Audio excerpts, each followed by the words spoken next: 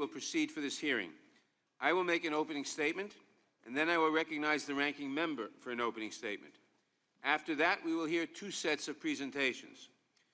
We will hear 30-minute opening arguments from counsels for the majority and the minority of this committee.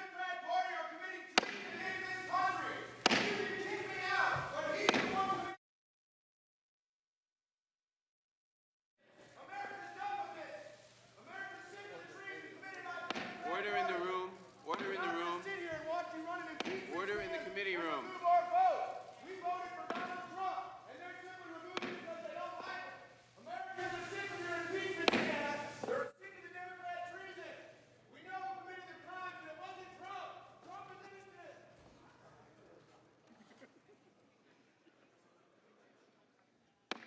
The committee will come to order.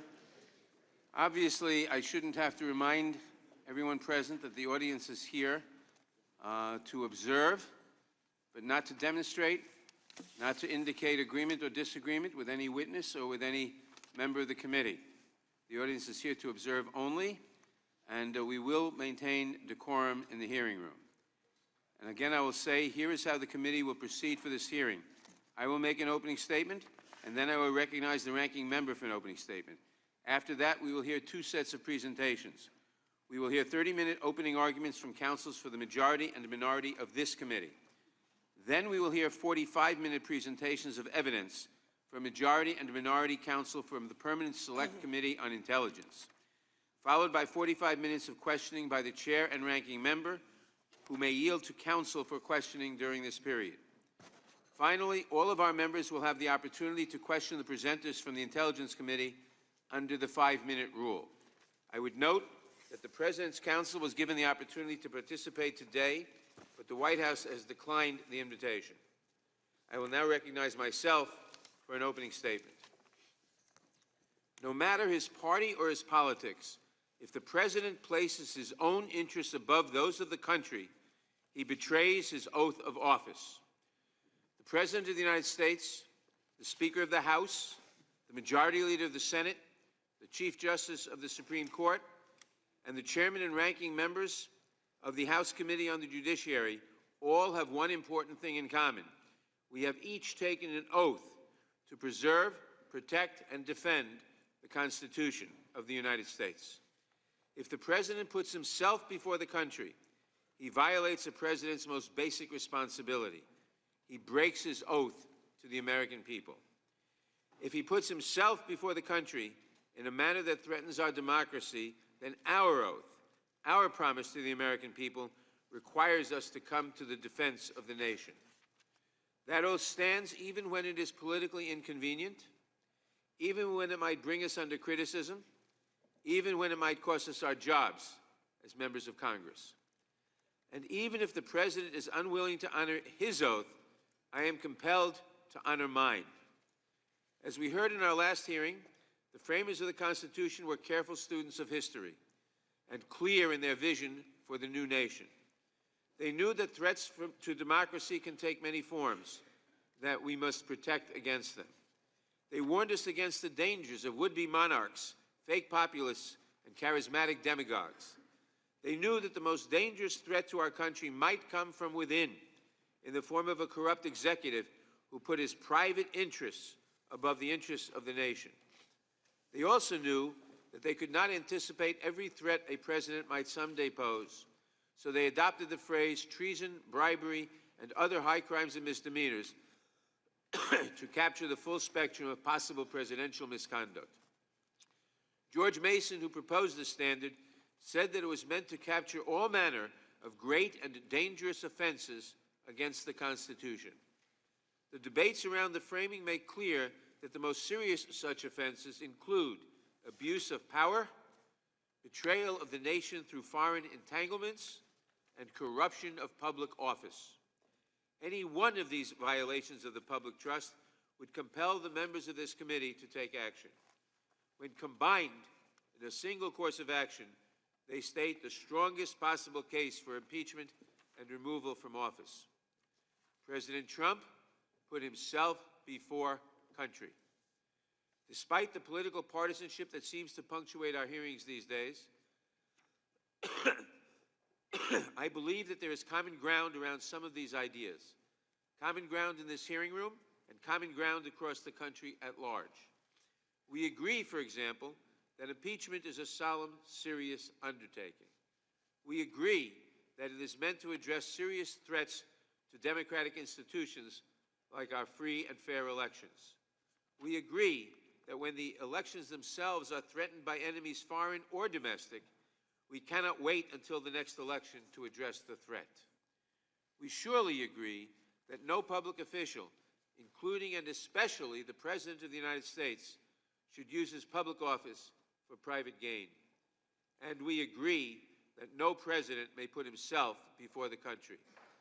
The Constitution and his oath of office, his promise to America's citizens, require the president to put the country first. If we could drop our blinders for just one moment, I think we would agree on a common set of facts as well. On July 25th, President Trump called President Zelensky of Ukraine and asked him for a favor. That call was part of a concerted effort by President Trump to compel the government of Ukraine to announce an investigation, not an investigation of corruption writ large, but an investigation of President Trump's political rivals, and only his political rivals. President Trump put himself before country. The record shows that President Trump withheld military aid allocated by the United States Congress from Ukraine. It also shows that he withheld a White House meeting from President Zelensky. Multiple witnesses, including respected diplomats, national security professionals, and decorated war veterans, all testified to the same basic fact. President Trump withheld the aid and the meeting in order to pressure a foreign government to do him that favor. President Trump put himself before country. And when the president got caught, when Congress discovered that the aid had been withheld from Ukraine, the president took extraordinary and unprecedented steps to conceal evidence from Congress and from the American people. These facts are not in dispute. In fact, most of the arguments about these facts appear to be beside the point. As we review the evidence today, I expect we will hear much about the whistleblower who brought us concerns about the July 25th call to the Inspector General of the intelligence community. Let me be clear. Every fact alleged by the whistleblower has been substantiated by multiple witnesses, again and again, each of whom has been questioned extensively by Democrats and Republicans alike. The allegations also match up with the president's own words, as released by the White House, words that he still says were perfect.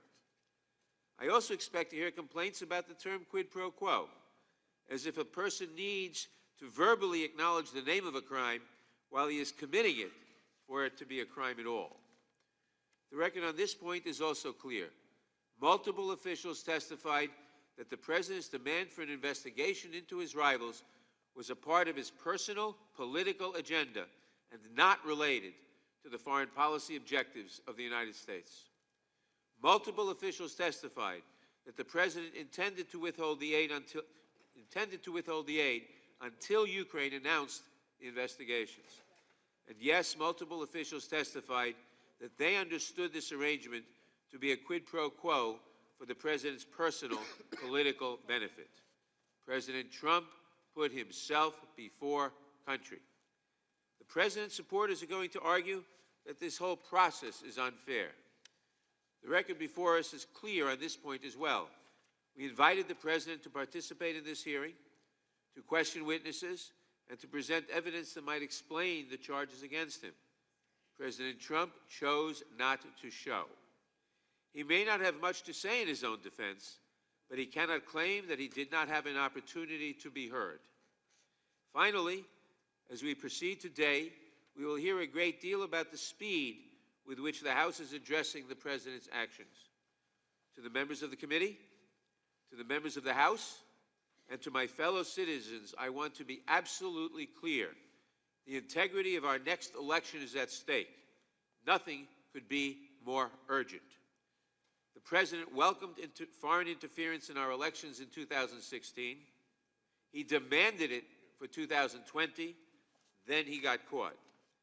If you do not believe that he will do it again, let me remind you that the President's personal lawyer spent last week back in Ukraine meeting with government officials in an apparent attempt to gin up the same so-called favors that brought us here today and forced Congress to consider the impeachment of a sitting president. This pattern of conduct represents a continuing risk to the country.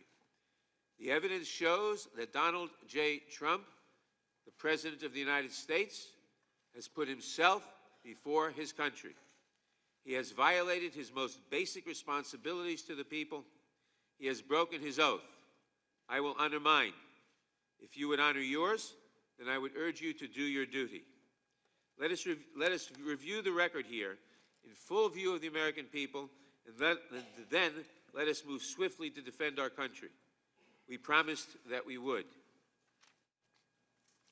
I now recognize the ranking member of the Judiciary Committee, the gentleman from Georgia, Mr. Collins, for his opening statement. Mr. Chairman, The gentleman from Georgia is recognized. The gentleman from Georgia is recognized. After the gentleman from Georgia is recognized. So you're not going to recognize a possible motion before me? unanimous consent, Mr. Chairman. Unanimous consent request. It's unanimous consent request. The gentleman from Georgia is recognized. We'll entertain that later. Point of order, Mr. Chairman. The gentleman from Georgia is recognized. Chairman, I have a point of order. The gentleman will state his point of order. Mr. Chairman, last week you were furnished with a proper demand for minority hearing pursuant to Clause 2J1 of Rule 11. In a blatant and egregious violation of the rules, you are refusing to schedule that hearing. Therefore, I insist on my point of order unless you are willing to immediately schedule a minority hearing day. That is not a proper point of order in today's hearing. As I have told the ranking member several times now, I am considering the minority's request. It's not to be considered, Mr. Chairman. Gentleman will suspend. If the ranking member thinks we would be violating the rules of the House if we considered articles of impeachment before holding a minority day hearing, his point of order would be timely at a meeting where we considered articles of impeachment. That is not the purpose of today's hearing, and the point of order is not timely. The gentleman from Georgia. Well, that got us started again. The chairman completely not answering a question. It is timely, and it's frankly not up to his discretion, but again, we've not really cared about that from the start to begin with. So my question is just schedule the hearing, but undoubtedly that's not what they want out there. So let's start over. Now that the chairman is recognized and we've got that point. You know, there have been famous moments in impeachment. There have been famous moments in impeachment as we've gone forward. There are famous lines from Nixon like, what did the president know and when did he know it? From the Clinton impeachment, there was, I did not have sex with that woman. What would be known about this one is probably, where's the impeachable offense? Why are we here? I tell you, this may be, though, become known as the focus group impeachment. Because we don't have a crime, we don't have anything we can actually pin, and nobody understands really what the majority is trying to do, except that interfere and basically make sure that they believe the president can't win next year if he's impeached. The focus group impeachment takes words and then takes them to people and say, how can we explain this better? Because we don't have the facts to match it. A focus group impeachment says, you know, we really aren't working with good facts, but we need a good PR move. That's why we're here today. This is all about, as I said last week, a clock and a calendar. And it really became evident to me that this was true because last Wednesday, after we had a long day of hearing here, the next morning, before anything else could get started, the Speaker of the House walked up to the podium and said, go write articles of impeachment. She just quit. She just stopped. Go write articles of impeachment. I appreciate that the majority practiced for 2 days this weekend on this hearing. I appreciate that the fact that you got to try and get it right to try and convince the American people of your problem, but your speaker's already undercut you. She took the thrill out of the room. You're writing articles of impeachment. Why couldn't we just save that time today, and if you're going to write the articles of impeachment, go ahead and write them? Well, there's probably a reason for that. Because the chairman laid out some amazing claims, none of which I think after this hearing today, the American people can honestly look at and see that there is overwhelming evidence, there is a proper reason he abused this power, because as the speaker, another statement she said, that to do impeachment you have to be so compelling and overwhelming and bipartisan, all of which we are not. So why not? Why are we here? Well, I think we can do this. Let's look at the three things that typically are associated with making your case or a crime. Let's do it against what the majority has said. I think they have motive, they have means, and they have opportunity. What's their motive? It's November 2020. It's been said over and over and over again. The chairman said it again this morning. It's been said all along that we have to do this because if we don't impeach him, he'll win again next year. The reason is shown as clearly as last week on the jobs report and the economy. And as I had a man come up to me in the grocery store this weekend, he said, keep doing what you're doing. He said, I've never seen an economy this good. He said, people are working, people are being taken care of, and this is just a fatal distraction on a president that they don't like. Motive is easy. November 2016, they lost. January 2017, just a few minutes in, the Washington Post confirmed what every Democrat had been talking about. Now's the time for impeachment. We see tweet after tweet saying, now let's get at it. It's amazing that they start with impeachment and then they spent 2 years trying to figure out what do we impeach him on? Well, the means became what we see now. The means is to always talk about impeachment, to always say this president's doing something wrong, to say he is illegitimate, as the chairman has said before, that he's not even a legitimate president. It's to constantly tear down at a president who is working on behalf of the American people. The sham impeachment, when we go through this, I think the chairman said something that was interesting. He said that a president should not be above the law and should be held accountable for the oath of their office. I think Congress ought to be held accountable for their oath of office as well, and not to do what we're doing right now, and that is run a process that doesn't fit fairness or decorum, to run a process and a fact pattern that you're having to force against a president you don't like. But what was the opportunity? The opportunity came last November when they got the majority and they began their impeachment run. They began in the process, even as selecting the chairman said that I would be the best person for impeachment. This is November of last year. Before we had any hearings, before we had even were sworn in to this Congress. For anyone, the media or watching on TV or watching in this room, for anyone to think that this was not a baked deal is not being honest with themselves. You see, presumption has now become the standard instead of proof. It should cause anyone to begin to question, because the entire case is built on a presumption, or as we found out last week from 3 scholars, that inference is okay. If you just infer that that's what they mean, then we'll take that. That was an interesting line. You know, it was interesting. They made their whole case built on Gordon Sondland. You're going to see that a lot today. He testified that he presumed that the aid was connected to an investigation, but he said nobody ever told him that. When Sondland even asked the president directly, he said, what do you want? The president said, I want nothing. I want Zelensky to do what he ran on. Ukraine did nothing and got the aid anyway. But you know how I know that this is also a problematic experience? Just look over the past 3 weeks. When the chairman of the Intelligence Committee, who, by the way, is absent today, I guess he can't back up his own report, but he started his own hearing by making up the factual call. When he made it up, he started the fairy tale that we're having today. If you can't even put the transcript in the right context, just read it. Chairman Schiff couldn't even read the transcript. He had to make it up, because if he didn't make it up, it didn't sound as bad. It didn't sound as bad. He said, listen, he said, let's make up some dirt. That's not what was said. The transcript, the chairman misled the American people. As an attorney, as a chairman, as a member of Congress who swore an oath to tell, basically to be honest with the American people and to uphold the Constitution, that was such a massive malpractice I've never seen. Because you know why? Again, they don't care about what actually was in the transcript. They don't actually care what happened. And we heard last week from witnesses, they don't even care that the aid was released. They're simply looking at the facts to make it fit their narrative. But what else happened? You know, this is also the Chairman Schiff who also said that he had seen collusion in plain sight. That it was already there before the Mueller report ever came out, that all of this was going to happen. But you know, I guess maybe I might need to just not stop commenting on Chairman Schiff and his guidance, because I may end up on the next phone records subpoena as we go forward. You see, we've taken a dangerous turn in this Congress. Subpoenas are fine, properly done, and should be done properly, but they should never be at the expense of a political vendetta. Professor Turley testified last week, presumption is no substitute for proof. The current legal case for impeachment is not just woefully inadequate, but in some respects dangerous and the basis for impeachment of an American president. Today, what we were supposed to get was like I love my friends on the majority of this committee said, Mueller. When we got the Mueller report, it didn't go real well.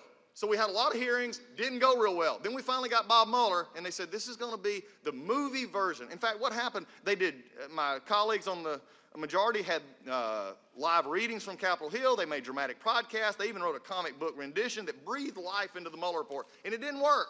So they brought Bob Mueller. This was the movie version. They told us Robert Mueller's testimony would be the thing that people watched and would be convinced. Guess what? They wasn't convinced. In fact, it fell flat. But you know, today, I guess, is the movie version of the Schiff report. Except one thing, the star witness failed to show up. Mr. Nunez is here. His staff is here. The leading headline is there, Schiff report. But where's Mr. Schiff? And Mueller, Robert Mueller testified. The Ken Starr report, Ken Starr testified. The author of the Schiff report is not here. Instead, he's sending his staff to do his job for him. I guess that's what you get when you're making up impeachment as you go. So as we look forward here, there's going to be plenty of time to discuss the factual case for this and the statements that are not being made. What is very detrimental to me, though, is this. This committee is not hearing from a factual witness. This committee is not doing anything past hearing from law school professors and staff. We've not been given, the chairman said something about the president not being able to come. Show me where he would actually have a proper process in this that's not talking to staff and not talking to law school professors, when we could actually have witnesses that will be called by both sides. But I want to say this in ending. I love this institution. I was here as a 19-year-old kid, as an intern, almost 32 years ago. This institution, as we see it today, is in danger. We see chairmen who are issuing subpoenas for personal vendettas. We see committees, such as the Judiciary Committee, that has held many, many substantive hearings, has been the very center point of impeachment, being used as a rubber stamp because we get not our marching orders from this committee and what it should be doing, but from the Speaker and the Intelligence Committee Chairman. We're not able to do what we need to do because we're a rubber stamp. I love this institution, but in the last 3 days, over the last 3 or 4 days, I've seen stuff that just bother me to no end and should bother everyone. The Speaker of the House, after hearing 1 day of testimony in the Judiciary Committee, said, go write articles. Facts be damned. Al Green, another member of the House majority, said we can keep impeaching him over and over and over and over again. Adam Schiff, when he told us he wasn't going to come, instead hide behind his staff, he also told us that we're going to keep investigating because they know this is going nowhere in the Senate, and they're desperate to have an impeachment vote on this president. The economy is good, job creation is up, military is strong, our country is safe. And the Judiciary Committee has been relegated to this. Why? Because they have the means, they have the motive, and they have the opportunity. And at the end of the day, all this is about a clock and a calendar, because they can't get over the fact Donald Trump is president of the United States, and they don't have a candidate that they think can beat him. It's all political. And as we have talked about before, this is a show. Unfortunately, today, the witness who is supposed to be the star witness chose to take a pass and let a staff answer for him. With that, I yield back. Mr. Chairman, I have a point of order. Thank you, Mr. Collins. Mr. Chairman, I have a point of order. The gentleman will state his point of order. Mr. Chairman, Clause 2J1 of Rule 11 requires you to schedule a minority hearing day, not to consider it, not to meet to discuss it, but to schedule one, and to schedule it at a reasonable time, not after articles have been drawn, not after there's been a vote on articles of impeachment. I inquire and insist, Mr. Chairman, that you immediately schedule a minority hearing day, or tell us why you are ignoring the rules. The gentleman, we've already gone through that, but I will repeat that is not a proper point of order in today's hearing. As I've told the ranking minority member several times, I'm considering the minority's request. If you think we would be violating the rules of the House if we considered articles of impeachment before holding a minority day hearing, that point of order would be timely at a meeting where we considered such articles. It's not the purpose of today's hearing, and the point of order is not in order. Mr. Chairman, Mr. since I've been Collins, implicated in this, I'd like to ask. Without objection, Our comments have not. without talked about objection, There is all other objection. opening statements will be included in the record. Reserve my point of objection on that. Okay, the point of I have objection. a question. You've brought my name into The this. gentleman, You have brought my name into this. the gentleman will suspend. The gentleman is recognized. Okay, thank you, Mr. Chairman. It's telling me that you're considering something you have nothing to consider, and you have told me that, I'll admit on record, is nowhere close to actually following your duty as a chairman to follow the rules. And so I think the point of order is very well taken. I think the issue that we have is not, I think your timing is, I mean, show me please in the rule, have your parliamentarian show me in the rules where you come to a time of actually being able to deny this up at a certain point. Further reserving the right to object. As I have said. Further reserving the right to As I have object. said, the point of order would be in order at the meeting where we are considering articles. Further of reserving the impeachment. right to object. We will now hear Mr. presentations. Chairman, I appeal the decision of the chair. There's no decision to appeal. There was not a ruling and a motion. We will You have now to hear rule on the There's presentations. a ruling on the point of order. You made a ruling on the point of order. Yeah, you made a ruling on the point of order, Mr. Chairman. You can't then not allow us to Gentlemen, appeal the ruling of the chair. The gentleman will suspend. It was not a cognizable point of order. It was not a cognizable point of order. It was not in order at this time to make that point of order. There is no ruling to appeal. But Mr. Chairman, We'll it's, now the rule hear- was for the gentlemen- obligation, not gentlemen- consideration. You are obligated The gentleman will to schedule, suspend. not to consider. You made a ruling. It is in Gentlemen- order to appeal. The gentleman will suspend. We are doing what we have to do under the rules. We will now hear presentations of Mr. Chairman. evidence. Mr. Chairman, The gentleman further- is not recognized.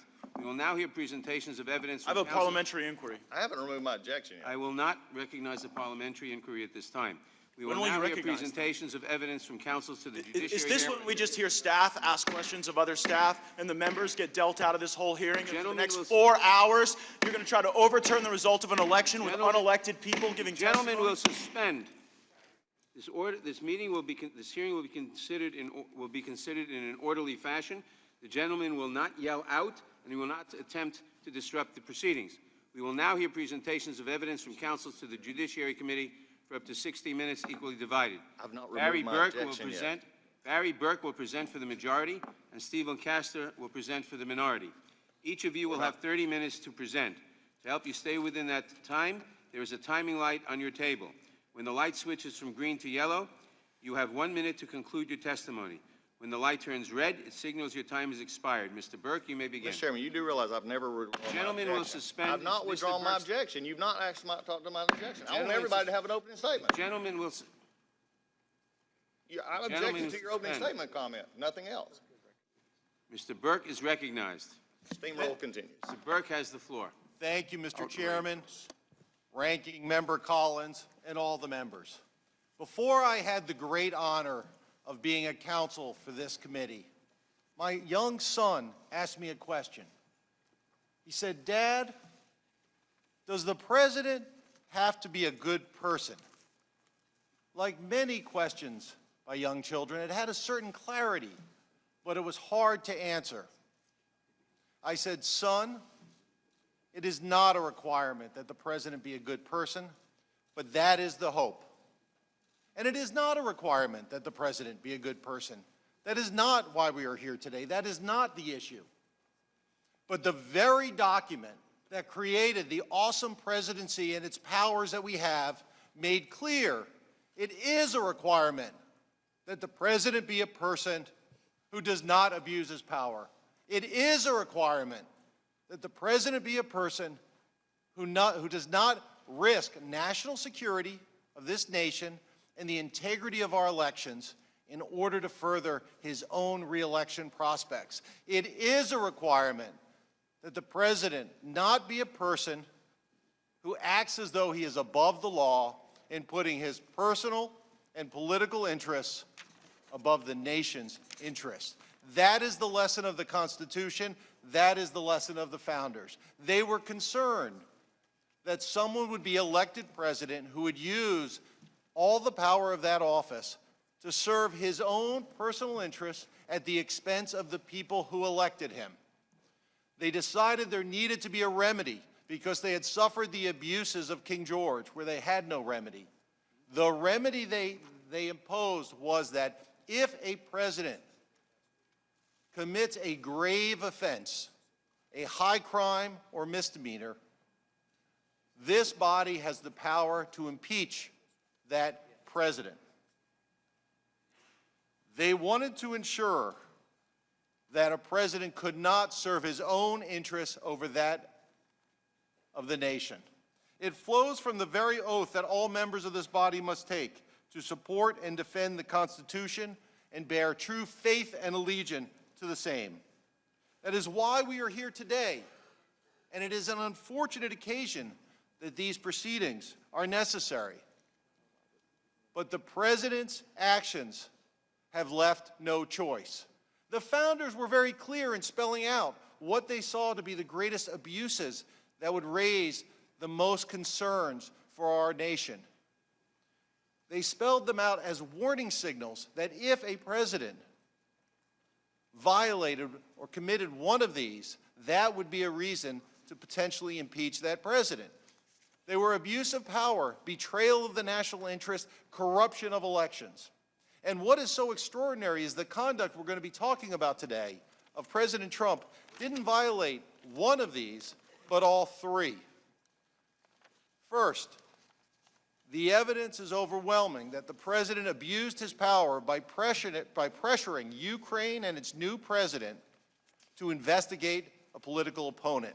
The evidence is overwhelming that the president abused his power by ramping up that pressure, by conditioning a wanted White House meeting and a needed military aid that had been approved in order to get that president to investigate a political rival. It is clear and overwhelming that in abusing that power, the president betrayed the national interest by putting his own political prospects over the national security of our country. It is clear that the president risked corrupting our elections by inviting foreign interference to knock out an adversary to help his prospects in re-election.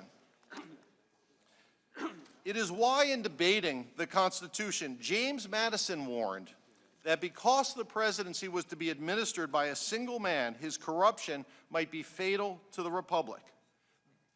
And the scheme by President Trump was so brazen, so clear, supported by documents, actions, sworn testimony, uncontradicted, contemporaneous records, that it's hard to imagine that anybody could dispute those acts, let alone argue that that conduct does not constitute an impeachable offense or offenses.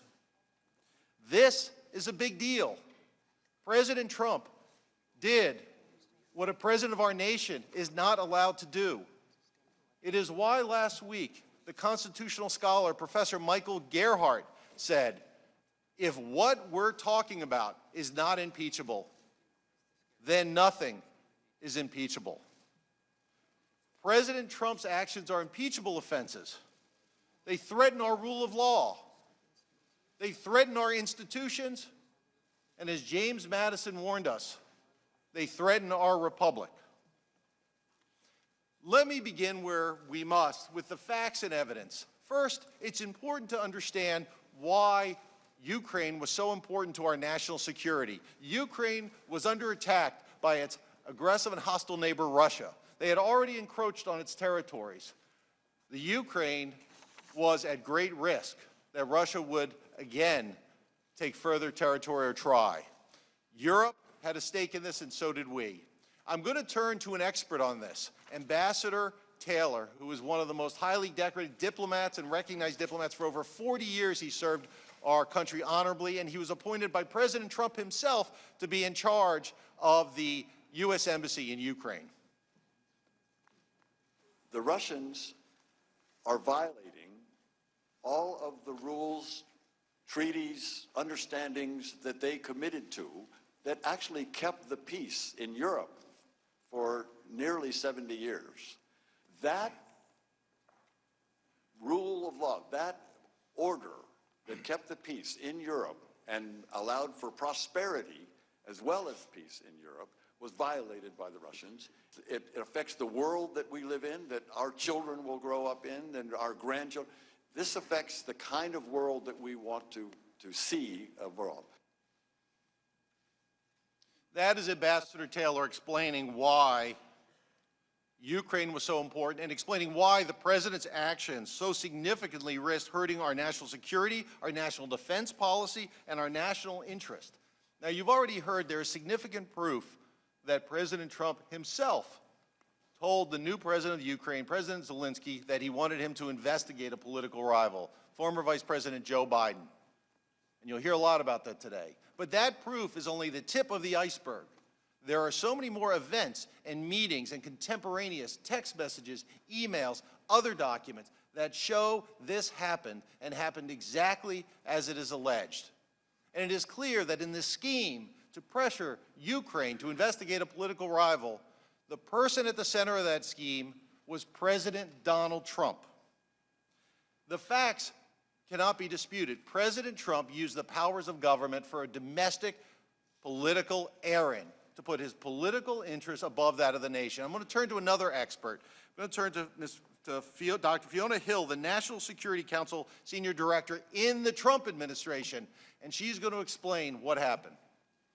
But it struck me yesterday when you put up on the screen Ambassador Sondland's emails and who was on these emails, and he said, these are the people who need to know, that he was absolutely right, because he was being involved in a domestic political errand. And we were being involved in national security foreign policy, and those two things had just diverged. And that tells you what the evidence shows. The president put his own domestic political interests over the nation's national security and foreign policy. A president cannot abuse his power to secure an election. He cannot do that at the expense of the American people. That is an impeachable offense. The president has tried to make excuses for his conduct, why it's not wrongful or corrupt or an abuse of power. But the truth holds together. It makes sense. It's consistent with the evidence. When someone is offering an excuse that is not true, it is not consistent with the evidence. It does not make sense. It cannot be squared with what the facts show. And you will see these excuses do not make sense. The facts are clear that President Trump put his own political and personal interests over the nation's interest. I'd like to go through what you are going to see about the president's scheme, and you're going to hear about today from the facts that we have. First, you're going to hear that President Trump's personal lawyer, Rudy Giuliani, pushed Ukraine to open an investigation of his political rival. Mr. Giuliani, prior to the July 25th call, he made public statements that Ukraine should investigate the former Vice President Joe Biden. He tweeted about it, putting pressure on the new president. He went to Ukraine and later went again with the assist and direction of U.S. officials who were told to aid the president's personal lawyer on the president's behalf. You'll hear that President Trump told his aides that he was relying on for Ukraine that he wanted them to, quote, talk to Rudy. What you're going to hear is that his close advisors had just gotten back on May 23rd from the inauguration of the new president, President Zelensky. They told President Trump, we were impressed. He was elected on an anti-corruption platform, a reform platform. You should schedule a White House meeting. It's very important. This is very good for the United States. And the president's response was, talk to Rudy, who had been out there claiming what the Ukrainian president had to do was investigate his political rival. You'll hear that President Trump's advisors told President Zelensky that President Trump would not schedule the wanted White House meeting unless he announced a Ukrainian investigation of former Vice President Biden. There are documents, there's sworn testimony. This happened, and there is no question from the evidence that the president did this. And President Zelensky desperately needed a White House meeting, both to show Russia that the U.S. was still supporting Ukraine and for his own credibility as a new president. You'll hear then, to ramp up the pressure, what President Trump did is he told his agencies to withhold military and security aid that had been approved and was supposed to be released to Ukraine, hundreds of millions of dollars, in order to put more pressure on Ukraine. All the agencies involved, State Department, Defense Department, National Security Council, said it should be released, that it had been approved, it was going to be released, until President Trump personally stopped it. And again, contemporaneous evidence and documents show it and prove it. People said that they were shocked. Ambassador Taylor said he was in astonishment. Your witness said that it was illogical to do this, and the president never offered an explanation. But ultimately, it was discovered why he did it. Then on the July 25th call, President Trump explicitly told him he wanted him to do 2 Ukrainian investigations, one of a U.S. citizen and his political rival, and the other about the origins of the interference in the 2016 election, some conspiracy theory that Russia, who all the intelligence agencies agreed interfered with the 2016 election, that maybe it was Ukraine. Again, another investigation intended to help the president politically. That is it. And you know the president cared about the investigations that would help him politically and not Ukraine and not the national security interest. And you don't have to take my word. I'm going to play something from David Holmes, who had worked in the U.S. Embassy in Ukraine and was speaking to Ambassador Sondland, who President Trump appointed. Ambassador Sondland had just come to the Ukraine on the 26th. He met with President Zelensky. He went to a restaurant with Mr. Holmes, the U.S. political affairs counselor in Ukraine. and he called President Trump on his cell phone, and Mr. Holmes could hear that call, and then he spoke to Mr. Sondland. Let's see what happened on July 26th, the day after that call. I heard Ambassador Sondland greet the president and explain he was calling from Kyiv. I heard President Trump then clarify that Ambassador Sondland was in Ukraine. Ambassador Sondland replied, yes, he was in Ukraine, and went on to state that President Zelensky, quote, loves your ass. I then heard President Trump ask, so he's going to do the investigation. Ambassador Sondland replied that he's going to do it, adding that President Zelensky will do anything you ask him to do. That is sworn testimony by David Holmes, who heard it from the president himself. And it was clear to everyone, the most experienced people in government, who Donald Trump himself appointed in their positions, they knew what was going on. Let's look at a text message from Ambassador Taylor around this time on September 9th. He said, as I said on the phone, I think it's crazy with a political campaign. Again, that is President Trump putting his own political and personal interests over the nation's interests to hold aid desperately needed by Ukraine in order to combat Russia and show the support. He did it to help his own campaign. Now, there have been excuses offered by the president. I'd like to briefly talk about those excuses. The first excuse offered by President Trump is that the aid was ultimately released and President Trump met with Mr. Zelensky. We heard it today. The challenge with that, though, as an excuse, is the aid was only released after President Trump got caught doing this scheme. On September 9th, the committees of this House started their investigation and announced they were investigating his conduct with regard to Ukraine. 2 days later was when he released the aid. And there also was a news article, which we'll talk about in a moment, by the Washington Post on September 5th exposing his scheme. And it was only after that that he met with President Zelensky, not in the White House, but in New York. Another excuse offered. The president was motivated by general corruption concerns. And again, the evidence shows that is not true, that that's what caused him to withhold the aid. President Zelensky, in fact, was elected on an anti-corruption platform. He was a reform candidate. His own people told him again and again, President Zelensky is a hope. He's doing it the right way. They urged him to be supportive. On his call with President Zelensky on July 25th, President Trump ignored the talking points that were prepared to talk about corruption. He only wanted to talk about 2 things, the 2 investigations that helped him politically. Every intelligence agency unanimously supported releasing the aid to Ukraine. That was appropriate. They did a study, a corruption study. They said, release it. The White House never provided an explanation. The aid had already been approved, and it was not for any corruption issues that President Trump withheld it. The next is Ukraine was not pressured. And the argument about that is, well, today they haven't said they were pressured. Well, Ukraine was pressured then and still is pressured. They are desperately in need of the United States support as they battle the threat of Russia. So, of course, they have to be careful what they said. But contemporaneous documents, emails, texts from the Ukrainian officials themselves show the pressure they felt, showed they knew what the President Trump was doing, showed what they had to do. This is one from Bill Taylor to, again, Ambassador Gordon Sondland and Ambassador Kurt Volker. Gordon, One thing Kurt and I talked about yesterday was Sasha Donilak, a senior aide of President Zelensky's, point that President Zelensky is sensitive about Ukraine being taken seriously, not merely an instrument in Washington's domestic re-election politics. They not only felt the pressure, they got the message. They were not going to get a White House meeting.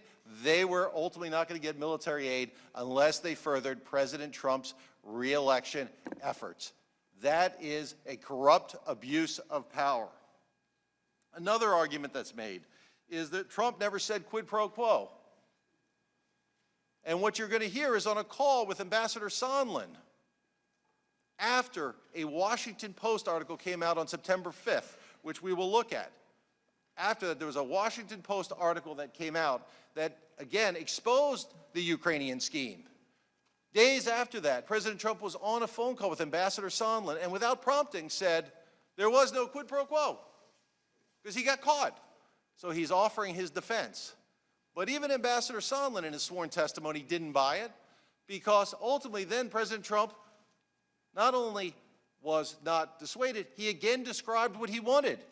He didn't want Ukraine to actually conduct these investigations. He wanted them to announce the investigations of his political rival, to help him politically. He continued, and you'll hear more about that. Again, none of these excuses hold any water, and they are refuted by testimony, contemporaneous records, and more. Now, some have suggested that we should wait to proceed with these impeachment proceedings because we've not heard from all of the witnesses or obtained all the documents. But the reason we have not heard from all the witnesses or documents is because President Trump himself has obstructed the investigation. He's directed his most senior aides who are involved in some of these events not to come testify, to defy subpoenas. He has told every one of his agencies with records that could be relevant not to produce those records to us, to try to obstruct our investigation. Now, this is evidence that President Trump is replaying the playbook used in the prior Department of Justice investigation. In that investigation, he directed his White House counsel to create a false, phony record and document and lie, denying that President Trump had told him to fire the special counsel. He did many other things to try to interfere with that investigation. He attacked the investigators and witnesses and called them horrible names, just as he has done here. And President Trump thought he got away with it. On July 24th was the day that the special counsel testified before this committee and the House Intelligence Committee. The 24th. It was exactly the following day, the 25th, that President Trump spoke to President Zelensky in furtherance of his Ukrainian scheme. He thought he got away with it. Not only that, he thought he could use his powers to interfere with that investigation so he could do what he wanted. He could act like he was above the law. And if he got caught, he would again use his powers to try to obstruct the investigation and prevent the facts from coming out. And that's exactly what he did. But fortunately, because of the true American patriots who came forward to testify despite the threats by President against the people who worked in his own administration, they told the story. They on their own produced documents that provide uncontroverted, clear, and overwhelming evidence that President Trump did this scheme. He put his political re-election interests over the nation's national security and the integrity of its elections. He did it intentionally. He did it corruptly. He abused his powers in ways that the founders feared the most. No person in the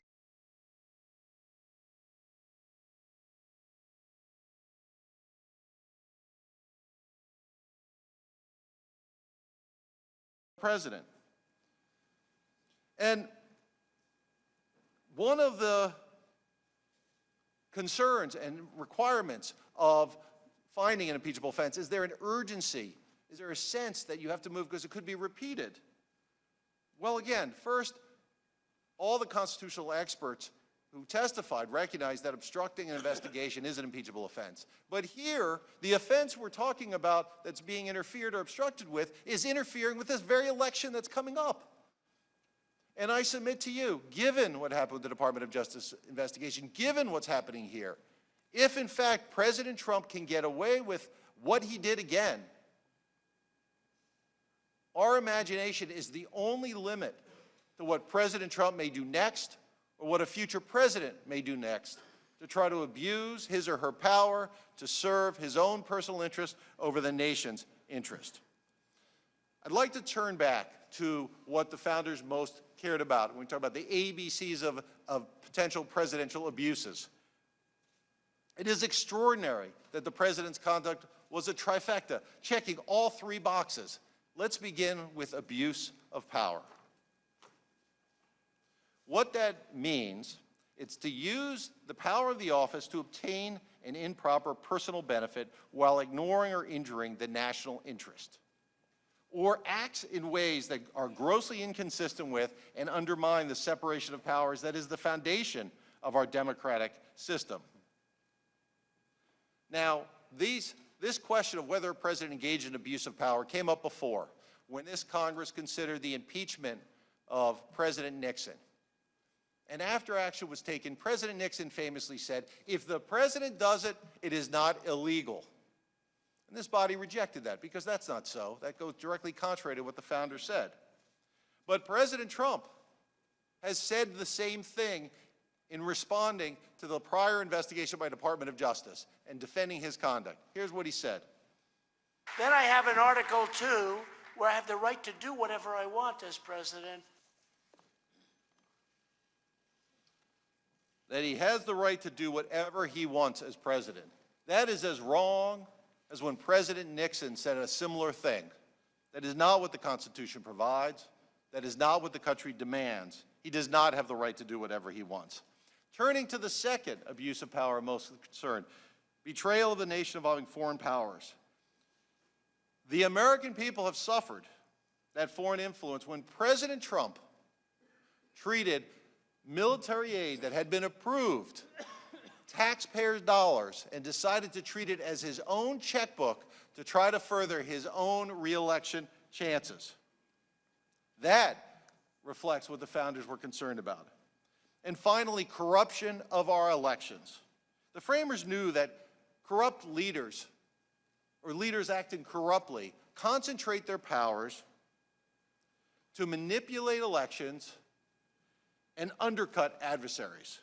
They talked about it frequently. That is why the framers thought electoral treachery, particularly involving foreign powers, was a critical abuse and that could support and lead to impeachment.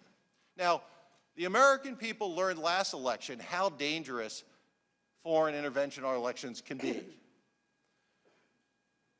Let me show another clip from candidate Trump on the campaign trail. Russia, if you're listening, I hope you're able to find the 30,000 emails that are missing. I think you will probably be rewarded mightily by our press. And Russia was listening. Within approximately 5 hours of President Trump's invitation to Russia to interfere in our election by trying to hack and obtain the emails of his political opponent. Russia, in fact, tried to do that for the first time. The very officers who were then indicted by the Department of Justice for that conduct, they took candidate Trump's invitation. Now, the American people learned a lesson. President Trump, unfortunately, apparently learned a different lesson. Let's look.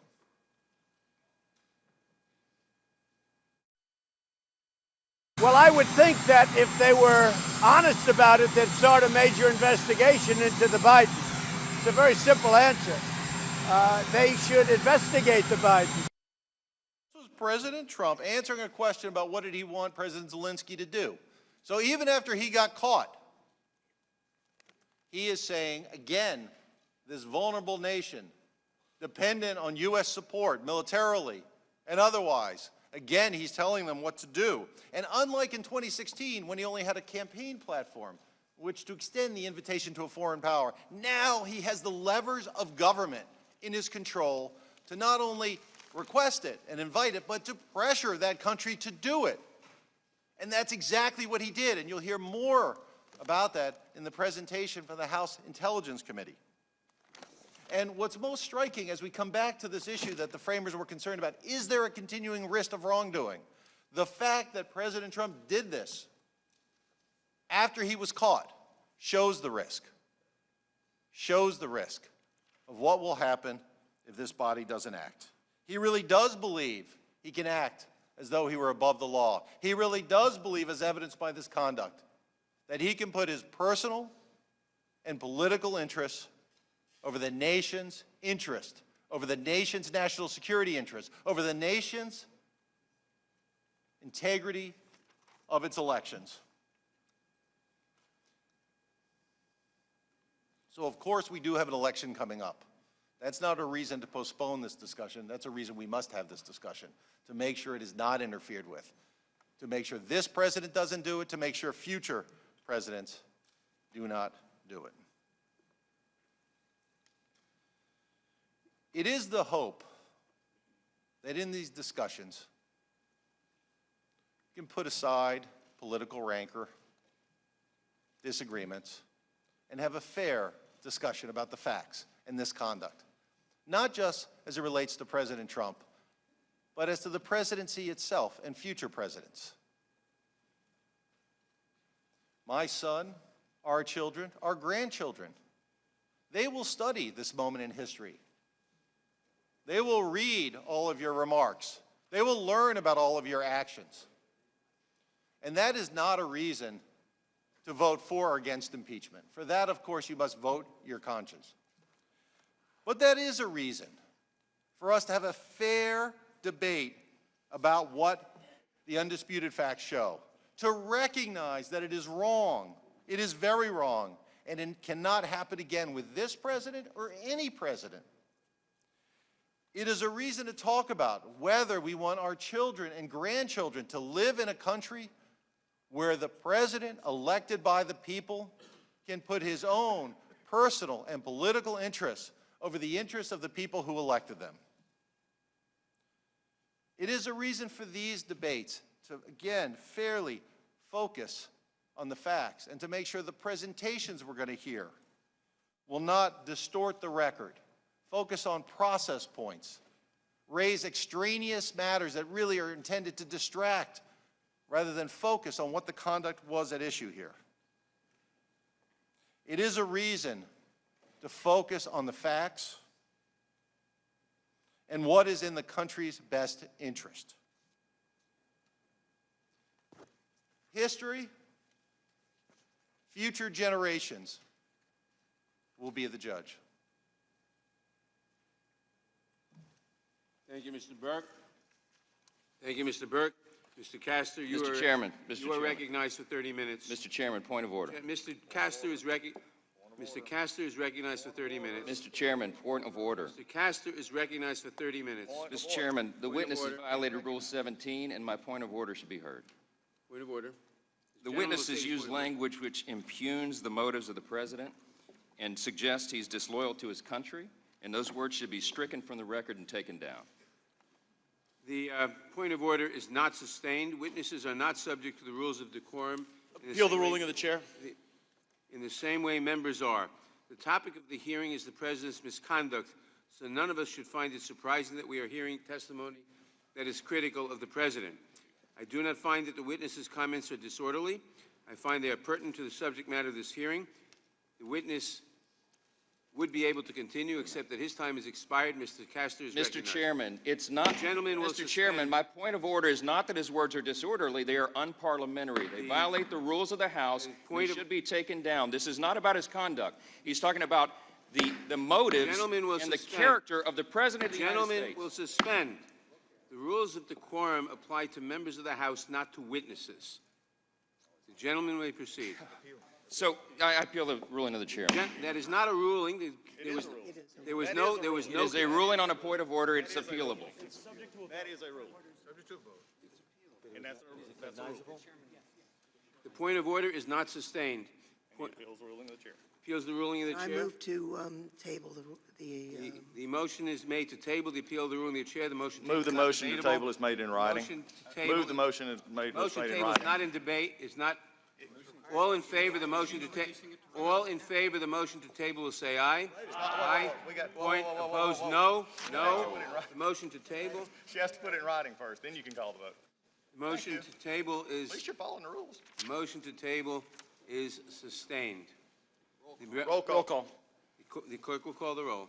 Mr. Nadler? Aye. Mr. Nadler votes aye. Ms. Lofgren? Aye. Ms. Lofgren votes aye. Ms. Jackson-Lee? Aye. Ms. Jackson-Lee votes aye. Mr. Cohen? Mr. Cohen votes aye. Mr. Johnson of Georgia? Mr. Johnson of Georgia votes aye. Mr. Deutsch? Mr. Deutsch votes aye. Ms. Bass? Ms. Bass votes aye. Mr. Richmond? Mr. Richmond votes aye. Mr. Jeffries? Mr. Jeffries votes aye. Mr. Cicilline? Aye. Mr. Cicilline votes aye. Mr. Swalwell? Aye. Mr. Swalwell votes aye. Mr. Liu? Aye. Mr. Liu votes aye. Mr. Raskin? Aye. Mr. Raskin votes aye. Ms. Jayapal? Aye. Ms. Jayapal votes aye. Ms. Stemmings? Aye. Ms. Stemmings votes aye. Mr. Correa? Aye. Mr. Correa votes aye. Ms. Scanlon? Aye. Ms. Scanlon votes aye. Ms. Garcia? Aye. Ms. Garcia votes aye. Mr. Neguse? Aye. Mr. Neguse votes aye. Ms. McBath? Aye. Ms. McBath votes aye. Mr. Stanton? Aye. Mr. Stanton votes aye. Ms. Dean? Aye. Ms. Dean votes aye. Ms. McCarcel-Powell? Aye. Ms. McCarcel-Powell votes aye. Ms. Escobar? Aye. Ms. Escobar votes aye. Mr. Collins? Nope. Mr. Collins votes no. Mr. Sensenbrenner? Mr. Sensenbrenner votes no. Mr. Shabbat? Mr. Shabbat votes no. Mr. Gomert? Mr. Gomert votes no. Mr. Jordan? Mr. Jordan votes no. Mr. Buck? Mr. Ratcliffe? Mr. Ratcliffe votes no. Ms. Roby? Ms. Roby votes no. Mr. Gates? No. Mr. Gates votes no. Mr. Johnson of Louisiana? Mr. Johnson of Louisiana votes no. Mr. Biggs? Mr. McClintock? No. Mr. McClintock votes no. Ms. Lesko? No. Ms. Lesko votes no. Mr. Reschenthaler? Mr. Klein? No. Mr. Klein votes no. Mr. Armstrong? No. Mr. Armstrong votes no. Mr. Stubbe? No. Mr. Stubbe votes no. Mr. Chairman, how am I recorded? Mr. Biggs, you are not recorded. I said no. Mr. Biggs votes no. Has every member voted who wishes to vote? The clerk will report.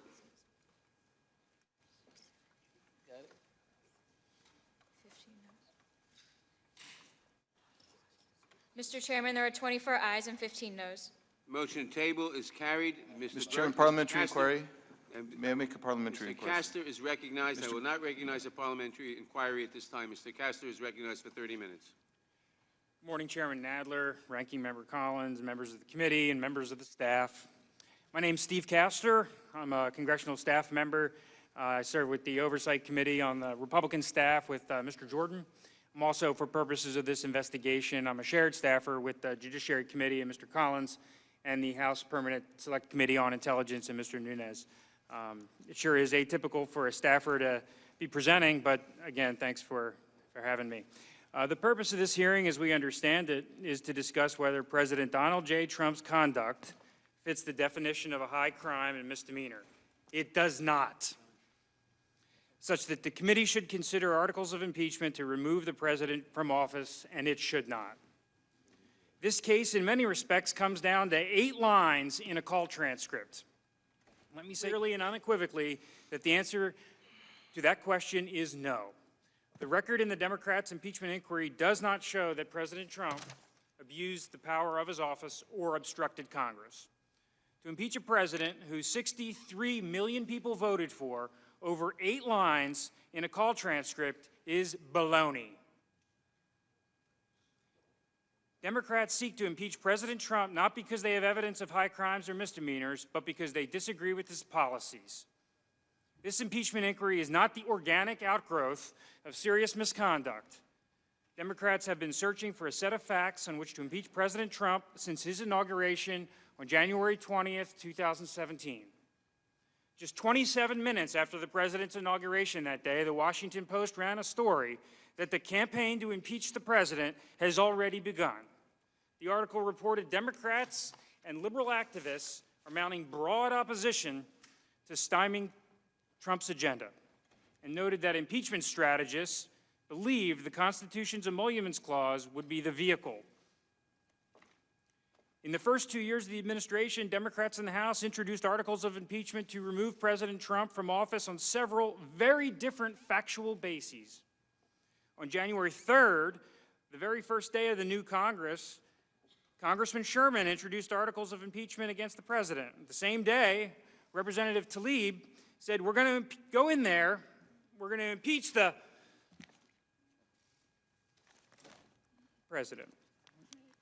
In May 2019, Representative Green said on MSNBC, if we don't impeach this president, he will be reelected. Even Speaker Pelosi, who has said that impeachment is a somber and prayerful exercise, has called President Trump an imposter and said it is dangerous to allow voters to judge his performance in 2020. The obsession with impeaching the president is reflected in House Democrats have used the power of their majority in the past 11 months. In the Oversight Committee, the Democrats' first announced witness was Michael Cohen, a disgraced felon who pleaded guilty to lying to Congress. When he came before us at the Oversight Committee, he then lied again as many as 8 times. Oversight Committee Democrats demanded information about the president's personal finances and even subpoenaed the president's accounting firm Mazars for large swaths of sensitive and personal financial information about the entire Trump family. The subpoena was issued over the objection of committee Republicans and without a vote. In the Ways and Means Committee, Democrats demanded the president's personal tax return information. The reason they cited for wanting the president's tax returns, they said, was to oversee the IRS's audit process for presidential tax returns. You can judge that for yourself. In the Financial Services Committee, Democrats demanded and subpoenaed the president's bank records going back 10 years. The Financial Services Committee staff, the Republicans tell me, the information demanded would cover every withdrawal, credit card swipe, or debit card purchase of every member of the Trump family, including his minor child. The reason that the Democrats gave for why they needed such voluminous and intrusive personal information about the Trump family was, get this, financial industry compliance with banking statutes and regulations. Here in the Judiciary Committee, Democrats sent out letters demanding information from over 80 recipients, including the president's children, business partners, employees, his campaign, businesses, and foundation. Of course, the main event for the Judiciary Committee was the report of Special Counsel Mueller, which Democrats believed would serve as the evidentiary basis for impeaching the president. Despite interviewing 500 witnesses, issuing 2,800 subpoenas, executing almost 500 search warrants, and spending $25 million, the special counsel's 19 attorneys and 40 FBI agents, analysts, and staff found no conspiracy or coordination between the Trump campaign and the Russian government. After the Trump-Russia collusion allegations did not pan out, Democrats focused their efforts on obstruction of justice. They criticized Attorney General Barr for concluding that no crime of obstruction had occurred in the special counsel investigation. But in fact, it was entirely appropriate for the Attorney General to make that call because the special counsel declined to do so. Not surprisingly, the Democrats' Mueller hearing was underwhelming, to say the least. And the sequel, with Corey Lewandowski, definitely did not move the impeachment needle either. The Intelligence Committee, too, was heavily invested in the Russia collusion investigation. Committee Democrats hired former federal prosecutors to prepare for their anticipated efforts to impeach the president. Now that the Russian collusion allegations did not work out, Democrats have settled on the Ukraine phone call, 8 lines the president uttered on July 25th with Ukrainian President Zelensky. But the Foreign Affairs Committee, the Committee of Jurisdiction, wasn't the committee leading the impeachment inquiry or holding the hearings. Neither was the Oversight Committee, the House's chief investigative entity. The Judiciary Committee was only recently brought back into the mix after fact-finding concluded. Instead, the impeachment inquiry was run by the House Intelligence Committee and these former federal prosecutors. Democrats on the Intelligence Committee ran the impeachment inquiry in a manifestly unfair way. All the fact-finding was unclassified, and that was made clear at the top of every single deposition, but the Democrats took advantage of the closed-door process in the Capitol basement bunker, the SCIF, to control access to information. The secrecy effectively weaponized the investigation, allowing misleading public narratives to form and catch hold with careful leaks of witness testimony. Democrats refused to invite Republican witnesses and directed witnesses called by the Democrats not to answer our questions. In the public hearings, many of these unfair processes continued. Democrats refused to invite numerous witnesses requested by Republicans, interrupted Republican questioning, and prevented witnesses from answering Republican questions. Democrats voted down, by virtue of a motion to table, with no notice, subpoenas for documents and testimony requested by Republicans. I'll note that Democrats never once brought any of their subpoenas to a vote before the Intelligence Committee. This unfair process reflects the degree to which Democrats are obsessed with impeaching the president. The Democrats went searching for a set of facts on which to impeach the president: the emoluments clause, the president's business and financial records, the Mueller report, allegations of obstruction, before landing on the Ukraine phone call. The impeachment inquiry is clearly an orchestrated effort to upend our political system. According to Politico, the Speaker has tightly scripted every step of the impeachment inquiry. Democrats have reportedly convened focus groups to test which allegations, whether it be quid pro quo or bribery or extortion, were most compelling to the American public. Speaker Pelosi said Democrats must strike while the iron is hot on impeaching the president.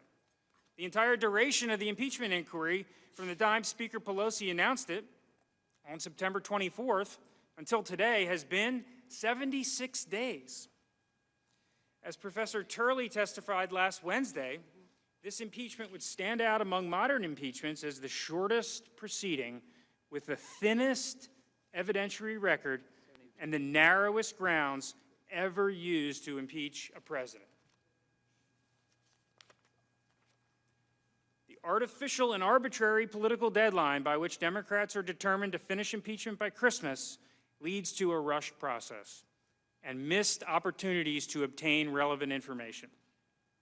Democrats avoided the accommodations process required by federal courts in disputes between Congress and the executive.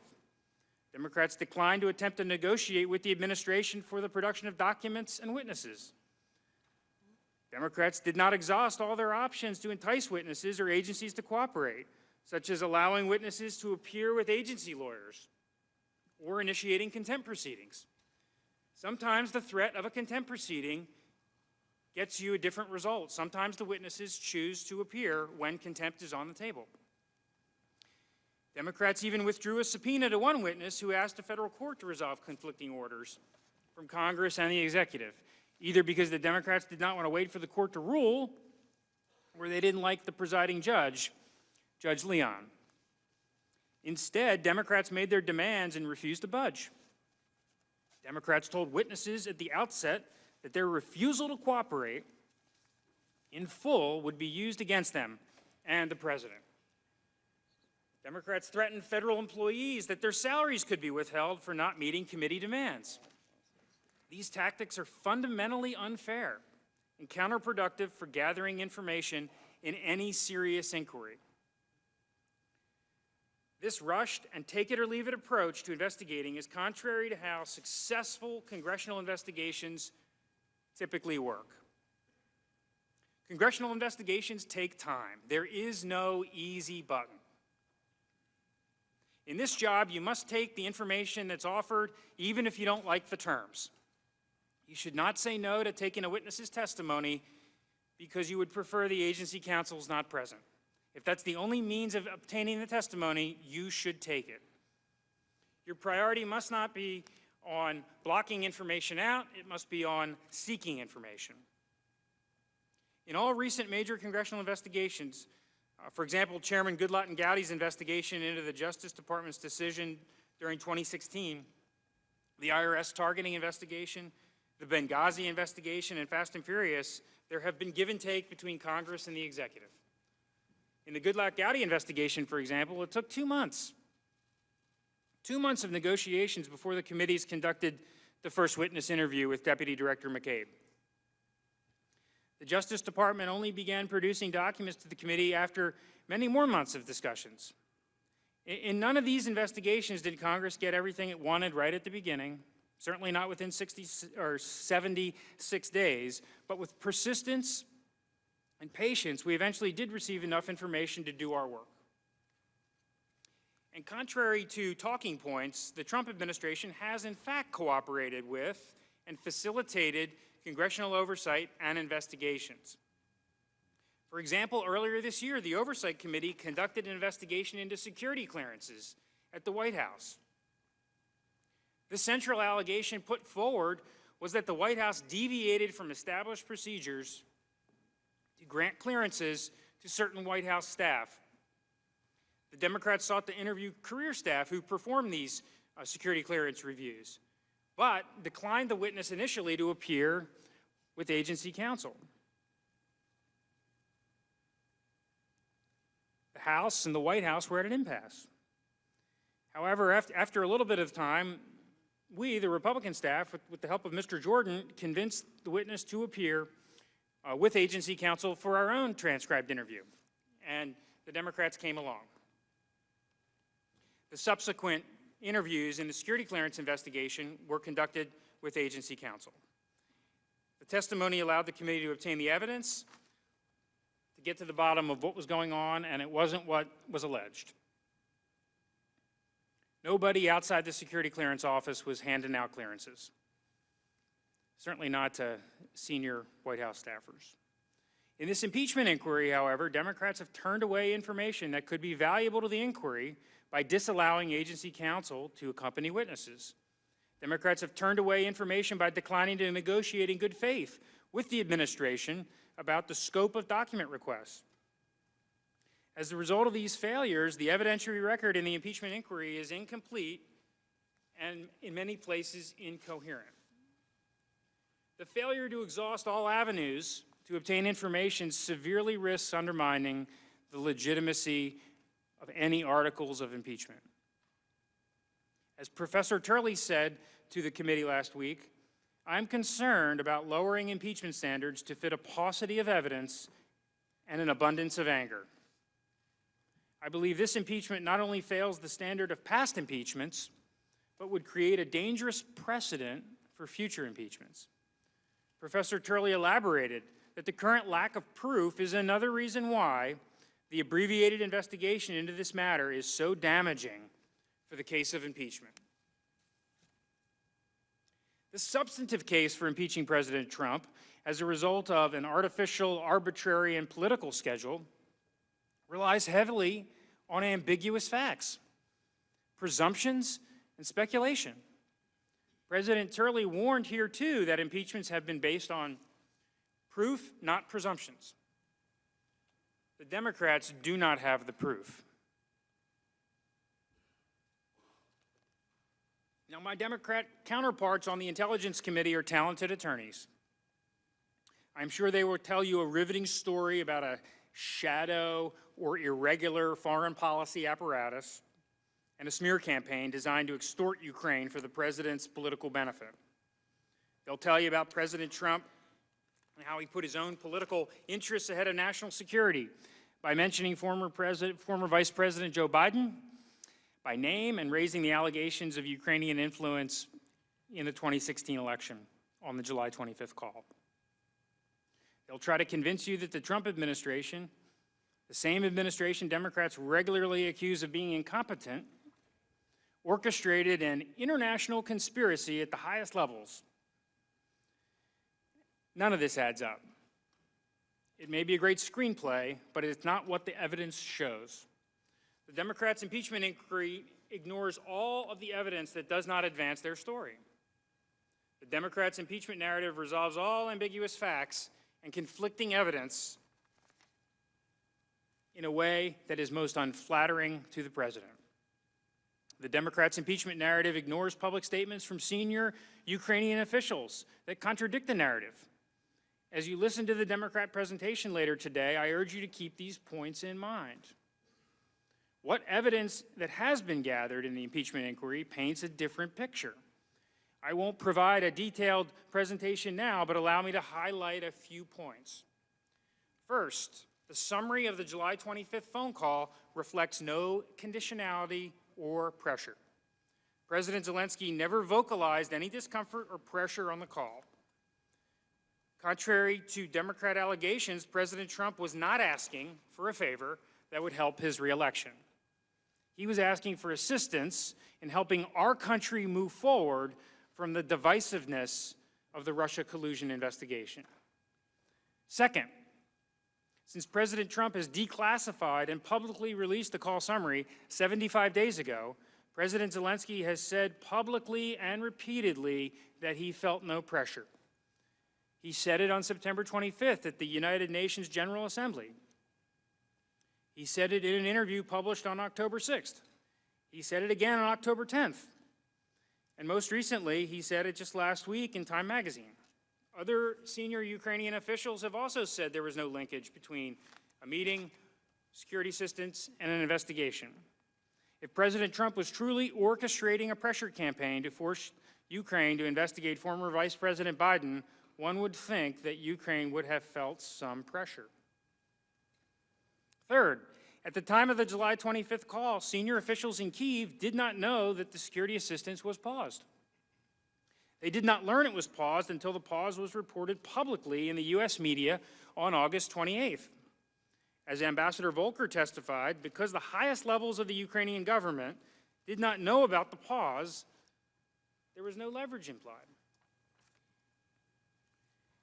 Finally, President Zelensky met with President Trump in New York on September 25th at the United Nations. Shortly thereafter, or shortly before that, the security assistance flowed to Ukraine. Both happened without Ukraine ever taking actions or investigations. The impeachment record also has substantial evidence going to the president's state of mind, undercutting the Democrats' assertion of some malicious intent. Witnesses testified that President Trump has a deeply rooted, genuine, and reasonable skepticism of Ukraine stemming from its history of corruption. President Trump is skeptical of U.S. taxpayer-funded foreign assistance and believes that our allies should share more of the burden of Ukraine's defense. Ukrainian politicians openly spoke out against President Trump during the 2016 election. These events bear directly on the president's state of mind. President Zelensky had run on an anti-corruption platform, but he was an untried politician with a relationship to a controversial Ukrainian oligarch. When former Vice President Pence met with President Zelensky in Warsaw, when Vice President Pence met with President Zelensky in Warsaw on September 1, he stressed to him the need for reform and reiterated the president's concern about burden sharing, especially among European allies. In late August and early September, after his party took control of the Ukrainian parliament, Ukraine passed historic reforms to fight corruption. These reforms including removing parliamentary immunity, which witnesses said had been a historic source of corruption. Imagine if members of our Congress had immunity. President Trump later lifted the pause on security assistance and met with President Zelensky 2 weeks later.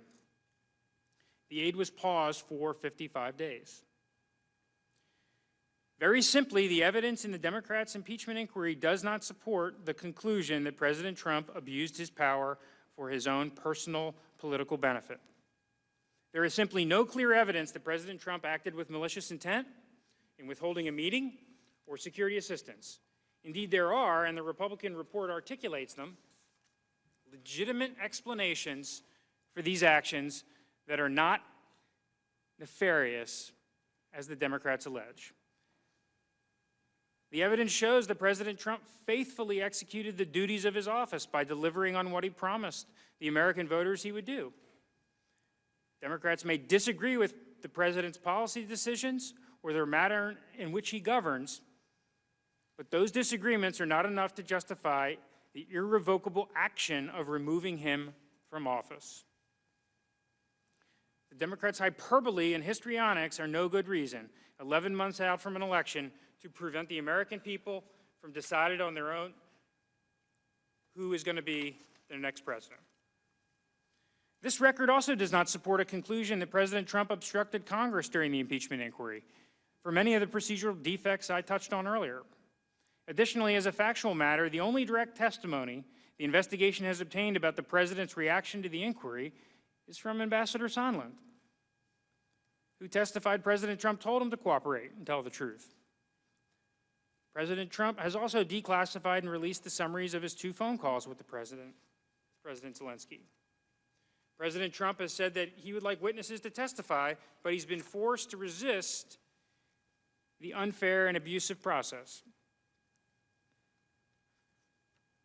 I believe strongly in the prerogatives of the Congress. It's awful to hear President Turley's testimony from last week when he critiqued the House for proceeding on impeachment so rapidly and on such a thin record. Professor Turley said to set this abbreviated schedule, demand documents, and then impeach because they haven't been turned over when they go to court, I think is an abuse of power. The impeachment of a duly elected president, as Chairman Nadler said in 1998, is the undoing of a national election. Now, I understand Democrats issued a report over the weekend arguing that contrary to the chairman's statement in 1998, impeachment is not undoing an election. I would just respond by saying that I don't think many of the 63 million Americans from all around the country who voted for President Trump in 2016 would agree. By impeaching President Trump, the House would essentially be nullifying the decision of those Americans. And the House would be doing it in less than 11 months before the next election. There still is no compelling argument for why Democrats in the House must take this decision out of the hands of the voters and do it before Christmas. During the Clinton impeachment in 1998, the chairman said that at bare minimum, the president's accusers must go beyond hearsay and innuendo and beyond the demands that the president prove his innocence of vague and changing charges.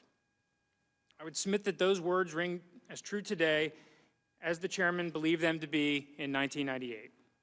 The impeachment record is heavily reliant on hearsay, innuendo, and presumptions. Democrats have lobbed vague and ever-changing charges for impeachment going as far back as the president's inauguration.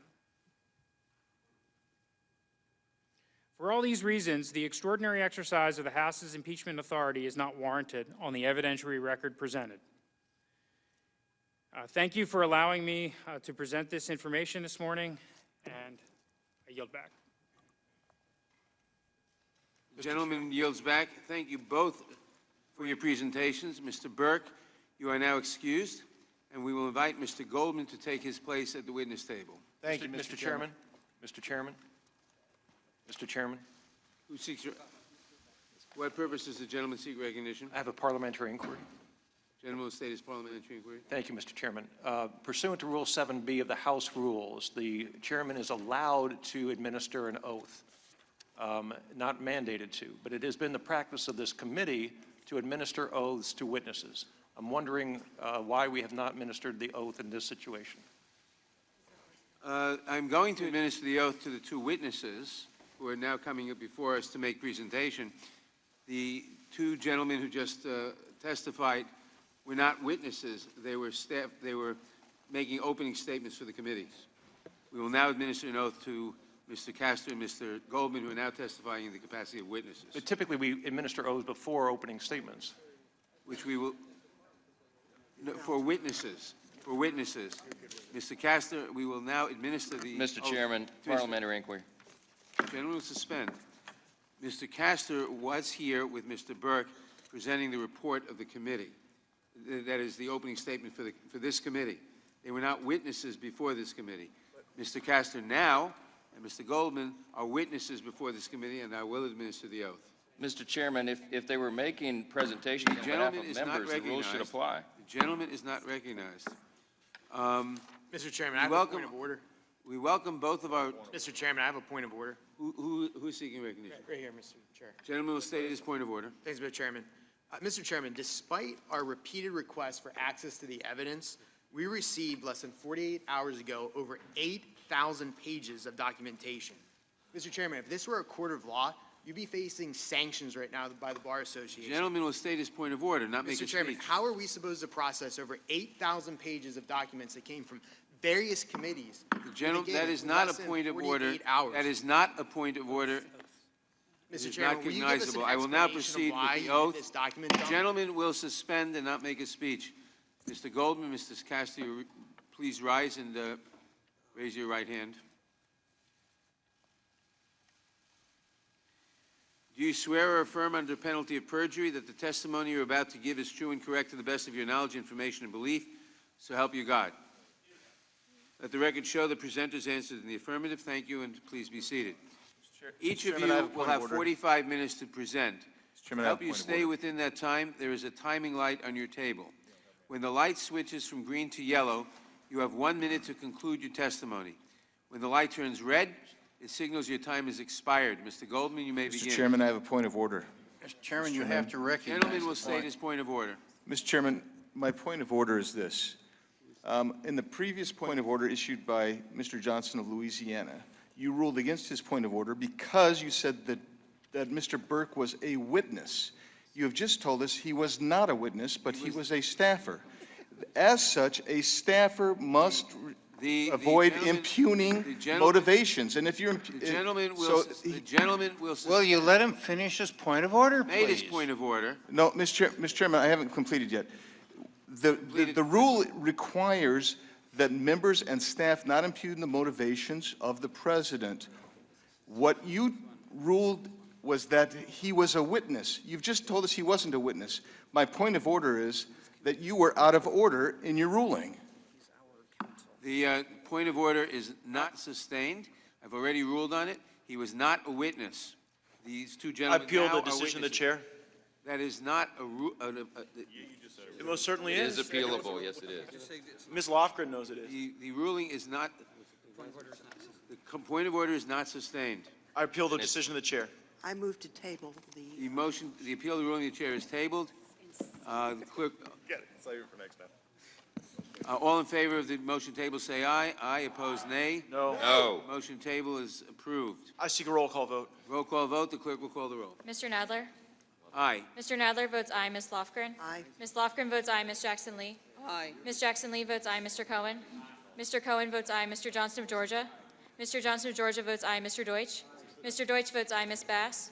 Ms. Bass votes aye. Mr. Richmond?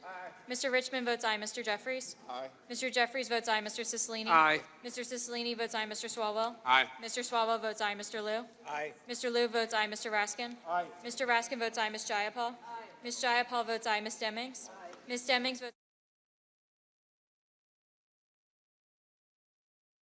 Ms. Garcia? Aye. Ms. Garcia votes aye. Mr. Neguse? Aye. Mr. Neguse votes aye. Ms. McBath?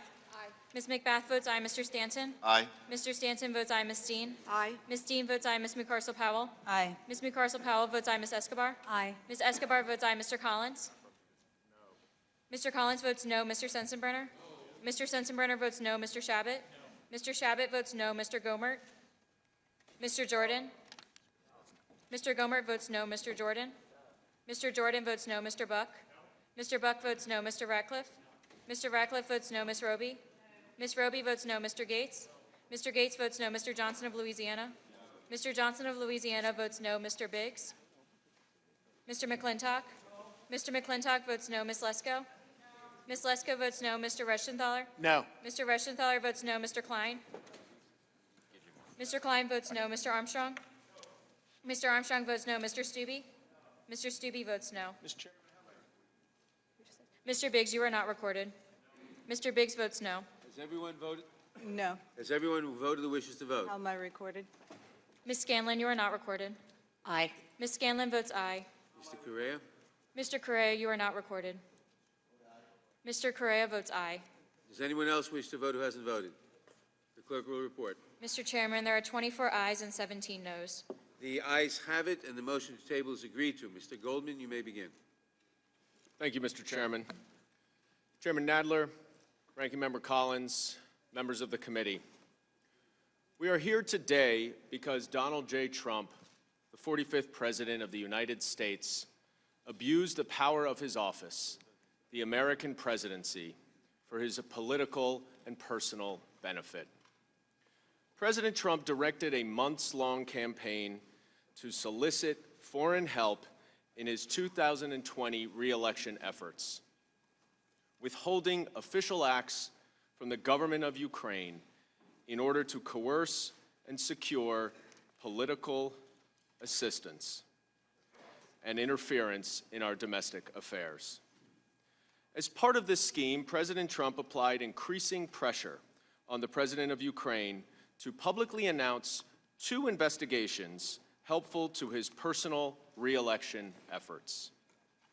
He applied this pressure himself and through his agents, working within and outside of the U.S. government, by conditioning a desperately sought Oval Office meeting and $391 million in taxpayer-funded, congressionally appropriated security assistance, vital to Ukraine's ability to fend off Russian aggression. And he conditioned that on the announcement of these 2 political investigations that were helpful to his personal interests. When the president's efforts were discovered, he released the military aid, though it would ultimately take congressional action for the money to be made fully available to Ukraine. The Oval Office meeting still has not happened. And when faced with the opening of an official impeachment inquiry into his conduct, President Trump launched an unprecedented campaign of obstruction of Congress, ordering executive branch agencies and government officials to defy subpoenas for documents and testimony. To date, the investigating committees have received no documents from the Trump administration pursuant to our subpoenas. Were it not for courageous public servants doing their duty and honoring their oath to this country and coming forward and testifying, the president's scheme might still be concealed today. The central moment in this scheme was a telephone call between President Trump and Ukrainian President Volodymyr Zelensky on July 25th of this year.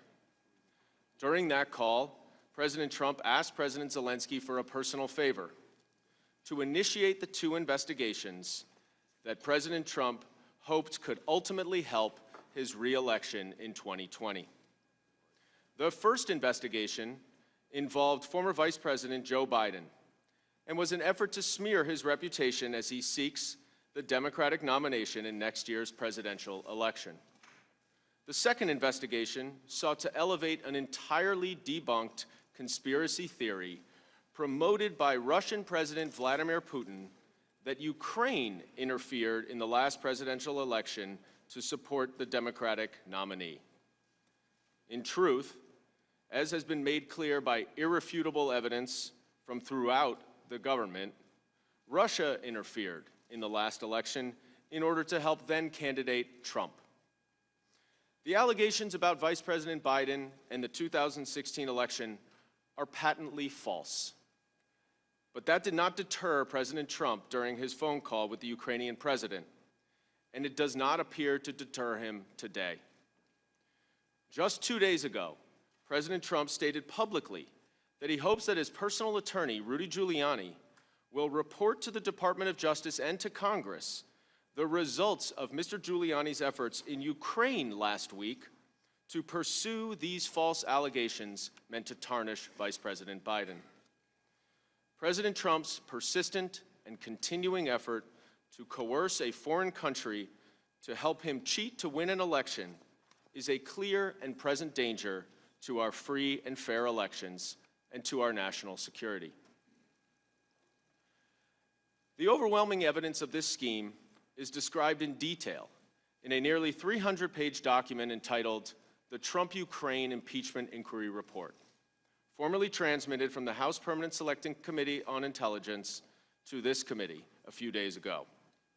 The report relies on testimony from numerous current and former government officials, the vast majority of whom are nonpartisan career professionals responsible for keeping our nation safe and promoting American values around the globe. The evidence from these witnesses cannot seriously be disputed. The president placed his personal interests above the nation's interests in order to help his own re-election efforts. Before I highlight the evidence and the findings of this report, I want to take just a moment to introduce myself and discuss today's testimony. I joined the House Intelligence Committee as Senior Advisor and Director of Investigations at the beginning of this year. Previously, I served for 10 years as a prosecutor in the Southern District of New York when I joined the Department of Justice under the George W. Bush administration. The team that I led on the intelligence community includes other former federal prosecutors, a retired FBI agent, and investigators with significant national security expertise. The report that I am presenting today is based entirely on the evidence that we collected in coordination with the Oversight and Foreign Affairs Committees that were gathered as part of the impeachment inquiry into President Trump's actions. Nothing more and nothing less. The three investigating committees ran a fair, professional, and thorough investigation.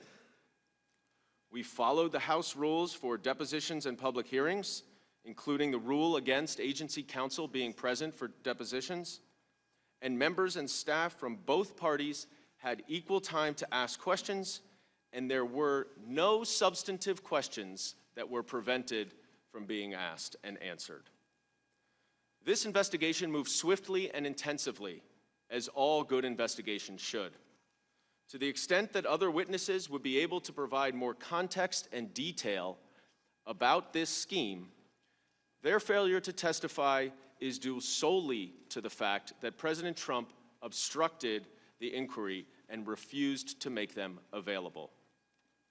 Nevertheless, the extensive evidence that the committees uncovered during this investigation led to the following critical findings.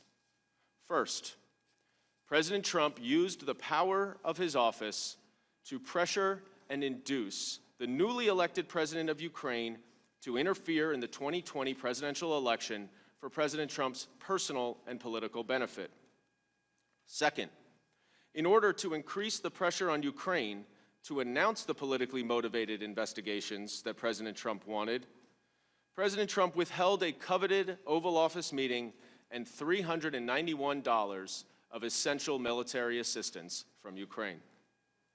Third, President Trump's conduct sought to undermine our free and fair elections and poses an imminent threat to our national security. And fourth, faced with the revelation of his pressure campaign against Ukraine, President Trump directed an unprecedented effort to obstruct Congress's impeachment inquiry into his conduct. And with that context in mind, I would like to turn to the evidence of President Trump's conduct concerning Ukraine. My colleague, Mr. Castor, just said that it revolves around 8 lines in one call record, but that sorely ignores the vast amount of evidence that we collected of a months-long scheme directed by the president. But I do want to start with that July 25th phone call, because that is critical evidence of the president's involvement and intent. It was on that day that he held his second phone call with the new Ukrainian president. The first in April was short and cordial, following the Ukrainian president's election success. But this second call would diverge dramatically from what those listening had expected. Now, just prior to this telephone call, President Trump spoke to Gordon Sondland, the U.S. ambassador to the European Union, who had donated $1 million to the president's inaugural campaign, and who had been directed by the president himself to take on a leading role in Ukraine issues. Ambassador Sondland relayed the president's message to President Zelensky through Ambassador Kurt Volker, who had had lunch that day with President Zelensky's top aide, Andrei Yermak, who appears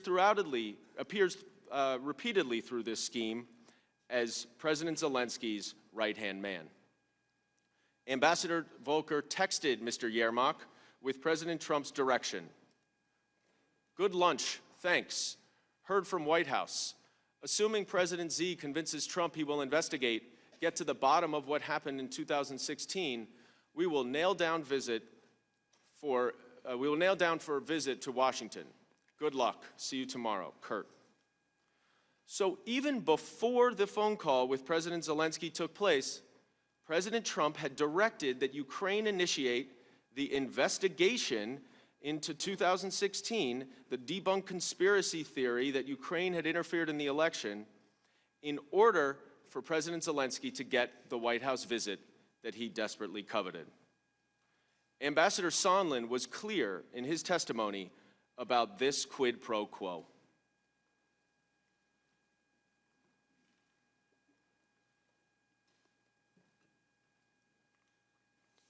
Frequently frame these complicated issues in the form of a simple question. Was there a quid pro quo? As I testified previously, with regard to the requested White House call and the White House meeting, the answer is yes.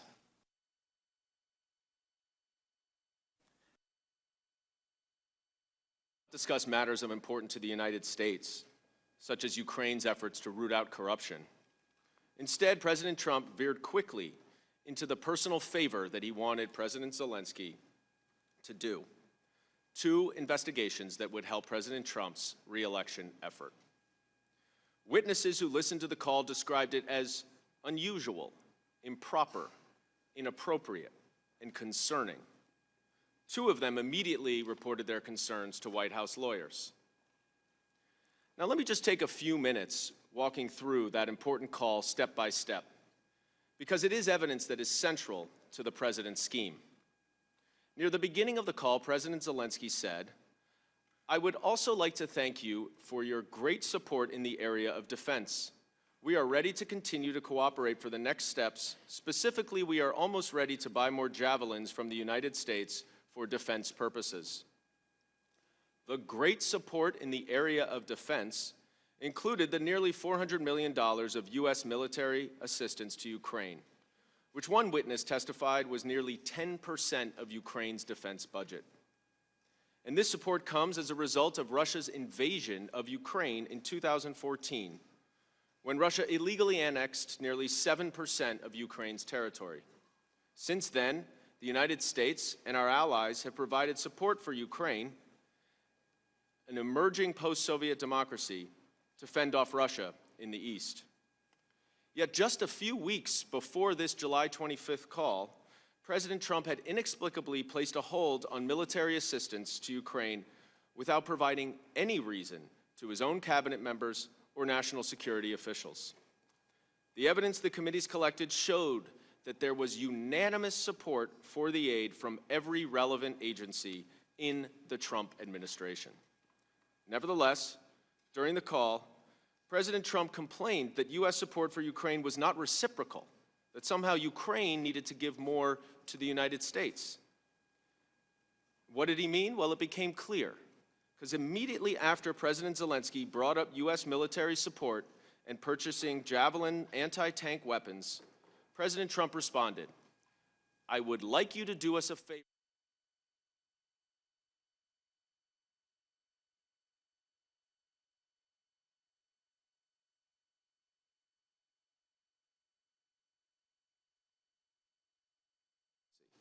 First, President Trump said, "I would like you to find out what happened with this whole situation with Ukraine.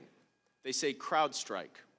As you saw yesterday, I guess you have one of your wealthy people, it says. The server, they say Ukraine has it. There are a lot of things that went on, the whole situation. I think you're surrounding yourself with some of the same people." And he went on later, "I would like to have the Attorney General call you or your people, and I would like you to get to the bottom of it. As you saw yesterday, that whole nonsense ended with a very poor performance by a man named Robert Mueller, an incompetent performance. But they say a lot of it started with Ukraine.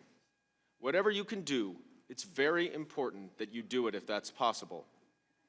Here again, President Trump was referring to the baseless conspiracy theory that the Ukrainian government, not Russia, was behind the hack of the Democratic National Committee in 2016. Not a single witness in our investigation testified that there was any factual support for this allegation. To the contrary, A unanimous assessment of the U.S. intelligence community found that Russia alone interfered in the 2016 U.S. election. And Special Counsel Mueller, who indicted 12 Russians for this conspiracy, testified before Congress that the Russian government interfered in the 2016 presidential election in sweeping and systematic fashion. Dr. Fiona Hill, an expert on Russia and President Putin who served on the National Security Council until July, testified that the president was told by his own former senior advisors, including his Homeland Security advisor and his former National Security advisor, that the alternative theory that Ukraine had interfered in the election was false. And although no one in the U.S. government knew of any factual support for this theory, it did have one significant supporter: Russian President Vladimir Putin. In February of 2017, President Putin said, "Second, as we all know, during the presidential campaign in the United States, the Ukrainian government adopted a unilateral position in favor of one candidate. More than that, certain oligarchs, certainly with the approval of the political leadership, funded this candidate, or female candidate to be more precise.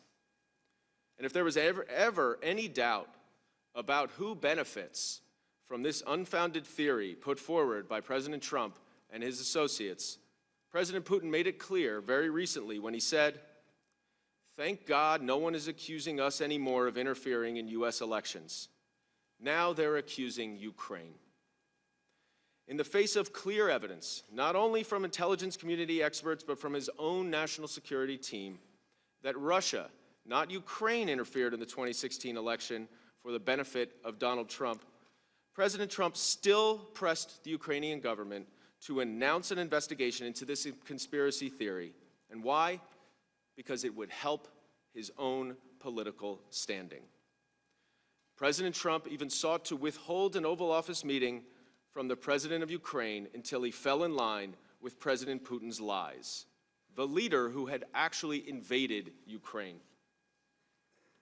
The second demand that President Trump made of President Zelensky during the July 25th call was to investigate the frontrunner for the Democratic nomination for president in 2020, former Vice President Joe Biden, and his son, Hunter.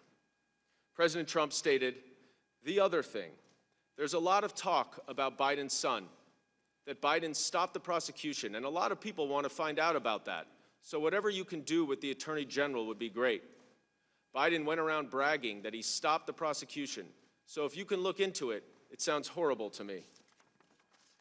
Witnesses unanimously testified that there was no factual support for this claim.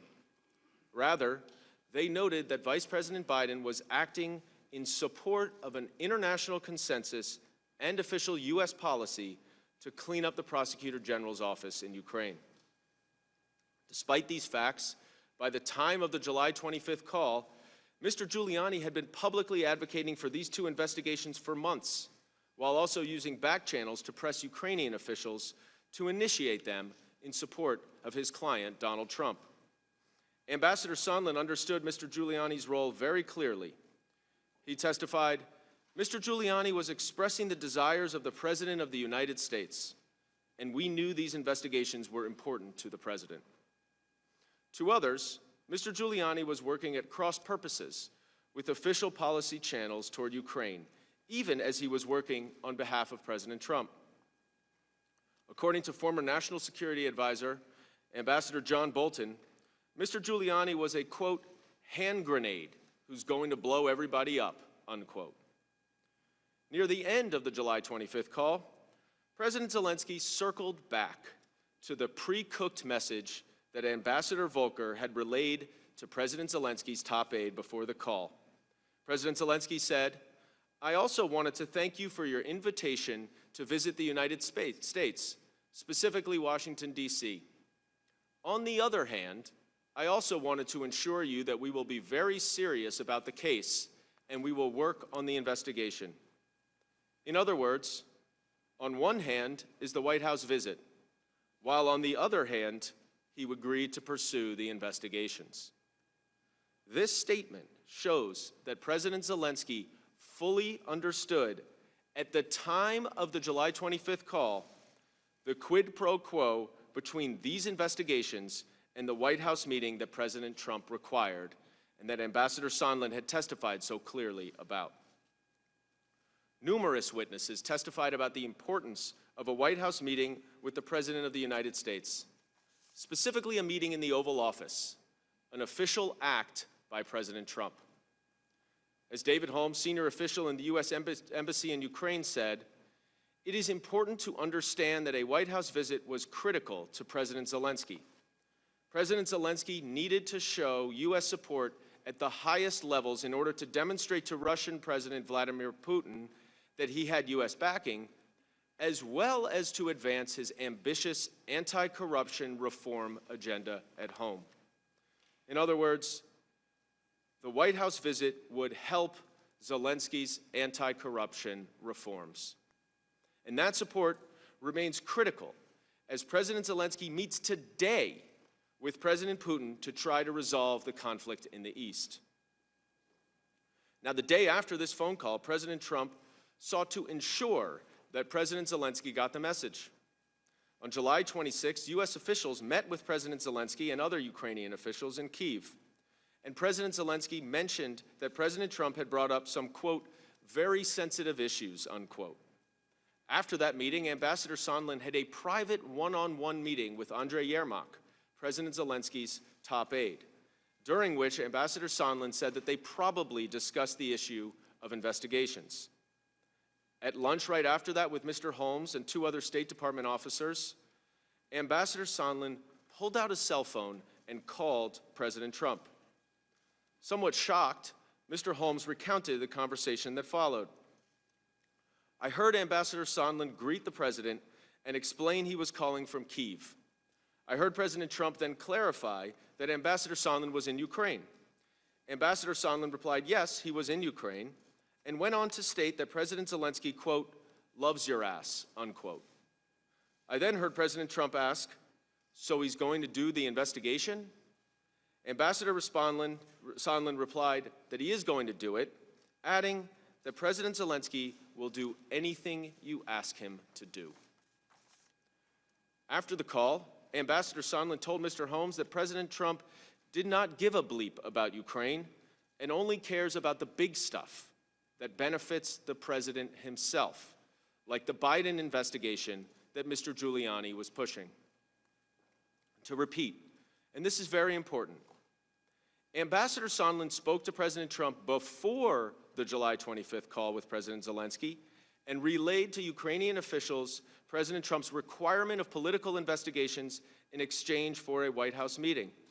And during that call, President Trump asked for the favor of these two political investigations immediately after the Ukrainian president brought up U.S. military support for Ukraine, which President Trump had recently suspended or put on hold. And at the end of the call, President Zelensky made a point of acknowledging the link between the investigations that President Trump requested and the White House meeting that President Zelensky desperately wanted. And then the following day, Ambassador Sondland confirmed to President Trump on the telephone in person that the Ukrainians would indeed initiate the investigations discussed on the call, which was the only thing about Ukraine that President Trump cared about. Now, it's very important to understand that this investigation revealed that the July 25th call was neither the start nor the end of President Trump's efforts to use the powers of his office for personal political gain. And you have to look at all of the evidence in context as a whole. Prior to the call, the president had removed the former ambassador, Marie Yovanovitch, to clear the way for his three handpicked agents to spearhead his corrupt agenda in Ukraine: Secretary Perry, Ambassador Sondland, and Ambassador Volker, all of whom attended President Zelensky's inauguration on May 20th. All political appointees, they proved to be more than willing to engage in what Dr. Hill later described as an improper domestic political errand for the president. On April 21st, President Zelensky won the Ukrainian election with 73% of the vote. And he had two primary platforms: to resolve the war in the East with Russia and to root out corruption. That same day, President Trump called to congratulate him on his win. Even though the White House press release following the call stated that President Trump expressed his shared commitment to, quote, root out corruption, unquote, President Trump, in fact, did not mention corruption at all on this call, just like he did not mention corruption on the July 25th call. Shortly after this call, President Trump asked Vice President Mike Pence to attend President Zelensky's inauguration.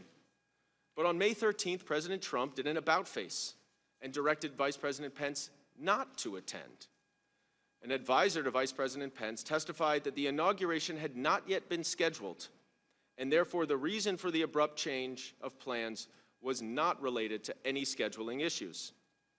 So what had happened in the 3 weeks between April 21st and May 13th, when Vice President Pence was originally invited and then disinvited or removed from the delegation? A few things. First, on April 25th, Vice President Biden formally announced his bid for the Democratic nomination for president. Then, about a week later, on May 3rd, President Trump spoke with President Putin on the telephone.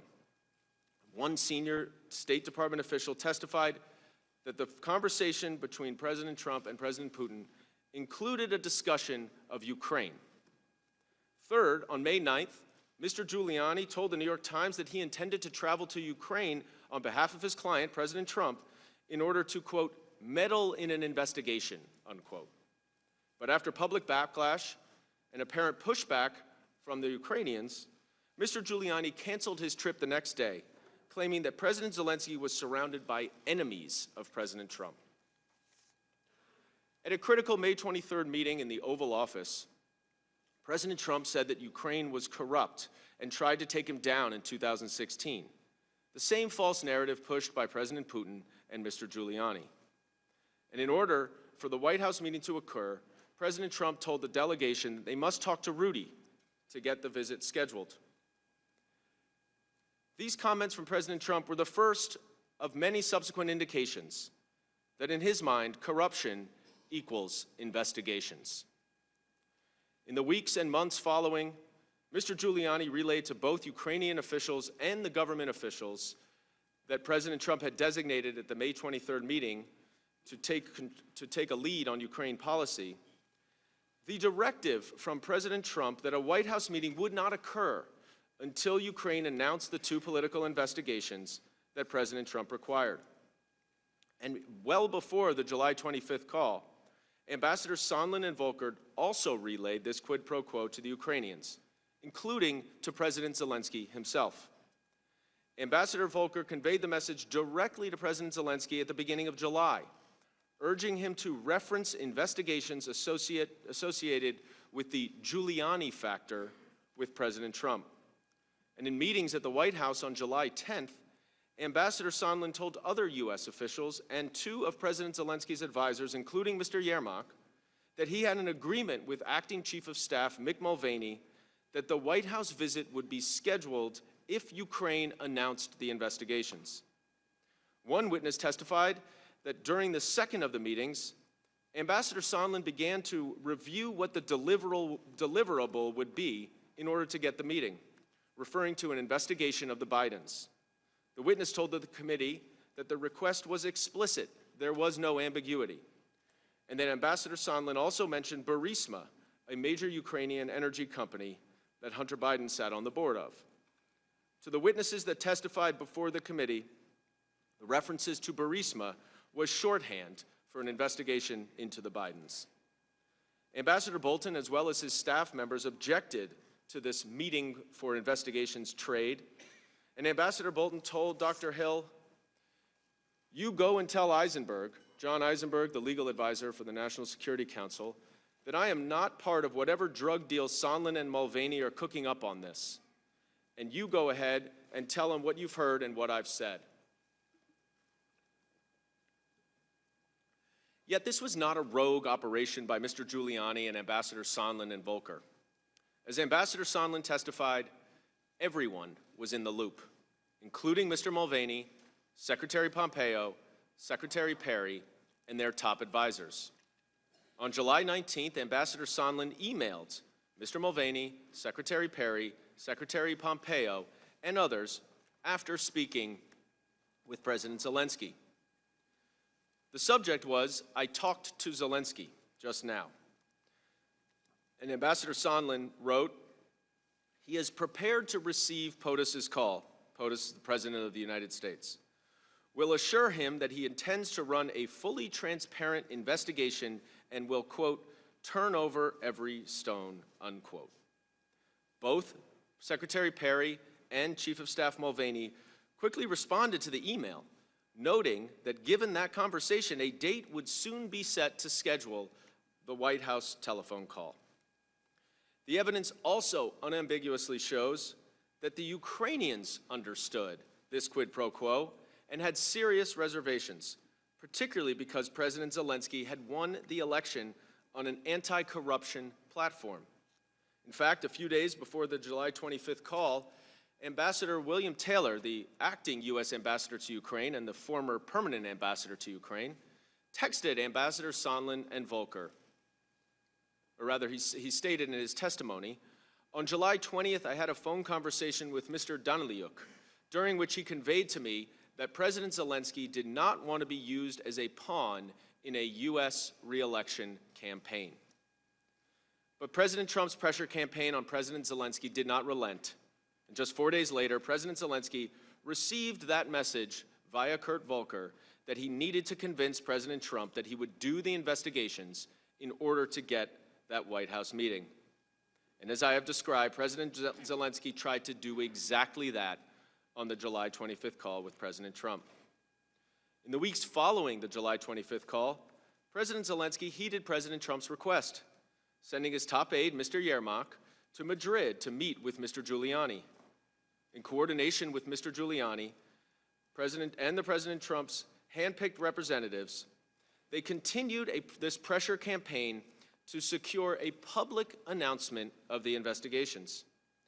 Now, according to Ambassador Sondland, and this is very important, President Trump did not require that Ukraine actually conduct the investigations as a prerequisite for the White House meeting. Instead, the Ukrainian government needed only to publicly announce the investigations. It is clear that the goal was not the investigations themselves or not any corruption that those investigations might have entailed, but the political benefit that President Trump would enjoy from an announcement of investigations into his 2020 political rival and against a unanimous assessment that showed that he received foreign support in the 2016 election. And for that reason, the facts didn't actually matter to President Trump because he only cared about the personal and political benefit from the announcement of the investigation. Over the next couple of weeks, Ambassadors Sondland and Volker worked with President Trump's aide, Mr. Yermak, to draft a statement for President Zelensky to issue. When the aide proposed a statement that did not include specific references to the investigations that President Trump wanted, the Burisma and Biden investigation and the 2016 election investigation, Mr. Giuliani relayed that that would not be good enough to get a White House meeting. And here you can see a comparison on the left of the original statement drafted by Mr. Yermak, the top aide to President Zelensky, and on the right, a revised statement with Mr. Giuliani's requirements. It says, we intend to initiate and complete a transparent and unbiased investigation of all available facts and episodes. And here's the critical difference, including those involving Burisma and the 2016 U.S. elections, which in turn will prevent the recurrence of this problem in the future. The only difference in the statement that Giuliani required and the statement that the Ukrainians had drafted was this reference to the two investigations that President Trump wanted and told President Zelensky about on the July 25th call. Now, ultimately, President Zelensky's administration temporarily shelved this announcement, though efforts to press Ukraine would remain ongoing. By mid-August, Ukraine did not make a public announcement of the investigations that President Trump required, and as a result, no White House meeting was scheduled. But by this time, the president was pushing on another pressure point to coerce Ukraine to announce the investigations: the hold on the vital military assistance that the president had put in place for more than a month still without any explanation to any of the policy experts. Our investigation revealed that a number of Ukrainian officials had made quiet inquiries to various U.S. officials about the aid as early as July 25th, the day of the phone call. Inquiries by Ukrainian officials continued in the weeks that followed until the hold was revealed at the end of August. But this is important. It was important for the Ukrainian officials to keep it quiet, because if it became public, then Russia would know that the U.S. support for Ukraine might be on ice. So by the end of that month, the evidence revealed several facts. One, the president demanded that Ukraine publicly announce 2 politically motivated investigations to benefit his re-election. 2, a coveted White House meeting was expressly conditioned on Ukraine announcing those investigations. 3, President Trump had placed a hold on vital military assistance to Ukraine without any explanation, and notwithstanding the uniform support for that assistance from the relevant federal agencies and Congress. Ambassador Taylor testified that this quid pro quo between the investigations President Trump wanted and the security assistance that President Trump needed was crazy. And he told Ambassador Sondland, "As I said on the phone, I think it's crazy to withhold security assistance for help with a political campaign." Now, in an effort to move the White House meeting and the military aid along, Ambassador Sondland wrote an email to Secretary Pompeo on August 22nd. He wrote, "Mike, should we block time in Warsaw for a short pull-aside for POTUS to meet Zelensky? I would ask Zelensky to look him in the eye and tell him that once Ukraine's new justice folks are in place, parentheses, mid-September, President Zelensky, should be able to move forward publicly and with confidence on those issues of importance to POTUS and to the U.S. Hopefully, that will break the logjam." Ambassador Sondland testified that this was a reference to the political investigations that President Trump discussed on the July 25th call, which Secretary Pompeo ultimately admitted to that he listened to in real time. Ambassador Sondland hoped that this would help lift the logjam, which he meant the hold on critical security assistance to Ukraine and the White House meeting. And what was Secretary Pompeo's response 3 minutes later? Yes. After the hold on military assistance became public on August 28th, senior Ukrainian officials expressed grave concern. Deeply worried, of course, about the practical impact on their efforts to fight Russian aggression, but also, and this goes back to why it remained confidential, also about the public message that it sent to the Russian government. On September 1st, at a pre-briefing with Vice President Pence before he met with President Zelensky, Ambassador Sondland raised the issue of the hold on security assistance. He said, "I mentioned to Vice President Pence before the meetings with the Ukrainians that I had concerns that the delay in aid had become tied to the issue of investigations. Vice President Pence simply nodded in response, expressing neither surprise nor dismay at the linkage between the two." And following Vice President Pence's meeting with President Zelensky, Ambassador Sondland went over to Mr. Yermak again, President Zelensky's top aide, and pulled him aside to explain that the hold on security assistance was also now conditioned on the public announcement of the Burisma Biden and the 2016 election interference investigations. Ambassador Sondland then explained to Ambassador Taylor that he had previously made a mistake in telling Ukrainian officials that only the White House meeting was conditioned on a public announcement of the political investigations beneficial to President Trump. In truth, everything, the White House meeting and the vital security assistance to Ukraine, was now conditioned on the public announcement. President Trump wanted President Zelensky in a public box. A private commitment was not good enough. Nearly 1 week later, on September 7th, the hold remained, and President Trump and Ambassador Sondland spoke on the phone. The president immediately told Ambassador Sondland that there was no quid pro quo, but, and this is very important, President Zelensky would still be required to announce the investigations in order for the hold on security assistance to be lifted, and he should want to do it. In effect, this is the equivalent of saying there is no quid pro quo, know this for that, before then demanding precisely that quid pro quo. And immediately after this phone call with President Trump, this was the precise message that Ambassador Sondland passed directly to President Zelensky.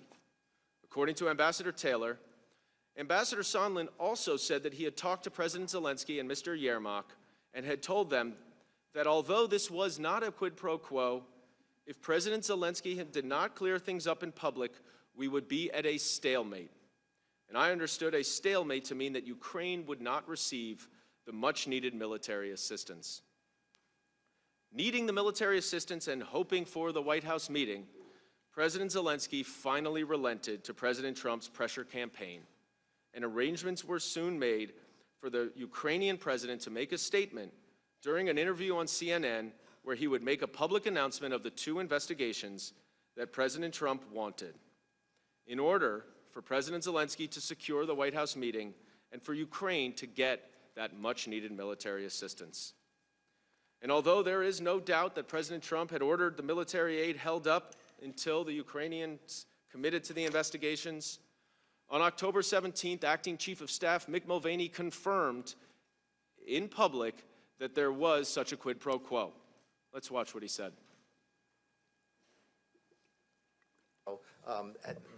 Those were the driving factors. Did he also mention to me in the past the corruption related to the DNC server? Absolutely, no question about that. But that's it, and that's why we held up the money. Now, there was a report. So the demand for an investigation into the Democrats was part of the reason that he ordered to withhold funding to Ukraine. The look back to what happened in 2016 certainly was part of the thing that he was worried about in corruption with that nation, and that is absolutely appropriate.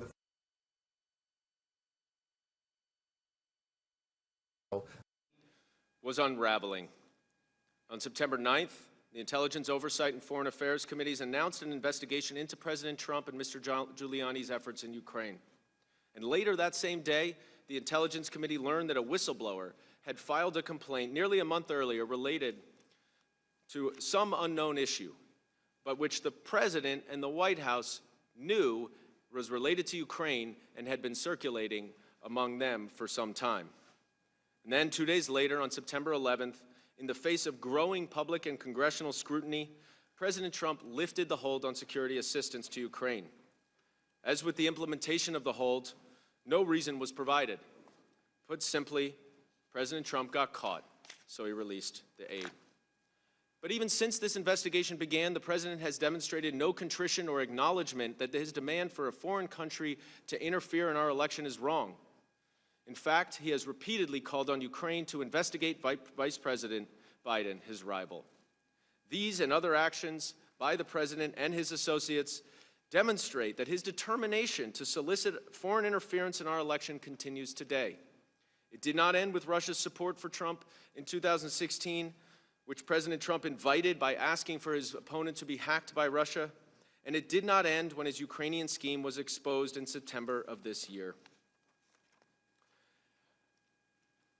President Trump also engaged, once this investigation began, in an unprecedented effort to obstruct the inquiry.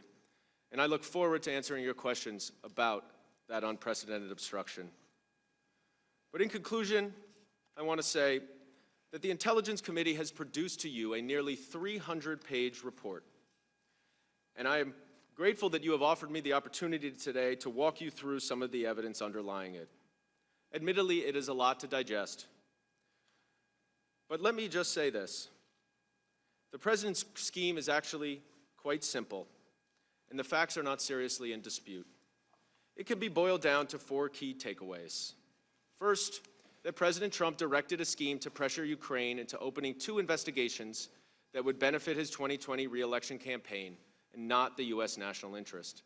Second, President Trump used his official office and the official tools of U.S. foreign policy, the withholding of an Oval Office meeting and $391 million in security assistance to pressure Ukraine into meeting his demands. Third, every everyone was in the loop, his chief of staff, the Secretary of State, and Vice President. And fourth, despite the public discovery of this scheme, which prompted the president to release the aid, he has not given up. He and his agents continue to solicit Ukrainian interference in our election, causing an imminent threat to our elections and our national security. Members of the committee, President Trump's Regular actions order, and Mr. words- Chairman. Time has elapsed. Point of order. Gentleman's time has expired. Mr. Deutsch, Mr. Chairman, I have a motion. gentleman will state his motion. I move the committee shall be in recess, subject to the call of the chair. I move to Motion- table. The motion to table the recess motion. is a privileged motion. It is not debatable. All those in favor of the committee recess. I seek a recorded vote. The chair will say aye. Aye. Opposed, nay. No. No. The ayes have it. The committee, roll call? The clerk will call the roll. Mr. Nadler? Aye. Mr. Nadler votes aye. Ms. Lofgren? Ms. Lofgren votes aye. Ms. Jackson-Lee? Ms. Jackson-Lee votes aye. Mr. Cohen? Mr. Cohen votes aye. Mr. Johnson of Georgia? Mr. Johnson of Georgia votes aye. Mr. Deutsch? Aye. Mr. Deutsch votes aye. Ms. Bass? Ms. Bass votes aye. Mr. Richmond? Mr. Richmond votes aye. Mr. Jeffries? Mr. Jeffries votes aye. Mr. Cicilline? Aye. Mr. Cicilline votes aye. Mr. Swalwell? Aye. Mr. Swalwell votes aye. Mr. Liu?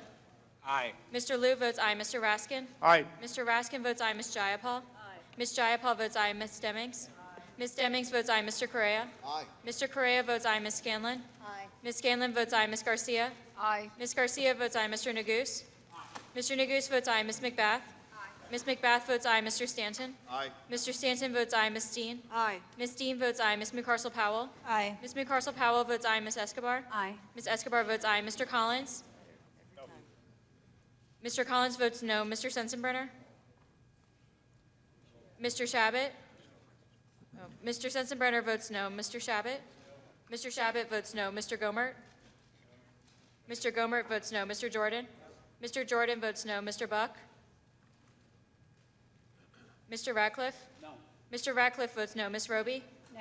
Ms. Roby votes no. Mr. Gates? No, this is so they can have a press conference before Mr. Gates, Castro gets the chance to offer rebuttal. Gentlemen- Nobody asked for this The break, Mr. gentleman Chairman. will suspend. The roll call is in progress.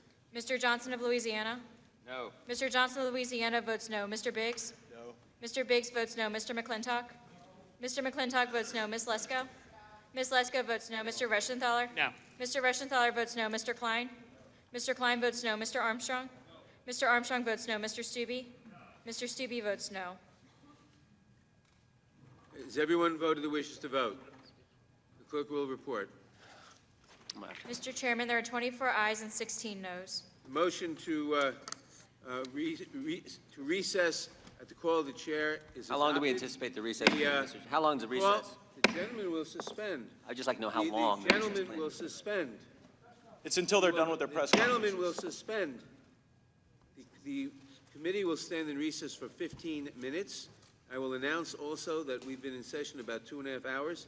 After the conclusion of the testimony and the cross-exams, will be about another 2.5 hours. We'll probably stand in recess then before the commencement of the 5-minute round of questioning.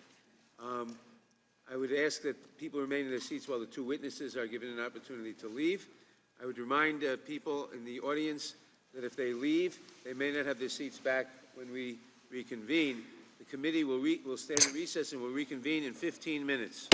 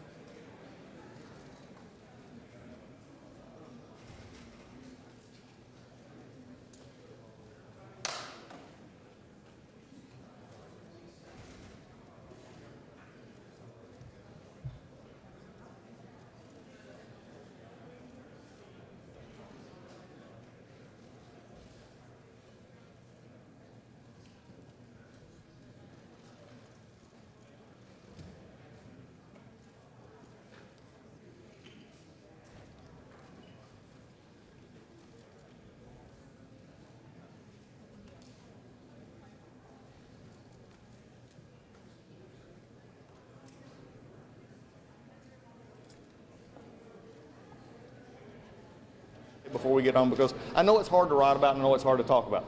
But the absolute destruction of House priorities and House rules is something that has got to be taken into account. This issue of minority hearing day may sound trivial to most in the media. It doesn't have the bite that other things does.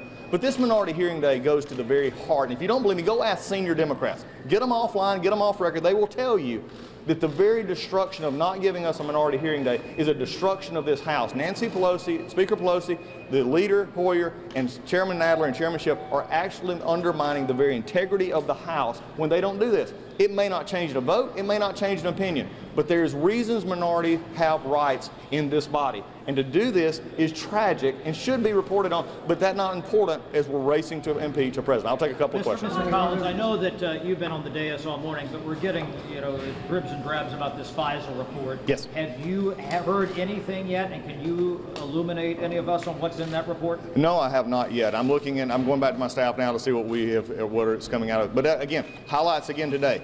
Actual issues that are from a Fisa report we've been waiting on, that's been investigated by all. We're waiting to see those results. I know there's going to be a hearing on Wednesday, but I think this is one of the reasons we're rushing so fast in our committee right now is because they're competing with the issues that are being discussed today, and I want to make sure that we get that out. We'll see how that investigation goes. Last week there was Rudy Giuliani was in Ukraine, apparently looking into efforts to take off dirt potentially against the Bidens. Do you have any concerns about Rudy Giuliani continuing this effort amid this impeachment inquiry? I don't have any comment on Rudy Giuliani. You say this process is being rushed, that it needs to be slowed down, but the president is saying the opposite. He says, let's get this over with so that you can have a trial in the Senate. So which is it? Well, it's not. What the president's saying is that I'm just being messed over in the House. I'm not given any ability to actually present a case. So it's not a contradiction in terms. What he's saying is simply, if I had the opportunity in the House, the White House counsel and I have talked many times, if they actually had a contest to actually put down rules, to actually have this, instead of the Judiciary Committee being a rubber stamp, which is all we are right now,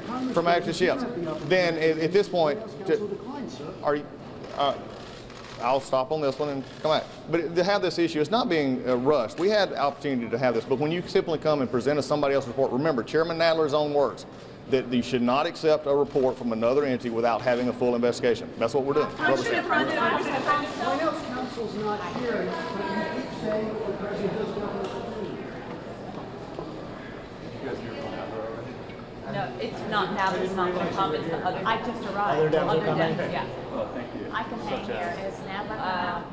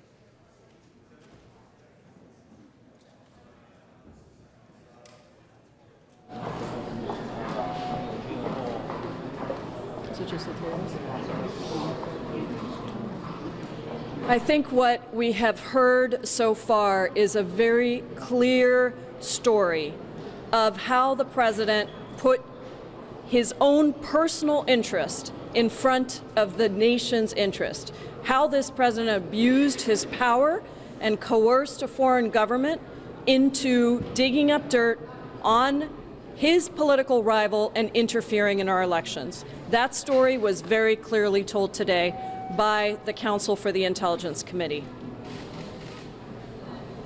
Anybody else want to say? And just, Go ahead. so we started out the morning with the ranking member saying what is going to be the phrase that defines this impeachment inquiry as what did the president know and when did he know it, defined the Nixon era. I don't think there's any question.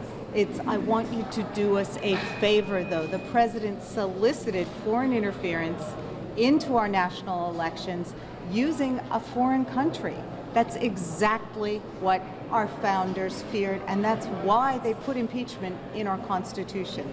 It's a pretty clear case. And the other component that's really important to remember, and that was laid out by counsel, is that what we've seen is a pattern of behavior. And it's that pattern of behavior, welcoming, inviting foreign interference in our free and fair elections, or what should be free and fair elections, that pattern with Russia, with China, with Ukraine, that pattern presents a clear and present danger to those free and fair elections, and indeed to our very republic. You all have talked about election interference here and the propriety of the president doing that potentially.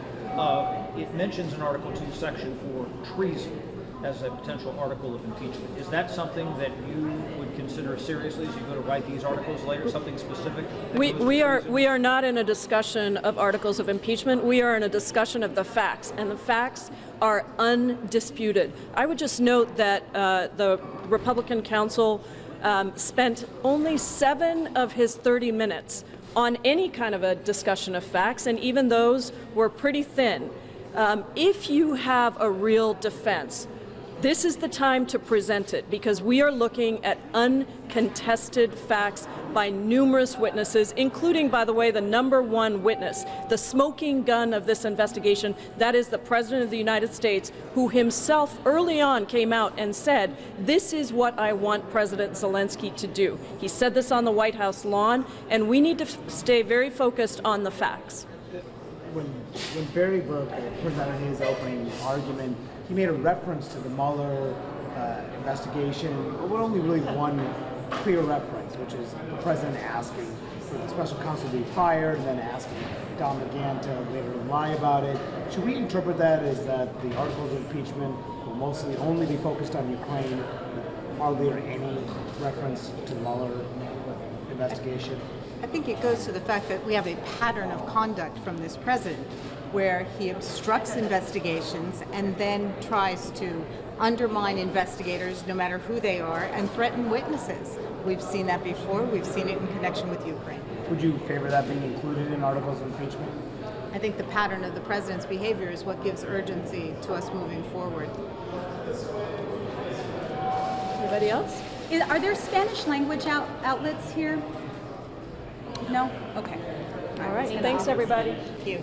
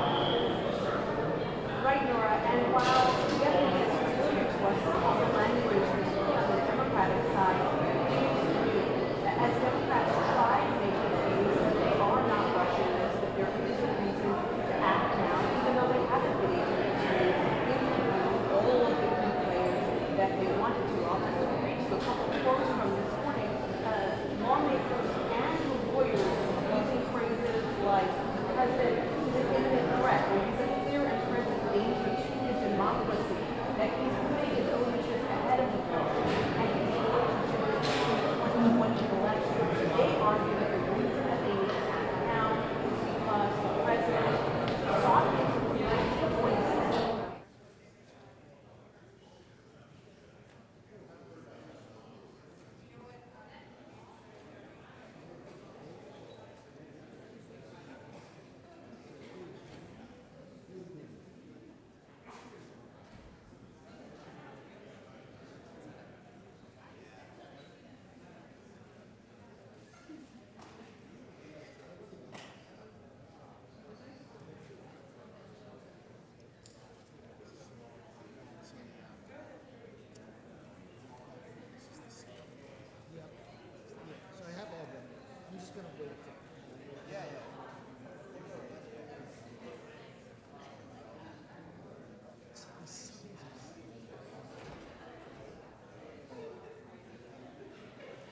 This one's the best one. This where the original one was added. Did they just rip this up? Yeah, I'm sure this was.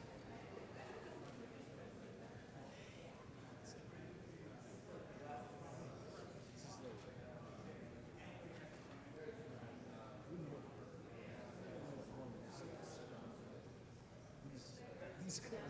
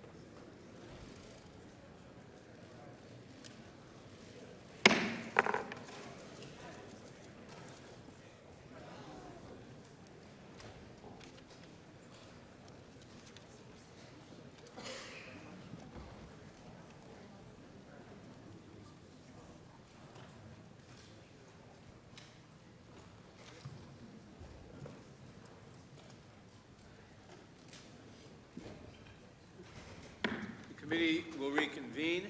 When we recessed, we were about to hear from Mr. Castor. Mr. Castor, you are recognized for 45 minutes. Afternoon, Chairman, Ranking Member Collins, members of the committee, members of the staff. Thank you again for having me back and giving me the opportunity to testify about the evidence gathered during our the impeachment inquiry. At the outset, let me say that the evidence does not support the allegations that my Democrat colleagues have made. And I don't believe the evidence leads to the conclusions they suggest. I'm hopeful to add some important perspective and context to the facts under discussion today. The chief allegation that the Democrats' impeachment inquiry has been trying to assess over the last 76 days is this: whether President Trump abused the power of his office through a quid pro quo, bribery, extortion, or whatever, by withholding a meeting or security assistance as a way of pressuring Ukrainian President Zelensky to investigate the president's political rival, former VP Biden, for the president's political benefit in the upcoming election. The secondary allegation that has been levied is whether President Trump obstructed Congress during the inquiry. The evidence obtained during the inquiry does not support either of those allegations. The Republican report of evidence lays out the reasons in more detail, but I will summarize. I will begin with the substantive allegation about an abuse of power. The inquiry has returned no direct evidence that President Trump withheld a meeting or security assistance in order to pressure President Zelensky to investigate former VP Biden. Witnesses who testified in the inquiry have denied having awareness of criminal activity or even an impeachable offense. On the key question of the president's state of mind, there is no clear evidence that President Trump acted with malicious intent. Overall, at best, the impeachment inquiry record is riddled with hearsay, presumptions, and speculation. There are conflicting and ambiguous facts throughout the record, facts that could be interpreted in different ways. To paraphrase Professor Turley from last week, the impeachment record is heavy on presumptions and empty on proof. That's not me saying that, that is Professor Turley. So let me start with the best direct evidence of any potential quid pro quo or impeachable scheme. This is President Trump's phone call with Zelensky, for which the National Security Council and the White House Situation Room staff prepared a call summary. According to testimony from Tim Morrison at the NSC, the summary was accurate and complete. NSC staff member Lieutenant Colonel Alexander Vindman testified that any omissions in the summary were not significant and that editing was not done maliciously. President Trump has declassified and released the call summary so the American people can review it and assess it for themselves. I'll make a few points that seem to have gone undernoticed. The call summary reflects absolutely no pressure or conditionality. President Zelensky vocalized no concerns with the subject matters discussed. And there is no indication of bribery, extortion, or other illegal conduct on the call. The call summary shows President Trump and President Zelensky engaged in pleasantries and cordialities. The call summary reveals laughter.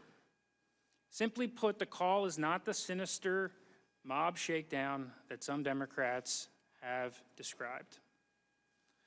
President Trump raised his concerns about European allies paying their fair share in security assistance to Ukraine, a concern that President Trump would continue to raise both publicly and privately. There is no discussion on the call, I repeat, no discussion on the call about the upcoming 2020 election or security sector assistance to Ukraine. Beyond the call summary, the next best piece of evidence are the statements from the two participants on the call. President Zelensky has said he felt no pressure on the call. On September 25th at the United Nations, he said, "We had, I think, a good phone call. It was normal. Nobody pushed me." On October 6th, President Zelensky said, "I was never pressured and there were no conditions being imposed." 4 days later, on October 10th, President Zelensky said again, "There was nothing wrong with the call, no blackmail. This is not corruption. It was just a call." And just recently in Time magazine, President Zelensky said, "I never talked to the president from a position of a quid pro quo." Because President Zelensky would be the target of any alleged quid pro quo scheme, his statements denying any pressure carry significant weight. He is, in fact, the supposed victim here. Other senior Ukrainian government officials confirmed President Zelensky's statements. Foreign Minister Pristaikos said on September 21st, "I know what the conversation was about, and I think there was no pressure." Alexander Daniluk, who was then Secretary of Ukraine's National Security and Defense Council, told Ambassador Bill Taylor on the night of the call that the Ukrainian government was not disturbed by anything on the call. President Trump, of course, has also said that he did not pressure President Zelensky. On September 25th, President Trump said there was no pressure. When asked if he wanted President Zelensky to do more to investigate the former VP, President Trump responded, "No, I want him to do whatever he can. But whatever he can do in terms of corruption, because corruption is massive, that's what he should do." Several witnesses attested to the president's concerns about Ukrainian corruption. The initial readouts of the July 25th call from both the Ukrainian government and the State Department raised no concerns. Although Lieutenant Colonel Vindman noted concerns, those concerns were not shared by National Security Council leadership. They were not shared by General Keith Kellogg, who listened on the call. Lieutenant General Kellogg said in a statement, "I heard nothing wrong or improper on the call. I had and have no concerns." Lieutenant Colonel Vindman's superior, Tim Morrison, testified that he was concerned the call would leak and be misused in Washington's political process. But he did not believe that anything discussed on the call was illegal or improper. Much has also been made about President Trump's reference on the July 25th call to Hunter Biden's position on the board of Burisma, a corrupt Ukrainian energy company, and the actions of certain Ukrainian officials in the run-up to the 2016 election. Democrats dismiss these conspiracy theories to suggest that the president has no legitimate reason other than his own political interests to raise these issues with President Zelensky. The evidence, however, shows that there are legitimate questions about both issues. With respect to Burisma, Deputy Assistant Secretary George Kent testified that the company had a reputation for corruption. The company was founded by Mykola Zlochevsky, who served as Ukraine's Minister of Ecology and Natural Resources. When Zlochevsky served in that role, his company, Burisma, received oil exploration licenses without public auctions. Burisma brought Hunter Biden onto its board of directors, according to the New York Times, as part of a broad effort by Burisma to bring in well-connected Democrats during a period when the company was facing investigations backed not just by domestic Ukrainian forces, but by officials in the Obama administration. George Kent testified about these efforts. Hunter Biden reportedly received between $50,000 and $83,000 a month as compensation for his position on Burisma's board. At the time that Hunter Biden joined the board, his father, the former VP, was the Obama administration's point person for Ukraine. Biden has no specific corporate governance expertise, and we don't believe he speaks Ukrainian or Russian. We don't believe he moved there. So he's getting this gigantic paycheck for what? The Washington Post wrote at the time of Biden's appointment to Burisma's board that it looked nepotistic at best, and the Washington Post said, nefarious at worst. According to the Wall Street Journal, anti-corruption activists in Ukraine also raised concerns that the former VP's son received money from Zlochevsky and worried that that would mean Zlochevsky would be protected and not prosecuted. Witnesses in the impeachment inquiry noted Hunter Biden's role on the board and how it presented at minimum a conflict of interest. Lieutenant Colonel Vindman testified that Hunter Biden did not appear qualified to serve on Burisma's board. Witnesses testified that Hunter Biden's role on the board was a legitimate concern to raise. In fact, George Kent explained that in 2015, he raised a concern to the office of former Vice President Biden that Hunter Biden's role on Burisma's board presented a potential conflict of interest. However, Hunter Biden's role did not change, and former Vice President Biden continued to lead U.S. policy in Ukraine. On this record, there is a legitimate basis for President Trump to have concern about Hunter Biden's role on Burisma's board. The prospect that some senior Ukrainian officials worked against President Trump in the run-up to the 2016 election draws an even more visceral reaction from most Democrats. Let me say very, very clearly that election interference is not binary. I'm not saying that it was Ukraine and not Russia. I'm saying that both countries can work to influence an election.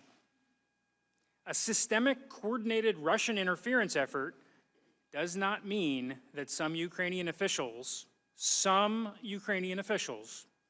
did not work to oppose President Trump's candidacy, did not make statements against President Trump during the election. Ambassador Volker testified in his public hearing that it is possible for more than one country to seek influence in U.S. elections.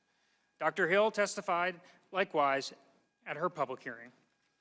Contemporaneous news articles in 2016 noted how President Trump's candidacy led Kyiv's wider political leadership to do something they would never have attempted before: intervene, however indirectly, in a U.S. election. In August 2016, the Ukrainian ambassador to the U.S. published an op-ed in The Hill criticizing candidate Trump. Other senior Ukrainian officials called candidate Trump a clown and other words. They alleged that he challenged the very values of the free world. One prominent Ukrainian parliamentarian explained that the majority of Ukraine's political figures were on Hillary Clinton's side.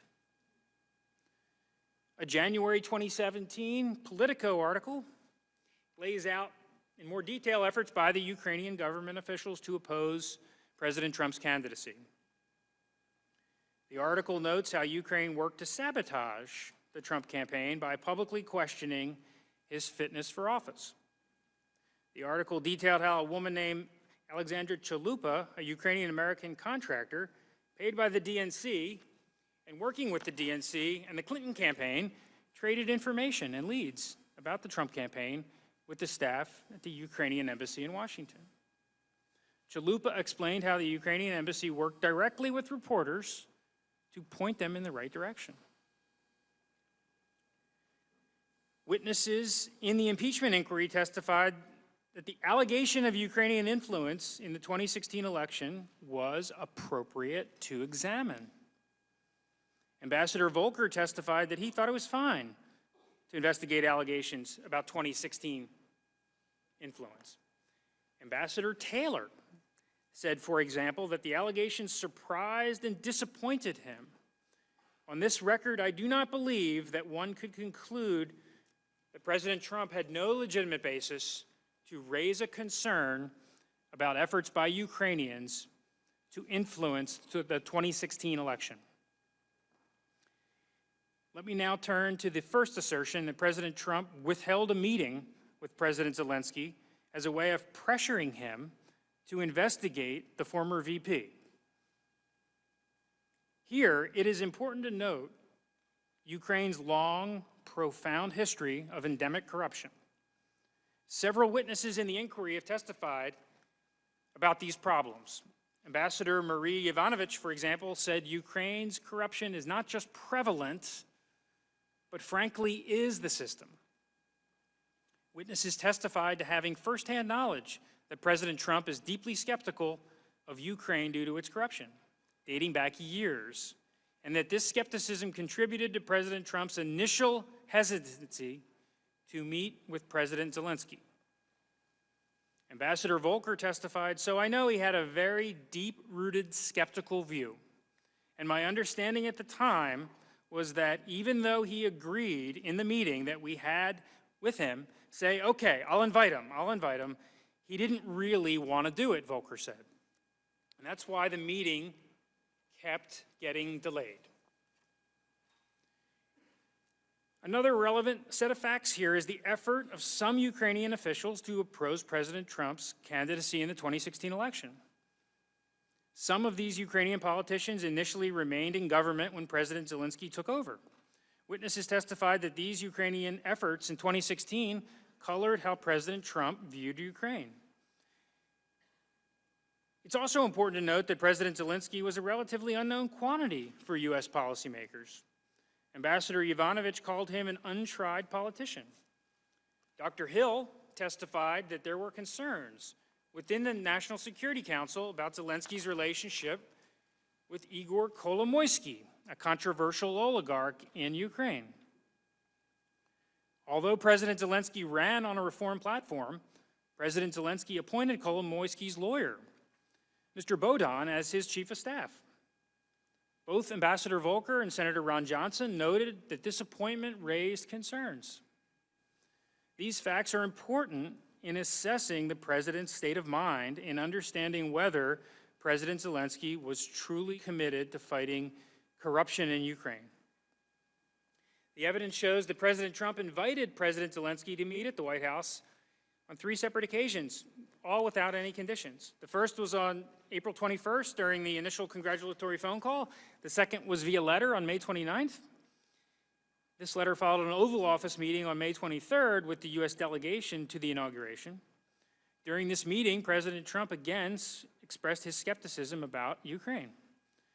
Ambassador Volker recalled the president saying, "These are terrible people and a corrupt country." Ambassador Sondland similarly testified that Ukraine, in the president's view, tried to take him down in the 2016 election. Senator Ron Johnson confirmed this testimony in his submission to the impeachment inquiry. Finally, the third time that President Trump invited Zelensky to meet, again without any preconditions, was during the July 25th phone call. Although some time passed between May 2019, when the president formally invited Zelensky to meet, and September 25th, when the presidents met, the evidence does not show that the Ukrainian government felt additional pressure due to this delay. To the contrary, Ambassador Volker testified that the Ukrainian regime felt pretty good about its relationship with the Trump administration in this period. During those 4 months, senior Ukrainian government officials had at least 9 meetings or phone calls with President Trump, Vice President Pence, Secretary Pompeo, National Security Advisor Bolton, and U.S. ambassadors. The evidence does not support a conclusion that President Trump conditioned a meeting with President Zelensky on investigating former Vice President Biden. Mr. Yarmak, President Zelensky's close advisor, said that explicitly in an August 2019 New York Times story, which was published before the beginning of the impeachment inquiry. In this article, Yarmak said that he and Mayor Giuliani did not discuss a link between a presidential meeting and investigations. Witness testimony confirms Yarmak's statement. Ambassador Volker testified there was no linkage between a potential meeting and investigations. Although Ambassador Sondland testified that he believed there was a quid pro quo, his testimony is not as clear as it has been portrayed. In his deposition, Ambassador Sondland testified that he believed the meeting was conditioned on a public anti-corruption statement, not on investigations themselves, a distinction that during his deposition he was keen to note. Ambassador Sondland said then that nothing about the request raised any red flags. In his public testimony, Ambassador Sondland clarified that he had no firsthand knowledge of any linkage coming from the president and never discussed any preconditions with the president. He merely presumed there were preconditions. I'd also like to address the July 10th meeting in Ambassador Bolton's office with two senior Ukrainian officials. Allow me to submit that here, too, there is conflicting evidence about the facts. Both Dr. Hill and Lieutenant Colonel Vindman testified that Ambassador Sondland raised investigations during this meeting, causing Ambassador Bolton to abruptly end the meeting. Dr. Hill testified she confronted Ambassador Sondland over his discussion about investigations. Ambassador Sondland's testimony about this meeting, however, is scattered. In his closed-door deposition, he testified that no national security staff member ever once expressed concerns to him that he was acting improperly. And he denied that he raised investigations during this meeting.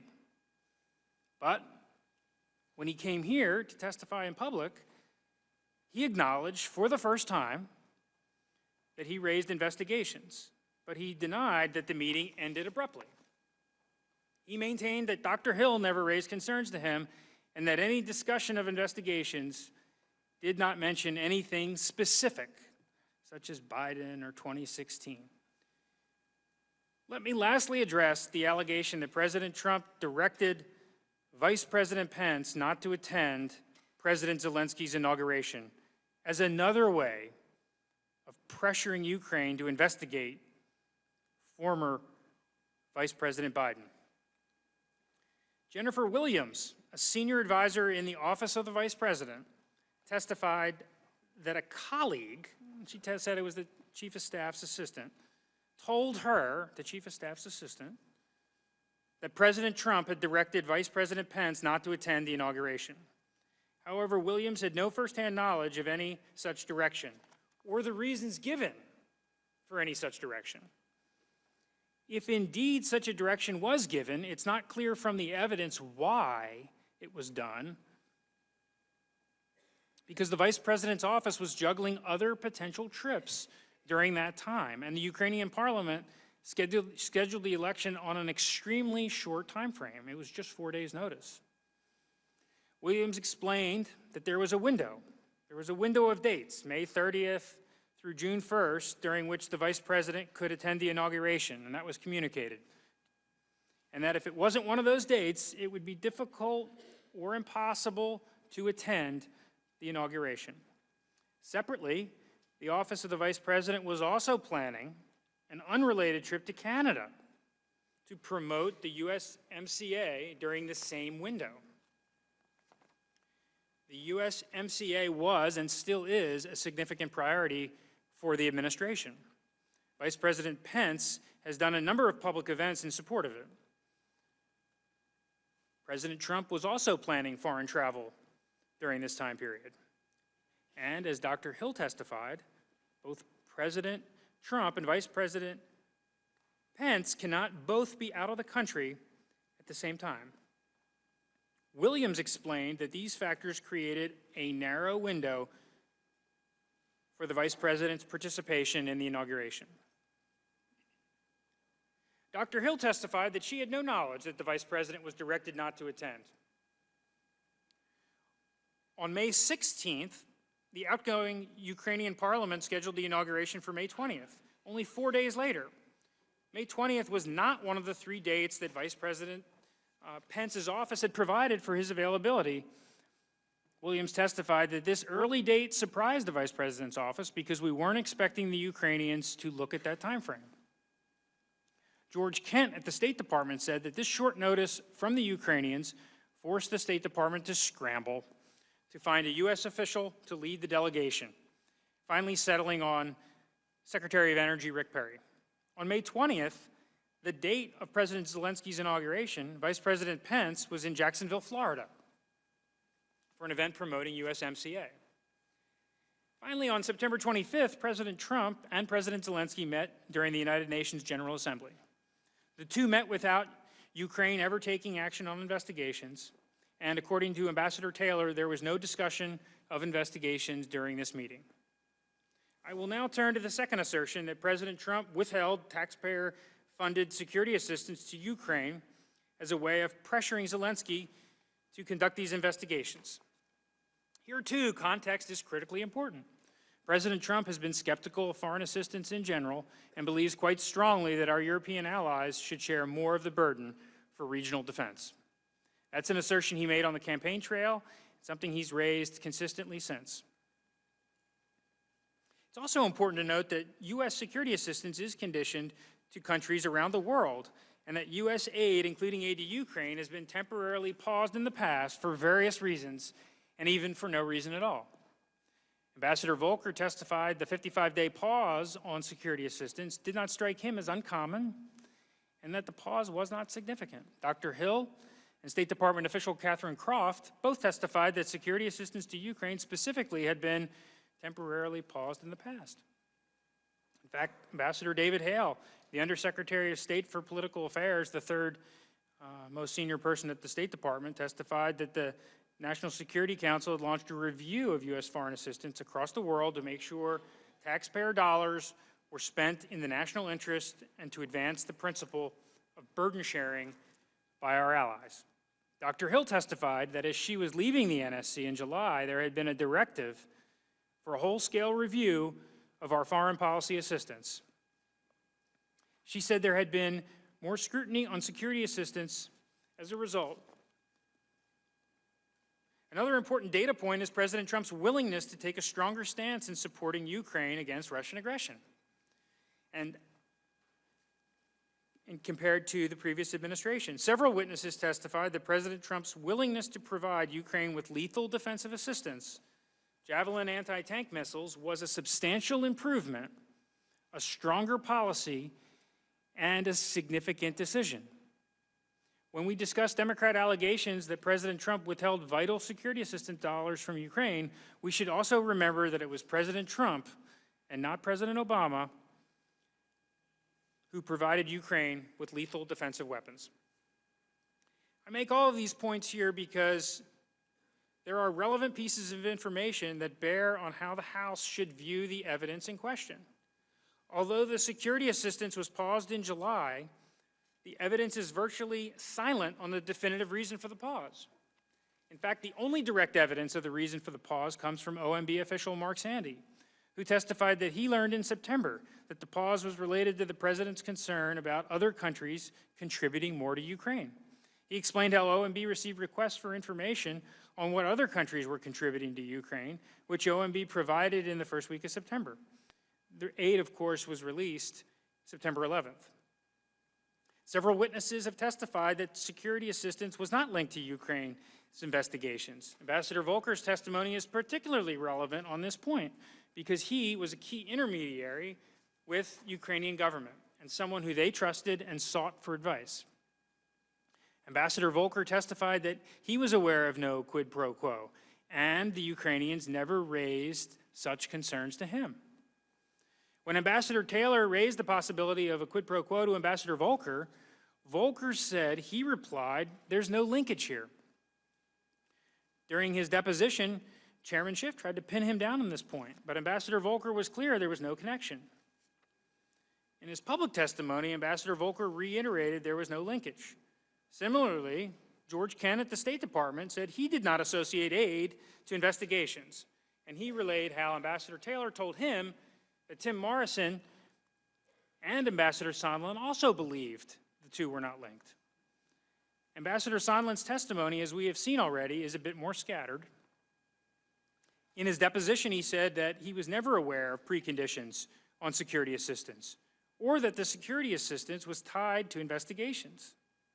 Ambassador Sondland then later provided a written statement supplementing his deposition in which he explained for the first time that in the absence of any clear explanation, he presumed a link between security assistance and an anti-corruption statement were linked. Ambassador Sondland also attested in his written supplement that he likely voiced this concern to Mr. Yarmak, a close advisor of President Zelensky, on September 1st in Warsaw. Mr. Yarmak, however, in a subsequent news account published on November 22nd, disputed Ambassador Sondland's account and said he doesn't remember any reference to the military aid. In his public testimony, Ambassador Sondland reiterated that his testimony was based on a presumption, acknowledging to Congressman Turner that no one on the planet told him that security assistance to Ukraine was conditioned on investigations. Ambassador Taylor is the other relevant actor here. He testified in his deposition that he had a clear understanding that Ukraine would not receive the security assistance until President Zelensky committed to the investigations. However, in his public testimony, Ambassador Taylor acknowledged that his clear understanding came from Ambassador Sondland, who was merely presuming that there was a link. President Trump, too, rejected any linkage between security assistance to Ukraine and investigations. The president's statements in this regard ought to be persuasive because he made the same statement in two separate private conversations with two different U.S. officials 10 days apart. There would be no reason for the president to be anything less than candid during these private conversations. On August 31st, President Trump spoke by phone with Senator Johnson, who was traveling to Ukraine in the coming days, and sought the president's permission to tell President Zelensky that the security assistance would be forthcoming. President Trump responded that he was not ready to do that, citing Ukrainian corruption and burden sharing among European allies. When Senator Johnson raised the potential linkage between security assistance and investigation, President Trump vehemently denied any connection, saying, "No way. I would never do that. Who told you that?" In closing the call, President Trump told Senator Johnson that we're reviewing it now, referring to the security assistance, and guess what? You'll probably like my final decision. He told that to Senator Johnson on August 31st. This statement strongly suggests that President Trump was already leaning toward lifting the aid. Separately, on September 9th, President Trump spoke by phone with Ambassador Sondland. Ambassador Sondland asked the president, "What do you want from Ukraine?" President Trump responded, "I want nothing. I want no quid pro quo. I want Zelensky to do the right thing." In addition, senior Ukrainian government officials denied any awareness of a linkage between U.S. security assistance and investigations. These denials are persuasive because if there was, in fact, an orchestrated scheme to pressure Ukraine by withholding security assistance, one would think the pause on security assistance would have been clearly communicated to the Ukrainians. Foreign Minister Procedural told the media in November, following news of Ambassador Sondland's written supplemental testimony, that Sondland never linked security assistance to investigations. Procedural said, "I have never seen a direct relationship between investigations and security assistance." Although there is some testimony that Ukrainian officials from the embassy in Washington made informal inquiries to the State Department and Defense Department about these issues with security assistance in July and August, the evidence does not show President Zelensky or his senior advisors in Kyiv were aware of the pause until it was publicly reported by Politico on August 28th. A subsequent news article explained the conflicting testimony that embassy officials in Washington had made in formal inquiries about issues with the aid, while senior officials in Kyiv denied awareness of the pause. The article explained that then Ukrainian Ambassador Chali, who was appointed by President Zelensky's predecessor, went rogue and did not inform President Zelensky that there was any issue with the aid. According to the news account, President Zelensky and his senior team only learned of the pause when it was reported on August 28th. As Ambassador Volker testified, because senior Ukrainian officials were unaware of the pause, there was no leverage implied. The actions of senior Ukrainian government officials while the security assistance was paused reinforces a conclusion that they did not know the aid was on hold. In the 55 days during which the security assistance was paused, President Zelensky had 5 discussions with U.S. senior officials. On July 25th, he spoke with President Trump on the phone. July 26th, he met with Ambassador Volker, Ambassador Taylor, Ambassador Sondland in Kyiv. On August 27th, he met with Ambassador Bolton. September 1st, he met with Vice President Pence in Warsaw. And on September 5th, he met with Senator Ron Johnson, Senator Chris Murphy in Kyiv. In none of these meetings did President Zelensky raise any concern about linkage between security assistance and investigations. In particular, the September 5th meeting with Senator Johnson and Senator Murphy is notable because they're not part of the Trump administration, and President Zelensky could be candid with them. What did occur during those 55 days were historic efforts by Ukraine's parliament, called the Rada, to implement anti-corruption reform. Vice President Pence had pressed President Zelensky about these reforms during their September 1st meeting. In their depositions, Ambassador Taylor lauded President Zelensky's rapid reforms, and National Security Council official Morrison testified that during a meeting in Kyiv, they noted that everyone on the Ukrainian side of the table was exhausted because they'd been up all night working on these reforms. On September 11th, President Trump discussed the matter with Vice President Pence, Senator Portman, and Acting Chief of Staff Mulvaney. According to Tim Morrison's testimony, they discussed whether Ukraine's progress on anti-corruption reform was enough to justify releasing the security assistance. Morrison testified that Vice President Pence was obviously armed with the conversation he had with President Zelensky, and they convinced the president that the aid should be dispersed immediately. The president then lifted the hold. In concluding this point, we have considerable evidence that President Trump was skeptical of Ukraine due to its corruption. We have evidence the president was skeptical of foreign assistance in general, and that he believes strongly our allies should share the burden for regional defense. We know the White House was reviewing foreign assistance in general to ensure it furthered U.S. interests, and that OMB researched and provided information about which foreign countries were contributing money to Ukraine. President Trump told Senator Johnson on August 31st, "We're reviewing it now, and you'll probably like my final decision." He told Ambassador Sondland on September 9th, "I want Zelensky to do what he ran on." President Zelensky, who ran on an anti-corruption platform, was an untried politician with ties to a potential controversial oligarch. Vice President Pence reiterated President Zelensky that on September 1st, the need for reform was paramount. After President Zelensky passed historic anti-corruption reforms, the pause on security assistance was lifted, and the presidents met 2 weeks later. The Ukrainian government never took any action on investigations at issue in the impeachment inquiry. Much has been made about a so-called shadow or irregular foreign policy apparatus that President Trump is alleged to have orchestrated as a mechanism to force Ukraine to initiate investigations. The allegation is President Trump conspired to recall Ambassador Yovanovitch from Ukraine so his agents could pursue a scheme to pressure Ukraine to conduct these investigations. But there are logical flaws with these arguments. First, every ambassador interviewed in the impeachment inquiry acknowledged the president has an absolute right to recall ambassadors for any reason or no reason. It's apparent that President Trump lost confidence in Ambassador Yovanovitch, and it's simply not an abuse of power for him to recall her. Beyond that, The Trump administration replaced Ambassador Yovanovitch with Ambassador Bill Taylor, who became one of the first State Department officials to voice concerns discussed during the course of our inquiry here. In fact, Ambassador Taylor played a prominent role in some of the hearings last month.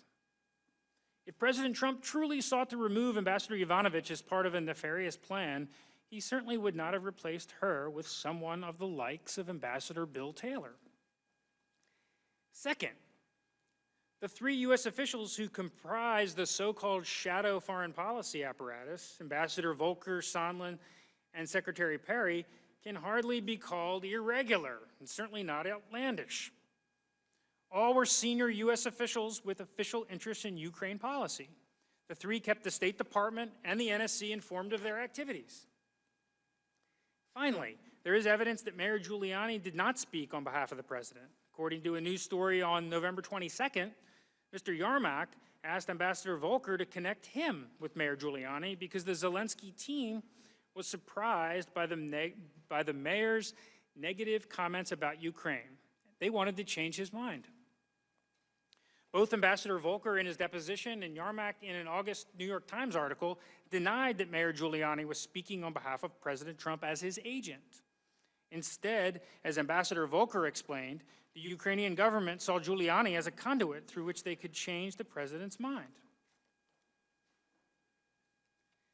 The second allegation at issue, of course, is whether the president obstructed Congress by not agreeing to all the demands for documents and testimony. As somebody with experience with congressional investigations and I strongly believe in Congress's Article 1 authority, but this impeachment inquiry has departed drastically from past bipartisan precedents for presidential impeachment, as well as the fundamental tenets of fair and effective congressional oversight. First, process matters. The bipartisan Rodino-Hyde precedents guaranteed fundamental fairness and due process to the president. It allowed substantive minority participation and participation from the president's counsel in the fact-finding process. Neither aspect was present here. Democrats denied us witnesses.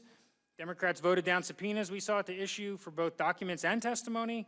And I'll note Democrats never brought to a committee vote any of the subpoenas that were issued. They were all tabled. Democrats directed witnesses not to answer our questions.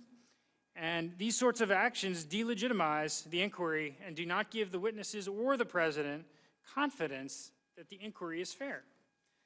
Second, the president or any potential witness to this impeachment inquiry should be allowed to raise defenses without it being used as an adverse inference against him. Courts have held that the Constitution mandates an accommodations process between the branches. For this reason, congressional oversight is a time-intensive endeavor. It certainly takes longer than 76 days. Here, however, the initial letters from the Democrats instructed potential witnesses that if they did not cooperate in full, it shall constitute evidence of obstruction. Democrats wanted all their demands honored immediately and were unwilling to consider the executive branch's privileges or defenses.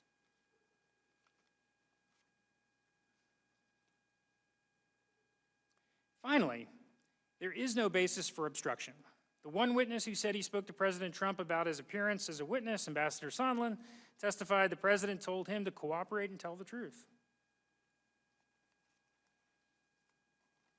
The president has declassified and released the call summary of his July 25th and April 21st calls with President Zelensky.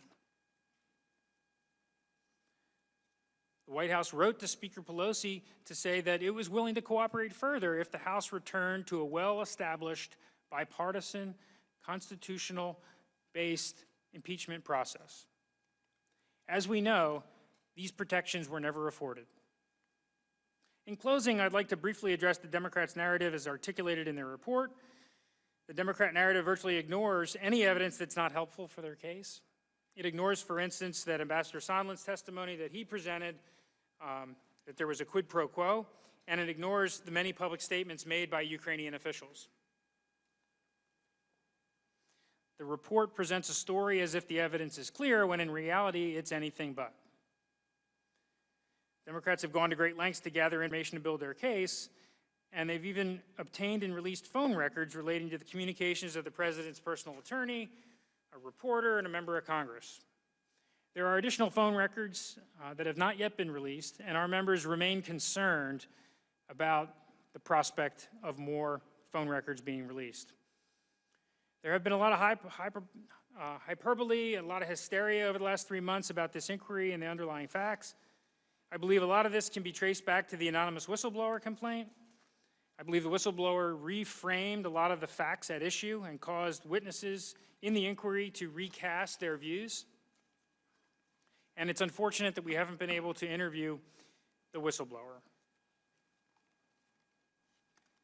Finally, some have likened the impeachment inquiry to a special prosecutor's investigation. If one accepts that comparison, one should also expect that, like Ken Starr and Robert Mueller, the chairman should testify. And our members, all the committees, believe very strongly that Chairman Schiff should testify and answer questions. With that, Mr. Chairman, the time is yours. The gentleman's time has expired. We will now proceed to the first round of questions. Point of order. Gentleman will state his point of order. We've been told that counsel for the Democrats was a witness, and that's why he didn't have to comport with the rules of decorum. And now he's sitting up here. Gentleman will state a point of order. I've been a judge, and I know that you don't get to be a witness and a judge in the same case. That's my point of order. He should not be up here. It's not a point of order.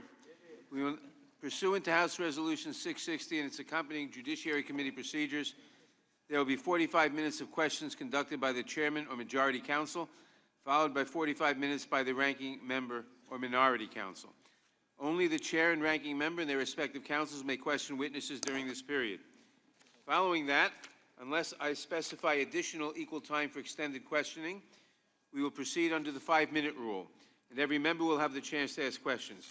I now recognize myself for the first round of questions. The Republicans' expert witness last week, Professor Turley,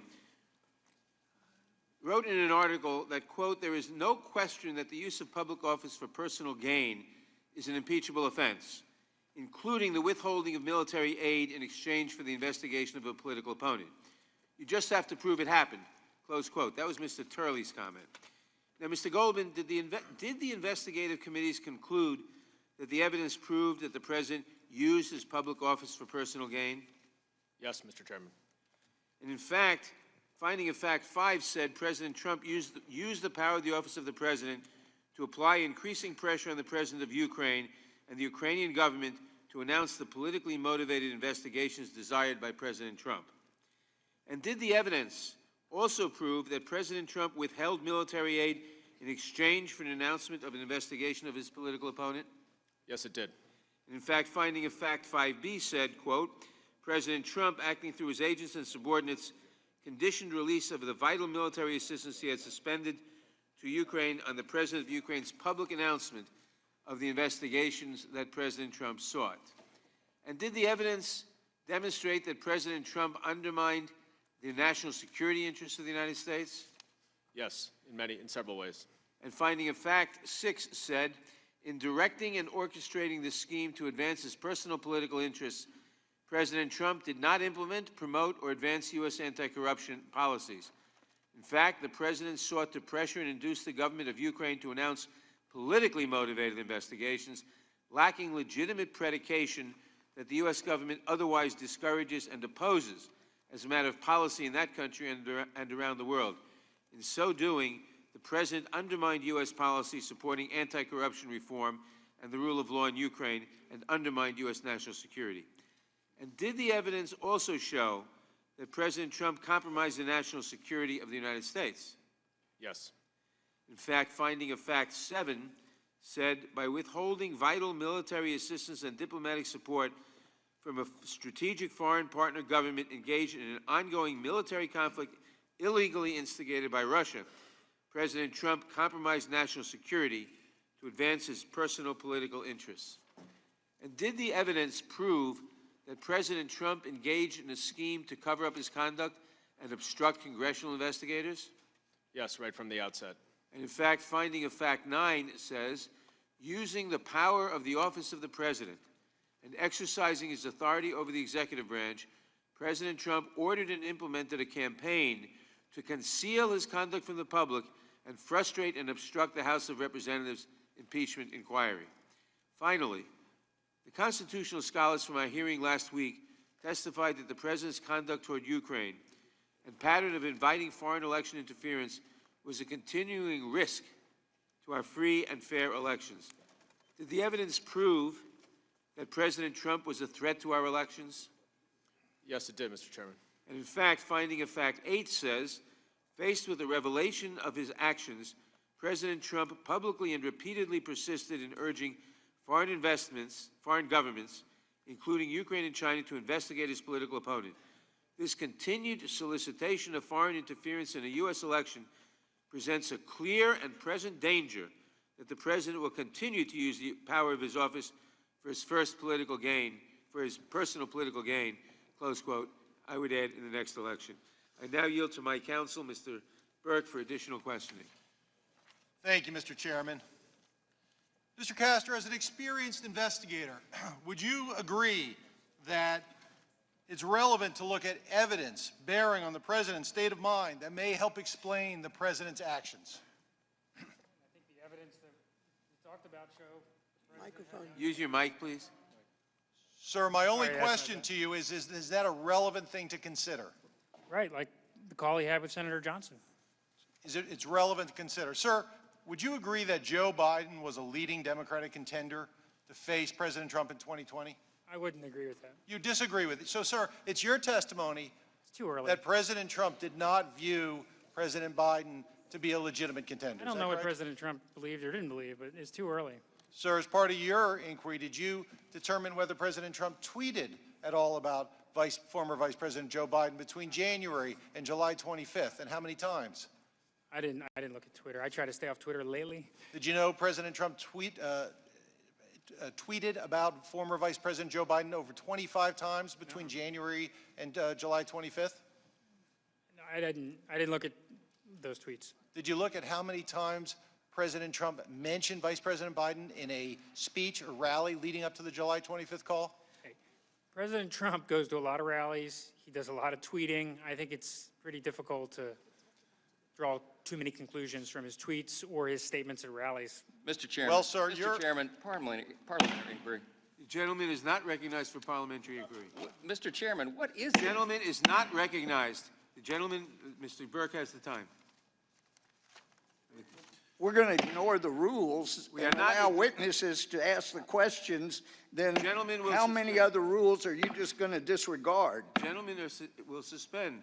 Parliamentary inquiries are not in order at this time. Well, how about a point of order? Point of order. This is not appropriate to have a witness have a point of be a order? I questioner have a point of of order, Mr. somebody Chairman. that was a witness Gentlemen- when he was. The gentleman will suspend. It's just wrong. Mr. Chairman, The gentleman will refrain Chairman, from point of making. inquiry. The gentleman will. Well, I made a point of order and you won't rule on it. I have not heard a point of order. If the gentleman has a stated point. Mr. Chairman, point of Gentleman order. has a point of order. He'll state your point of order.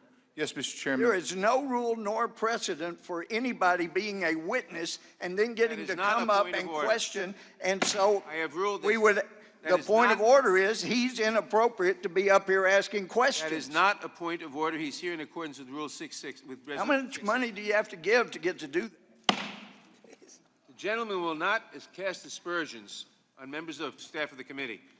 The gentleman. Mr. Chairman. It was a legitimate order. Mr. Burke has the time. Mr. Chairman, point of order. Is Mr. Burke a member of the committee? Mr. Burke has the time. Mr. Mr. Chairman, Chairman. I have a legitimate Burke point of order. Point of order. Mr. Burke has the time. You have to recognize point of Point of order. Point of order. The gentleman will state a point of order.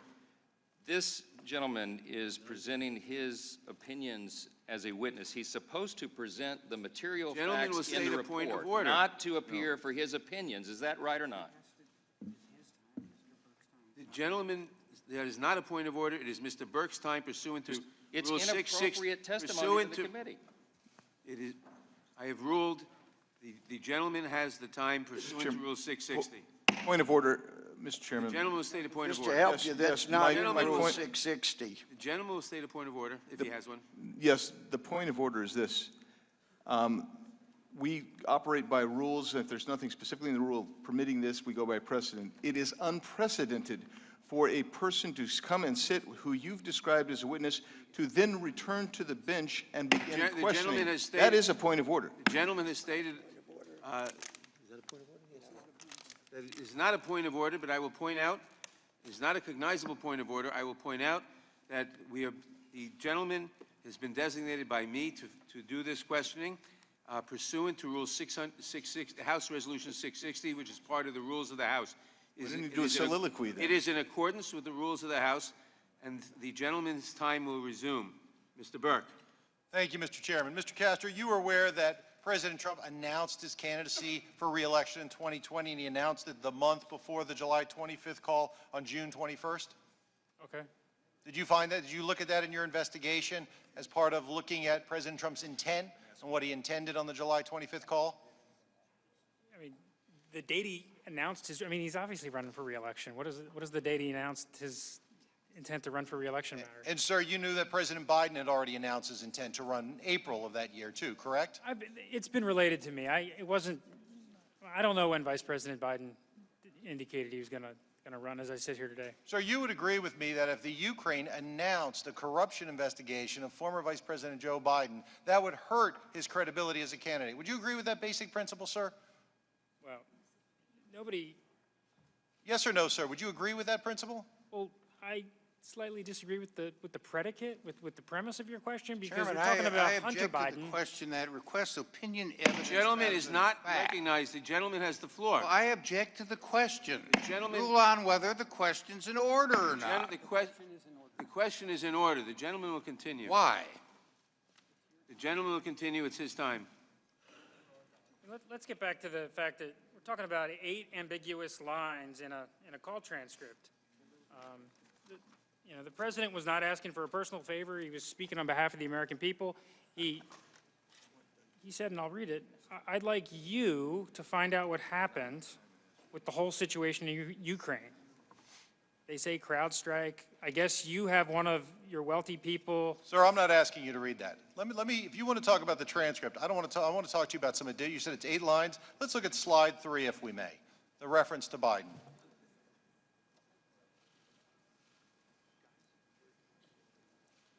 Sir, you see, on the July 25th call on page 4,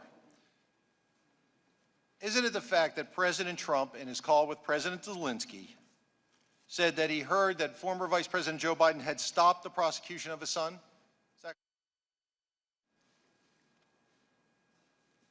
It says the other thing, there's a lot of talk about Biden's son, that Biden stopped the prosecution. Well, that is correct. He said he stopped the prosecution. Point of order, he's entitled to answer the question fully, Mr. Chairman. The gentleman Have you seen that not recognized. there's a video of the former VP? I think that's what the president's referring to. He was at the Council on Foreign Relations, and it was a little bit of a, the former VP was a little bit audacious in how he described. He went over to the. I'm only asking you what it says on the transcript. Is that what it says, sir? It says the other thing. There's a lot of talk about Biden's son. And that Biden stopped the prosecution. It says that, correct? That's what it says here. Yes. And then it also says, it goes on to say, President Trump asked President Zelensky if you can look into it, correct? Is that the words? If you can look into it, correct?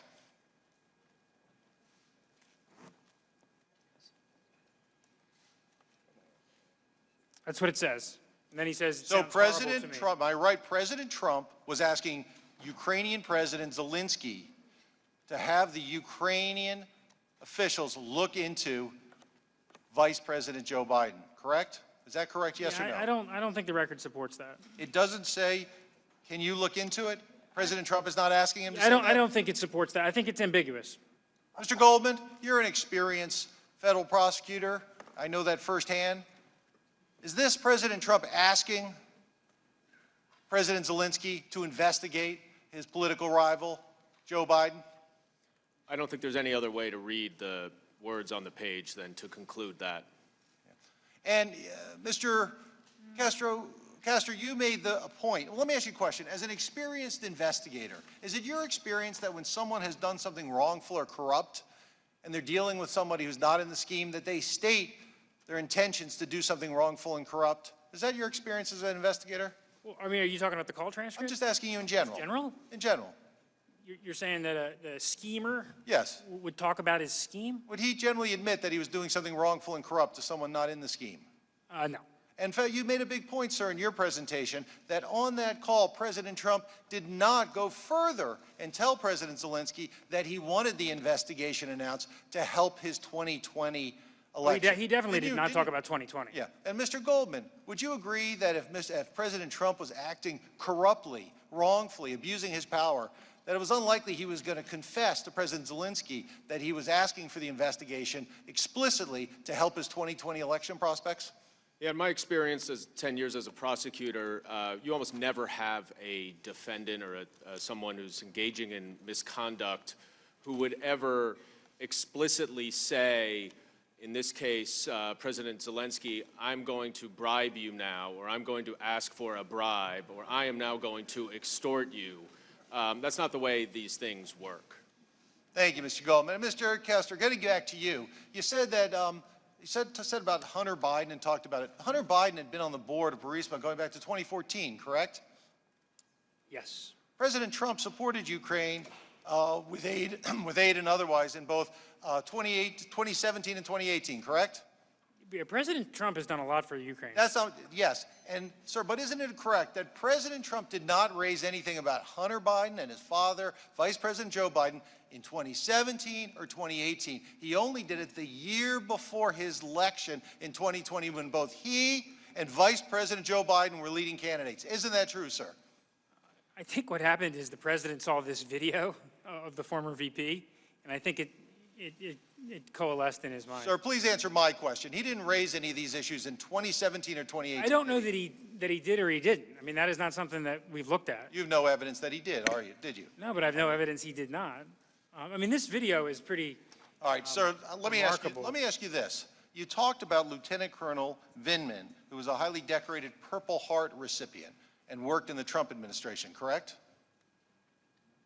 Yes, sir. He had a reaction to the call, didn't he? He did. He was listening to it, correct? He did. He was. Let's look at his reaction. He said, I immediately went to John Eisenberg, the lead legal counsel. He said, it is improper for the President of the United States to demand a foreign government investigate a U.S. citizen and a political opponent. That was his testimony, correct? Yes or no? That was his testimony. Yes? Yeah. Yes. And let me ask you this, sir. You had said that the Intelligence Committee majority report that Mr. Goldman had talked about, you said it presents as if things are clear, but they're not clear. Is that what you said, sir? That's absolutely correct. And you also worked on, personally, you said worked on the minority report, correct? Yep. Yes, sir. Was it important to you to be accurate in the minority report that you worked on? Was it important to be fair to witnesses, to be accurate about what they said? Of course. Was it important to be fair to the American people? Of course. To accurately report what people said? Of course. Well, let me ask you about somebody else on that call. Let me ask you about Jennifer Williams. Now, she was a special advisor to Vice President Pence on Europe and Russia affairs. Is that correct? Yes. She worked for Vice President Pence, correct? Correct. And you said in your opening statement that these accusations that President Trump was trying to do something for a political purpose, that was made by people who were had predetermined motives for impeachment. Is that correct? That's some of them, but I also indicated that some of the witnesses in the impeachment inquiry, I think, have revised their views after the call transcript came out and the whistleblower complaint was released. Are you calling Vice President Pence's special advisor a liar, sir? No, I didn't say that. Are you saying she was predetermined to impeach? I didn't say that. But you know what, the question about Jennifer Williams is interesting is... I didn't ask you, sir. She never mentioned anything to her supervisor. She never mentioned anything to anybody in the vice president's office. En route to Warsaw, when the vice president was going to meet with President Zelensky, she didn't even raise it as a potential issue that might, catch the vice president off guard. Well, Mr. So her concern that she articulated during the course of the deposition and during the course of the hearing was incongruent incongruent with the facts and what she did during times relevant. Mr. Castro, let's look at your report, what you wrote in the report about Ms. Williams. So if we could put up slide 6, please.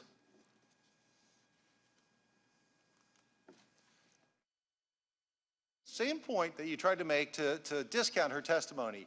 You said she testified that although she found the call to be unusual, she did not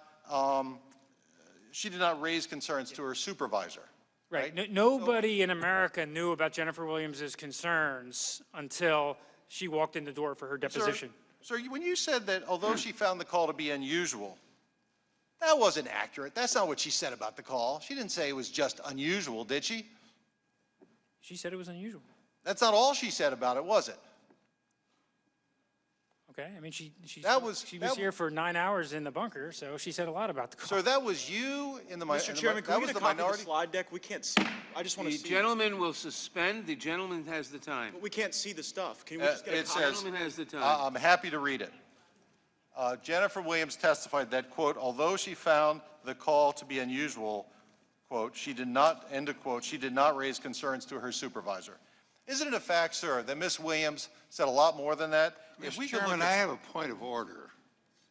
Gentleman will state his point of order. The clock Point of will stop. order is the gentleman from Florida has complained that he can't see what the questioner is relying on and would like to see it, and That is not a cognizable point of order, and it was read to him. The gentleman will proceed. only half of it was read to him. Irrelevant. Now, let's slow down a bit here. Let's slow down a bit here so that members are able to fully see what is being put in support of what you're trying to do. We can't do that without being able to see it or read it. Mr. Gates has said that. Now, let's slow down so that we can see or hear what he is referring to. And you're not letting that happen. And that goes to the privileges of the members that you are asking to sit in on this meeting and to vote. The gentleman will suspend. Mr. Chairman, I can see now. I appreciate the accommodation. It's the monitor was turned. Now we can see. Okay. Thank you. The gentleman will resume. Thank you, Mr. Chairman. So in here it says that you said Ms. Williams said that she found it to be, quote, unusual and nothing more. Let's look at slide 7, if we may. Let's look at, it says unusual, correct? Right, but it doesn't say and nothing more. No, it says unusual. Isn't it a fact, sir, that what Ms. Williams says is it struck her as unusual and inappropriate? Isn't that correct, sir? Okay. That's what she said in her testimony. Okay. And in your staff report, you left out the inappropriate part, didn't you? It wasn't a block quote. It was she felt it was unusual. She didn't raise the concerns to Lieutenant General Kellogg. So, sir, let me ask you, were you as fair to the American people in describing what Ms. Williams said as you were in describing everything else in your report? I don't have an issue with the way we described Ms. Williams' testimony. Well, let's look at what else Ms. Williams said. Can we put up slide 8? This is from Ms. Williams' public testimony at 34. She said, quote, I thought that the references to specific individuals in investigations such as former Vice President Biden and his son struck me as political in nature, given that former Vice President is a political opponent of the President. So you left that out of your staff report too, didn't you? Well, you know, Ms. Williams. Sir, did you leave that out of your report, yes or no? If you're telling me I did, I mean, I don't know as I sit here right now whether that's in the I'm report. telling you, you did. Okay. Explanation, sir, where you said Ms. Williams said that the call was unusual when she said it was unusual and inappropriate and of a political nature because it raised the Vice President who she recognized was a political opponent of the President. Her views of the call differ remarkably from Mr. Morrison, also from Lieutenant General Kellogg. That's not my question. My question is, why did you misquote Ms. Williams in terms of what she said? Why did you do it? We certainly didn't misquote her. So from the standard that you apply to your fact-finding in your report, you believe that it was entirely proper to say that Ms. Williams found the call to be unusual when in fact she found the call to be unusual and inappropriate and of a political nature given that the former Vice President is a political opponent of the President. Is that your testimony, sir? I mean, we described what Ms. Williams said. Sir, She is said that it was your inappropriate. No, you didn't. Mr. Chairman, If either, you can ask, or you gentleman- can the answer. gentle- Mr. Chairman, I'm not. He can either ask or answer, he can't The do gen- both. the gentle- Mayor, you can ask or answer, you can't do both. Gentleman is not recognized. The chairman- Gentleman has the Chairman, I time. make allow a him to point speak. of order Gentleman that has he's the time. badgering the witness. He is not. The gentleman will continue. And sir, you invoked, sir, you invoked Mr. Mr. Moore. Chairman, can you rule on my point of order that he's badgering the witness, because he's doing that? Sir, you invoked Mr. That is not a cognizable motion. It does not call for a ruling, and the time belongs to the gentleman. A point of order, the committee is not in order, and the chairman is not in order. That is not a point of order. The committee is in order. Well, would you rule on my original point of order? The original point of order was not cognizable and does not necessitate a ruling. That the Chairman, lawyer is badgering the witness? We have to have some Chairman, decorum in here, and you have your rules of decorum, which aren't comporting with everybody else's rules of I will decorum. say that sharp cross-examination of a witness is not badgering the witness. The gentleman will continue. Mr. Chairman. It is if it's Gentleman by will another continue. witness. No one, the gentleman has the time. Mr. Chairman, point of order. Gentleman will state a point of order. Under Resolution 660, we're supposed to follow the federal rules of evidence. Is that right? What is it? No, it is not correct. What are the rules? What are the objections that we're able to make? That is not a point of order. The It is a gentleman point of will- order. There's no It rules. is not a point of order. The gentleman will continue. Where's the list of rules? Gentleman will continue. Thank we you, allowed thank to you, object Mr. to Chairman. anything then? The gentleman will continue. Thank you, Mr. Chairman. Mr. Castor, you just invoked Tim Morrison. He was someone on the call too, correct? Yep. And let me put up slide 9 of Mr. Morrison's testimony on page 38 of his public testimony. And Mr. Morrison said, well, the question by Mr. Goldman.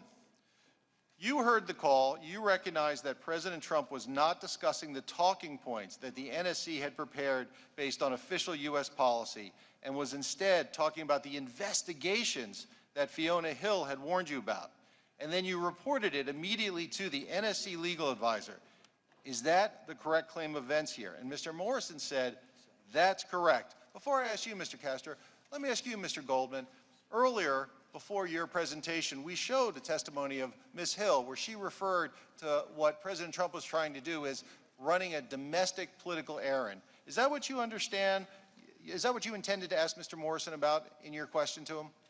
Yes, it was about these two specific investigations that President Trump ultimately did discuss and ask President Zelensky to do. These are the same two investigations that were discussed and were the only two investigations that were at issue throughout the entirety of the scheme. And so what our evidence found was that any time there was a reference to investigations, it referenced the Biden investigation and the 2016 election investigation.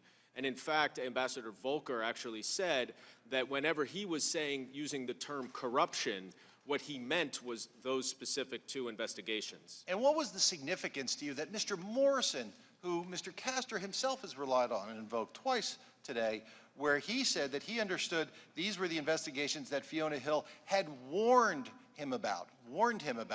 What did you understand that to mean? When Dr. Hill left and Tim Morrison replaced her, they had transition meetings. And during one of those transition meetings, Dr. Hill told Tim Morrison about what she believed to be this irregular channel that Ambassador Sondland was operating, where they were pushing for Ukraine to do these investigations. And Dr. Hill in particular was very concerned because, as she said, as you pointed out, that was a domestic political errand, and what she was working on and the National Security Council was working on related to national security and foreign policy, and those were two entirely separate things. And was she expressing the view that President Trump had chose his own personal political interests over the foreign policy positions that Ms. Hill was trying to pursue?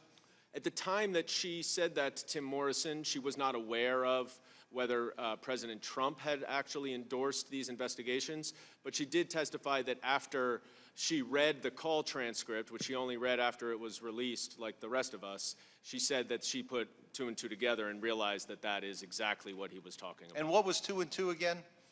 It equals 4. And what is 4 in this investigation, sir?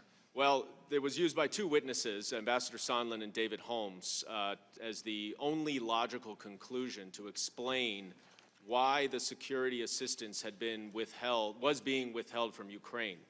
And based on all of the various factors and their direct involvement in issues related to Ukraine, they concluded that the security assistance was being withheld to put pressure and as a condition on the initiation of the 2 investigations that are referenced here. Yep. Turning to you, Mr. I got to clear a couple things up here, though. I got to clear a couple things up here, if I may. First of all, Morrison was concerned. Morrison didn't think the call was inappropriate. There's no question. The gentleman has the time, not the witness. I mean, sir, Morrison was concerned about leaks. Sir, let me ask you, sir. Sir, you said By the way, Volker never meant. The gentleman has the time. The clock will stop if he's interrupted. Will this witness be able to cross-examine Mr. Burke like he's being able to cross-examine the opposing Gentleman witness? is not That's a recognized. point of Will not inquiry. will not shout out in the middle of testimony. You need to call balls and strikes the right way. You don't interrupt either one of them, Mr. Chairman. You're questioner or the witness. Bang it harder. It still doesn't make the point that you're not doing it right. The gentleman will continue. Sir, I believe it was your testimony, as I wrote it down. The Democrats are about blocking info when they should be seeking information. Oh, my goodness, that is absolutely right. Okay.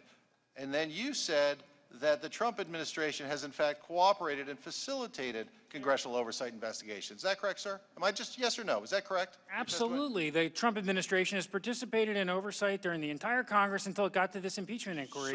So let me ask you about this call, sir. Robert Blair. The terms are just not fair. Robert Blair, who was on this call, the Trump administration, the president himself directed him not to appear and give testimony, correct? Robert Blair, I'm glad you No, brought I'm asking you, did the president direct him not to appear and give testimony? Yes or no? I think he was allowed to come if agency counsel. He was not allowed to come under the terms set by the House Intelligence Committee, correct? I think he would have come with agency counsel. The Trump administration directed him not to come, correct? He would have provided testimony, I think, if agency counsel could have come. I mean, it's really expensive to hire these outside lawyers. John Eisenberg was directed not to come, correct? The lawyer. Eisenberg presents another set of But he was directed not to come. The lawyer who Lieutenant Colonel Vindman went to, correct?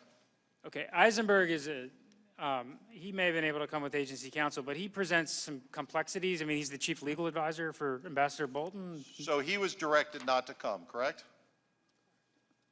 He may have been able to come with agency counsel, but his testimony does present complexities. Sir, let me ask you this. Was it U.S. policy on July 26 to request that Ukraine investigate former Vice President Joe Biden?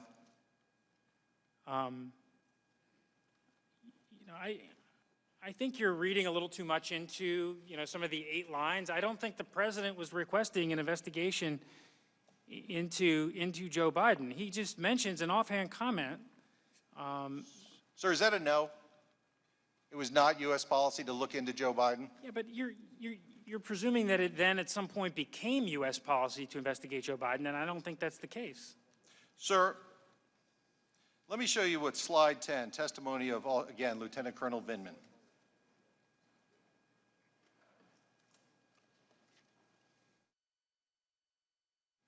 And he was asked, are you aware of any written product from the National Security Council suggesting that investigations in the 2020 election, the Bidens or Burisma, are part of the official policy of the United States? No, I'm not. Now let me go also to Tim Morrison, who you invoked. If we could go to slide 11. Morrison was asked by our own Congressman Swalwell, who was also on the Intelligence Committee, and said, just going to pick up in the middle of that long question, it said, you listened to the one call that you listened to between the President of the United States and the President of Ukraine. The President of the United States priorities were to investigate the Bidens. And I'm asking you, sir, why didn't you follow up on the President's priorities when you talked to the Ukrainians? Mr. Morrison said, sir, I did not understand it as a policy objective. Mr. Goldman, let me ask you, there was a package prepared before that call of what President Trump was supposed to talk about with President Zelensky, correct? Yes. And am I correct, sir, that one of the things that he was supposed to talk about and was in his prepared remarks was the anti-corruption platform of President Zelensky that he ran and won on, correct? Yes, the witnesses testified that that is a consistent and persistent policy objective for the United States. Did President Trump mention corruption once in his call with Mr. Zelensky? No, he did not. Did he mention looking into anything other than the 2 investigations that were politically helpful to him, the 2016 election investigation and the investigation of his political rival, former Vice President Joe Biden? No, he did not. May I Mr. Castor. add something there? No, you can't. Mr. Castor, let me ask you a President question. Trump did mention. Are you going to let him answer? He did mention that there's some very bad people there. You can yell. The gentleman, the time is the questioner's, and he can ask the questions of whoever he wants. When you question, you'll have the same rules. And Mr. Castor, in fairness, you'll be able to answer questions asked by minority counsel when it's their turn. Okay, but- I have 45 minutes, But so in let me fairness, ask you. Come on, Barry. In fairness here, President Trump talks about very bad people. Mr. Castor, if I can finish? And that was, let me finish, sir. Let me ask you this, sir. Sir, there were two lawyers mentioned on the call.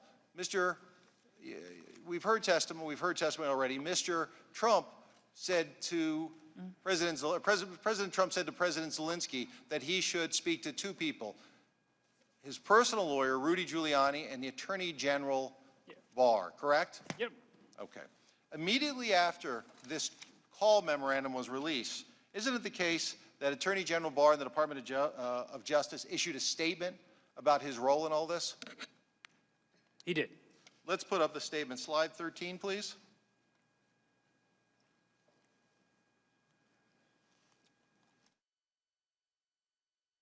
President has not spoken with the Attorney General about having Ukraine investigate anything relating to former Vice President Biden or his son. The President has not asked the Attorney General to contact Ukraine on this or any other matter. The Attorney General has not communicated with Ukraine on this or any other subject. So, Mr. Goldman, is it fair to say that the Attorney General didn't want anything to do with these investigations that President Trump had raised with President Zelensky on the call? I think it goes actually even a little further. I think whether the Attorney General wanted anything to do or not is in addition to the fact that the Attorney General said he had nothing to do with Ukraine, and in fact that there were no ongoing investigations at the time of this call or in August. And that became an issue in the investigation. There is a formal channel that the Department of Justice has and the United States government has to obtain evidence related to an ongoing investigation. And that is generally the proper way to engage a foreign country through treaties to get information. But several of the witnesses testified that they looked into that at the urging of the Ukrainians, and they determined that there was no formal ongoing investigation nor any formal request on these topics. Now, the other lawyer on the call, Rudy Giuliani, however, he was more than happy to continue to be involved in trying to get Ukraine to investigate President Trump's political rival, Joe Biden, correct? Mr. Giuliani was very active and involved in pushing for these investigations for several months before the July 25th call, and then for several months after, including apparently 3 days ago. And sir, Mr. Castro, you would agree, you wrote in your report that Rudy Giuliani, that the Ukrainians themselves knew that Rudy Giuliani, the president's personal lawyer, was a conduit to convince President Trump that President Zelensky was a serious reformer, correct? Well, the Ukrainians knew that. That's what he said. Sir, isn't that what you said in your report? Rudy had the president's ear. And he was a conduit. Let me put up slide 14, if I may, and we actually have your report here. And it says the Ukrainians knew that he, meaning Rudy Giuliani, was a conduit to convince President Trump that President Zelensky was serious about reform. Isn't that what you wrote in your report, sir? Okay. And in fact, during the call, President Trump asked President Zelensky to speak directly to his personal lawyer about Ukrainian matters that President Trump was interested in, correct? You referred him to Rudy, yeah. Yes. And in fact, President Zelensky said, oh, we already knew that, and he's been in touch with my aides, correct? That's right. In fact, I mean, the Ukrainians are the ones that first, President Zelensky is the one who first brings up Mr. Giuliani on the call. Right, because they knew that Mr. Giuliani was a conduit to the president, and if they made Mr. Giuliani happy, they'd make the President Trump happy. Ambassador Volker testified, though, that Mr. Giuliani had a negative impression of Ukraine and that he was possibly fueling the president's views. And so they had, there were some discussions about, hey, if you can convince Rudy that President Zelensky is a true reformer, the real deal, that would be a beneficial link. Well, sir, you agree that President Giuliani, before July 25th call and after, was pushing for the Ukrainians to investigate former Vice President Joe Biden. Isn't that correct? Yes or no? Yeah, I mean, the record is somewhat spotty with Giuliani. I mean, I know the New York Times reported in May, but Ambassador Volker gave a pretty detailed account of his meeting on July 19th. Well, let's take a look. If we could put up slide 16, the New York Times article you referred to. Yeah.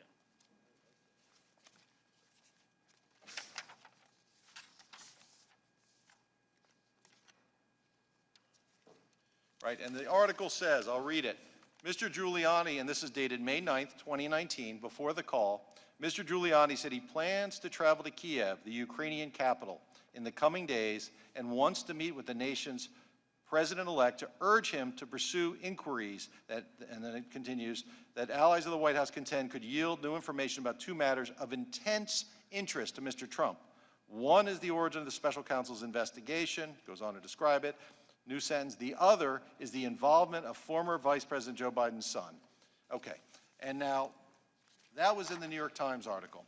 And can we talk about the breakfast with Volker? If we could, not yet. If we could continue the rest of the article to the next slide, which is slide 17. This is the same article. And Mr. Giuliani was very explicit when he was interviewed. He said, and this isn't foreign policy. I'm now quoting the words that are highlighted. It says, it'll be very, very helpful to my client. My only client is the President of the United States. He's the one I have an obligation to report to him what happened regarding the Ukraine. Now, sir, were you aware on that same day Mr. Giuliani gave an interview about what he intended to do? And let's go to slide 18. This is from Real Clear Politics, and it should be on the screen in front of you as well. And what Mr. Giuliani said about the Ukraine, he said, it's a big story, it's a dramatic story, and I guarantee you Joe Biden will not get to Election Day without this being investigated. Not because I want to see him investigated, the collateral to what I was doing. So, sir, and you agree, Election Day refers to the 2020 election where President Trump will be running for re-election, correct? I don't know what Giuliani was talking about, but I guess you're right. Okay, well, so that was my only question to you. You'll have a chance to answer questions to the Minority Counsel. Now, and President Trump, let me show you slide 19. We're going to sidestep the Volker meeting on July 19th? Sir, you'll have an opportunity to talk about that when Minority Counsel questions you. Let me go to slide 19, please. And the President says he's being interviewed now the same day in a Politico, and he's asked about Mr. Giuliani. He's leaving soon, I think in the next couple days. Mr. Trump says, I see. Well, I will speak to him about it before he leaves. Now let me go to slide 20, because Mr. Giuliani continued his pressure on President Zelensky. In this one, it's actually a tweet that he put out on June 21st, 2019, roughly a month before the call. He says, new president of Ukraine, still silent on investigation of Ukrainian interference in 2016 election and alleged Biden bribery of the prior president. And again, sir, as you said, the Ukrainians knew that Mr. Giuliani had the ear of his client, President Trump. Isn't that correct, sir? Is that correct, sir? Yes or no?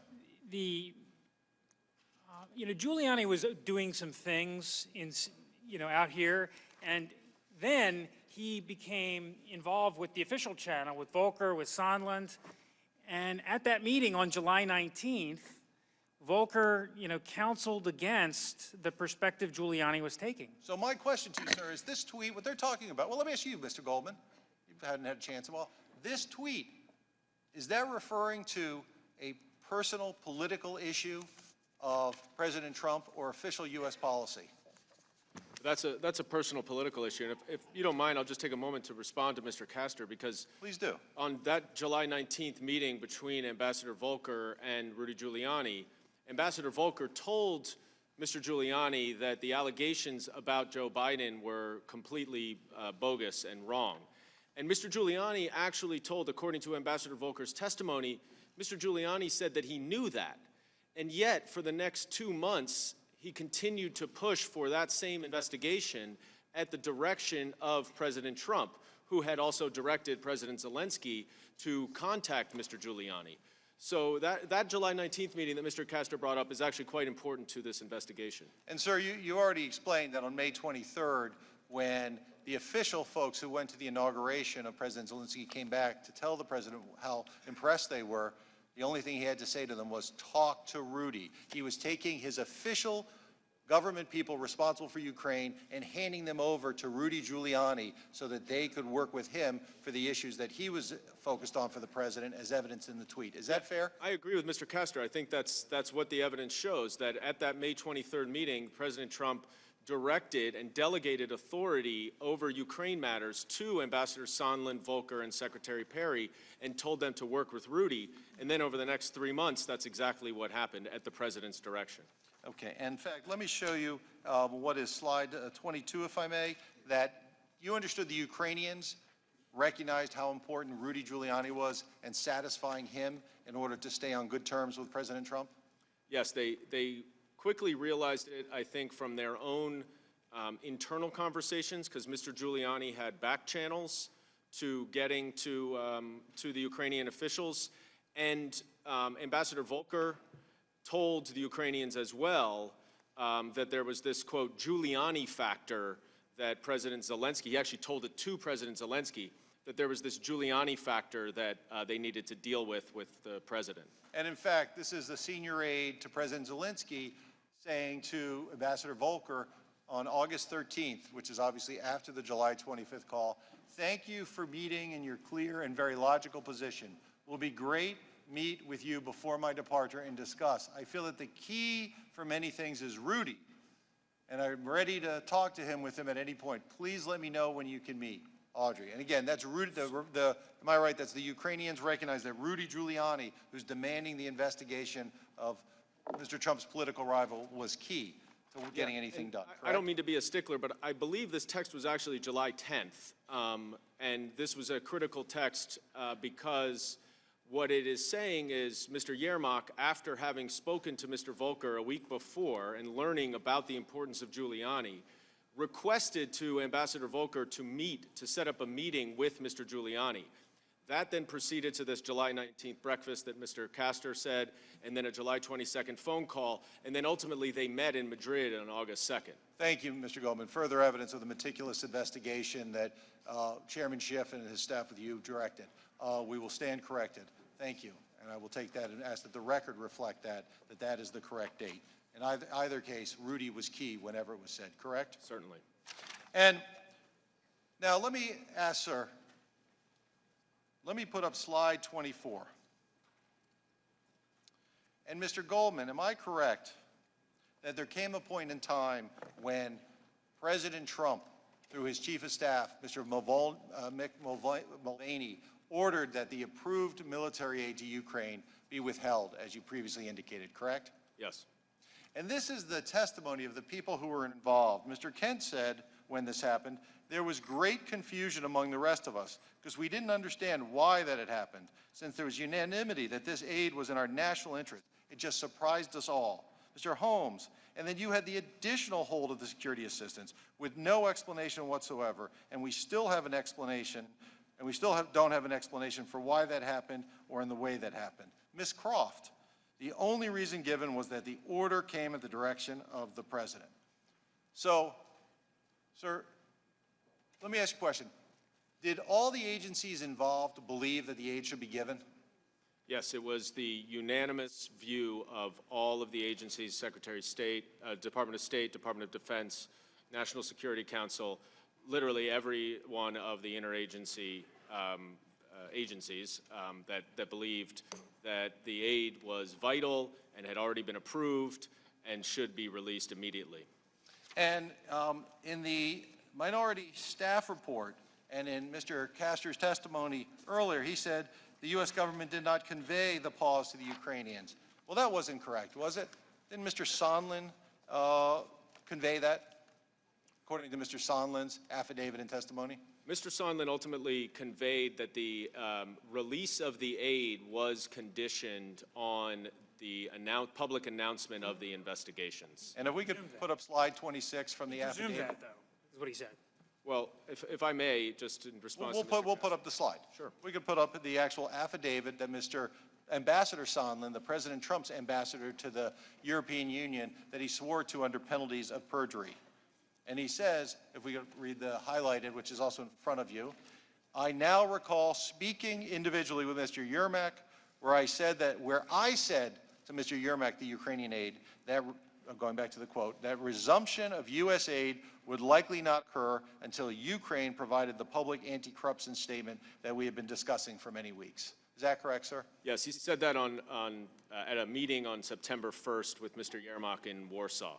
And the statement that they had been talking about, let me put up a slide that we put together, slide 27. And you recall, sir, that in the draft statement that the Ukrainians were going to have President Zelensky give so they could, and was that statement on their mind so they could get a White House meeting and satisfy President Trump and have the aid released? Yes, Ambassador Sondland testified to that, and Ambassador Volker also testified to that. And am I correct that Mr. Yermak gave a statement where he did not make any reference to Vice President Biden, correct? Correct. And then was that Rudy Giuliani who said in the second one that it had to include a reference that they were going to investigate Burisma in the 2016 election? That's right. And what did Burisma stand for? Did all your witnesses say they had an understanding of what that meant? Or did the witnesses say that? So every single witness said, after reading the phone call on July 25th, that it was clear Burisma equaled Biden, that they were one and the same. There were only 2 witnesses who said that they did not know that until that time. And there was ample testimony. There was a lot of testimony from people involved in all aspects of Ukraine policy who indicated that it was completely unrealistic and unlikely that anyone who had anything to do with Ukraine would not know that the Burisma investigation related to the Bidens. And is that why, and that's how Mr. Giuliani publicly referred to it often, as Burisma and Vice President Biden, correct? Correct, yes. And did the Ukrainians complain repeatedly, we talked a little bit about it, that they didn't want to be a pawn in U.S. democratic politics by helping President Trump's re-election campaign by making such a statement? They said that in July, and in August, ultimately, they didn't give the statement in large part because they had reservations, given that President Zelensky was an anti-corruption reformer. They had reservations about engaging in U.S. domestic politics. That's right. Okay. I want to go back to you, Mr. Castor. You said that when President Trump said to Ambassador Sondland on September 17th that he had no quid pro quo, you said he had no reason. September 9th. September 9th. You said he had no reason to be any less than candid. That's what you said. No reason to be any less than candid. Let me show you, sir, what happened, though, on September 5th. Let me show you slide 52.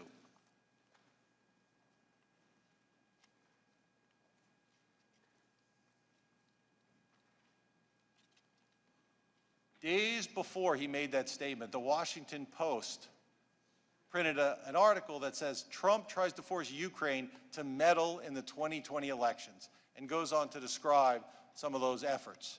And sir, let me show you whether President Trump was aware of that article before he volunteered no quid pro quo as a defense. Let me show you a tweet by President Trump on slide 53. Now, and again, he is putting out a tweet that is essentially saying the Democrats, following up the article, that they are pursuing impeachment. Again, showing awareness that this has now been reported on. So, Mr. Goldman, is it fair to say what Mr. Castor said, that President Trump had no reason to be any less than candid about saying no quid pro quo? No, I think President Trump had every reason to try to put out that message at that point.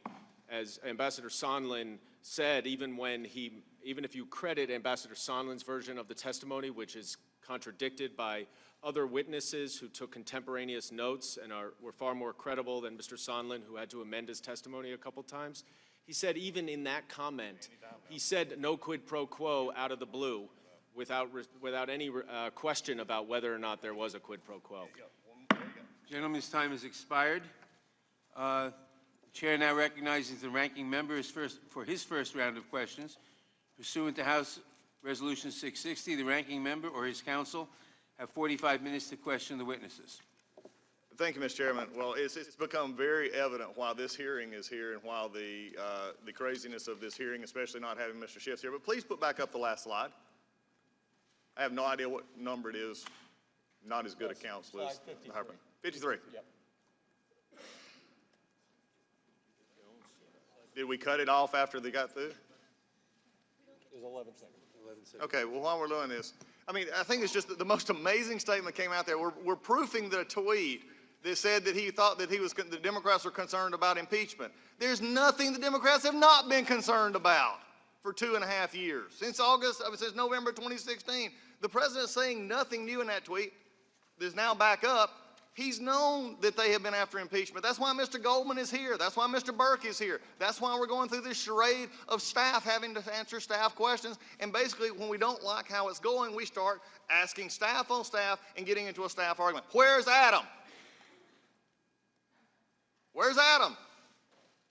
It's his report, his name. Mr. Goldman, you're a great attorney, but you're not Adam Schiff, and you don't wear a pen. That's true. We got a problem here. And the problem is developing this. You said you were an attorney. You're a very good prosecutor. I believe it. I've read your bio. You're a good attorney. You understand what quid pro quo is, correct? I do. You understand what asking for something in exchange for something actually means, correct? I do. You know about the conversation of Mr. Biden when he asked and he said, I'm not going to give you the $1 billion. You know about that conversation, correct? You want me to read it to you, or do you know it? One second. Are you talking about in 2015? No, I'm talking about the one from the national, where you did I'll read it to you since you're having trouble. As I remember going over to the Ukraine, convincing our team, our leaders, convincing them that we should provide for loan guarantees. I went over, I guess the 12th or 13th time to Kiev. I was supposed to announce that there was a $1 billion loan guarantee. And I got a commitment from Poroshenko and they said that they would take action against the state prosecutor. They didn't. So they said they were walking out to the press conference. I said, nah, I'm not going to, or we're not going to give you the $1 billion. They said, you have authority. You have no authority. You're not the president. The president said, I said, call him. Laughter. I said, I'm telling you, you're not getting the $1 billion. I said, you're not getting the $1 billion. I'm getting ready to be leaving here. And I think about 6 hours. I looked at them and said, I'm leaving here in 6 hours. If the prosecutor is not fired, you're not getting the money. Well, son of a bitch, he got fired. Did he ask for something, request something, and hold something of value? He did. George Kent testified that was... I think I'll do what you did. George Kent testified this. I'm asking about not George Kent. I'm asking about this question. Right, but it's important context. It's not. Answer this question. Did he or did he not? Either Joe Biden's a liar, telling a story to make people impressed, or he actually did this. Which is it? He did it pursuant to U.S. official policy. So he did it in withholding actual dollars, actual thing, holding this out there. So Joe Biden, of everybody that we discussed about, is the only one that's done a quid pro quo. He's the only one that's used taxpayer dollars to actually threaten a foreign government. And yet we're sitting here pretending that this is not happening? We're sitting here pretending that a president of the United States now would not be concerned? Look, you look at it this way. Joe Biden's a terrible candidate. He can destroy himself on the campaign trail, but he can't get by this. And it doesn't matter who brings it up. It doesn't matter who does it, because this is what happened. And you can whitewash it all you want. You can go over whatever you want, but that's what he did. He's either a liar or he did it, and he did it. I want to continue on. Question is a question that you had earlier. You rely on approximately how many times do you rely on Gordon Sondland's testimony in your report? Oh, it's nearly a 300-page report. Would you be amazed if it was 600 times or better? You wouldn't have any idea or not? I have no idea. Okay? You did. It's over 600 times. Would you also understand, if you do a simple check of your report, that over 158 times Mr. Sondland said, instead of not knowing something, to the best of my knowledge, or I don't know? Would that surprise you? Are you talking about the report or his deposition? The deposition and the closed-door testimony. Yes, and over time he remembered a lot more as he was refreshed by other people's testimony. It is. The question we're having here, though, is Mr. Sondland also said, and many times he said he presumed what actually happened. Let's go back to something else. We're going to continue this in just a moment. According to your report, HIPSI, and we'll classify that and we'll determine that to be the Intelligence Committee and the other investigation with the other two committees. We okay with that? Certainly. Okay. Issued dozens of subpoenas, is that right? I'm not, certainly over a dozen, yes. Some of the subpoenas were not publicly reported until the HIPSI issued its majority report, correct? Most of the subpoenas were Answer not the question. publicly... Is Mr. Burke had so much free reign? Let's go at it. Either answer the question or elaborate, one or the other. Sir, I'm trying to answer the question. Did you or didn't you? Did it come out or not? Did what come out? I'll read it again. Some of the subpoenas were not publicly reported until the HIPSI issued its majority report, correct? Yes, they were given to the minority, but not the public, yes. Putting aside the witnesses who have publicly been identified, did you issue any other subpoenas for testimony other than the ones publicly identified? I'm not sure. I don't think so. Thank you. But I'm not sure. How many subpoenas were issued for records? Well, we issued a number of subpoenas for records. We did issue 6 subpoenas to executive branch agencies, and they all defied our subpoenas. In this, moving on to other issues here, the Wall Street Journal reported that the committee issued at least 4 subpoenas to Verizon and AT&T for call records. Is that correct? Are we wondering? Yes, we are, because there are multiple numbers. We only issued subpoenas for call records for people who were involved in the investigation and who had already been subpoenaed by the committee for documents and testimony of their own. Absolutely wonderful stuff, but answer my question. 4? Well, I am trying to answer your question. Was it at least 4? Yes. Thank you. Could have saved us a lot of time there. How many subpoenas were issued to AT&T? I don't know off the top of my head. Can you check your records? This is important, because we just found out about this over the weekend. We got a massive document dump over the weekend preparing for this hearing in which the chairman admitted and the staff admitted they're not going to be able to read it all anyway. So for all of you writing reports about this, all that massive document dump, we're just simply going on a Schiff report, which Schiff refuses to come testify about, but sends his staff. So this is important stuff. We just found out about this. So how many subpoenas were issued to AT&T? I don't know. If you'd like me to find That's out during fine. the break, If you don't know, I'd be happy to. then again, maybe your chairman could be here to actually answer this. Was it targeted at a single telephone number or numbers? We subpoenaed for call records multiple numbers. How many? I don't know. None of, this is very important though. None of members of Congress, none of staff of Congress. Oh, we're getting to that. None of journalists. We're getting to that. We only did it to the subjects who were involved in the investigation, which is a very routine and standard investigative practice. Sir. And you're not going to hear anything from me about a subpoena and the legality of a subpoena. My problem is this. Who on the committee asked that those numbers that you actually did put into for a subpoena and get those numbers back? Who was it that asked that they be cross-checked for members of the media and members of Congress? Who ordered that? I don't think that's how we did it, sir. No, whoa. You came out with a report that actually showed these people, such as Mr. Chairman Nunez and others, were actually on these calls. Yes. Now someone, and you and I, we're not going to play cute here. Somebody took the 4 records that you asked for, at least 4, took those numbers and then said, hey, let's play match game. Who ordered the match game for members of Congress and the press? Was it you? I don't think anyone did, sir.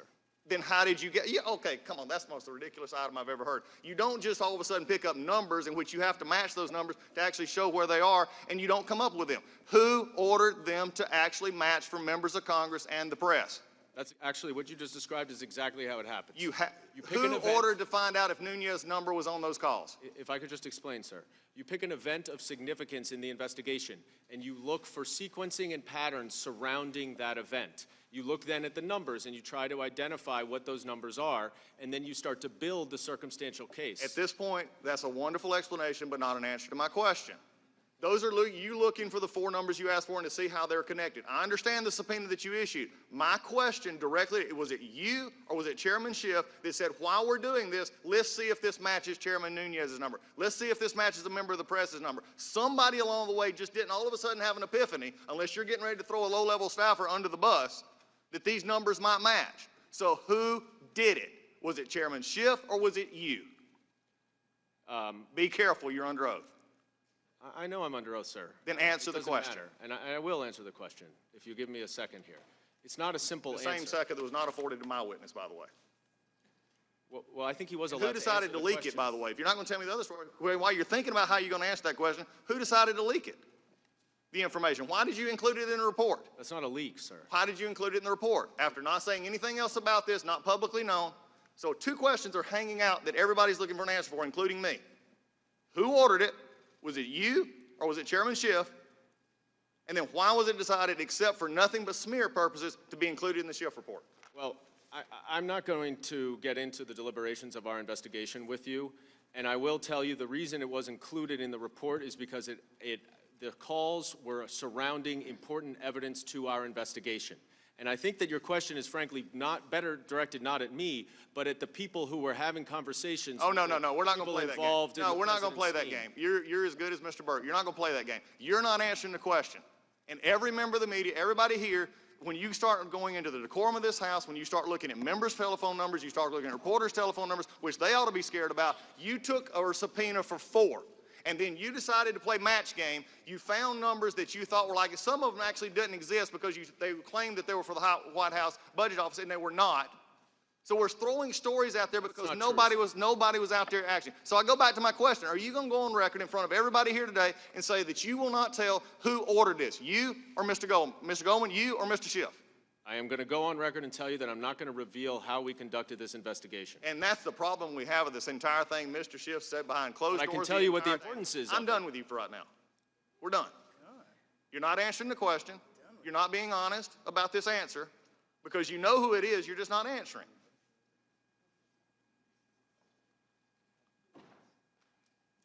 Mr. Castor.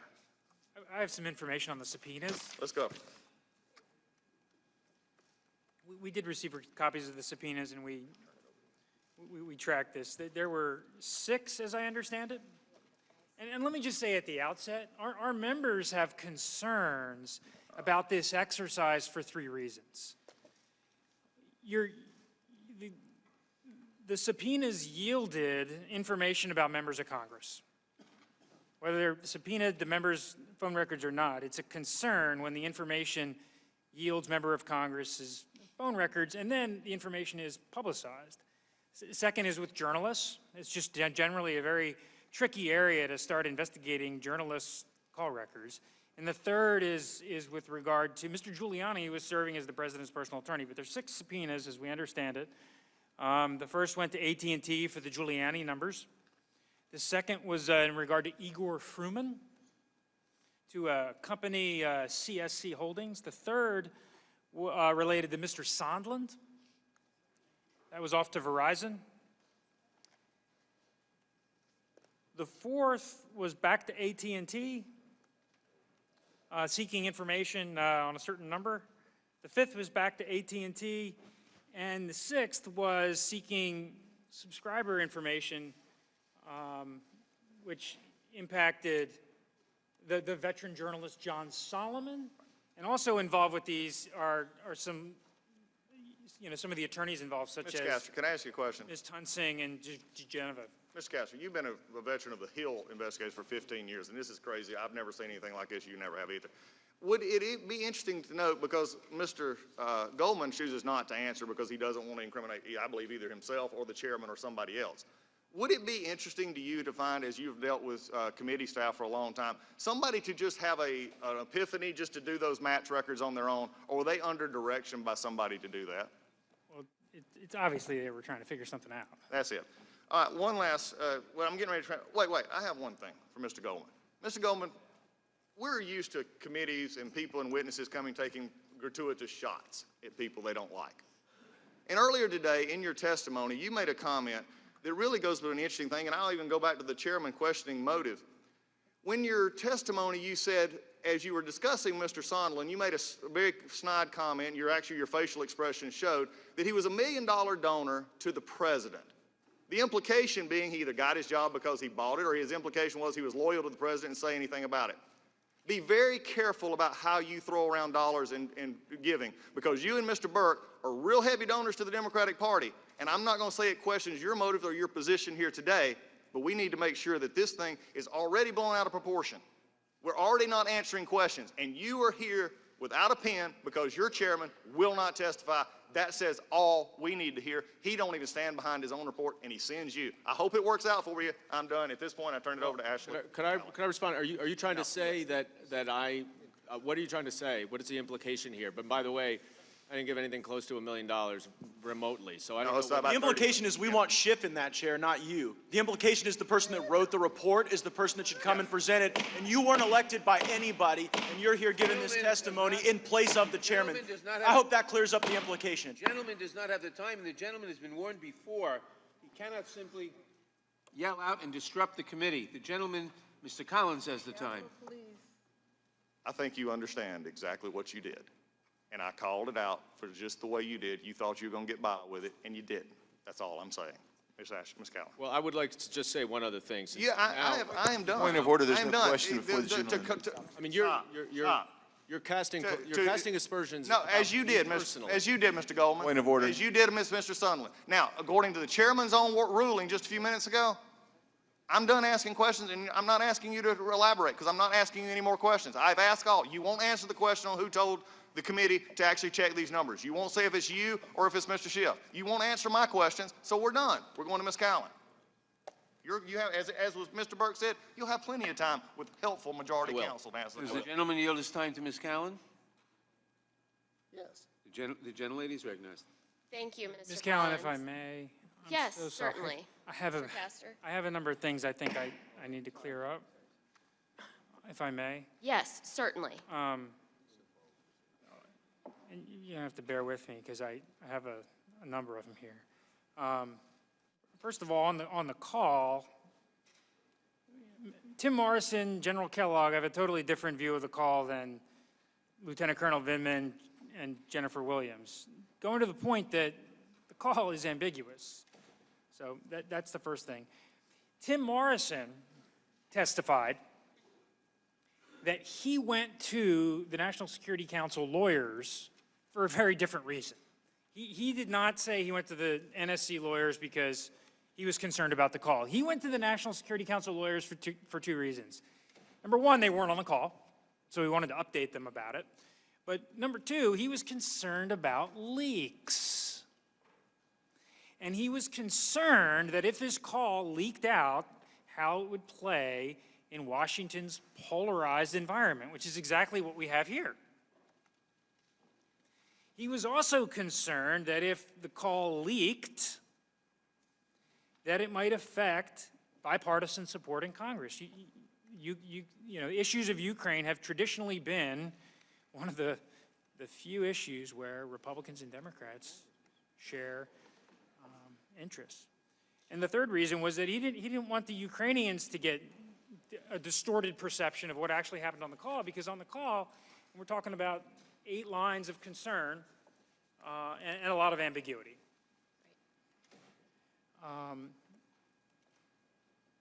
This Oval Office meeting on May 23rd, there's this question, I guess it's ambiguous, I didn't think it was ambiguous, but there's a question about whether when the president referred the delegation goes to the inauguration May 20th. They come back, it's Sondland, it's Volker, and it's Secretary Perry and it's Senator Johnson. And they're briefing the president, and the president is having none of it. He says Ukraine is concerned, or corrupt, and he doesn't want to invite Zelensky to the White House. And the president, and Volker testifies to this pretty definitively, the president, essentially, he doesn't order anybody to do anything. The president says, talk to Rudy. And Volker testified, both at his deposition and at the public hearing, that he didn't take it as a direction. It's just like, look, if you guys think this is important and you want to work it, just go talk to Rudy. It's very different than a direction. It's very different than the president ordering a scheme. And it's very, very different from the president sort of collecting up a bunch of agents to go do something. Because he simply, according to Ambassador Volker, said, go talk to Rudy. Now, whether the Ukrainians knew of the aid pause, or the aid was paused for 55 days. Right. Whether the Ukrainians knew about it or not has been, Laura Cooper from DOD and, some State Department witnesses testified about light queries that they had received. There was an article on November 22nd in Bloomberg And the Zelensky administration said they never knew about the hold and the aid until August 28th Politico article. And they said in the article, and Yarmak is the principal person they're relying on here, Yarmak says that they believe the embassy was keeping information from them. Another interesting thing Mr. Yarmak says in that November 22nd Bloomberg article is that he recounts the Holiside meeting with Sondland, which has become very significant, apparently. In the Holiside meeting, he says he doesn't recall it the way Ambassador Sondland recalled it. Now, keep in mind, Mr. Yarmak speaks English, but it's not his first language. And so he does not recall the Holiside meeting, which, by the way, happened on the way to an escalator after the meeting with the Vice President. So he recalls it very differently. So the question and the facts of what happened between Ambassador Sondland and Mr. Yarmak on the way to the escalator remain in dispute.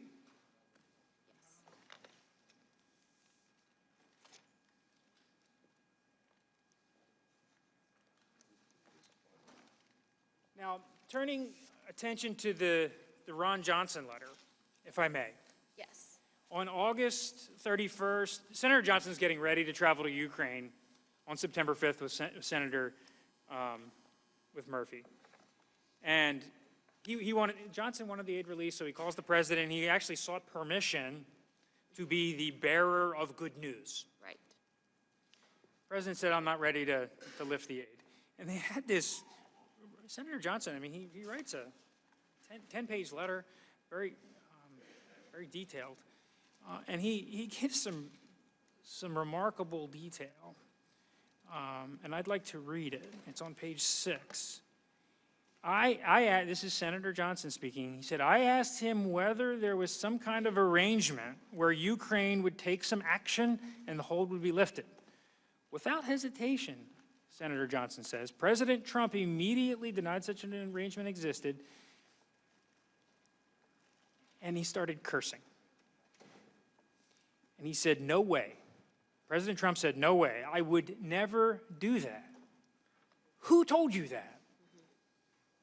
And Senator Johnson goes on to say that President Trump's reaction here was adamant, vehement, and angry. Senator Johnson goes on to say that as of August 31st, the president told him, but you're going to like my decision in the end. So I think that's very important context on what the president's state of mind was, at least as of August 31st. Right. He fully expected, do you agree, that the aid would eventually be released after the 55-day pause? Yes. Right? Absolutely. Yes.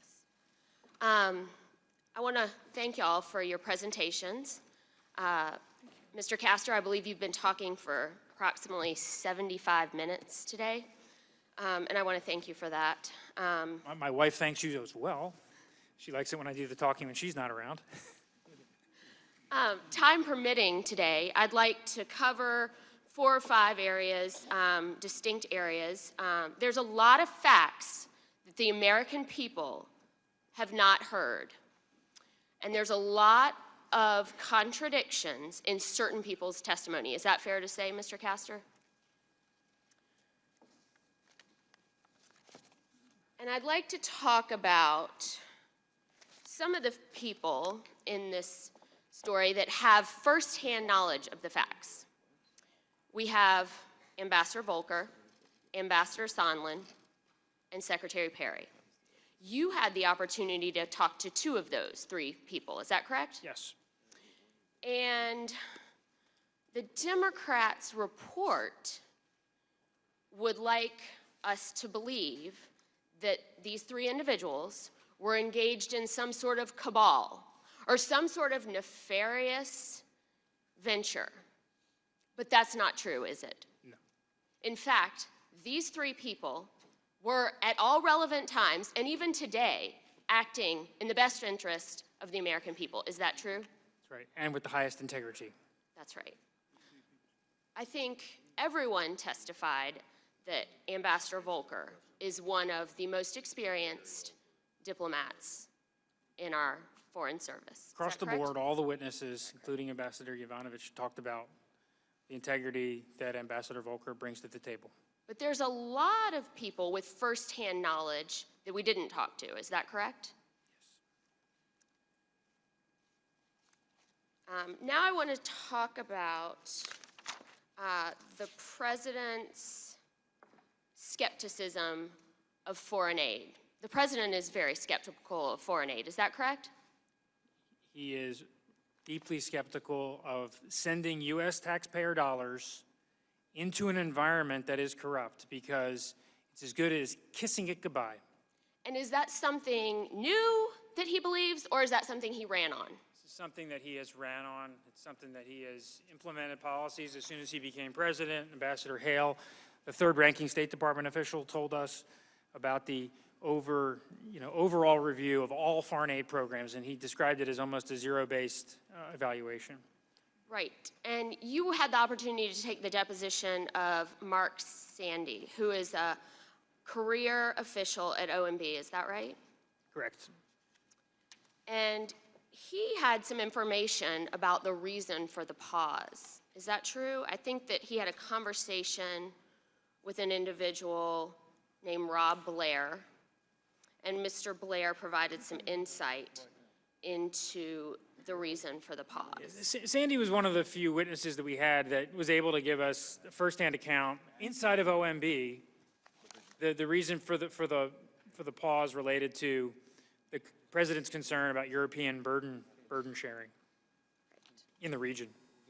And in fact, in his conversations, the president's conversations with Senator Johnson, he mentions his concern about burden sharing. And I believe he referenced a conversation that he had with the Chancellor of Germany. And in fact, the whole first part of the July 24th transcript, he's talking about burden sharing and wanting the Europeans to do more. Yeah, I mean, Senator Johnson and President Trump were pretty candid, and they believed that allies like Germany were laughing at us because we were so willing to spend the aid. Right.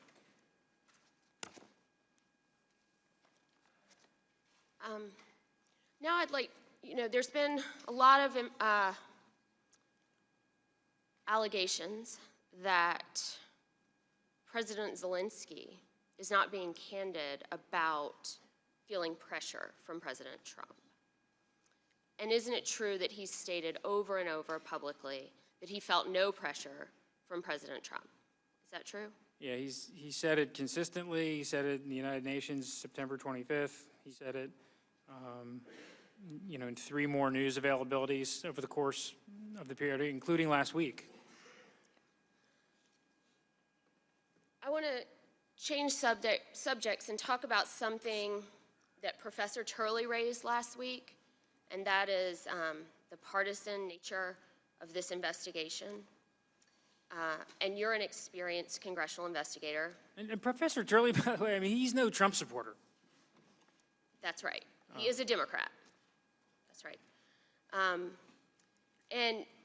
But Professor Turley cautioned that a partisan inquiry is not what the founders envisioned. Is that correct? Correct. And The worst thing you can have with an impeachment is partisan rancor, because nobody's going to accept the result on the other side.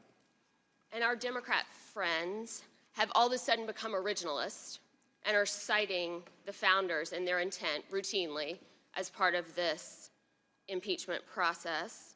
I think that goes to whether this constitutes bribery.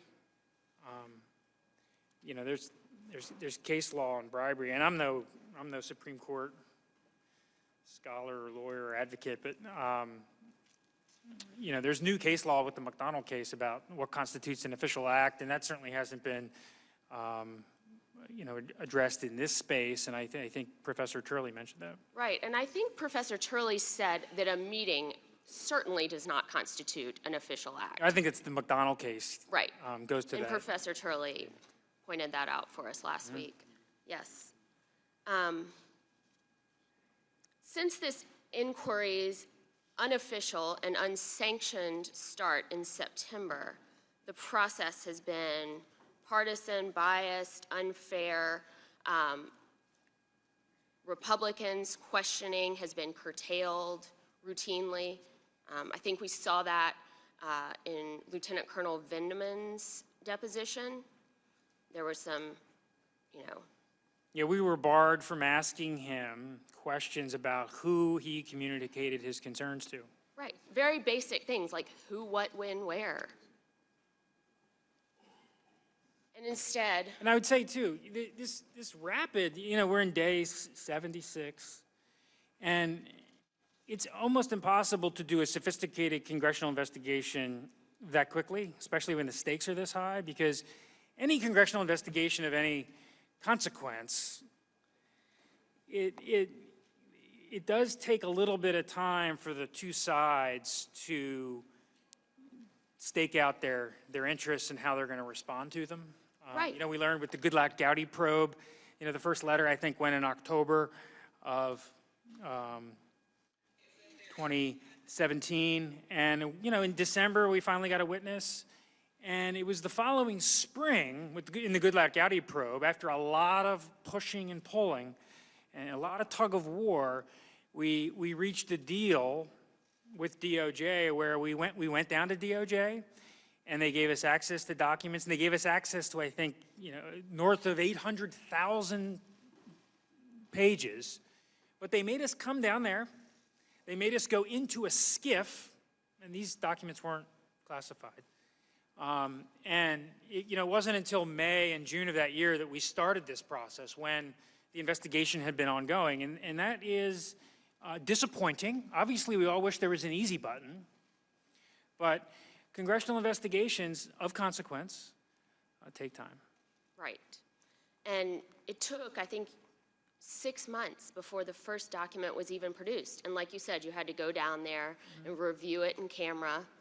And then going back even further to Fast and Furious, the investigation of the death of a Border Patrol agent. I mean, Fast and Furious, we issued subpoenas. Mr. Issa sent some subpoenas, I think, in February of 2011. And we had a hearing in June with experts about proceeding to contempt. What does it take to go to contempt? And that was the first time in June when we got any production. And the production was largely publicly available information. And we spent most of the year trying to get information out of the Justice Department. At the time, we were also working with whistleblowers who were providing us documents. And Chairman Issa at the time, then in October, issued another subpoena that was to the Justice Department. And so the investigation had been ongoing most of the year. We were talking to whistleblowers, we're doing interviews, and we're doing our best to get documents out of the Justice Department through that channel, but these things take time. Right. Certainly not 76 days. Yes. And if you truly want to uncover every fact, as you should in an impeachment, do you agree? You have to go to court sometimes and enforce your subpoenas. And here, my understanding is we have a lot of requests for information, voluntary information. Will you please provide us with documents on XYZ? And I think that's great, but you have to back it up with something. Isn't that correct? Well, there's a number of ways to enforce your requests. I mean, the fundamental rule of any congressional investigation is you rarely get what you're asking for unless and until the alternative is less palatable for the respondent. So, you issue a subpoena and you're trying to get documents. One technique you can use is try to talk to a document custodian or somebody in, the Legislative Affairs function about what documents exist.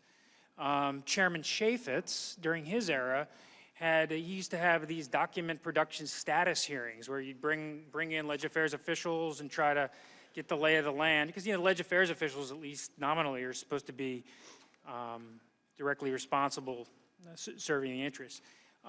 You can saber rattle. It's legal to saber rattle about holding somebody in contempt. Oftentimes, witnesses who are reluctant to cooperate and come forward. When you attach a contempt proceeding or a prospective contempt proceeding to their name, a lot of times that changes the outcome. And with a contempt proceeding, you've got a couple different steps along the way.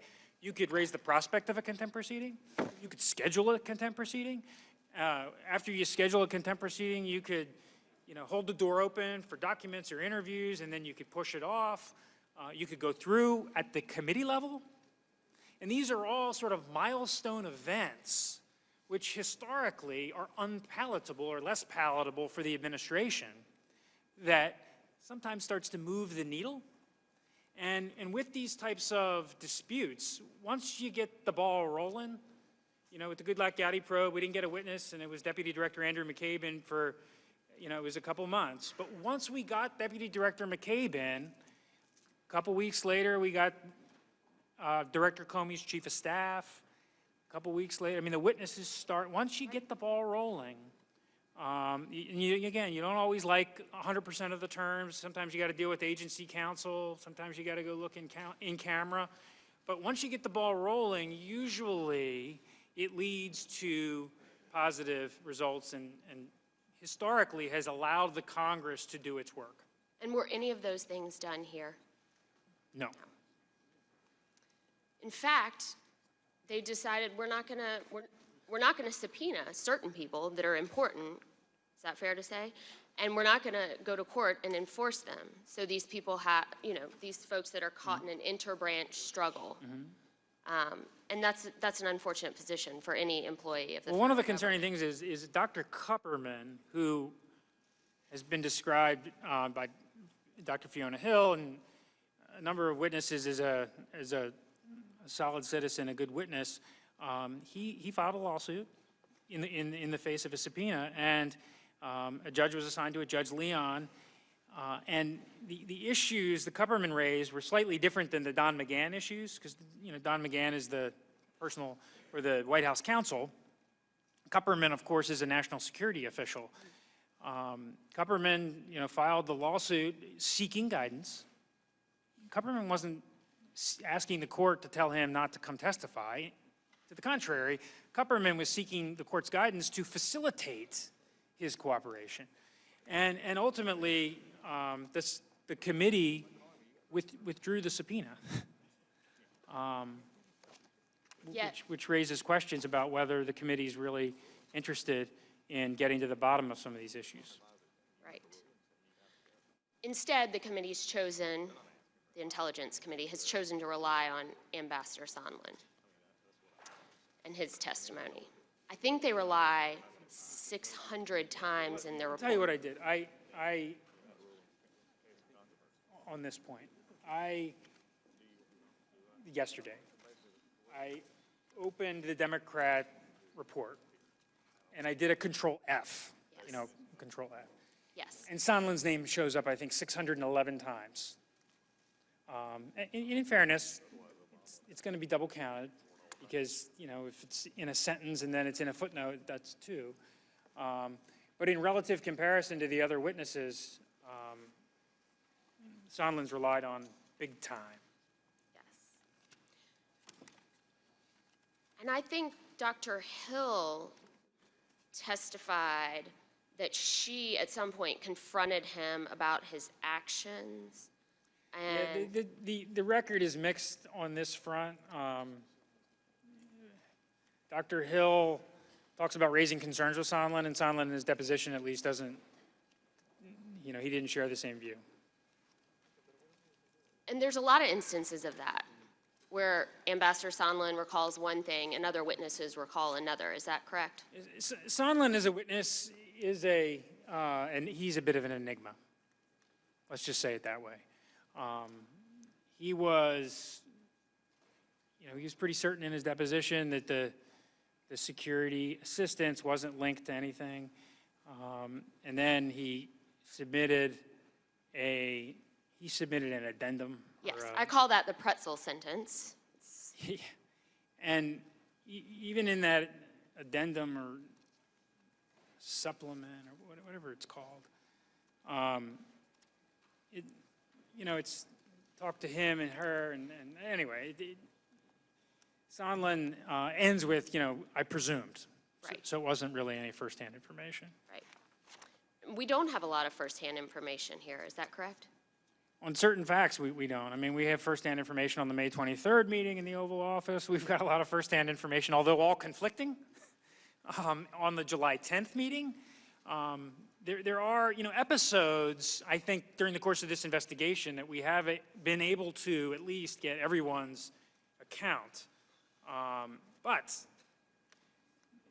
the investigation hasn't been able to reveal, firsthand evidence relating to the president, other than the call transcript. And I think we've already talked about this, that Ambassador Sondland would presume things, assume things, and form opinions based on what other people told him, and then he would use those as firsthand. Is that correct? It started with his role with the Ukraine portfolio. A lot of people at the State Department were wondering why the ambassador to the EU was so engaged in issues relating to the Ukraine. And there are answers for that. Ukraine is an aspirant to join the EU. And there's a lot of other reasons, and Mr. Turner, I think, explored this really well at the open hearing. But we asked Ambassador Sondland, he said that he did a TV interview in Kyiv on the 26th of July, where he said the president's given me, a lot of assignments, and the president's assigned me Ukraine and so forth. But then when we asked him in his deposition, he conceded that he was in fact spinning, that the president never assigned him to Ukraine, that he was just, he was exaggerating. And I think at the public hearings, you pointed out that in contrast to other witnesses, Ambassador Sondland isn't a note taker. In fact, he said, I do not recall dozens of times in his deposition. Let's say it this way. Ambassador Taylor walked us through his standard operating procedure for taking notes. He told us about having a notebook on his desk and a notebook in his coat pocket of his suit, and he brought it with us and he showed us. So consequently, when Ambassador Taylor recounts to us, what happened, it's backed up by these contemporaneous notes. Ambassador Sondland, on the other hand, was very clear that, on first hand, he said that he did not have access to his State Department records. While he said that at the public hearing, simultaneously, the State Department issued a tweet, I think, or a statement at least, saying that wasn't true, that nobody is keeping Ambassador Sondland from his emails. He's still a State Department employee. He can go, he does have access to his records, but he stated he didn't. And he stated that he doesn't have any notes because he doesn't take notes. And he conceded that he doesn't have recollections on a lot of these issues. And, we sort of made a list of them. And I think at the hearing I called it the trifecta of unreliability. Yes. And you're not the only person that has concerns about Ambassador Sondland's testimony, conduct. I think other witnesses took issue with his conduct. Is that correct? Yeah, Tim Morrison talked about instances where an Ambassador Sondland was sort of showing up uninvited. Morrison didn't understand why Sondland was trying to get into the Warsaw meeting September 1st. And Dr. Hill, Fiona Hill, told us about issues of that sort, and a number of witnesses, you're correct. And Ambassador Rieker and Ambassador Sondland too, correct? Yeah, I believe Ambassador Rieker said he was a problem. said he was a problem, yeah. Yeah. And Dr. Hill raised concerns about his behavior and said that he might be an intelligence risk. Is that correct? She did. She had issues with his tendency to pull out his mobile device and make telephone calls, Right. And which obviously can be monitored. yes. by the bad guys. And we talked about how he was spinning that, certain things, and he admitted that, how he was spinning. He admitted he exaggerated. Yes. And He also, when it comes to his communications with the president, we tried to get him to list all the communications with the president. I think he gave us 6. And then when he was back at it, he walked us through each communication with the president. And by the way, it was about a Christmas party. It was about when the president of Finland was here. And then Congresswoman Spear asked him the same question in the open hearing, and he said that he had talked to the president like 20 times. So the record is mixed. I think my time's up. Thank you both. Yield back. The gentleman, Mr. Chairman, Mr. Chairman, Under the 5-minute rule. Mr. Chairman, Mr. Chairman, I move to recess for 30 minutes pursuant to Clause 1A of Rule 11. He's not. Okay. Say no. The gentleman has moved the gentleman has moved to recess for how long? For 30 minutes, sir. For 30 minutes. That is a privileged motion. It was not debatable. All in favor say aye. Aye. No, no. No. The noes have it. The motion is not agreed to. Ask for a roll call vote, please. Roll call is requested. The clerk will call the roll. Mr. Nadler? No. Mr. Nadler votes no. Ms. Lofgren? No. Ms. Lofgren votes no. Ms. Jackson-Lee? No. Ms. Jackson-Lee votes no. Mr. Cohen? Mr. Johnson of Georgia? Mr. Johnson of Georgia votes no. Mr. Deutsch?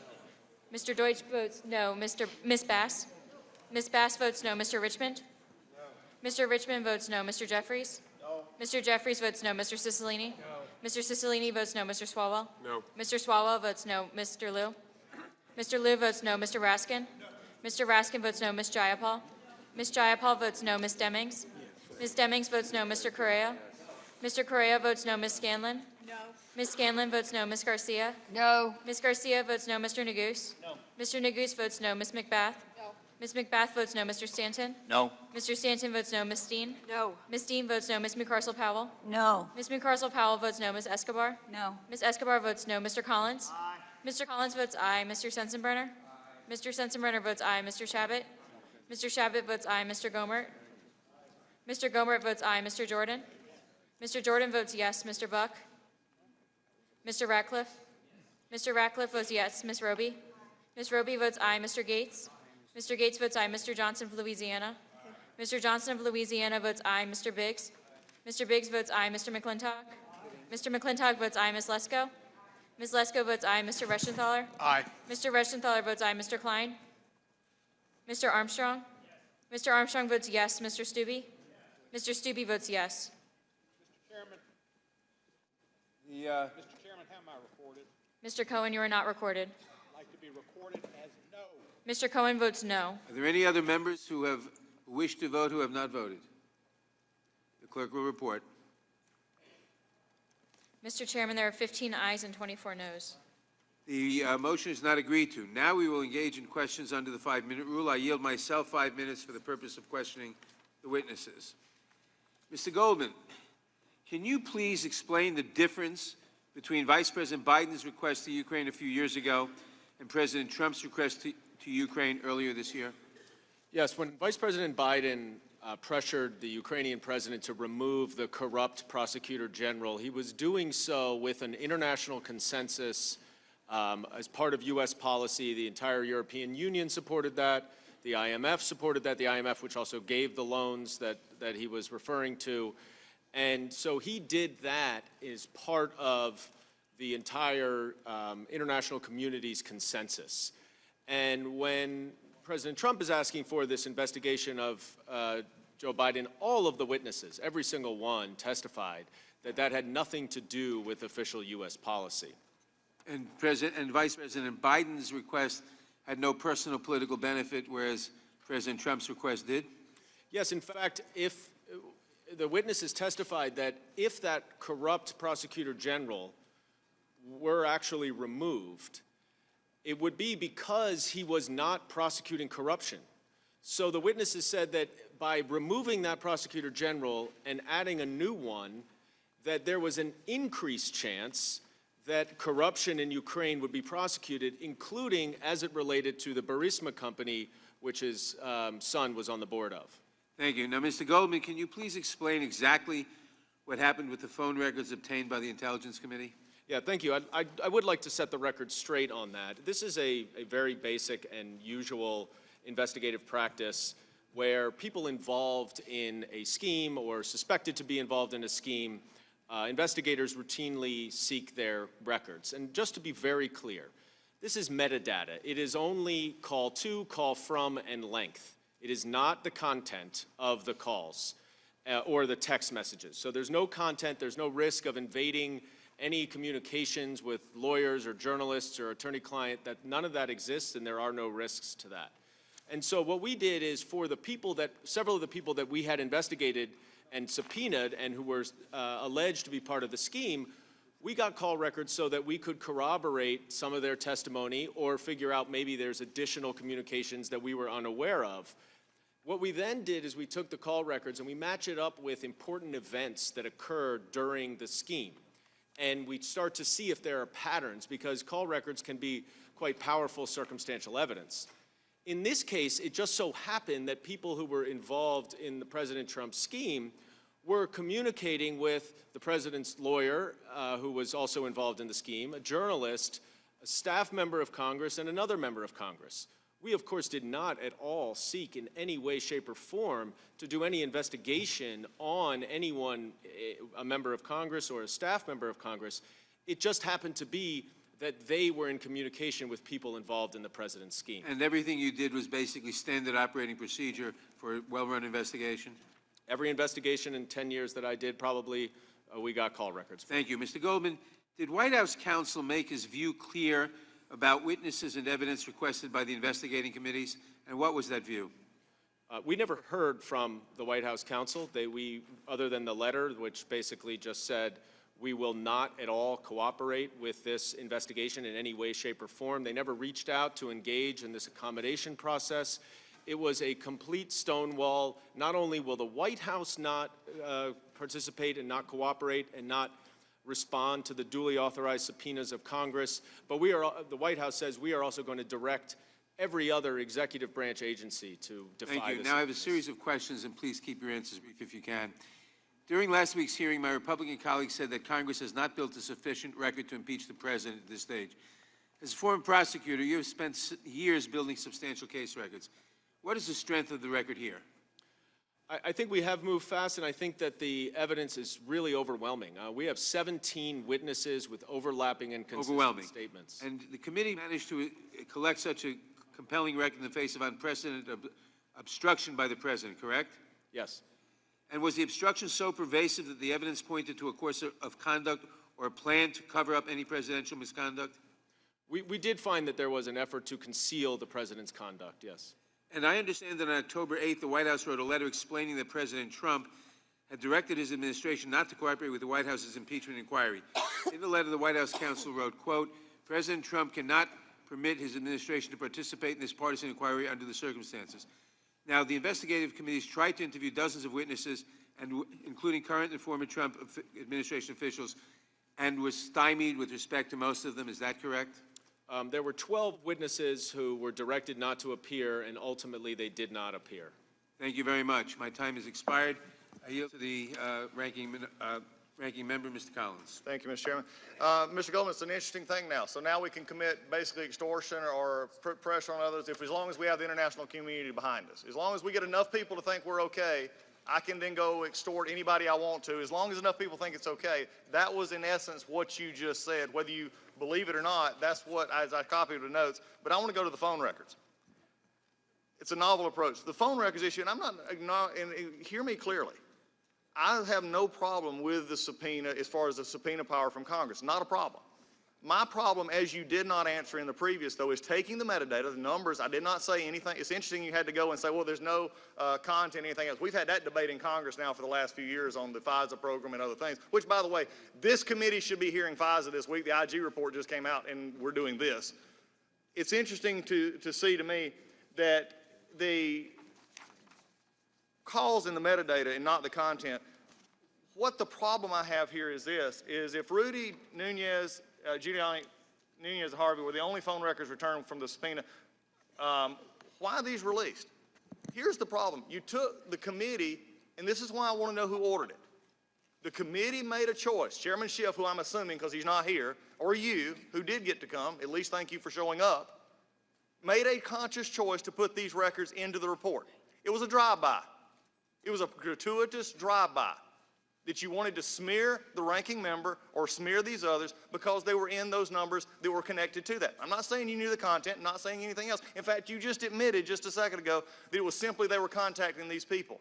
The problem I have with that is you could have just as easily put, if you were really wanting to do a professional non-smear report, it said Congressperson 1 or Congressperson 2, Reporter 1, Reporter 2, because if they did not actually contribute to your report, it is nothing but a drive-by.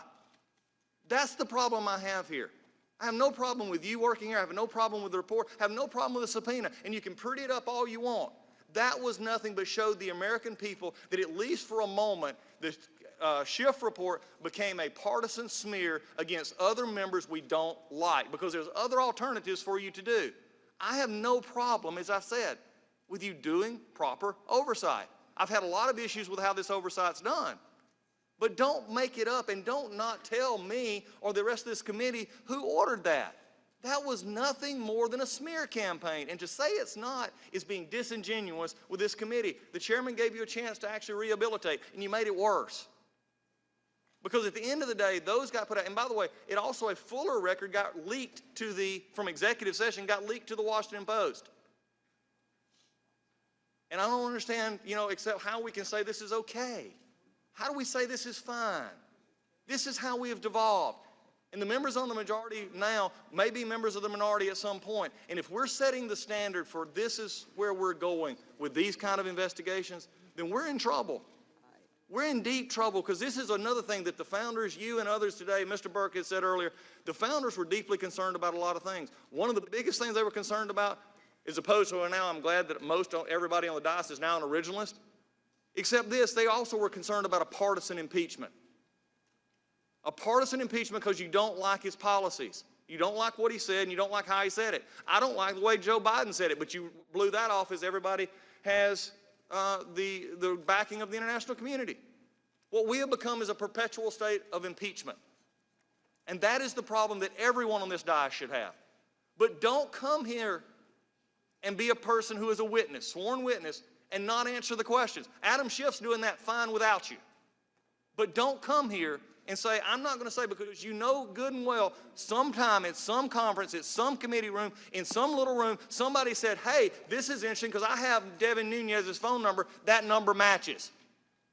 And we're going to put it in the report, not because we think Devin Nunez is a part of this, but because he had a phone call with somebody that we were investigating. That's a drive-by. And it's beneath you, and it's beneath this Congress. And that is why I have such a problem with this. And then you leaked further information. This is the problem here. And we can be righteous about trying to get this president or not, but when it comes to this, this is why people are getting so just turned off by this whole thing. When we understand that, that is the problem I have, because you could have handled this differently. You and Mr. Schiff. I'm going to blame the chairman because I hold the member, the one with the pen, responsible. So I'm going to assume he ordered this. He was the one that said put their names in here, and he was the one who can't come and defend that. Unfortunately, he sent you, and you had to take it. That's wrong, and this committee deserves better. With that, I yield back. Gentleman yields back. Gentlelady from California is recognized. Thank you, Mr. Chairman. The gist of the question here is the potential of abuse of the president's power to benefit himself in the next election. Now, America is based on free and fair elections, and after Russia interfered in the 2016 election, the American people are rightfully concerned about ensuring that the next election is free of foreign interference. And keeping that in mind, I'd like to ask you, Mr. Goldman, the following question. Ambassador Sondland testified that according to Rudy Giuliani, quote, President Trump wanted a public statement from President Zelensky committing to investigations of Burisma and the 2016 election. Isn't that correct? Yes. And Ambassador Sondland testified, as the screen in front of you shows, that President Zelensky, quote, had to announce the investigations. He didn't actually have to do them. Correct. Mr. Goldman, you're an experienced former prosecutor. Is it common to announce an investigation but not actually to conduct the investigation? No, usually it works the reverse. Normally you don't announce the investigation because you want to develop as much evidence while it's not public. Because if it's public, then you run into problems of people matching up testimony and witnesses tailoring their testimony, which is part of the reason why the closed depositions in our investigation were so important. So what did that evidence, this evidence about the announcement, tell you about why President Trump would only care about President Zelensky announcing the investigations but not actually conducting them? There were two things that it said. One is, whatever he claims, the president claims about his desire to root out corruption, even if you assume that these investigations are for that purpose, as he has stated, it undermines that because he doesn't actually care if the investigations are done. So even if you assume, which I don't think the evidence supports, that it's corruption, then he's still not doing the corruption investigations. And the second is, he just wanted the public announcement. The private confirmation was not enough, and that's an indication that he wanted the political benefit from them. It looks to me that the announcement of the investigation could benefit the president politically because the announcement alone could be Twitter fodder between now and the next election to smear a political rival. That's consistent with the findings. You know, President Nixon attempted to corrupt elections, and his agents broke into Democratic Party headquarters to get a leg up on the election, and then he tried to cover it up, just as we've seen some obstruction here. But even more concerning in this case, President Trump not only appears to have abused the power of his office to help his own re-election campaign, he used a foreign government to do his bidding, and he used military aid as leverage to get the job done. Now, this aid was approved by Congress. It was appropriated on a bipartisan basis for Ukraine to fight Russia, who'd invaded them. And while this aid was withheld, people died while this aid was being withheld. And some, have argued since ultimately the aid was released that there was not a problem. But Mr. Goldman, isn't it true that the aid was released only after the president got caught and only after Congress learned of the scheme to make this life or death aid conditional on this announcement of investigation of his political rival? There were several things that made the president realize that this was coming to a head and could not be concealed. The whistleblower complaint was circulating around the White House. The congressional committees announced their own investigation, and then perhaps the Washington Post op-ed on September 5th linking the two, and then the Inspector General notified the committee that there was this whistleblower complaint that was being withheld by the Trump administration. Correct. Well, I've made it clear throughout this investigation that I didn't want to be part of a third impeachment inquiry, but the direct evidence is very damning. And the president hasn't offered any evidence to the contrary. We've asked, we've subpoenaed, we've invited the president, and nothing has come forward. If he had evidence of his innocence, why wouldn't he bring it forward? You know, this is a very serious matter that strikes at the heart of our Constitution, and it's of concern that we are here, but I've heard over and over again that this is too fast. Well, Ms. Jackson-Lee and I were talking. We were both members of this committee during the Clinton impeachment. That took 73 days. We're here on the 76th day. We need to proceed, and I thank you, Mr. Goldman, for your hard work and for your presentation. I yield back, Mr. Chairman. Thank you. Without objection, the hearing will stand in recess for 15 minutes.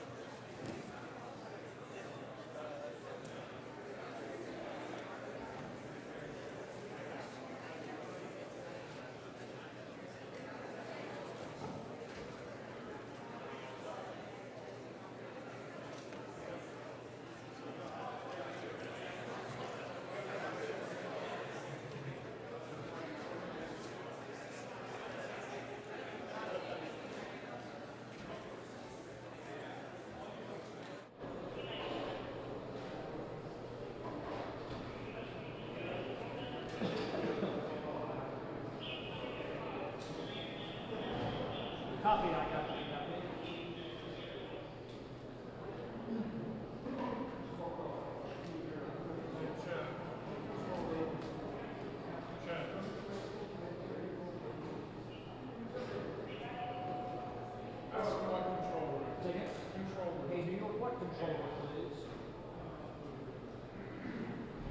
Yes, affirmative. What control, please? What control? Our photographer needs to know the control. Well, they've talked to me twice.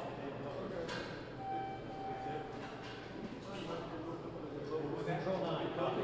9, Robert. Hey, how are you? You need a white?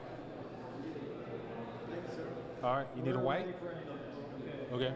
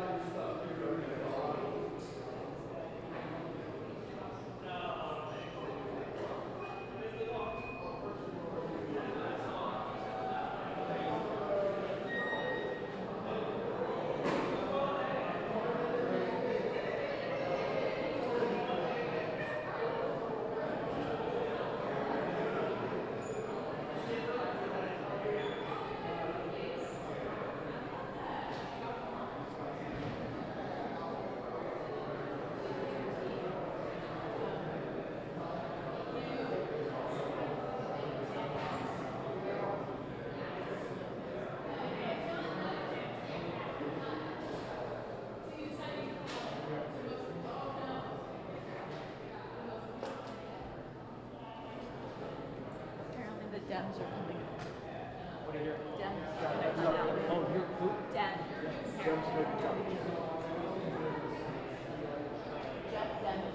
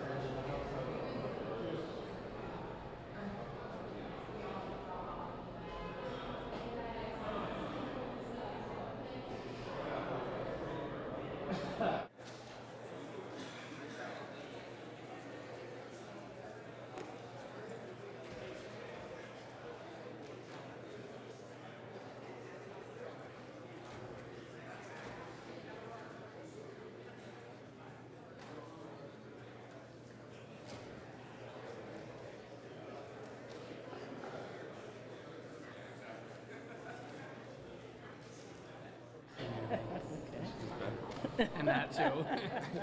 Please. Well, I'm sure everybody has seen the testimony. We're taking a short break, but one of the things that I have been surprised about from the beginning is actually how weak our Republican witnesses have been, as well as the cross-examination of them. I think that the facts are clear. We know that the president, there is overwhelming evidence that he has abused his power. The betrayal of our national interest is very, very clear. And the corruption, especially the corruption of our elections, I think has been demonstrated over and over again. When I listen to the Republican witnesses, they really don't have much to say except for arguing about the process and then diminishing what the president has done as though it is not important. Today, as we are in our hearing, we need to remember that President Zelensky is meeting right now with Putin, and he is in a weakened state. If we had given him the aid that had been allocated by Congress from the beginning and his White House meeting, he would be in a completely different position in meeting with President Putin. But because of what the president did for his own self-interest, we have put a key ally in a very compromising position. Yeah, I would just add to it that I think what we saw clearly from the witnesses this morning, again, is overwhelming evidence that the president used the power of his office, the enormous power of the presidency, not to advance the public interest or the public good, but for his own political advantage. And sadly, what we've seen from our Republican colleagues is a continued focus on process. There hasn't been a single effort to in any way refute these this overwhelming evidence of misconduct and wrongdoing by this president. And I wish, as I listen to my colleagues become so exasperated about a subpoena for phone records and about a recess, if they could show the same frustration and the same passion and the same outrage about the president asking a foreign leader to interfere in an American presidential election and leveraging taxpayer dollars to achieve that objective. It goes at the very heart of our democracy. People wait in long lines all across this country to vote, to have their voices heard, to determine their own future. It is not right for a president to ask a foreign government to interfere in that process. That right belongs to the American people. Val? Val? Well, I think the majority counsel has done a pretty good job of really laying out for the American people the facts. And what we all know right now is that the facts are pretty overwhelming. But what is simply amazing to me, we all know that candidate Trump said these words, "Russia, if you're listening," which means he invited a foreign power into interfering with our election. But what has been amazing after the July 25th call, where he asked Ukraine to get involved in our election, after that and after getting caught, he stands on the White House lawn and doubles down and invites Ukraine again to interfere. But that wasn't enough. He goes on to invite China to interfere. So for the persons who say, why are we in a rush? Why aren't we waiting? We're not waiting because we cannot wait. We cannot wait and trust this president to not interfere. If you question if he'll do it again, the best indicator of future performance or behavior is to look at past performance. Thank you. There's a theme that we're laying out today, which are facts that are not in dispute. It's not disputed that the president had Rudy Giuliani go to Ukraine to smear Vice President Biden. It's not disputed that the president fired Ambassador Yovanovitch. It's not disputed that the president said that he was going to send Vice President Pence to President Zelensky's inauguration and then pulled him back. It's not disputed that President Trump withheld military assistance to Ukraine. It's not disputed that he made a July 25 call and brought up his political opponent. And it's not disputed that the aid was only released after the president's hand was caught in the cookie jar. But what we also need to make clear is that no person in America could get away with this. If you are working at a restaurant, working hard, doing everything that's expected, and your boss pulls you aside one night at the end of your shift and says, you know what, you're due for a raise. You're due for a promotion. But before I give that to you, I need you to go to our competitor across the street and put cockroaches in their soup. Do something to bring down their business. Then you can get that raise. Everyone knows that would be wrong. And the president did exactly that on a much larger level. And just like you would be held accountable at home for doing something like that, the president has to be held accountable in the Oval Office.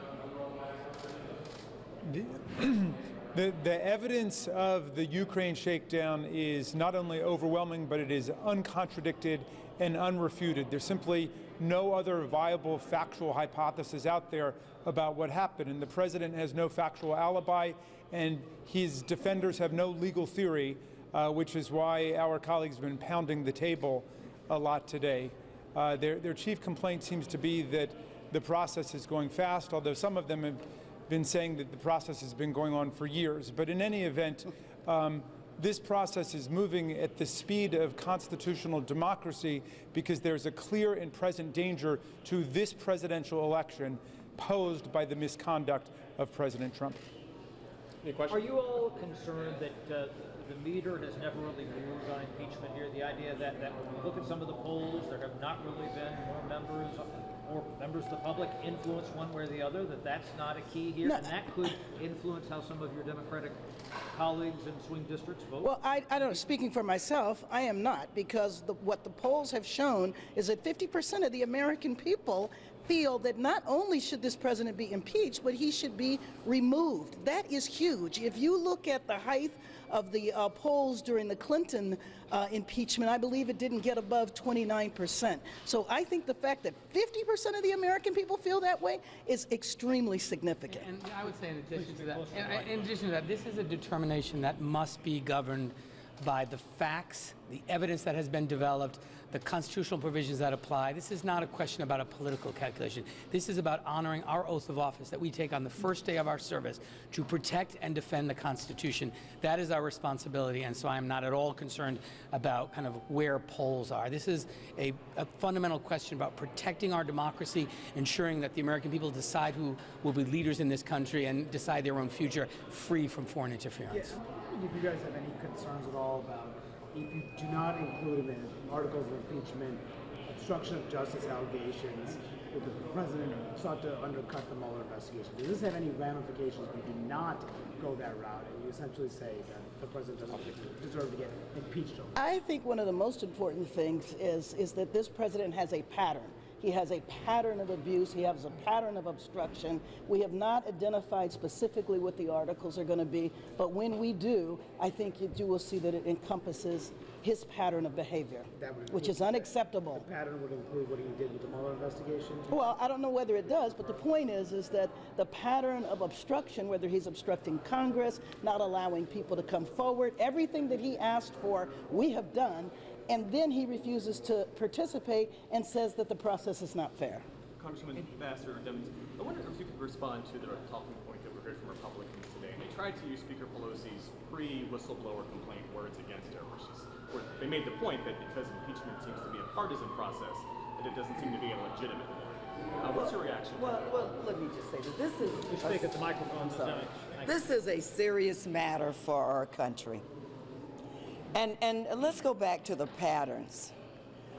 This president has not once, who is always saying that he's done nothing wrong, has not cooperated with one investigation into his wrongdoing. Not once. Not the Mueller report. If there were things that he could have cleared up, we would have welcomed his participation, just like today. If there are things that he can clear up, we welcome his participation. Look, the speaker, as I've said before, she has to have the ability to be like a good quarterback. She has to see the entire field. I know she did not want to be here today. I wanted to be here actually a while ago. But I thank God for the speaker's leadership. But one of the things I realized as I looked at this president's pattern of behavior, that he was not going to allow us to not get to this point. Right. I never once doubted that he would stop trying to undermine an equal branch of government, trying to invite a foreign power into our elections. And here we are today. Thank you. If I could just add one thing to what Congresswoman Demings said. This president has declared his conduct in the Ukraine shakedown perfect. He said the telephone conversation was perfect and there's absolutely nothing to apologize for, which means if he gets away with it, he will continue the Ukraine shakedown. What is there to keep him from continuing to demand of the Ukrainian president that he come in to make these statements about Vice President Biden? And what will there be to prevent him from doing this with China, as he's already intimated, and other governments? Indeed, he could do it with every government around the world. And at that point, we have set a precedent that any president for all time can drag foreign governments into the domestic politics of the United States. It's precisely what the founders of the Constitution warned against. They feared that presidents would try to drag foreign governments into our elections in order to advance their own re-election prospects. That's the opposite of democracy. This is a guy who's reading the Federalist Papers right now. You want to respond to the Fisa report that came out today? It said that there were that while it was properly predicated, there were 17 errors and inaccuracies on omissions and 4 Carter Page's applications. Yeah, on the Fisa report, there was never a doubt that the FBI should investigate anyone who was working with the foreign government, and they were right to do so when there were suspicions about the Trump campaign doing it. And where there are needs for Fisa reform, we certainly have a responsibility, to look at that. And I'm in the hearing right now, but I'm going to take a look at the report and remain open-minded to do what we can, going forward to, adhere to the IG's recommendations. Thank you, guys. Thank you.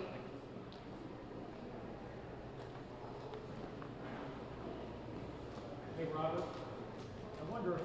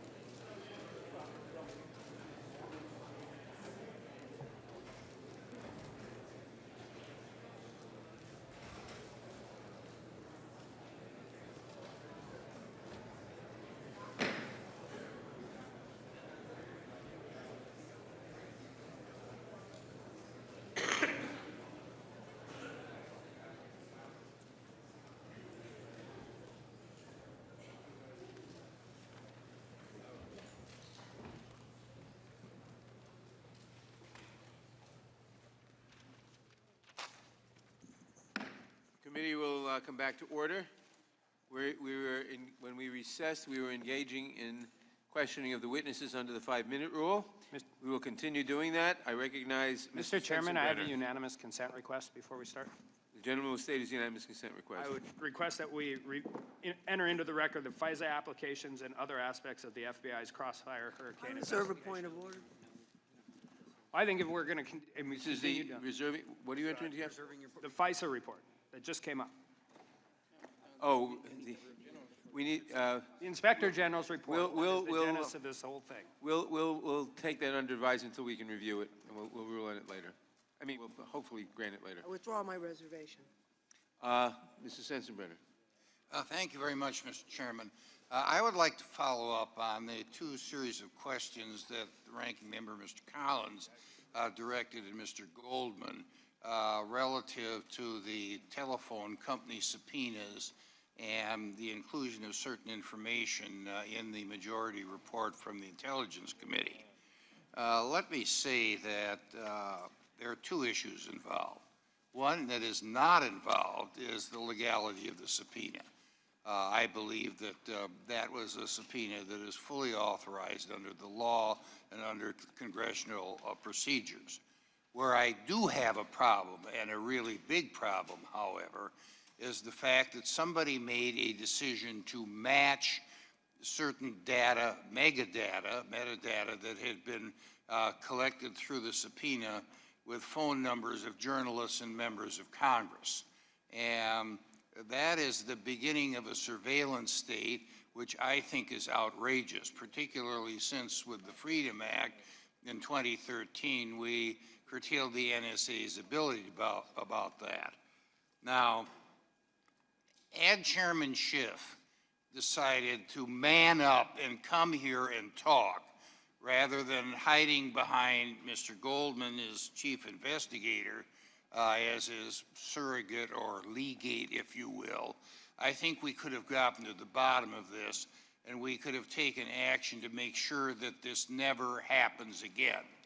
You know, I do not want to see members of Congress, through their subpoena power, being able to subpoena the telephone records of private citizens willy-nilly without any kind of cause, or to match the numbers up with somebody else to see who they were talking to, and then going the next step and publishing the results of that match in a report that the minority hadn't seen until it was released. That, I think, is an abuse of power. We're talking a lot about abuses of power here in the White House and in the executive branch. Here we see a clear abuse of power on the part of the people who are prosecuting this impeachment against the President of the United States. They should be ashamed of themselves. Now, I come from the state where Joe McCarthy came from. I met Joe McCarthy twice when I was first getting into politics as a teenager. Folks, you have made Joe McCarthy look like a piker with what you've done with the electronic surveillance involved. It is something that has to be put a stop to now. It is something that has to be fessed up to now, whether it's you, Mr. Goldman, that authorized the matching and the publication, or whether it was Chairman Schiff. I would have loved to put Chairman Schiff under oath so that he could be required to answer the same way you have, Mr. Golden, on how this all happened. But as one who has spent quite a bit of time curtailing the excesses of the Patriot Act, which I authored, with the Freedom Act, which I also authored, you know, the surveillance state can get out of control. This is a major step in the surveillance state getting out of control in the hands of the Congress and in the hands of a majority party that wants to influence political decisions relative to politicians, in this case President Donald Trump, that they don't like. And they haven't liked him from the beginning of his term. They have tried to talk about impeachment since the beginning of his term. They thought that the Mueller report was going to be the smoking gun, It ended up being a cap pistol. Now they're working on this. And the steps that they have gone, the violation of common sense, the precedent that they have started, and looking at the way the chairman has conducted this hearing today and in the previous hearings, not even to allow Mr. Getz to make a point of order that he can't see what you put on the screen, I think goes against the entire fabric, of American democracy. Shame on those who have done it. And if we want to get back to something objective, maybe it's time to push the recess button. I yield back. Chairman Nadler, could I just respond quickly on the Gentleman phone can records? respond. Only because it's now come Mr. up. Chairman, I yielded back.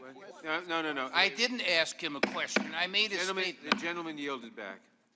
The gentleman yielded back. Ms. Jackson-Lee is recognized. So, Mr. Goldman, let's get to the facts again.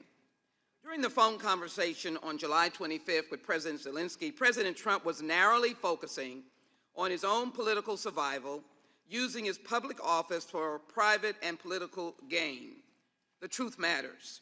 Then we heard counsel for the Republicans say the president's concerned about foreign aid because you could kiss it goodbye, assuming that's referring to anti-corruption. But let's look at the facts of the July 25th call. I happen to have read it just recently, which sharply illustrates the president's willingness to abuse the power of his office for his own personal benefit. The memorandum of that call is on the screen in front of you, and it shows that President Trump says, and by the way, right after President Zelensky spoke about defense support and the javelins, I would like you to do us a favor, though. So, this is the president's own behavior and words. Mr. Goldman, what was that favor? The favor was to investigate a debunked conspiracy theory related to Ukraine interference in the 2016 election.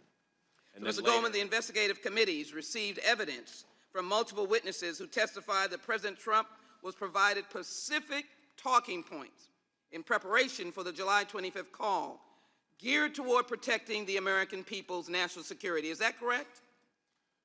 The talking points certainly were part of the official U.S. policy, and they included anti-corruption efforts and national security efforts, yes. And those talking points were provided to help the president effectively communicate official U.S. policy interests during calls with foreign leaders. Is that right?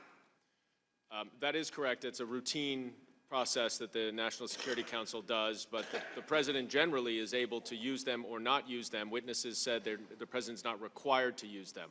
What was so startling here is that he not only veered off from them, but that he went to his own personal interests. And it is fair to say such talking points signal the purpose of a given call, correct? Yes. Witnesses testified that the talking points for the July 25th call included recommendations to encourage President Zelensky to continue to promote anti-corruption reforms in Ukraine, which has a focus of American foreign policy in Eastern Europe. Is that correct? Yes. So to be clear, the talking points created for the president or other principals to discuss specific matters that really protect the American people. Is that accurate? Yes, generally. But witnesses such as Tim Morrison, the Deputy Assistant to the President and Senior Director for Europe, testified about what was not in those talking points. Now, Mr. Morrison, were these references to CrowdStrike, the server, the 2016 election, and to Vice President Biden and his son, were they included in the president's talking points? They were not. Are you aware of any witness who testified that investigating the Bidens was an objective of official U.S. policy? No, it was not before and it was not after this call. And anything ever found of those investigations that might have occurred? I'm sorry, can you repeat the question? Anything ever found of those investigations that may have occurred with respect to the former Vice President? Every single witness said there's no factual basis for either of the investigations. So Mr. Trump did not use official talking points? Correct. And there were fact witnesses who confirmed that? That's right. When you hear those words, do you hear the president requesting a thoughtful and well-calibrated anti-corruption program consistent with U.S. policy? So, Mr. Goldman. I do not. We were hoping, we recommended the president very clearly support what President Zelensky had run on in his own election and what his Servant of the People Party had run on in its election, where it received a majority mandate. But that didn't come up in the call, did it? No, sir. So, Mr. Goldman, did the evidence prove that Mr. Trump utilized his position of public trust in order to accomplish these goals, his goals, in order to hurt his domestic political opponent? Yes, that's what the evidence showed. I've come to understand that America's values of democracy and justice must have the vital pillars of truth, factual truth, and trust. As a former judge and one who sat on this committee during impeachment in 1998, the truth matters. It's clear that the president did not really care about fighting corruption in Ukraine, but wanted his own personal interests to be considered. That kind of puts in perspective Ambassador Sondland, that they didn't care whether Ukraine actually investigated, but really whether they just announced it. It is certainly well known that it is our duty, as the president poses a continuing threat, to, under the Constitution, pursue the truth. That is our duty. We are now proceeding to do our duty to find the truth. Thank you, Mr. Chairman. The gentlelady yields back. The gentleman from Ohio. Thank you, Mr. Chairman. This is the second hearing on impeachment that this committee has held in the last week. Well, I would submit that you're investigating the wrong guy. Let's look at the facts. Mr. Castor, Ukraine, that's been at the center of attention in this impeachment hearing, has historically been one of the world's most corrupt nations. Is that correct? That's correct. And under legislation that Congress passed, the National Defense Authorization Act, it was President Trump's responsibility, his duty, to see that U.S. tax dollars did not go to Ukraine unless they were making progress in reducing corruption. Is that also right? Yes, that's right. And isn't it true that Joe Biden's son, Hunter, had placed himself right smack dab in the middle of that corruption? Yes, he did. Burisma was one of the most corrupt companies in Ukraine. And contrary to what House Democrats and many in the media would have you believe, the concerns about Hunter Biden's involvement in Ukrainian corruption, they're not some sort of vast right-wing conspiracy concocted by supporters of the president, are they? In fact, the concerns about Hunter Biden were first raised by the Obama administration. Is that right? That's right. And also Washington Post, a lot of publications, and the State Department. And the Obama administration's concerns about Obama didn't end there, did they? The former ambassador to Ukraine, Marie Yovanovitch, said she was coached by the Obama administration on how to answer pesky questions related to Hunter Biden and Burisma that might arise during her Senate confirmation process. Is that right? The State Department was so concerned about this, they gave her a mock Q&A on this question. And nearly every single witness who testified at the Intelligence Committee impeachment inquiry agreed that Hunter Biden's Burisma deal created, at the very least, the appearance of conflict of interest. Is that correct? That's correct. And, you know, Deputy Assistant Secretary George Kent testified that there was an investigation into Burisma, into their head, Zochevsky, and they were trying to track down $23 million that he had taken out of the country. They were working with the United Kingdom. They were working, the United States, the United Kingdom. Ukraine was working on tracking this money down. And there was an investigation, an active investigation going on, and a bribe was paid. And that bribe was paid. It allowed Zlochevsky to get off scot-free. Right around that time is when Burisma went about sprucing up their board, shall we say. And yet, with all that evidence, the Democrats on the Intelligence Committee under Chairman Schiff, and now the Democrats here, are determined to sweep the Biden corruption under the rug, ignore it, not let us call witnesses on it, and instead rush to impeach the president, all to satisfy, I would argue, their radical left-wing base. What a disservice to the country. Imagine this. You've got the Vice President, Joe Biden, in charge of overseeing our Ukrainian policy, and his son, Hunter Biden, receiving $50,000 a month with no identifiable expertise in either energy or Ukraine, yet the Democrats won't let us present witnesses on that. So let's do the next best thing since we can't bring the witnesses here. Let's watch a couple of videos. You didn't have any extensive knowledge about natural gas or Ukraine itself, though? No. The list that you gave me of the reasons why you're on that board, you did not list the fact that you were the son of the vice president. Yeah, no. What role do you think that played? I think that it is impossible for me to be on any of the boards that I just mentioned without saying that I'm the son of the Vice President of the United States. If your last name wasn't Biden, do you think you would have been asked to be on the board of Burisma? I don't know. I don't know. Probably not.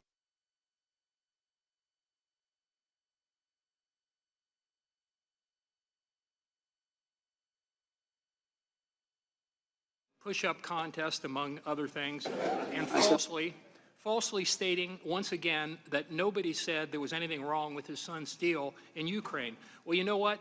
That's a lot of malarkey. A lot of people have been saying that for quite a while now, and they're right. And what's worse is that first the Intelligence Committee and now this committee are conducting an impeachment investigation against President Trump based on, as Professor Turley put it last week, wafer-thin evidence and ignoring evidence of a high-level U.S. official who actually did engage in a quid pro quo with the Ukrainian government, in fact, confessed to it in this video. I said, I'm telling you, you're not getting $1 billion. I said, you're not getting $1 billion. I'm going to be leaving here, and I think it was, what, 6 hours? I said, I'm leaving in 6 hours. If the prosecutor's not fired, you're not getting the money. Oh, son of a bitch. Got fired. Chairman. Thank you, sir. Mr. Goldman, I'd like to bring us back to the next president, not to this president, not the next president, and stay focused on the July 25 call and the president's abuse of office for his benefit and no one else's. Now, as my colleague, Ms. Jackson-Lee, confirmed, the president's request for these investigations was not an objective of U.S. foreign policy, correct? That's right. Is there any evidence that the National Security Council wanted an investigation into the Bidens, Burisma, or any alleged Ukrainian interference in 2016? No. Any evidence about the State Department wanting them? No. How about the DOD? Did the DOD want those investigations? No evidence of that. Did any witness tell you that they wanted Ukraine to investigate the Bidens of the 2016 election? No. And we certainly know now that the Ukrainians did not want it either. In fact, they made it very clear they did not want to be an instrument, this is a quote, an instrument in Washington domestic re-election politics. So the only person who was a beneficiary from that investigation is President Trump. And that's why everyone on the July 25 call knew it was wrong.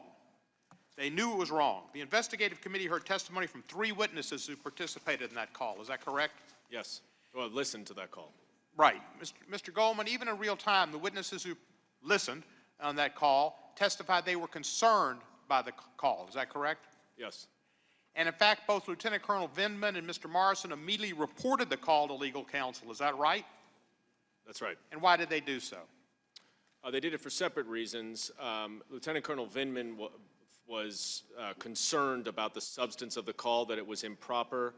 Mr. Morrison was concerned about the potential political ramifications if the call was released because of the substance of the call and the political nature of the call.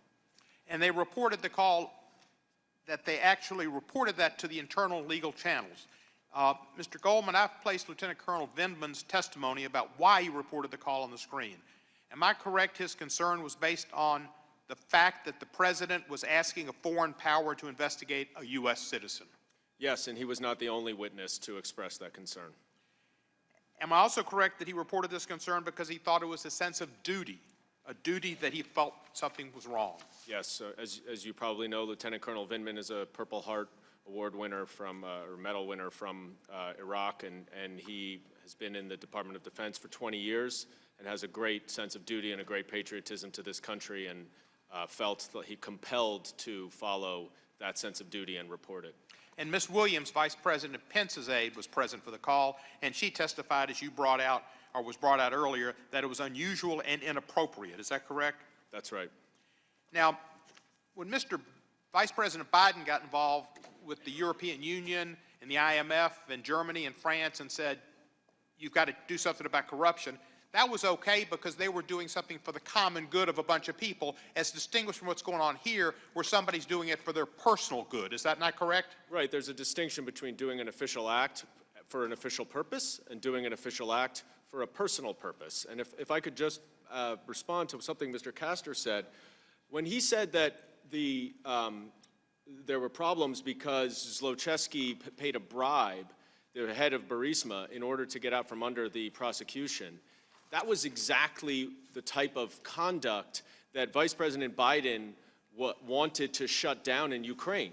That was exactly the type of non-anti-corruption policies that Vice President Biden was objecting to using the official policy. So that's one of the reasons that I don't know if that was one, but that's the type of thing that he and the Americans and the Europeans based. That's the issue we've got to get in this committee, to understand the difference between doing something for the national good, for the international good, for the common good, and for your own good. That's the difference. Got to get that across. And those witnesses, many career nonpartisan officials, were clear they thought it was wrong to ask a foreign government to investigate a political rival. Video. To investigate the Vice President of the United States or someone who is a U.S. official, I don't think we should be asking foreign governments to do that. I would also say that's true of a political rival. It is improper for the President of the United States to demand a foreign government investigate a U.S. citizen and a political opponent. It was improper and it was inappropriate, and we said that in real time. Again, our holding up of security assistance that would go to a country that is fighting aggression from Russia for no good policy reason, no good substantive reason, no good national security reason is wrong. And we are going to check that type of conduct. We are the people's house, and I yield back the balance of my time. Gentleman yields back. Mr. Gomer. Well, I had some questions for the witness, Mr. Burke, but he has absconded. So I'm going to use my 5 minutes, but not to ask questions. It is interesting, though, to have heard Mr. Goldman refuse to answer a question about the investigation, yet he comes in here, and the very reason that he wants to see the president for the first time any president's ever been removed from office, why, he's been obstructing. He didn't answer our questions. So perhaps if we're going to apply his sense of justice to him, it would be time to have him removed from his position. But that's only if we apply his own standards. And as Chris Plant said, if it weren't for double standards, some of these folks wouldn't have standards at all. But we were told also at the beginning that we would hear lawyers present evidence. Lawyers are going to come in here. Now, what normally happens, and I've been in some kangaroo hearings in courts, not my own when I was there, but I have been mistreated in hearings before, but I have never seen anything like this where we don't allow the fact witnesses to come in here. We have the lawyers come in and tell us what we're supposed to know about those witnesses and about their testimony and about their impression and what the law is. This is outrageous. My friend Jim Sensenbrenner said in 41 years he's never seen anything like what we have going on here to try to oust a sitting president. And it's also outrageous to hear people say, well, this man thought he was a king because he said he could do anything he wanted, when they know that that statement was in the context of whether or not he could fire Mueller. And of course he could fire Mueller. He could fire or not fire Mueller. He could appoint a special prosecutor to invest Mueller and Weissman. I think he should have.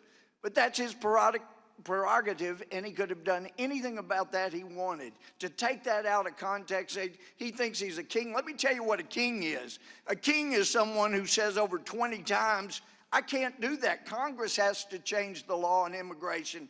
And then he decides, you know what? I got a pen, I got a phone, I'll do whatever I want, and by golly, he does. He makes new law with a pen and a phone. Now that is more like a monarchy, not somebody saying they can fire a special prosecutor if they want to. And regarding treason, the Constitution itself says you gotta have 2 witnesses. And that's not hearsay witnesses, none of this stuff that wouldn't be admissible in any decent court. No, that's 2 direct evidence witnesses that can come in and positively identify themselves, not something they overheard or something, but actually be witnesses to treason. And yet this group comes in here, they toss treason out in a report like it's no big deal. We can bring in a bunch of hearsay witnesses, and then we'll have the lawyers testify and then throw a president out of office. This is so absurd. It's so absurd. Now, we have a witness come in, and we're told he's going to be a witness. That's why he doesn't have to follow under the rules of decorum. And then, I've never seen this, he gets to come up and grill his opposing adversary witness. I feel like, to be fair, if we were going to make this thing fair, Mr. Castor would be able to come up and grill Mr. Burke. But this isn't about being fair. It's not about due process. This is about a kangaroo system. And let me tell you, those that think you've done something special here, you have set the bar so low, I'm afraid it's irreparable. I mean, just think, we've had people already mention, the next president, Joe Biden. We're told, gee, he may be the next president. Well, we've already got the forms. All we have to do is eliminate Donald Trump's name and put Joe Biden's name in there because he's on video, he and his son. He basically has admitted to the crime that's being hoisted on the president improperly. So I'm scared for my country because I've never seen anything like this. This is supposed to be the Congress. I came up here from a court where we had order and we had rules, and I've seen nothing of the kind in here today, and it's outrageous that we're trying to remove a president with a kangaroo court like this. I yield back. Chairman, if I could just clarify, treason is not in our report. I just want The gentleman yielded back. Yeah, and it is mentioned in the report we got. Thank you very much. Gentleman yielded back. Mr. Johnson. Thank you, Mr. Chairman. I'd like to get us back to the undisputed facts of the president's abuse of power. Mr. Goldman, as a prosecutor in the Southern District of New York, when you prosecuted drug conspiracy cases, was it standard practice for drug kingpins to try to beat the case by distancing themselves from the conspiracy and blaming their accomplices for the crime? all the time. Conspiracies have different layers, and the top layers make the bottom layers do the work so that they're further removed from the actual conduct. Okay, I'd like to ask some questions about the president's role in what Ambassador Bolton referred to as a drug deal. Did the testimony and evidence compiled by the Intelligence Committee establish the fact that, with respect to Ukraine, Rudy Giuliani was at all times working on behalf of President Trump? Yes, Mr. Giuliani said that. President Trump said that to a number of other individuals. And then those individuals, Ambassador Sondland, Ambassador Volker, also said that.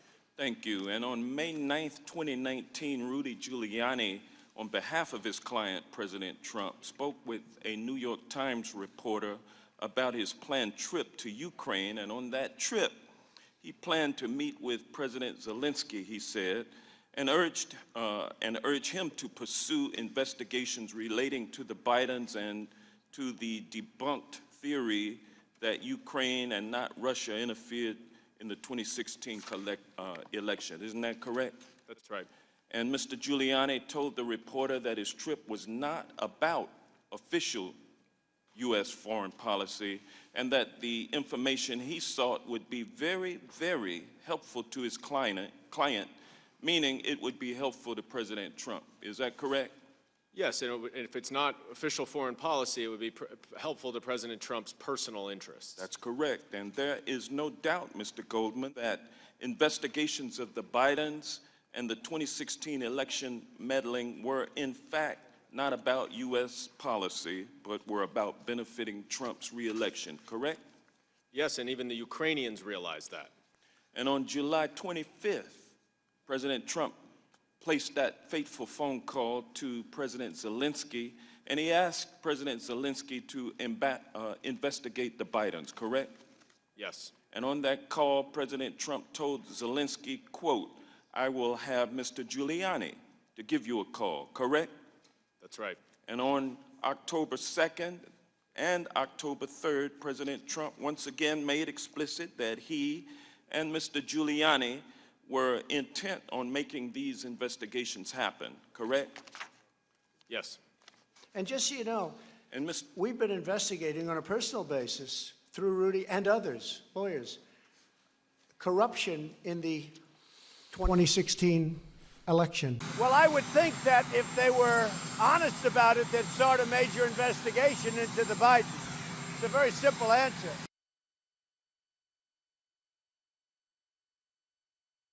by President Trump and his agents, does it not?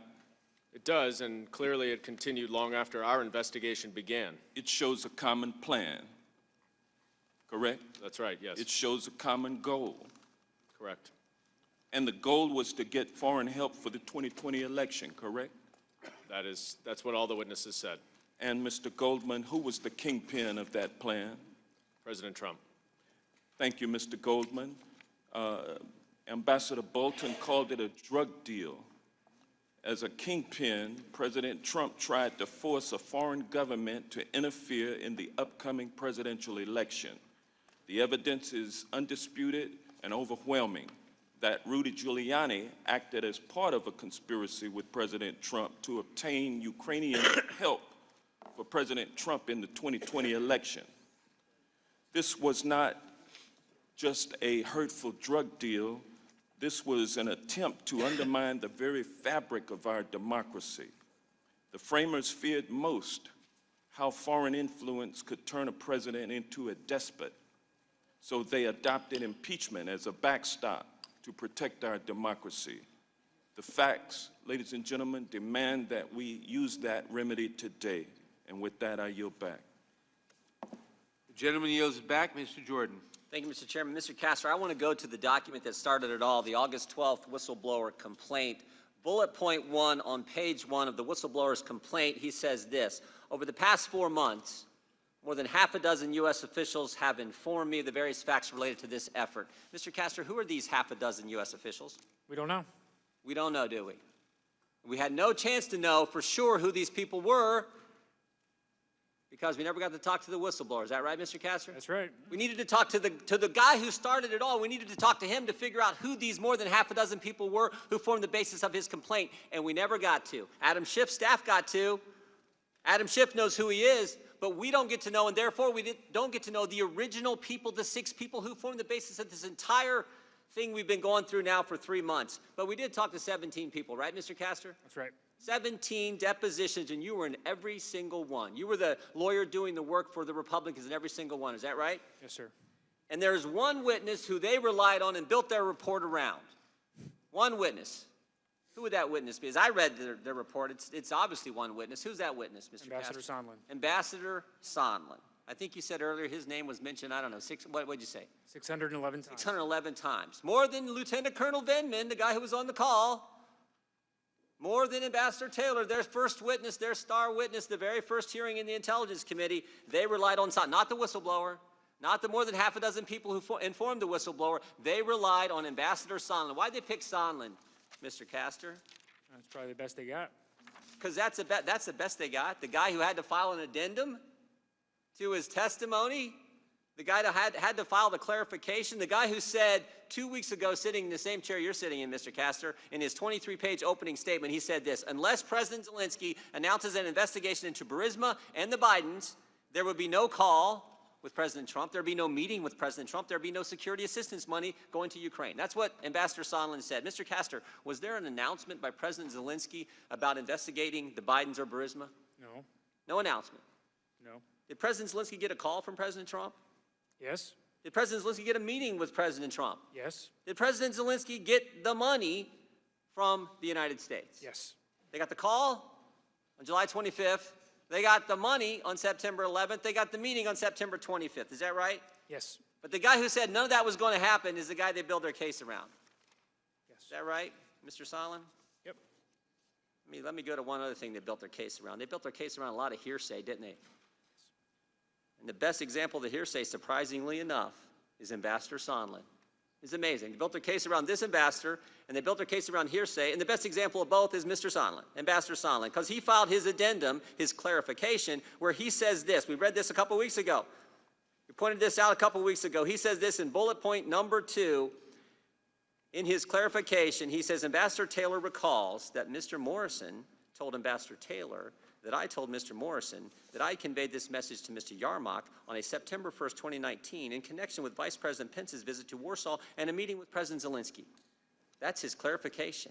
Amazing. 6 people, as I said before, having 4 conversations in one sentence. Ambassador Taylor recalls that Mr. Morrison told Ambassador Taylor that I told Mr. Morrison that I conveyed this message to Mr. Yarmouk on September 1st, 2019, in connection with Vice President Pence's visit to Warsaw and a meeting with President Zelensky. That's the clarification. That's their star witness who they built their case around. So-and-so tells so-and-so what somebody said to someone else, and there you have it. That's their case. They forget the 4 key facts. They forget the fact that we have the call transcript and there was no quid pro quo. They forget the fact the 2 guys on the call, President Trump and President Zelensky, have said repeatedly there was no pressure, no linkage, no pushing. They forget the fact Ukraine didn't even know aid was held at the time of the call. And they forget the fact, most important, they did nothing to get the aid released, no announcement of any type of investigation whatsoever. They forget all that, those key facts. And they build their case around the guy who had to clarify his testimony with that amazing sentence. Mr. Goldman, did the Democrats publish phone records of the president's attorney?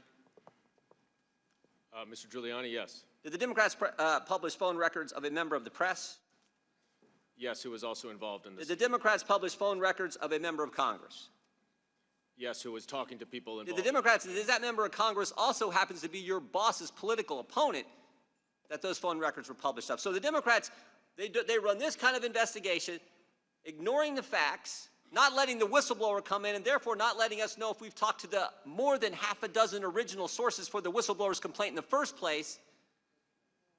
The guy has to file an addendum with that clarification sentence. But one thing they did do in their report is they published the phone records of the president's personal lawyer, the phone records of a member of the press, and the phone records of the chairman of the Intelligence Committee's political opponent, Representative Nunes. That's what these guys did. And that's their effort to impeach the President of the United States 11 months before an election. The gentleman's time has expired. Mr. Chairman, I Mr. ask Deutsch. unanimous Mr. consent. Deutsch. Thank you, Mr. Gentleman Chairman. will- Mr. Chairman, I'd like to focus on the facts surrounding the president's abuse of power. Gentleman will state his unanimous consent request. I'd ask unanimous consent that the report by the majority staff of the House Committee on the Judiciary Constitutional Grounds for Presidential Impeachment that talks about treason and bribery be admitted for the record. Be what? Be made part of our record. Majority report without objection. Thanks. Mr. Deutsch. Thank you. Getting back to the facts surrounding the president's abuse of power using the White House meeting as leverage for helping his political campaign. Mr. Goldman, President Trump offered Ukrainian President Zelensky a meeting in the White House. But first, he wanted investigations into the Bidens and a conspiracy theory about meddling in the 2016 election. You testified that the committees found evidence that President Trump worked to exchange official actions for personal benefit, and I want to talk about that. On May 23rd, 2019, a delegation of officials returned from Zelensky's inauguration, and they briefed the president. In that briefing, President Trump directed government officials to work with his personal lawyer, Rudy Giuliani. Isn't that correct? Yes. And Trump's hand-picked Ukraine operator, Gordon Sondland, testified that they faced a choice: either work with Giuliani or abandon the goal of a White House meeting. What choice did they make, Mr. Goldman? They decided to work with Mr. Giuliani. Right. And 6 days later, on May 29th, President Trump sent the new Ukrainian president a letter that said America stood with Ukraine and invited President Zelensky to visit the White House. Isn't that correct?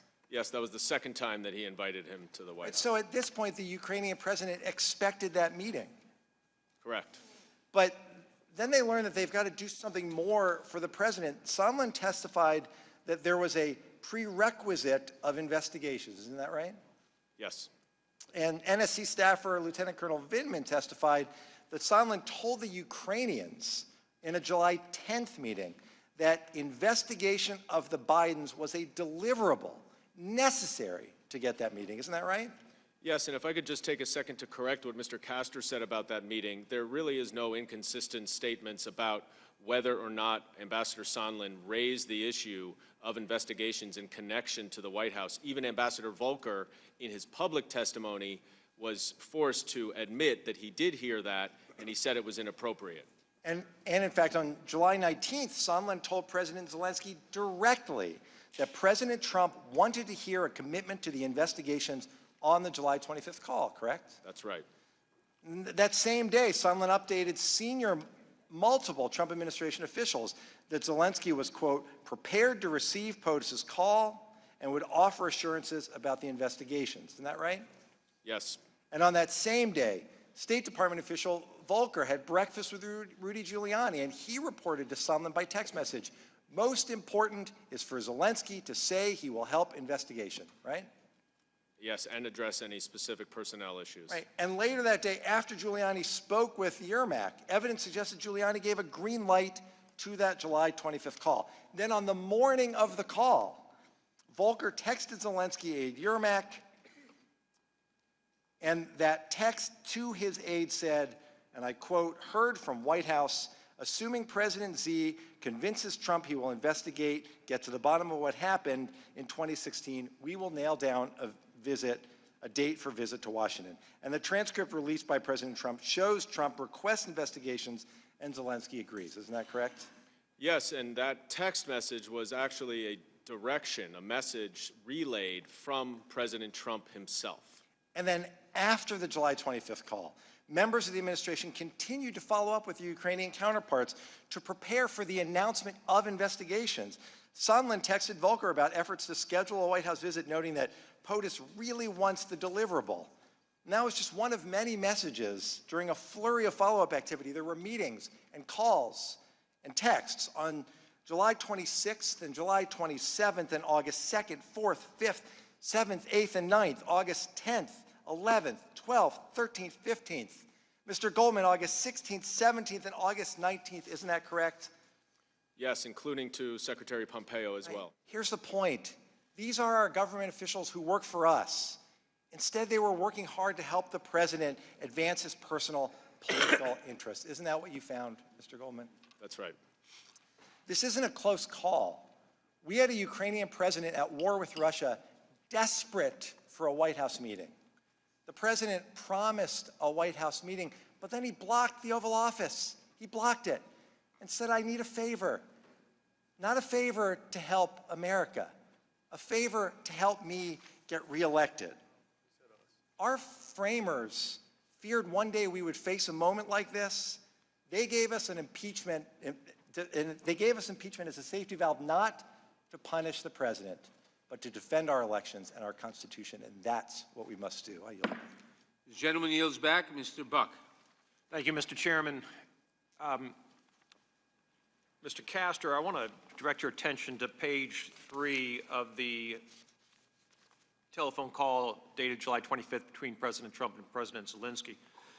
On page 3, President Trump states, I would like you to do us a favor, though, because our country has been through a lot and Ukraine knows a lot about it. I would like you to find out what happened with this whole situation with Ukraine.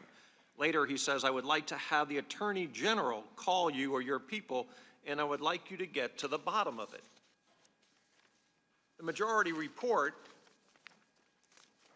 on page 13 says, the U.S. intelligence community had unanimously determined that Russia, not Ukraine, interfered in the 2016 election to help the candidacy of President Trump. Mr. Castor, there appears to be a conflict there. President Trump is asking the Ukraine to investigate something. The majority has decided that it's an illegitimate request because there was no interference in an election by the Ukraine. Is that how you read this? Yes. And the press release from the majority on their report says, as part of this scheme, President Trump, acting in his official capacity and using his position of public trust, personally and directly requested that the President of Ukraine, that the government of Ukraine publicly announce investigations into, subsection 2, a baseless theory promoted by Russia alleging that Ukraine, rather than Russia, interfered in the 2016 U.S. election. Is that true? Yes. And Mr. Castor, I want to ask you something. Have you seen this article from Politico dated January 11, 2017? Yes, I have. And the title of that article is Ukrainian Efforts to Sabotage Trump Backfire. Is that correct? Yes. I want to read you the second paragraph. Ukrainian government officials tried to help Hillary Clinton and undermine Trump by publicly questioning his fitness for office. They also disseminated documents implicating a top Trump aide in corruption and suggested they were investigating the matter only to back away after the election. And they helped Clinton's allies research damaging information on Trump and his advisors, a Politico investigation found. Isn't it true that President Trump had a legitimate reason to request help from the Ukraine about the 2016 election? And I'm not suggesting for a minute that Russia didn't interfere. Of course they interfered. But the Ukraine officials tried to influence the election. Yes. Let's move on to Ambassador Sondland. I only have 10 fingers and 10 toes, so I can't count above 20, Mr. Castor. But you know how many times Ambassador Sondland said that he did not know, did not recall, had no recollection, had limited memory, or failed to remember something in his October 17th testimony? You know how many times? 325. Does that surprise you? 325. Big number. And then he files a clarifying statement, and he clarifies a few things, I guess. But did you have any contact with Ambassador Sondland between the time of his deposition and the time of his clarifying statement? No. Did the majority? I have no idea. You have no idea. So they may have had influence on his testimony. I did. And that would be evidence of bias. That would be evidence of credibility. That would be evidence that we should take into account before. But we'll never know, will we? Because the majority counsel has a right to assert a privilege as to information that's relevant to this committee's decision. The majority counsel has a right to assert a privilege in any communications he has with the chairman, Adam Schiff, doesn't he? As does minority counsel. That's a privilege that we've reserved here in Congress, isn't it? Yeah. And the same thing is true of FOIA. The Freedom of Information Act does not apply to memos that majority counsel writes. Isn't that true? So we've demanded that of the executive branch, but we have allowed ourselves not to be part of FOIA, correct? Correct. Okay, so the majority has a privilege. The president also has a privilege. It's called executive privilege. He can meet with the Secretary of State, and that's a privileged conversation. He can meet with the Secretary of Defense. That's a privileged conversation. He can meet with the Secretary of Energy. That's a privileged conversation. Now, when the majority has subpoenaed those witnesses, and the president has refused to produce those witnesses or relevant documents, or what they consider relevant documents, they are charging him with an article of impeachment for obstruction. In fact, their report says, President obstructed the impeachment inquiry by instructing witnesses to ignore subpoenas. Why? Ms. Bass. Mr. Goldman, I want to pick up on the president using the powers of his office, in this case, in a meeting at the White House, to pressure a foreign country to investigate his political rival. Now that you've had time to step back from the investigation, is there any doubt that the president did, in fact, use a White House visit to pressure President Zelensky to announce investigations of his political rival to benefit his re-election campaign? I will answer that question in a minute, but I would like just to comment to Mr. Buck that the majority staff and no one had any contact with Ambassador Sondland after his deposition. But the answer to your question is yes, Ms. Bass. My colleague, Mr. Deutsch, mostly focused on the period prior to the July 25th call. I'd like to focus on the period after. Following the call, did President Zelensky come to the White House for a meeting? No, he's never come to the White House, and several witnesses, multiple witnesses, said that there's a huge distinction between a White House meeting and a meeting on the sidelines of the UN General Assembly where they did meet on September 25th. So has a White House meeting been scheduled? No. So did the president and his associates essentially continue to withhold the White House meeting? And if so, why did they do that?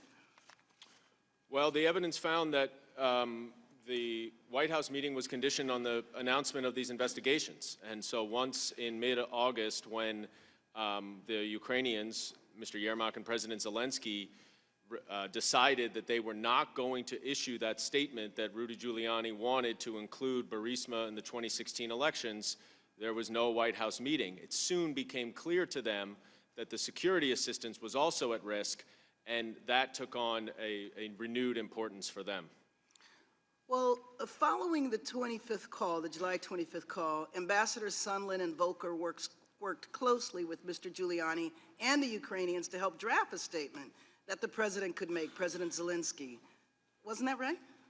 Yes, and the report say they work closely, and then there were also phone calls with the White House around the same time that they were working closely. Do you know what that statement was supposed to say, according to Mr. Giuliani and the U.S. officials? Well, the key difference is that it had to include that Ukraine would do the investigations of Burisma, which equaled the Biden investigation, and the 2016 Ukraine interference. But was there concern about doing the investigations, or what? Were they just supposed to make a statement about it? What? Ambassador Sondland very clearly testified that all he ever heard Mr. Giuliani or anyone say is that they only needed the public announcement of the investigations. And so did the committee find that without that public statement that there would be no White House meeting? Yes. So I was struck by how clear the evidence seems to be on this point, and I'd like to play another example. Was there a quid pro quo? As I testified previously, with regard to the requested White House call and the White House meeting, the answer is yes. Everyone was in the loop. Mr. Goldman, did the investigative committees find that Mr. Giuliani played a role in the White House visit being conditioned on investigations? The evidence showed that Mr. Giuliani not only played a role, but that he was essentially the president's agent. He was acting on behalf of the president, expressing the president's wishes, desires. So what evidence did the committee find that corroborated the quote, everyone was in the loop?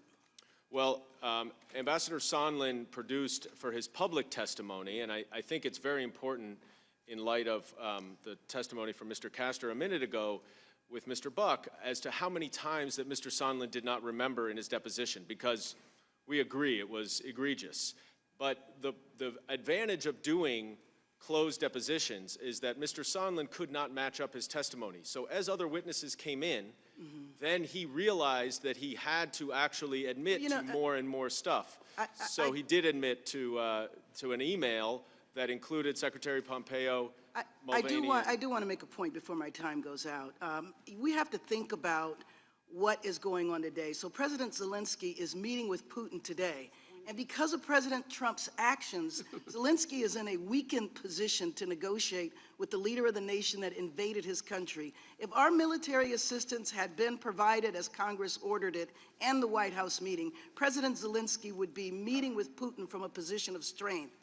If you want the support, well, we have to realize that the message that this sends to our allies is our standing in the world. If you want the support of the United States, be prepared to help with President Trump's reelection. President Trump's abuse of power has injured our nation. Thank the chairman. The 299-page Democratic majority report mentions the Intelligence Community Inspector General Michael Atkinson on pages 26, 33, 138, 140, and 143. Mr. Goldman, you were present for the October 4, 2019 transcribed interview of the Inspector General Michael Atkinson, correct? Yes. On pages 53 to 73 of that transcribed interview, the Inspector General's testimony confirms the following: that the whistleblower made statements to the Inspector General under penalty of perjury that were not true and correct, that the whistleblower first made statements in writing under penalty of perjury that were not true and correct. The whistleblower then made statements under penalty of perjury that were not true and correct in his or her verbal responses to the Inspector General's investigative team. Because of the whistleblower's statements in writing and verbally to the Inspector General that were neither true, correct, or accurate, pages 53 to 73 of that sworn testimony reveal that the Inspector General was not able to answer any questions, none from me, about the whistleblower's contact or communication with Chairman Schiff's staff, of which Mr. Goldman is a member. Mr. Castor, do you remember anywhere in this 299-page report that makes reference to the fact that when the whistleblower started this inquiry, he or she did so by making statements under penalty of perjury that were neither true or correct in writing, and then did so again verbally? I don't remember that. After the Inspector General testified on October 4th and after media reports revealed that the whistleblower and Chairman Schiff did not disclose their prior contacts or communications with one another, the whistleblower contacted the Inspector General to explain why he or she made statements under penalty of perjury in writing and verbally that were not true, correct, and accurate. Mr. Castor, is that communication from the whistleblower to the Inspector General to explain prior inconsistent statements reflected anywhere in the 299-page report? No. On October 2nd, Chairman Schiff's spokesman, Patrick Boland, acknowledged publicly that the outlines of the whistleblower's accusations against the president had been disclosed to the House intelligence staff and shared with Chairman Schiff. Mr. Castor, is that disclosure and Mr. Boland's admission of that disclosure anywhere in this report? I don't remember seeing it. It's not.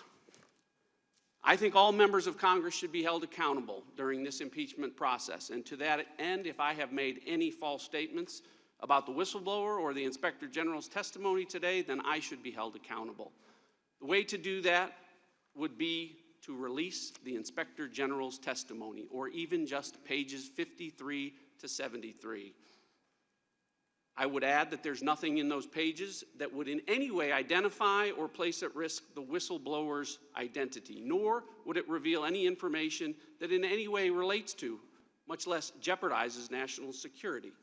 Look, maybe there's a believable explanation for why the whistleblower made statements that weren't true or accurate about his contact or her contact with Chairman Schiff in writing and then again verbally. Maybe there's a good explanation for why the words Congress or Congressional Committee was confusing or not clear to the whistleblower. Maybe there's a good explanation for why the whistleblower also misled the Inspector General in writing on August 12th by stating, I reserve the option to exercise my legal right to contact the committees directly, when the whistleblower had in fact already contacted Chairman Schiff's committee 2 weeks before he or she wrote that.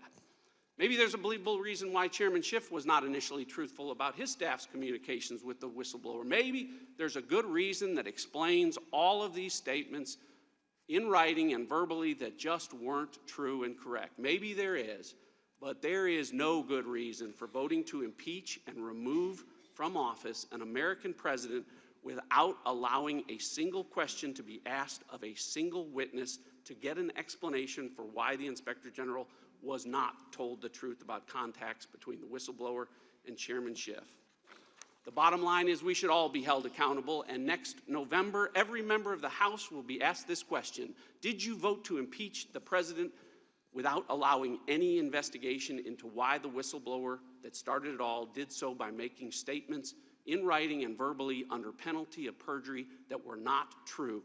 Democrats may not care if that question ever gets answered, but the voters will. I yield back.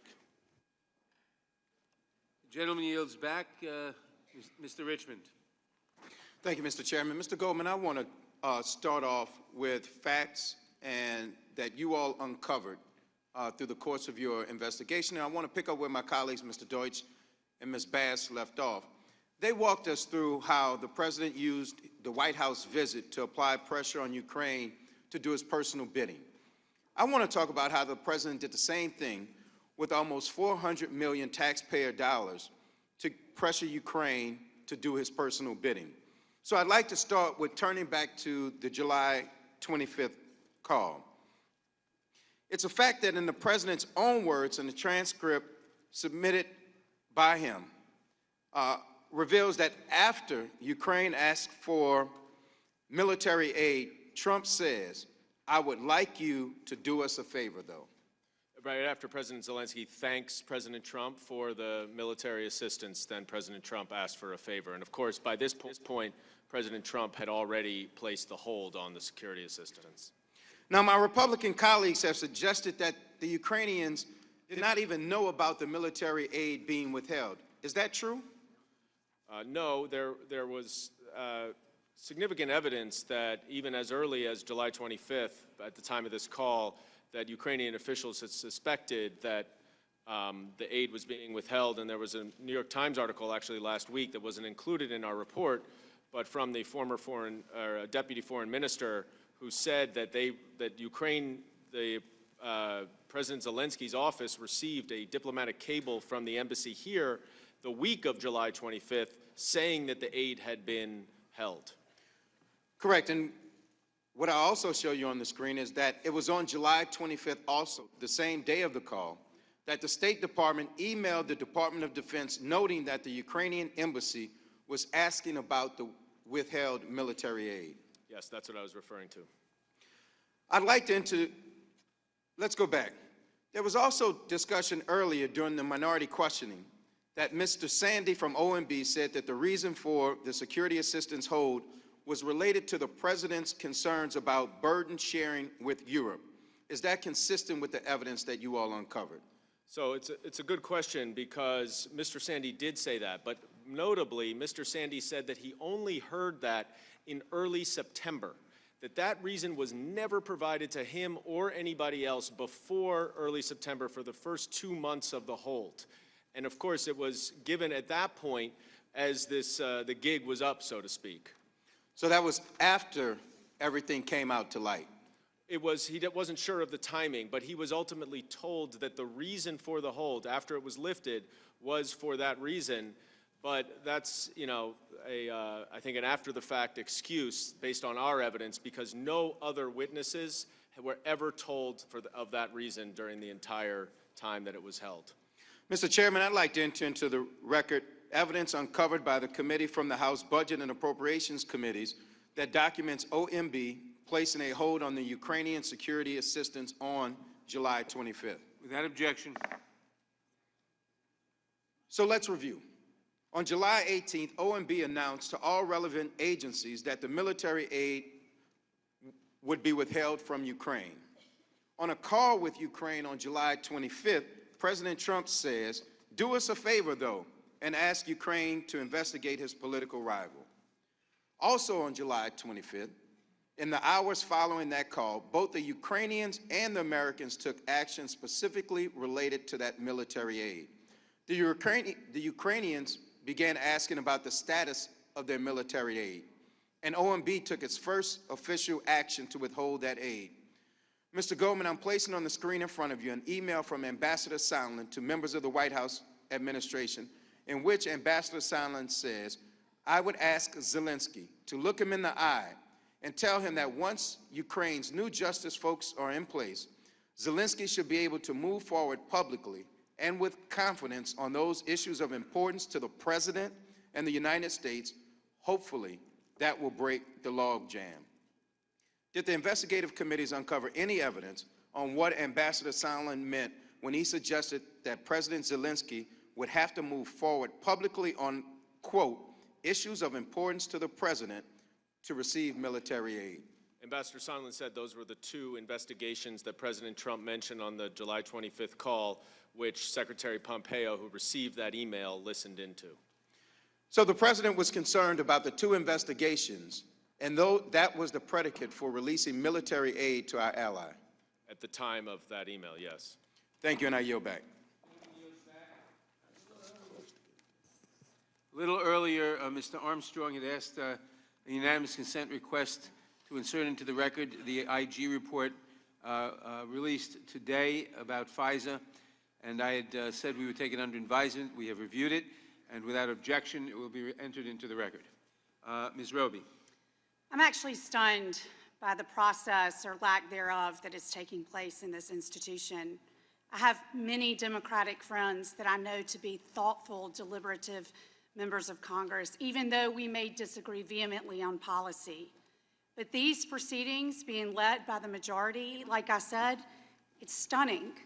I cannot for the life of me figure out why the majority would approach this in such a way that will forever cast doubt on why and how they chose to affect history with the impeachment of a president of the United States.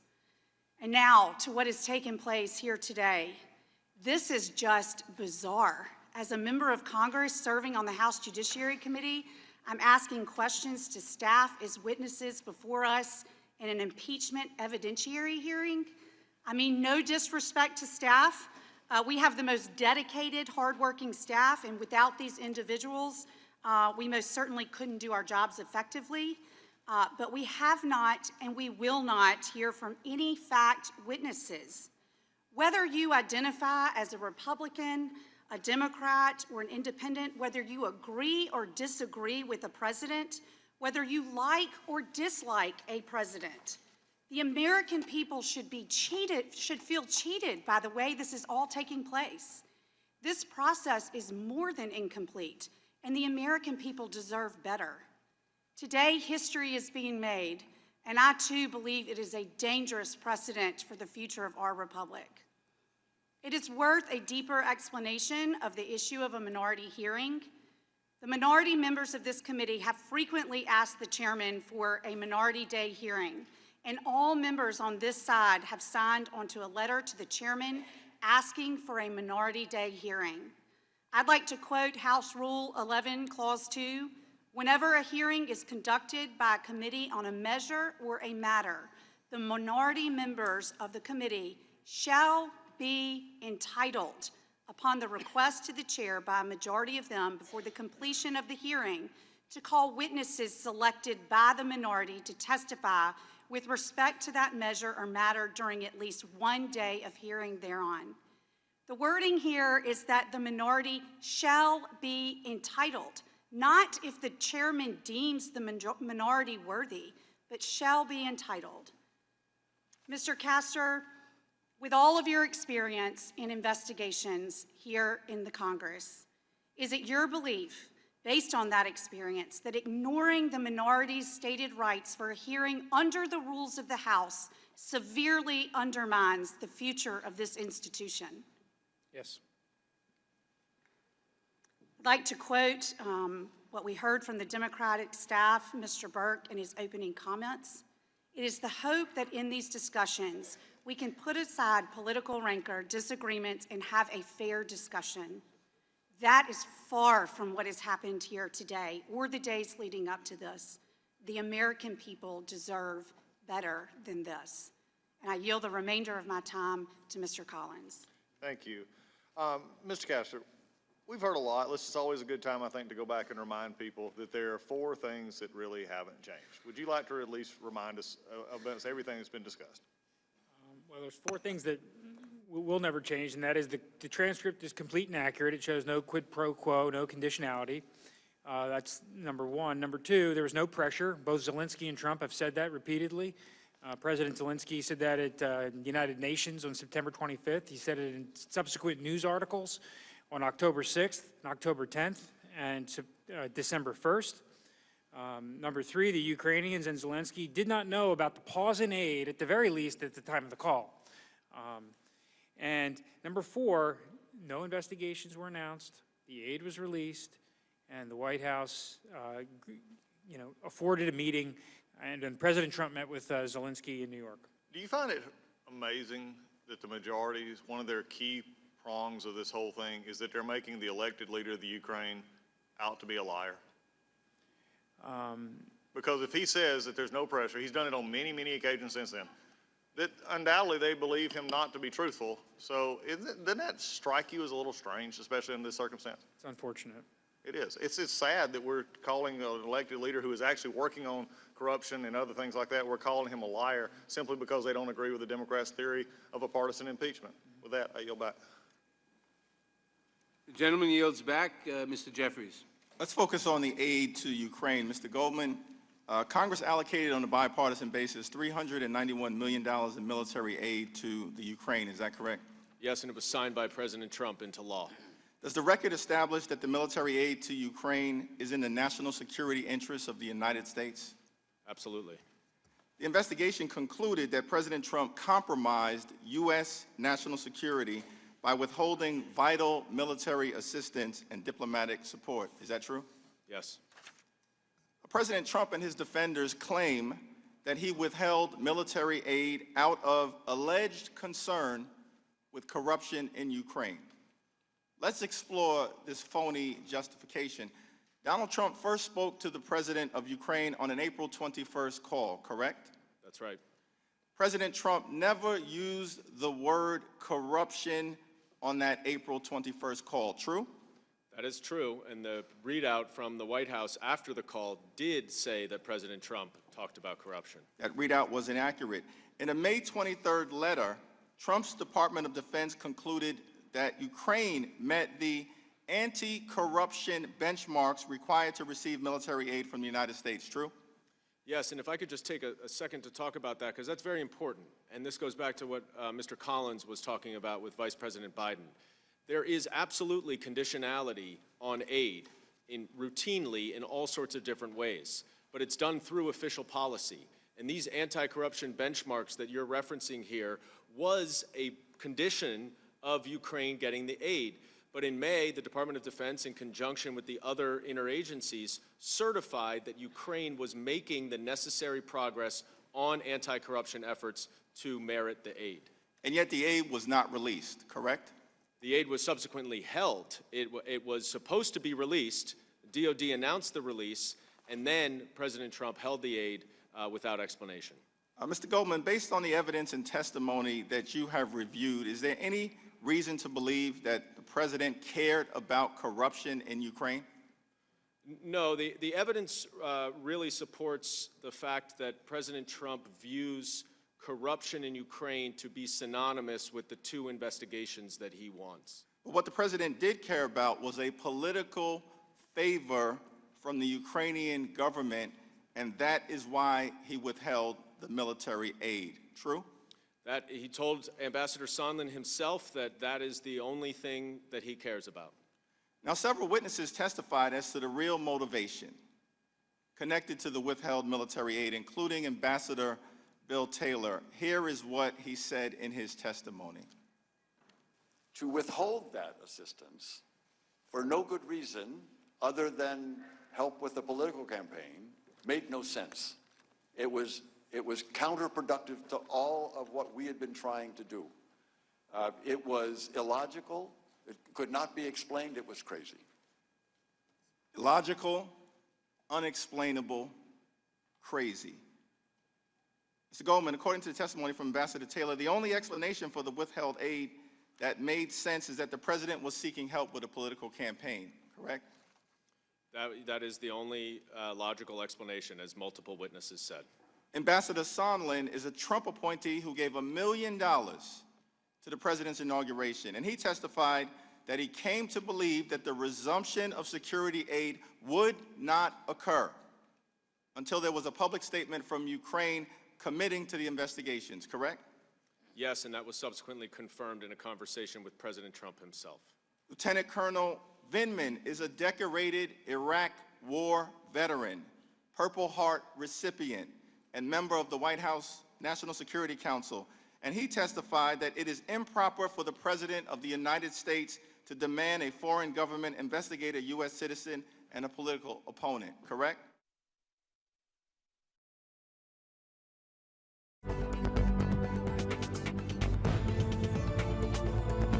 For the Intelligence Committee. The evidence shows that President Trump withheld military aid from Ukraine as part of a scheme to extract a political favor and solicit foreign interference in the 2020 election. True?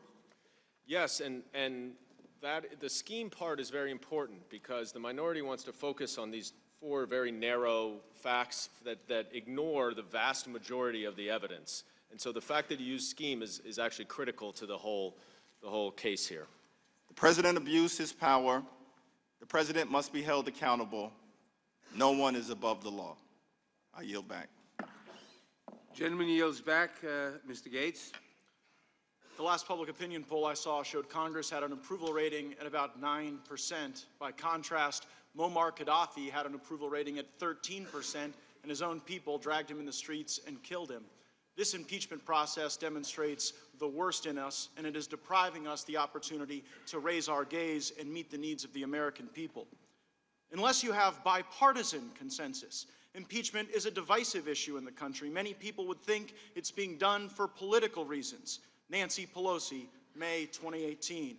And here we are in the most partisan presidential impeachment in American history. Matter of fact, when we opened the inquiry, no Republicans voted with the Democrats, and you even had Democrats voting with us in the only bipartisan vote to shut down this impeachment.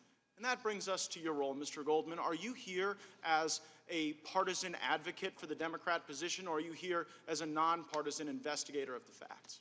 I'm here to present the report that we did on our investigation, which was totally and completely reliant on the actual evidence that we uncovered, the witness testimony, and the documents. Are you a partisan? I'm not a partisan. Mr. Castor, how long have you worked for the House? Since 2005. And same question, Mr. Goldman. For the House? Since earlier this year. Mr. Castor, do you make political donations? I don't remember any. Mr. Goldman, same question. Do you make political donations? I do, sir. I think it's very important. Matter of fact, to support, you've given tens of thousands of dollars to Democrats, right? Sir, I think it's very important to support candidates for office. I think our free Have you and given fair- over 100,000? Do you mind if I just want to know the number. I don't really care the basis. Have you given more than 100,000 You bucks don't to care Democrats? about it? The basis. I just want the number. So it's tens of. I think don't Mr. know the Burke. number, Do you know how much money Mr. Burke has given Democrats? I don't know, and I don't Would it see the surprise you if it's relevance. more than 100,000? Mr. Gates, I'm here to talk about this report. So you gave tens I'm of happy to thousands, talk to you and about Mr. this Burke gave report. hundreds of, or more than 100,000. Do you think if you'd given more money, you might have been able to ask questions and answer them like Mr. Burke did? I guess it's something you're still pondering. Mr. Castor, have you ever tweeted anything at the president? No. Mr. Goldman, same question. I have made a number of tweets in my private capacity before I came to this job when I was working in the media, yes. Matter of fact, this is one of those tweets, right? And you said, nothing in the dossier is proven false. But in fact, the dossier said that there was a Russian consulate in Miami when there isn't. The dossier said that Michael Cohen had a meeting in Prague when he didn't. The dossier said that Michael Cohen's wife was Russian. She's in fact Ukrainian. And so as we sit here today, where you've, I guess, got a tweet mentioning a P-tape, presenting yourself not as a partisan, hired by the Democrats to pursue the president, do you regret this tweet? Sir, I would be happy to put this investigation up with any of the nonpartisan investigations. I just want to know if you I regret the did tweet, Mr. During Goldman. my 10 years as a federal prosecutor. Do you regret it? I hope you read the evidence, and I think you can judge for You either yourself regret it or you whether don't it's regret it, Mr. partisan or Goldman. I not. guess you don't want to answer It's the based question. You know what, Mr. entirely Chairman? on the evidence. Earlier in this hearing, you said in your opening statement that there is nothing more urgent than impeachment right now. This is the most urgent thing we could possibly do. Well, you know what? If you're a senior right now and you can't afford your prescription drugs, that's more urgent than this. If you're a manufacturer wanting to dominate the Western Hemisphere with the passage of the USMCA, that is more urgent. If you're a farmer who wants to open markets so that your family can survive and thrive, that is a lot more urgent than this partisan process. If you're a desperate family member watching someone succumb to addiction, solving the opioid problem, probably more urgent than this partisan impeachment. If you're a member of the next generation, dealing with the challenges of extinction and climate change, a budget that's out of control, driving up the credit card of young people in this country and what they'll have to pay back as a consequence of our poor decisions, likely more urgent. But House Democrats have failed at all of these things. Matter of fact, I'd say the only thing under the Christmas tree for most Americans would be a lump of coal, but I think they're against coal too. The only thing under the Christmas tree for Americans would be impeachment and investigations. I've heard over and over Democrats say that this is all about the president's personal interest and that he abandoned the national interest. And it begs an analysis of how the nation is doing. In November, 266,000 jobs created, 80,000 over the average, 500,000 more manufacturing jobs in the Trump presidency, 700,000 construction jobs. We are doing better than ever before. The American people are thriving. Why won't you help us move along the critical issues that are far more important than your partisan impeachment? Gentleman's time has expired. Mr. Cicilline. Let me begin by dispelling the claim that Mr. Gates just made. This has been one of the most productive Congresses in modern history. We've passed nearly 400 pieces of legislation that respond to the urgent priorities of the American people, driving down health care costs, raising wages for the American worker, responding to gun violence, providing equal pay for equal work, responding to the climate crisis. 275 of those bills are fully bipartisan, and 80% of those bills are sitting on the Senate Majority Leader's desk awaiting action.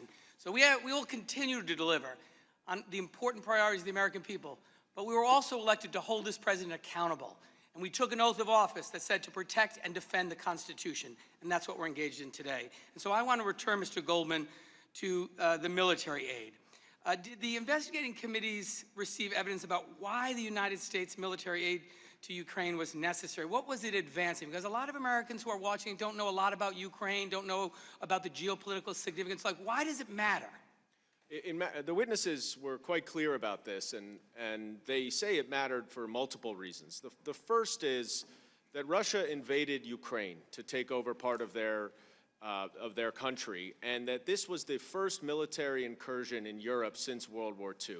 And this is Russia, who's an adversary, actually trying to encroach on another democracy. So just from a broad democratic viewpoint, it was essential not only to Ukraine's national security, but to America's national security to make sure that democracy remains worldwide. And when that, prior to the call on July 25th, Congress had approved the aid, correct? Congress had approved the aid, and then the president had held the aid. And the Defense Department had even publicly announced its intention to deliver the aid, correct? That's right. The Trump administration had already certified that Ukraine had taken substantial steps to combat corruption, correct? Correct. And that normally leads to the release of the aid. They announced the release of the aid, yes. And the investigative committees questioned witnesses from the Defense Department, the State Department, OMB, the White House, and the National Security Council about the president's decision to withhold aid, correct? Correct. And I'd like to play a clip of some of that evidence.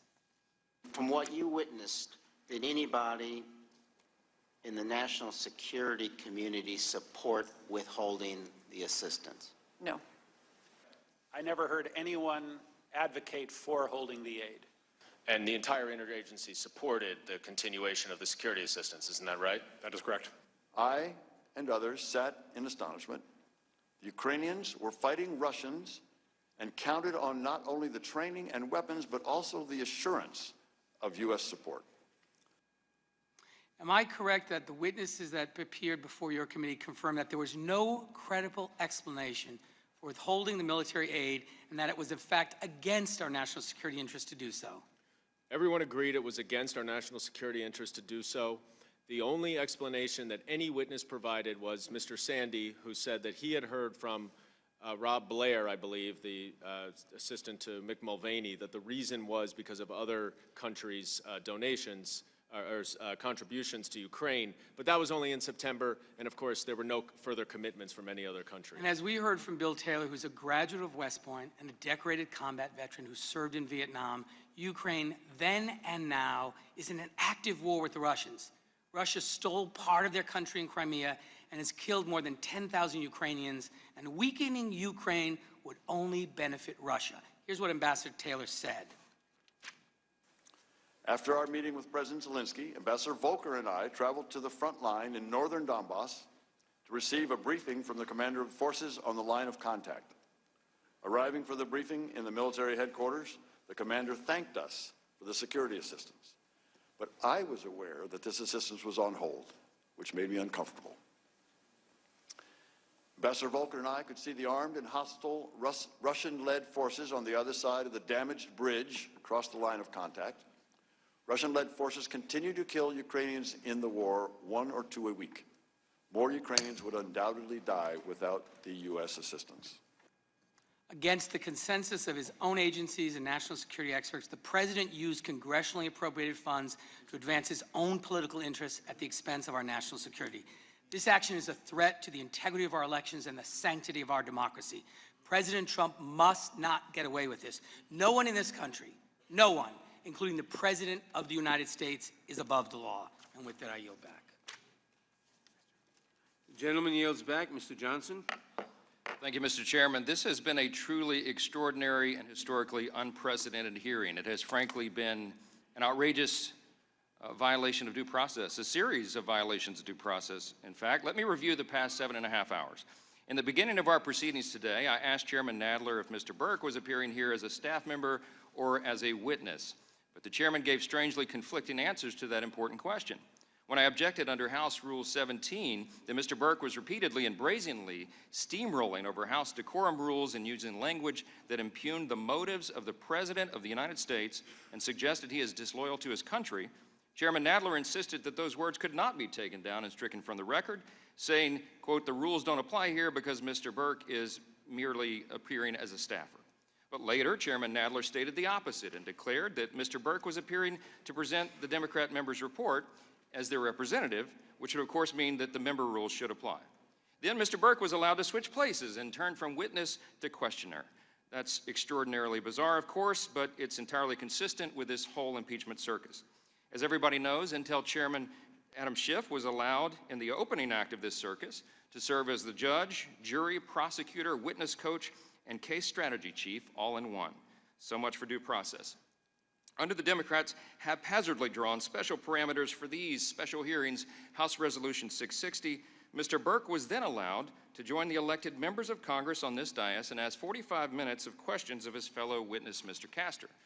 When he was argumentative, assumed critical facts not in evidence, engaged in speculation, and committed countless other violations of regular House rules and the federal rules of civil procedure, I objected, but was then ruled out of order by Chairman Nadler, who informed all of us that while House Resolution 660 specifically provides for objections, it lists none of them, and the Democrats have ignored every request of ours to obtain a list of what rules and objections would be enforced and applicable today.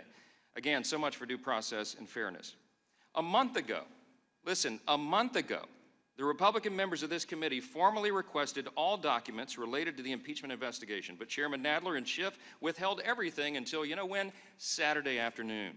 That's right, less than 48 hours before this hearing, they dumped approximately 8,000 pages of documentation on us while we were back home in our districts.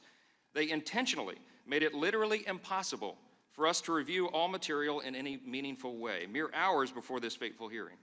What's worse is that the documents they decided to dump on us are not all of the underlying records we need to review, but rather only a partial, redacted, and biased subset of information that they think will advance their false narrative. And as has been mentioned here, we're being allowed no minority day hearing, which is required by regular House rules. Now, I'd love to cross-examine Mr. Burke himself, but Chairman Nadler's special and still mysterious rules for this hearing won't allow it. I notice he's disappeared from the hearing room.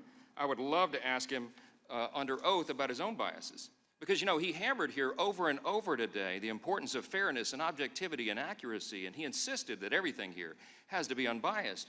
But if he was under oath here, he would be forced to admit that FEC records show that he has personally donated approximately $99,000 to Democrat candidates over the years, including sizable donations to Hillary Clinton for president, and also donated to past Trump opponents, including Elizabeth Warren, Cory Booker, and Kirsten Gillibrand. Mr. Burke appeared here as a fact witness and a finder of fact, but in our system, a finder of fact is supposed to be fair and impartial. He's supposed to be an umpire.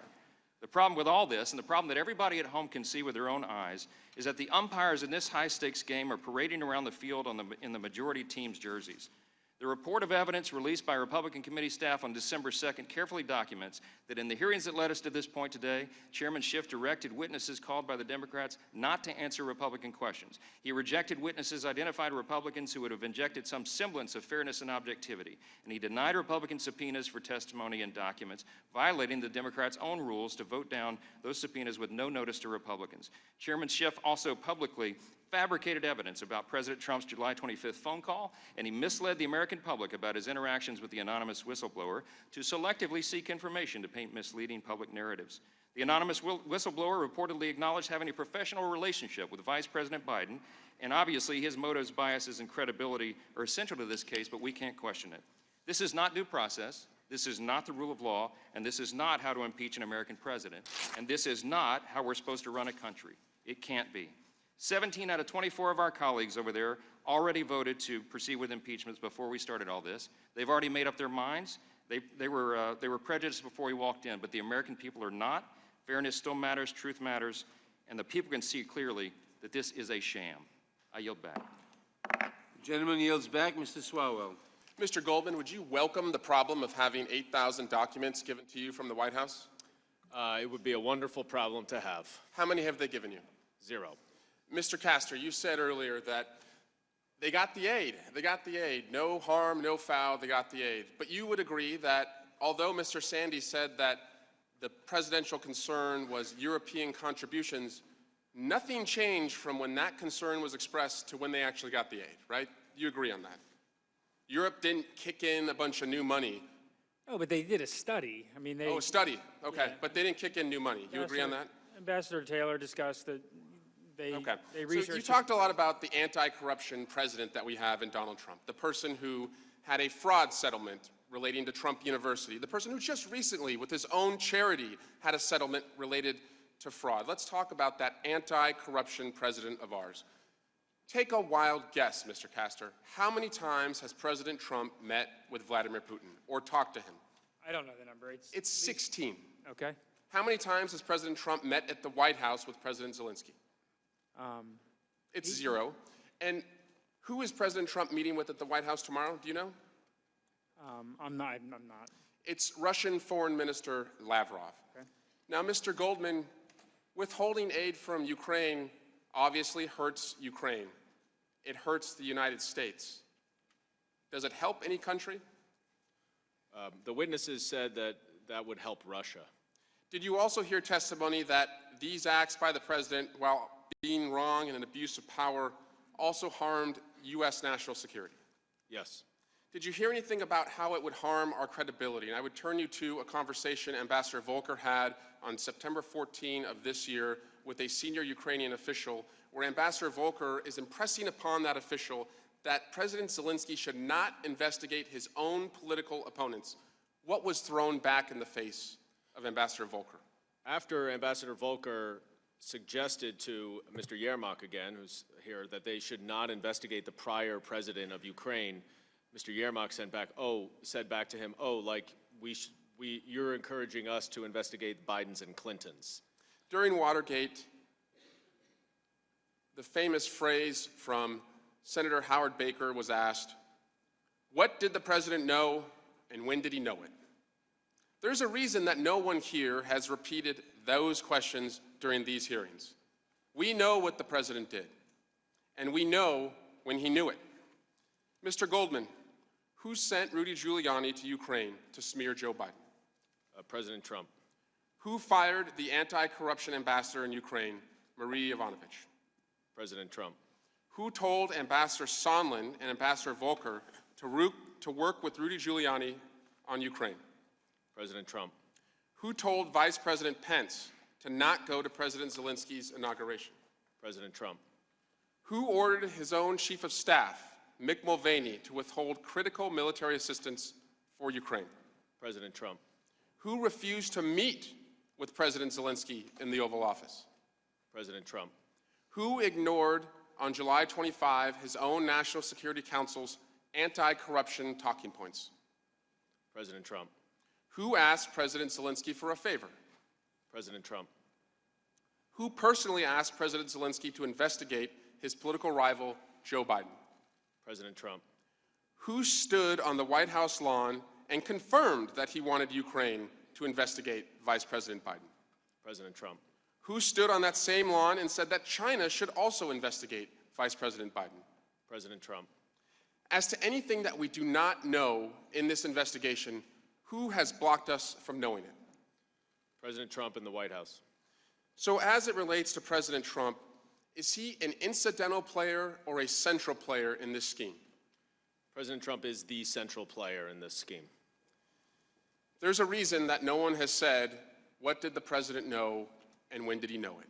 From the evidence that you have presented, Mr. Goldman, and the Intelligence Committee's findings, we know one thing, and one thing is clear.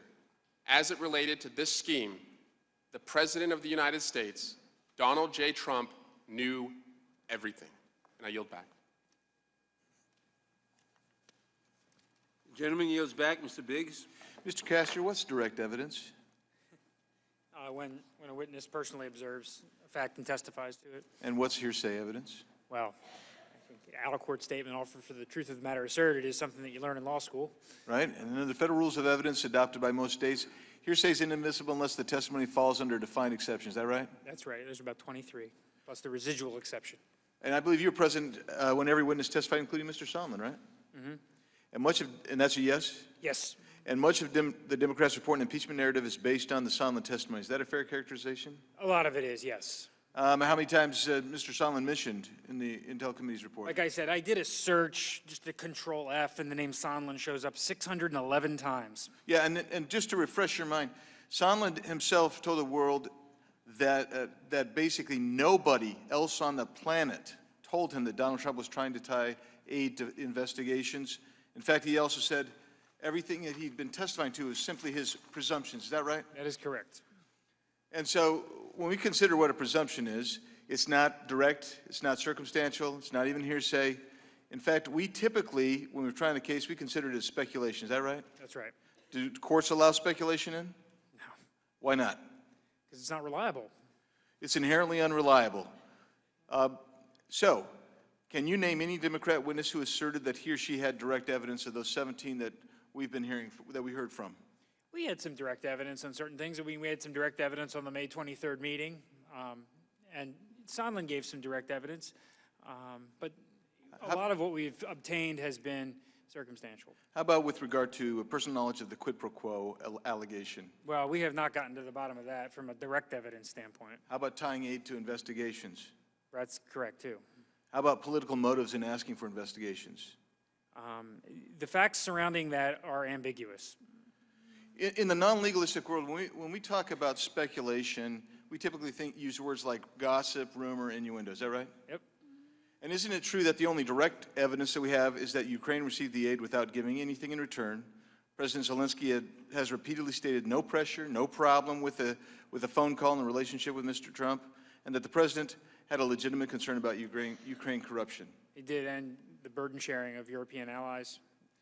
So much has been made about the alleged desire for an announcement of an investigation. But again, there is no direct evidence that supports the allegation that President Trump wanted merely the announcement of an investigation. But like I said, there's 8 lines in the call transcript that go to what President Trump said about the investigations. 8 lines. And everything else is hearsay, innuendo, rumor, gossip, right? It's inconclusive, certainly. Yeah. So when we get into this event today, in the process, we start talking about the process, were you surprised to see Mr. Burke get out of his chair, move to the seat, and sit down next to the chairman and start asking you questions? I don't know if I was surprised or not. Yeah.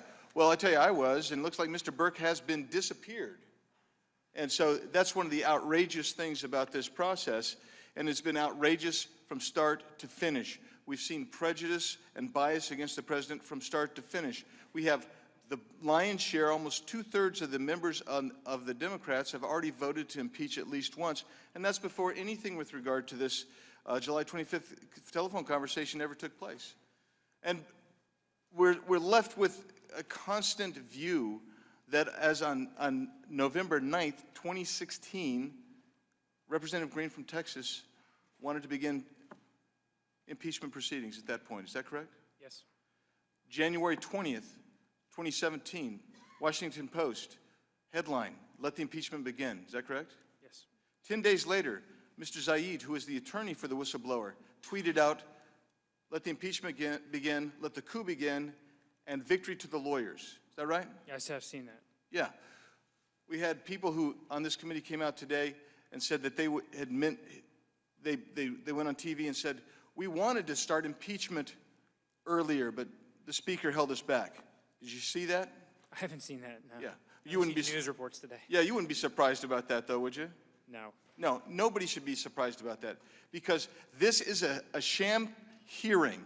3 years that they've been trying to remove this president, and this is the culmination of a predetermined outcome.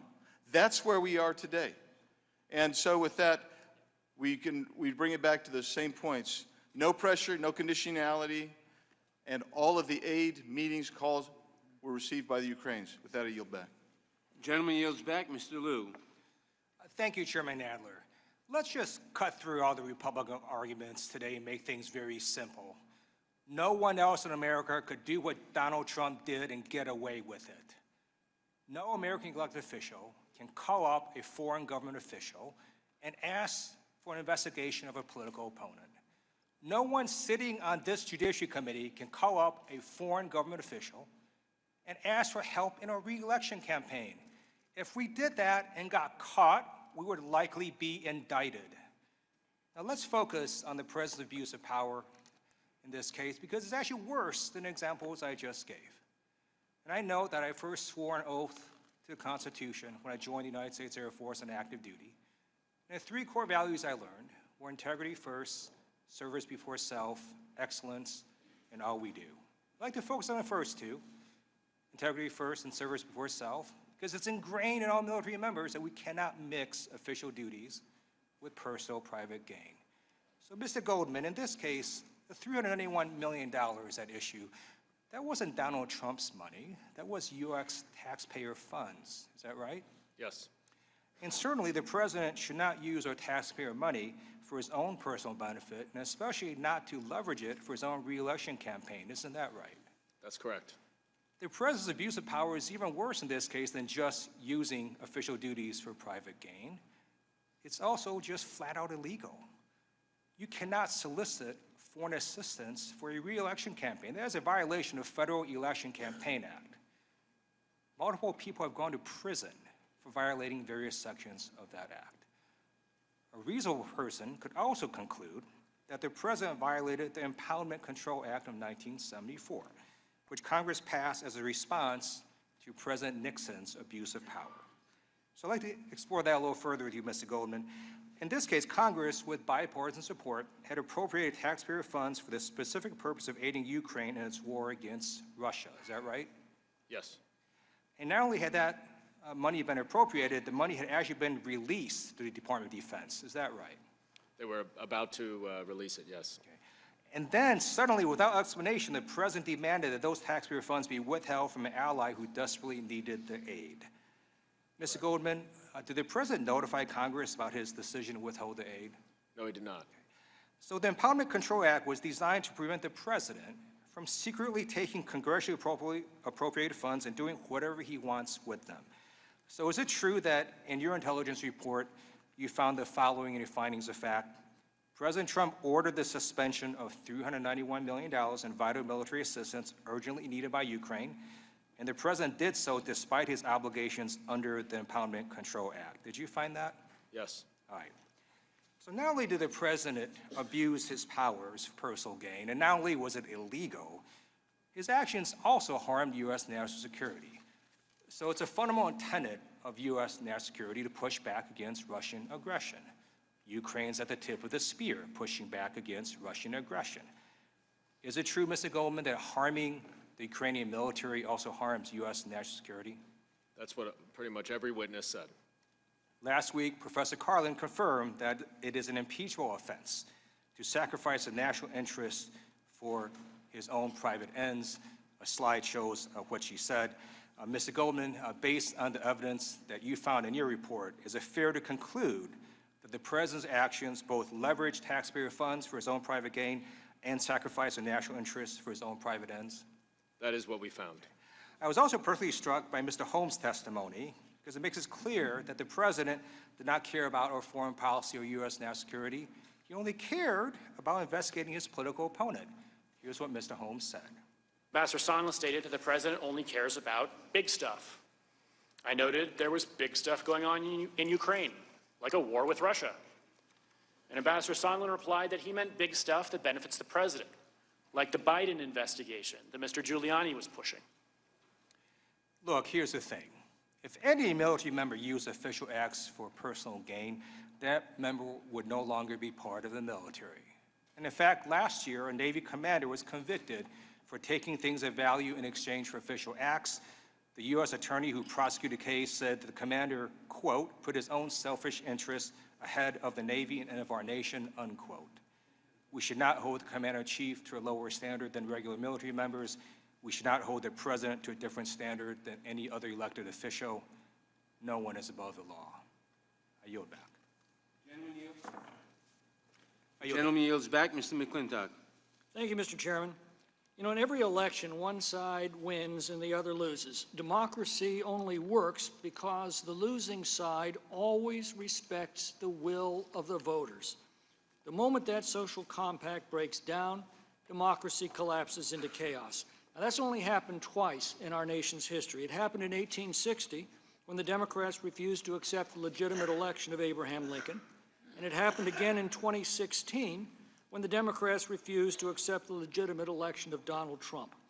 The issues before us today do indeed strike at the heart of our democracy. The first calls for impeachment began just days after the 2016 election, and ever since, the Democrats have been searching for a pretext.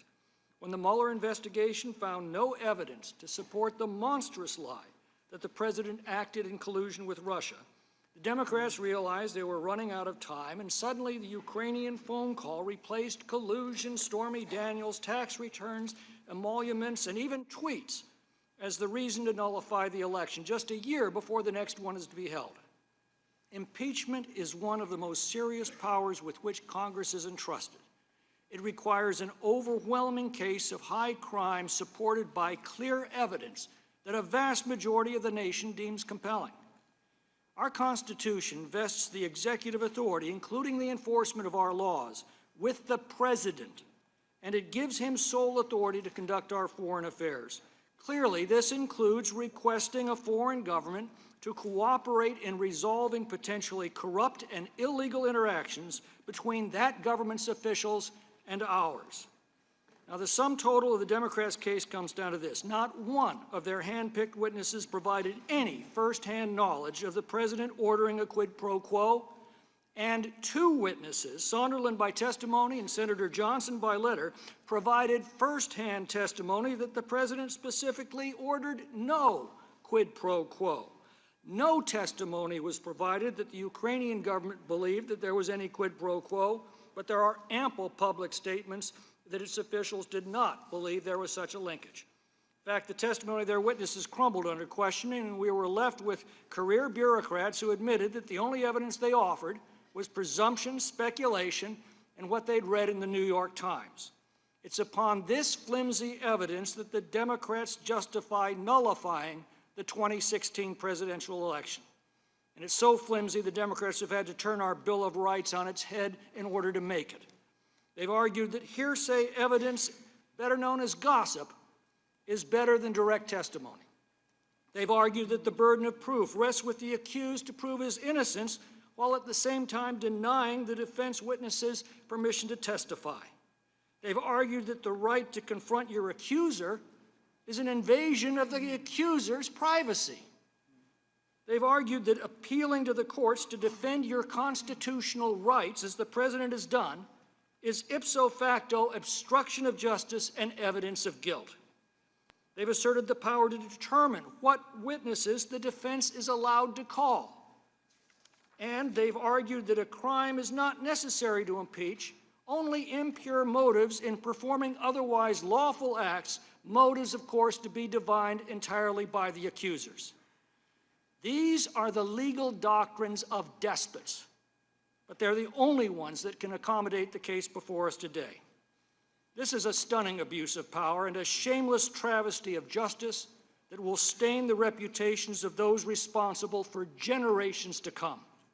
And God help our country if they should ever be given the power to replace our Bill of Rights with the doctrines that they have imposed in this process. The Democrats are fond of saying no one's above the law, but they have one unspoken caveat: except for themselves. Now, the Speaker's already short-circuited what should be a solemn, painstaking, thorough, and above all, fair process by ordering her foot soldiers on this committee to draw up articles of impeachment without this committee hearing from a single fact witness. Despite the fact that Mr. Schiff doesn't dare to appear before this committee to defend his work, we're supposed to accept his report at face value and obediently follow the Speaker's orders. As the Red Queen declared, sentence first, verdict afterwards. We can only pray the Senate still adheres to the judicial principles of our founders. And if they do, perhaps then we can begin repairing the damage that this travesty has done to our democracy, our institutions, our principles of justice, our Constitution, and our country.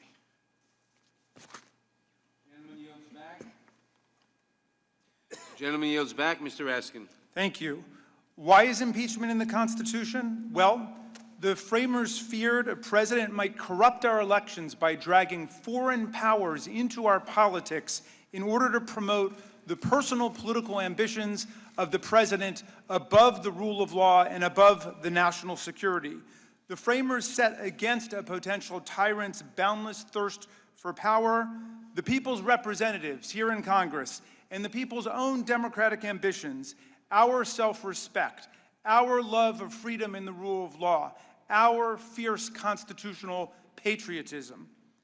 Now, it looked like President Trump might get away with his Ukraine shakedown. After all, most Americans didn't know anything about it, and the few who learned of it would be too afraid, too intimidated to cross the most powerful man on earth.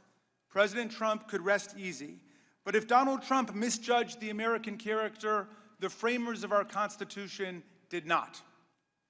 I count 17 honorable public servants who came forward to testify over the intimidation and disparagement of the president. Is that right, Mr. Goldman? Yes, there were 17. And I count a dozen career State Department and national security officials who served Republican and Democratic presidents alike over decades who came to testify. In fact, 4 of President Trump's own National Security Council staffers, Hill, Vindman, Morrison, and McGuire, came forward to report Trump's scheme to NSC lawyers as soon as they learned of it, didn't they, Mr. Goldman? Morrison and Vindman went to the lawyers as soon as they learned of it, yes. They went to the lawyers, and that moved me a lot because my father was a staffer on the National Security Council under President Kennedy, and he said the most important thing you can bring to work with you every day is your conscience, and he devoted his career to the idea that people must speak truth to power when power becomes a clear and present danger to democracy and to the people. So I want to talk about 2 of the many honorable government witnesses who went under oath and stood up for the truth. Mr. Goldman, who is Dr. Fiona Hill? Dr. Fiona Hill was the senior director for the Europe and Russia Directorate at the National Security Council until July of this year. And she was President Trump's senior advisor on Russia. Correct. Her family had fled both Nazi Germany and Soviet Russia. I think her family actually came from England. It was Marie Yovanovitch who had... That was Ambassador Yovanovitch. Yes. Dr. Hill voiced her concerns to the NSC's lawyers on July 10 and July 11th, long before anyone on this committee knew about it. Why did she go to report what she had learned? What motivated her? She was concerned that Ambassador Sondland and Mick Mulvaney were entering into essentially a transaction whereby the Ukrainians would open up these investigations for President Trump's political interests in return for getting the White House meeting that President Trump had offered. And I want to talk about Deputy Assistant Secretary George Kent, who served as a career Foreign Service officer for more than 27 years under 5 different presidents, Democrats and Republicans alike. And he wrote or updated notes to file on 4 different occasions to record his grave contemporaneous concerns about the president's conduct. Mr. Goldman, what were the events that led Mr. Kent to draft these notes to his file? There were several. There was a conversation at the end of June where several American officials had indicated to President Zelensky that he needed to go forward with these investigations.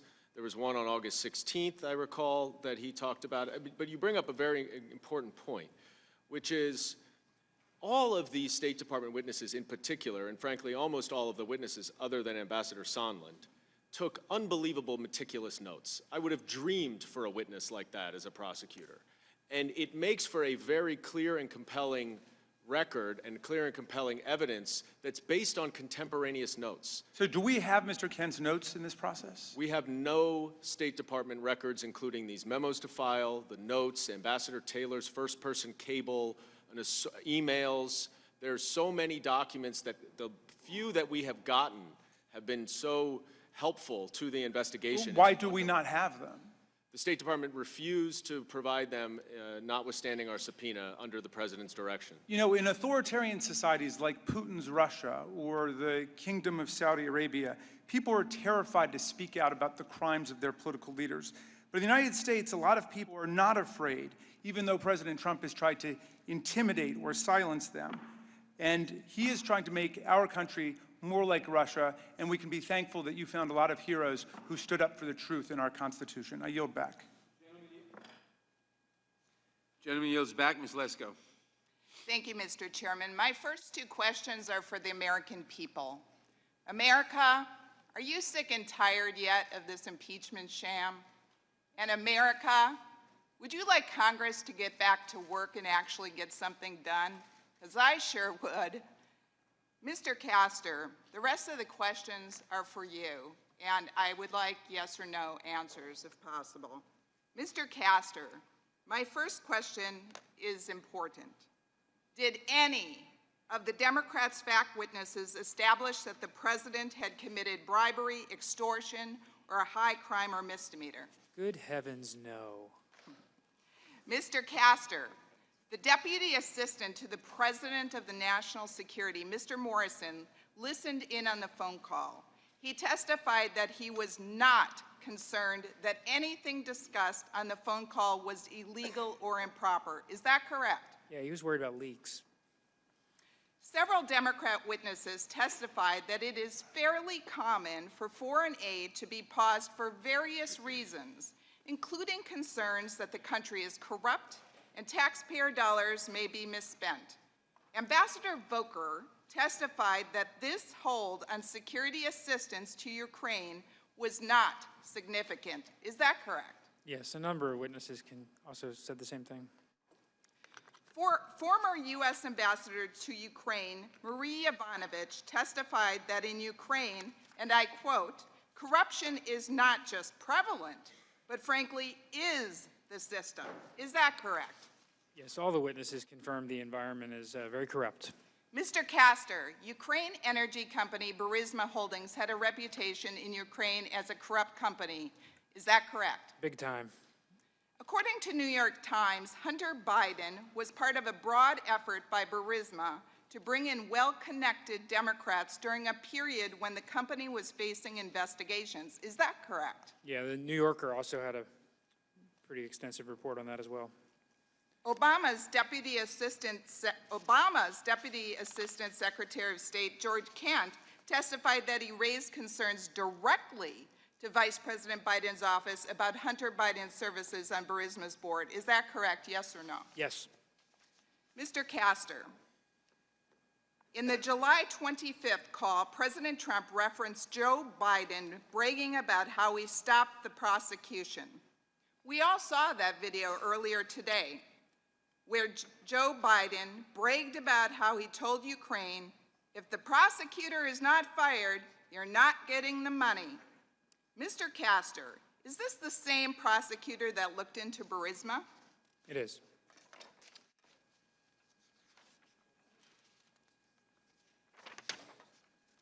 In a similar scheme, Obama Assistant Attorney General said, and I quote, awarding prestigious employment opportunities to unqualified individuals in order to influence government officials is corruption, plain and simple. Mr. Castor, here is another key question.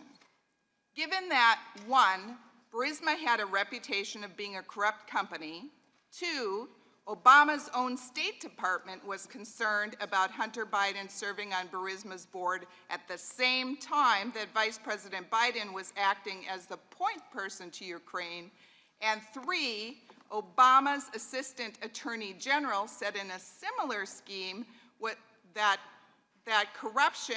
there was corruption, plain and simple. Do you think then it is understandable, reasonable, and acceptable for President Trump to ask the Ukrainian president to look into the Hunter Biden Burisma potential corruption scheme? Yes. Mr. Castor, there are 4 undisputable facts that will never change that prove there is no impeachable offense. There was no quid pro quo on the July 25th call. Ukraine leadership did not know the aid was held up at the time of the July 25th telephone call. Ukraine received the White House meeting, phone call, and aid, even though Ukraine didn't initiate any investigations. Do you agree? Ukraine received a meeting with Vice President Pence in Warsaw and a meeting, not at the White House, but at in New York at the United Nations. Mr. Castor, did Mr. Turley testify in the past hearing that this impeachment inquiry has not passed Chairman Nadler's 3-pronged test? He did. Thank you. Now I yield back. Thank you. The gentlewoman from Washington is recognized. Thank you. Mr. Goldman, let's focus on the Republican claim that President Trump withheld military aid to Ukraine because he was supposedly concerned about corruption rather than the fact that he abused his office for personal gain. And let me be clear, we actually do not have to read the president's mind on this. As your report notes on page 10, and as we will see on television, he told us himself exactly what his intent was. What exactly do you hope Zelensky would do about the Bidens after your phone call? Exactly. Well, I would think that if they were honest about it, they'd start a major investigation into the Bidens. It's a very simple answer. So the first and best witness about the president's corrupt intent was Donald Trump. There is also plenty of corroborating evidence, so let's just review some of the basic facts that we've already established. First, President Trump does not even mention the word corruption during either of his calls with President Zelensky, and he disregards all of the talking points that were prepared for him on corruption by the National Security Council. Second, investigations of the Bidens and a debunked conspiracy theory about the 2016 election were not supported by official U.S. policy. And third, Congress authorized military aid to Ukraine. Ukraine passed all the checks that the United States established to ensure that it was taking appropriate actions to fight corruption, and there was unanimous consensus among the State Department, Department of Defense, and National Security Council that the president should release the military aid that Ukraine critically needed to fight Russian aggression. So, Mr. Goldman, between the time that President Trump put a hold on military aid to Ukraine and then released the aid, the president never conducted an actual review or corruption assessment on Ukraine, did he? That is correct. There was no witness testified that there was any review or any investigation of any sort related to the Ukraine aid. And isn't it also true that the Defense Department actually determined not to conduct a review on Ukraine after the president froze the military aid because Ukraine had already met all of the corruption benchmarks in May of 2019? Yes, and everyone involved in Ukraine policy believed that they were on the right path, and President Zelensky in particular. And in addition to Ukraine having satisfied all the relevant corruption assessments prior to U.S. military aid being withheld, there is significant witness testimony that both the State Department and the Ukrainian embassy actually advised that a White House meeting with President Zelensky would help further an anti-corruption agenda, correct? Both the anti-corruption agenda and the fighting the aggression from Russia. And in fact, President Trump's budget actually cut funding for fighting corruption in Ukraine. Now, Mr. Castor argues that President Trump withheld military aid to Ukraine because he was skeptical of foreign assistance in general. But in both 2017 and 2018, didn't President Trump release military aid for Ukraine without any complaints about corruption? That's correct. So, Mr. Goldman, the president was perfectly fine giving military aid to Ukraine in 2017 and 2018, but somehow not in 2019. So what changed? Joe Biden started running for president. Vice President Biden started running. So the sequence... And I would add the Mueller report came out, which did not, even though it did not charge the president, it implicated the president and his campaign in welcoming the assistance from Russia and utilizing it. And the sequence of events and all the corroborating evidence makes it crystal clear that President Trump didn't care about corruption at all. In fact, as he told us himself on national television, he simply cared about his own politically motivated investigations into his political rival. And you saw the clip where Ambassador Sondland picked up the phone, called President Trump, and then Mr. Holmes asked him what the president thought about Ukraine, and quickly, what was Mr. Sondland's answer? Mr. Sondland said the president does not give a bleep about Ukraine. He only cares about the big stuff, meaning the Biden investigation that Mr. Giuliani was pushing. And by the way, just to add, that is a direct evidence conversation between President Trump and Ambassador Sondland on that day, and there are many that we have not talked about on the minority So side. we know what President Trump was interested in based on his words, his actions, and witness testimony. The President of the United States wanted Ukraine to announce an investigation into a political rival for his own personal political benefit to interfere in our election, and he was willing to use U.S. military aid, which is taxpayer dollars, and an essential White House meeting as his leverage. That is unacceptable and a grave abuse of power. I yield back. The gentleman from Pennsylvania is recognized for 5 minutes. Thank you, Madam Chairwoman. You know, in the Navy, we had a saying, bluff, which is bottom line up front. Let me give everybody the bottom line. We're here because Democrats are terrified that President Trump is going to win re-election. That's really what this all comes down to. Let me get into the specifics. We're here dealing with impeachment because Democrats don't want to talk about the red-hot Trump economy. They don't want to talk about the fact that we have the lowest unemployment rates in 50 years. We're dealing with impeachment because Democrats don't want to talk about how the president has worked to protect American companies from Chinese aggression, how he's renegotiated trade deals to benefit American workers, how he's eliminated burdensome regulations that hurt the economy and that help job creators. Congressional Democrats don't want to be reminded to the American people that that the Democrat agenda includes such laughable ideas like banning airplanes, giving illegal immigrants taxpayer-funded health care, and taking private health insurance away from the American people. That's really why we're here. This whole process is just a distraction. It's an attempt to hide the far-left radical agenda. So let's talk about the facts. Schiff's report claims the administration froze military aid for Ukraine without explanation. Yet the facts are that President Trump gave more military aid to Ukraine than President Obama. President Obama gave Ukraine well wishes and blankets. President Trump gave the Ukrainians Javelin missiles. That's the difference, and those are the facts. Let's go over some more facts. House Democrats want to claim it's a conspiracy that Ukrainian officials attempted to interfere with the 2016 election. Yet Ukrainian attempts to interfere with the 2016 election are well documented by Politico, by Financial Times, and The Hill. There was an attempt to influence our elections, and that's troubling, and that's why President Trump brought it to the attention of President Zelensky. Again, those are the facts. But at the end of the day, those facts don't seem to matter to my Democrat colleagues. House Democrats don't care that President Zelensky has repeatedly said there was no pressure. It's not important that the call transcript was the best evidence we have. It is the best evidence we have. It's the actual primary document. And that transcript shows there was no quid pro quo, no bribery.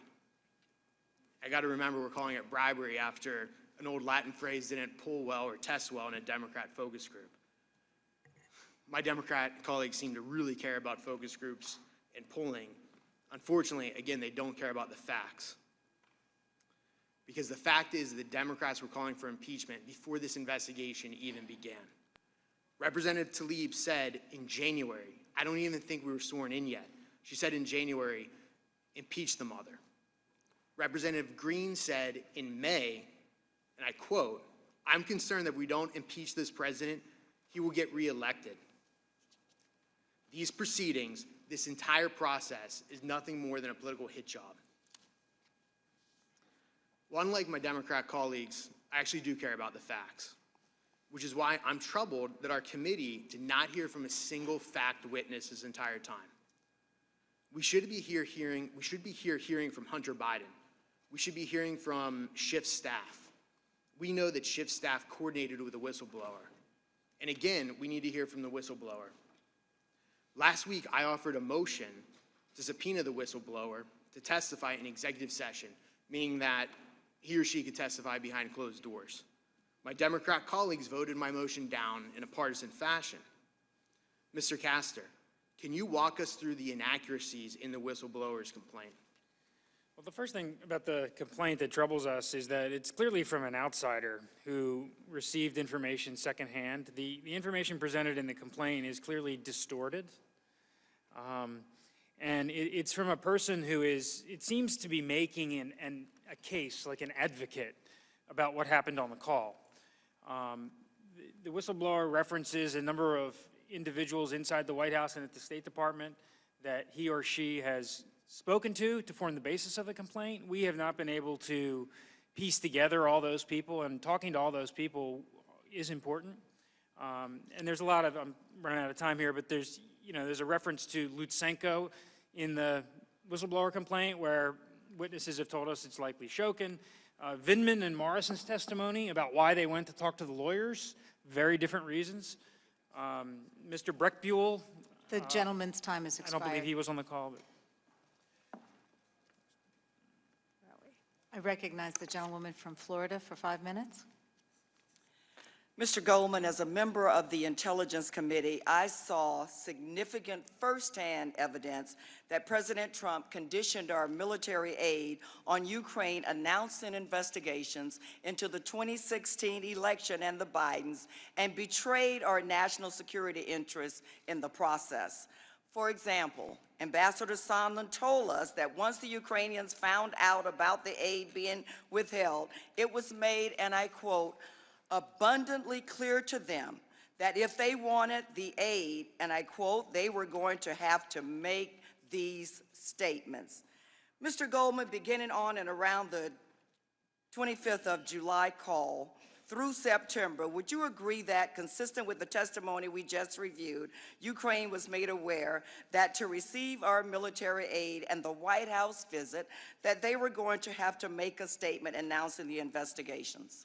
Not only were they made aware, but they were made aware either by President Trump's proxy, Rudy Giuliani, or from President Trump himself through Ambassador Sondland, who spoke to President Zelensky and Andrei Yermak on September 7th and told them what President Trump had confirmed to him, that the aid was conditioned on the investigations. And by the end of August, President Zelensky did in fact commit to making that statement on CNN. Is that correct?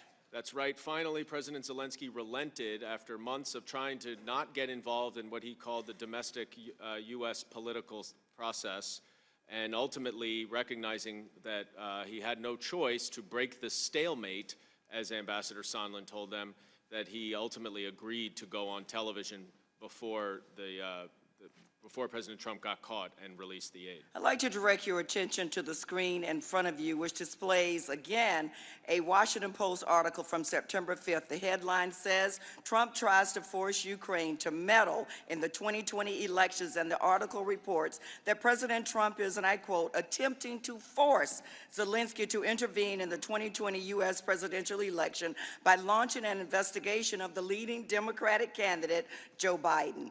Mr. Trump is not just soliciting Ukraine's help with his presidential campaign, he is using United States military aid the country desperately needs in an attempt to extort it. So am I correct, Mr. Goldman, that by September 25th, allegations that President Trump was using military aid to pressure Ukraine to announce investigation was being widely reported? I'm sorry, by what date? September 5th. Yes, well, widely reported. There's certainly the aid being withheld was widely reported. And by September 9th, our investigative committees formally announced a congressional investigation into the president of these issues, into the president about these issues. And Mr. Goldman, what day did President Trump release the military aid? 2 days after the investigations were announced and 2 days after the IG, the Inspector General, told the Intelligence Committee that there was a complaint that was being withheld. So then am I correct that as the timeline on the screen in front of you shows, it wasn't until after the whistleblower complaint, after the Washington Post report, and after Congress launched the investigations that President Trump finally released the aid? That's right, and I would just add one thing briefly to the Congressman's point, that it is true that President Trump has given more military assistance than President Obama. And so one would wonder, if he does support military assistance so much, why then is he holding it up for more than 2 months? And matter of fact, Lieutenant Colonel Vindman testified that people at the NSC, in fact, discussed that Congress's investigation, quote, might have the effect of releasing the hold on Ukraine's military aid because it would be potentially politically challenging to justify the aid. Is that correct, Mr. Goldman? That was the testimony, yes. In other words, the aid was released after the president got caught. And what makes me angry is that this president, President Trump, thinks he can get away with it. But he got caught, and he tried to cover it up. But we won't let him do that.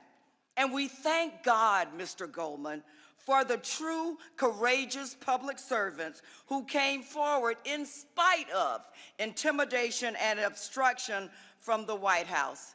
You see, everybody counts, but everybody is accountable, up to and including the President of the United States. Thank you, and I yield back. Thank you. The chair. Okay. The chair recognizes the gentleman from Texas, Mr. Correa. I'm sorry, California.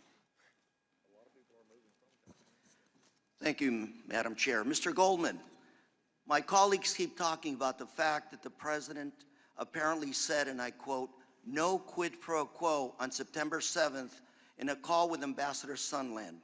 Mr. Goldman, did you receive testimony about this September 7th call? Yes, we received testimony from 3 witnesses about it, and it gets a little complicated, but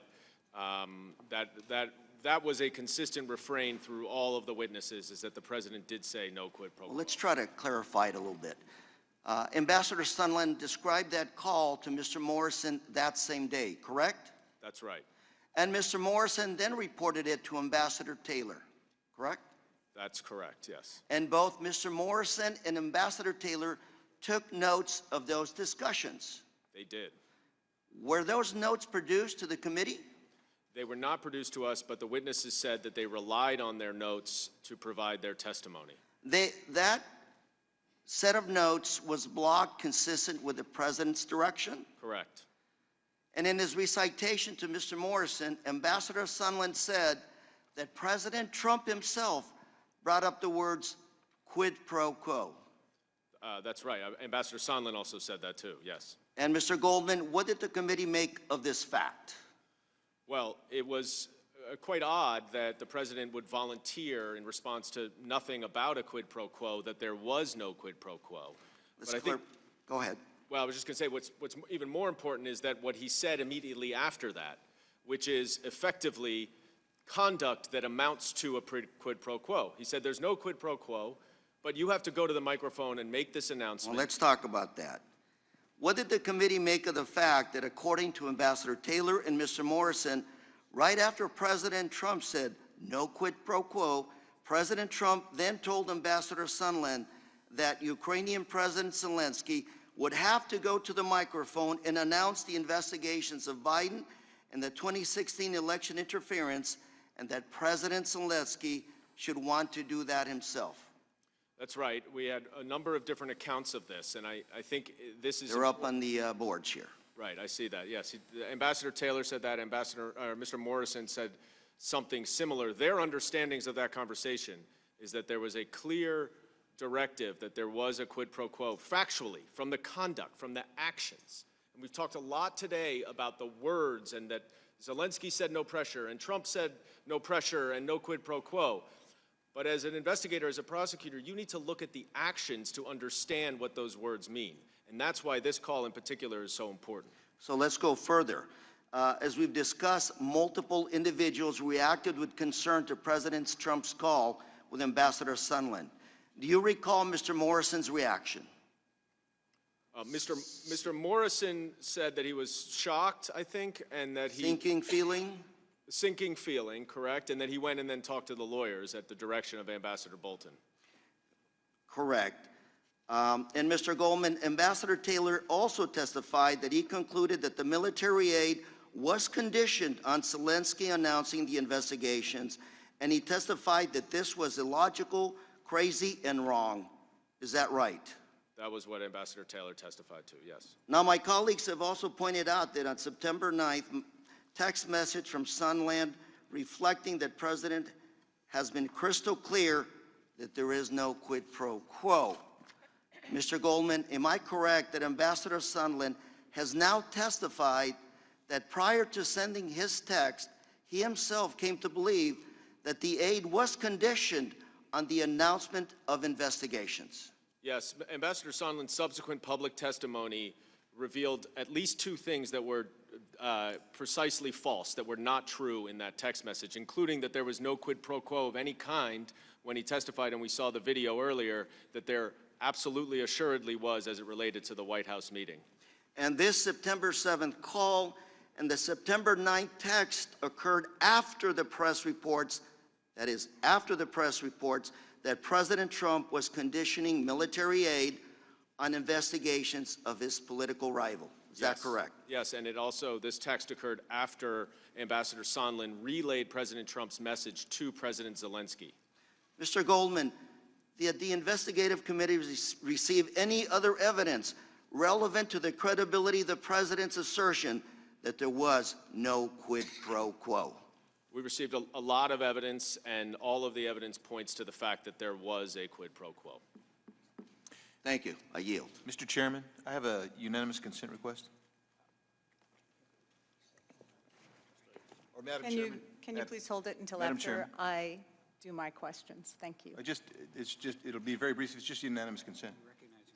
I recognize myself for 5 minutes. Mr. Goldman, you talked about actions speaking louder than words, so I want to focus on why it was an abuse of power for President Trump to use the American government to pressure the Ukraine president to benefit his reelection campaign. Let's look at what the president said in his July 25th call to the president of Ukraine. Lieutenant Colonel Vindman listened to the president's call and testified that when President Trump asked Ukraine for a favor, it wasn't a friendly request, it was really a demand. I'm going to direct your attention to this slide about Lieutenant Colonel Vindman's testimony. Why did he say the president's favor was a demand? He said because the power disparity between the United States as the greatest power in the world and Ukraine, which is so dependent on the United States, not just for the military assistance, but for all of its support, made such a request effectively a demand because President Zelensky could not, in reality, say no. Am I correct that this vast power disparity exists in part because Ukraine has been at war with Russia since Russia invaded 5 years ago, and over 13,000 of the Ukraine people have died? Is that correct? Yes, and not only does the U.S. provide 10% of their military budget, but the United States is a critical ally in rallying other countries to support Ukraine. Europe actually gives the European Union gives, I think, 4 times as much money as the United States overall to Ukraine. So President Trump knew that the Ukrainian president's back was against the wall and President Zelensky needed U.S. validation and support. Is that right? Yes.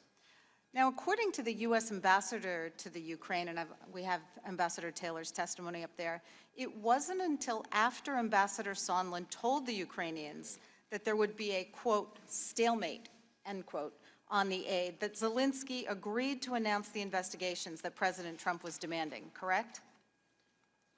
That's right, yes. Okay. And furthermore, the committee heard testimony that the Ukrainians felt they had, quote, no choice but to comply with President Trump's demands, correct? That's right, yes, even after the aid was released. Okay.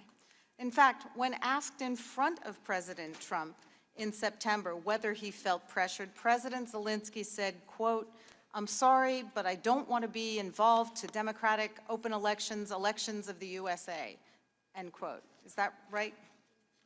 That sounds right if you're reading the quote, yes. Okay.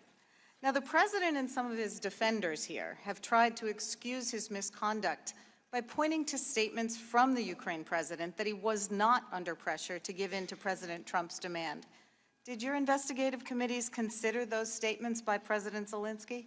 We did, and we found that the statements of what is effectively an extortion victim are not particularly relevant to the actual truth of the matter, because President Zelensky cannot, in reality, for the same reasons that he interpreted the request to be a demand, he can't go out and say that he did feel pressure because that would potentially upset President Trump, and they're so dependent on the relationship with President Trump and the United States. One could almost say it's similar to a hostage testifying under duress. It is certainly a duress would be a good word. So when the president made these statements, and up to and including today, his country was still under attack by Russia, still hadn't gotten a meeting at the White House, and still needed aid from the United States, correct? That's right, and David Holmes testified very, I think, persuasively about the importance of the White House meeting and of the relationship to Ukraine even after the aid was lifted, including pointing to today when President Putin and President Zelensky met to discuss the war in the East.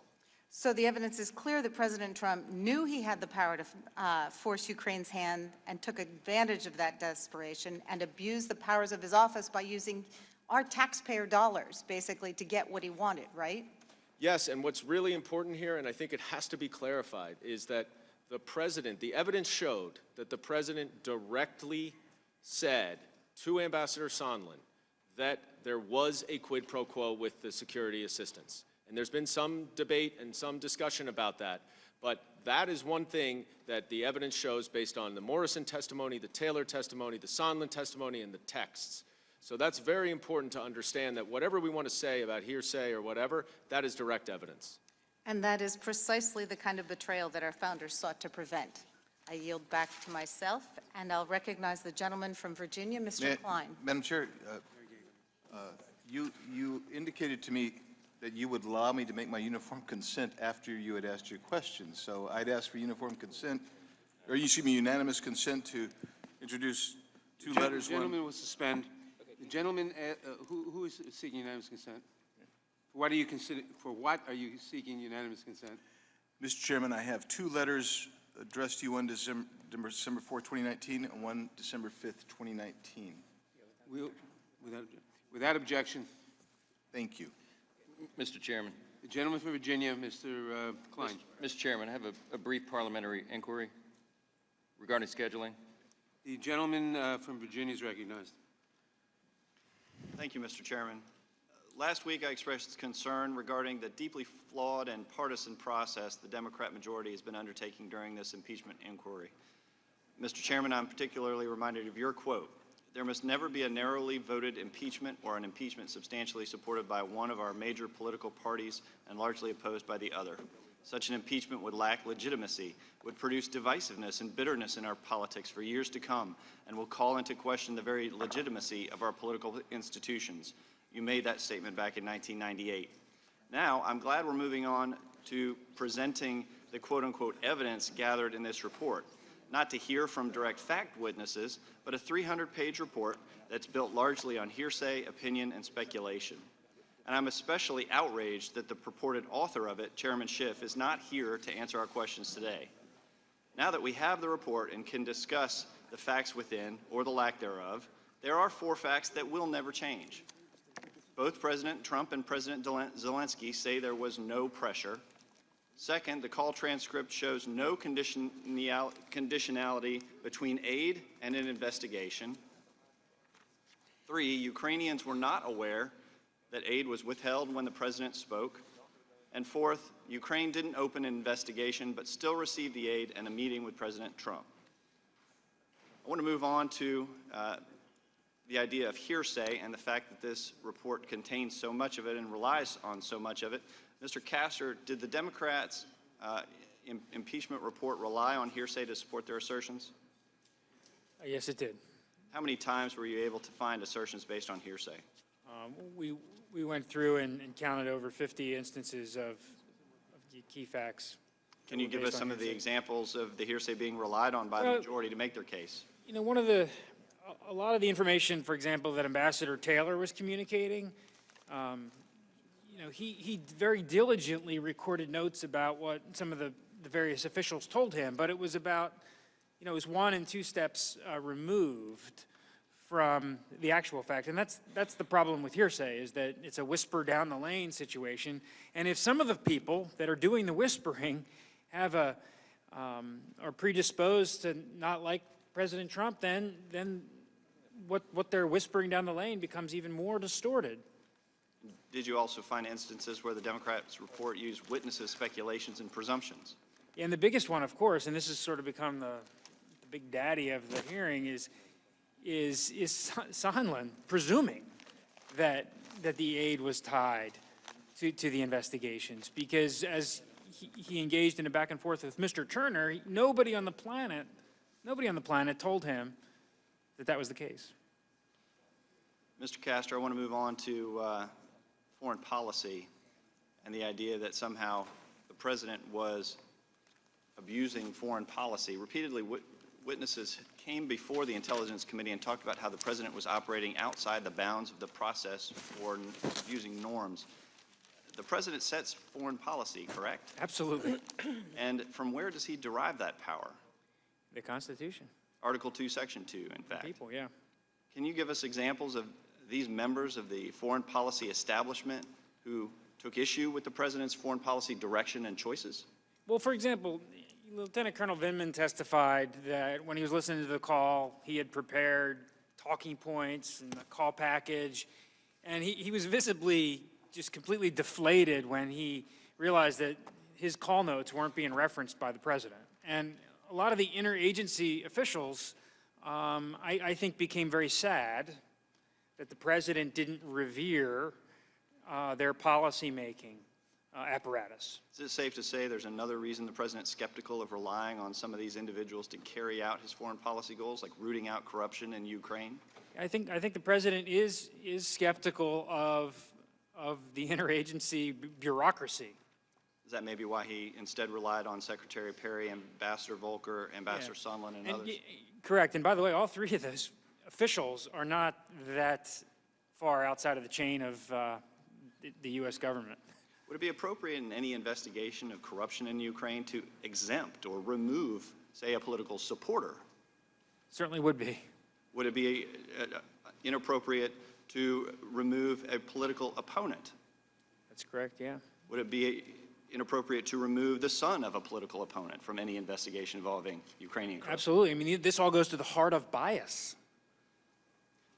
Thank you for those answers. Mr. Chairman, I go back to what you said this morning about the facts being undisputed. I would argue that the facts, in fact, are disputed.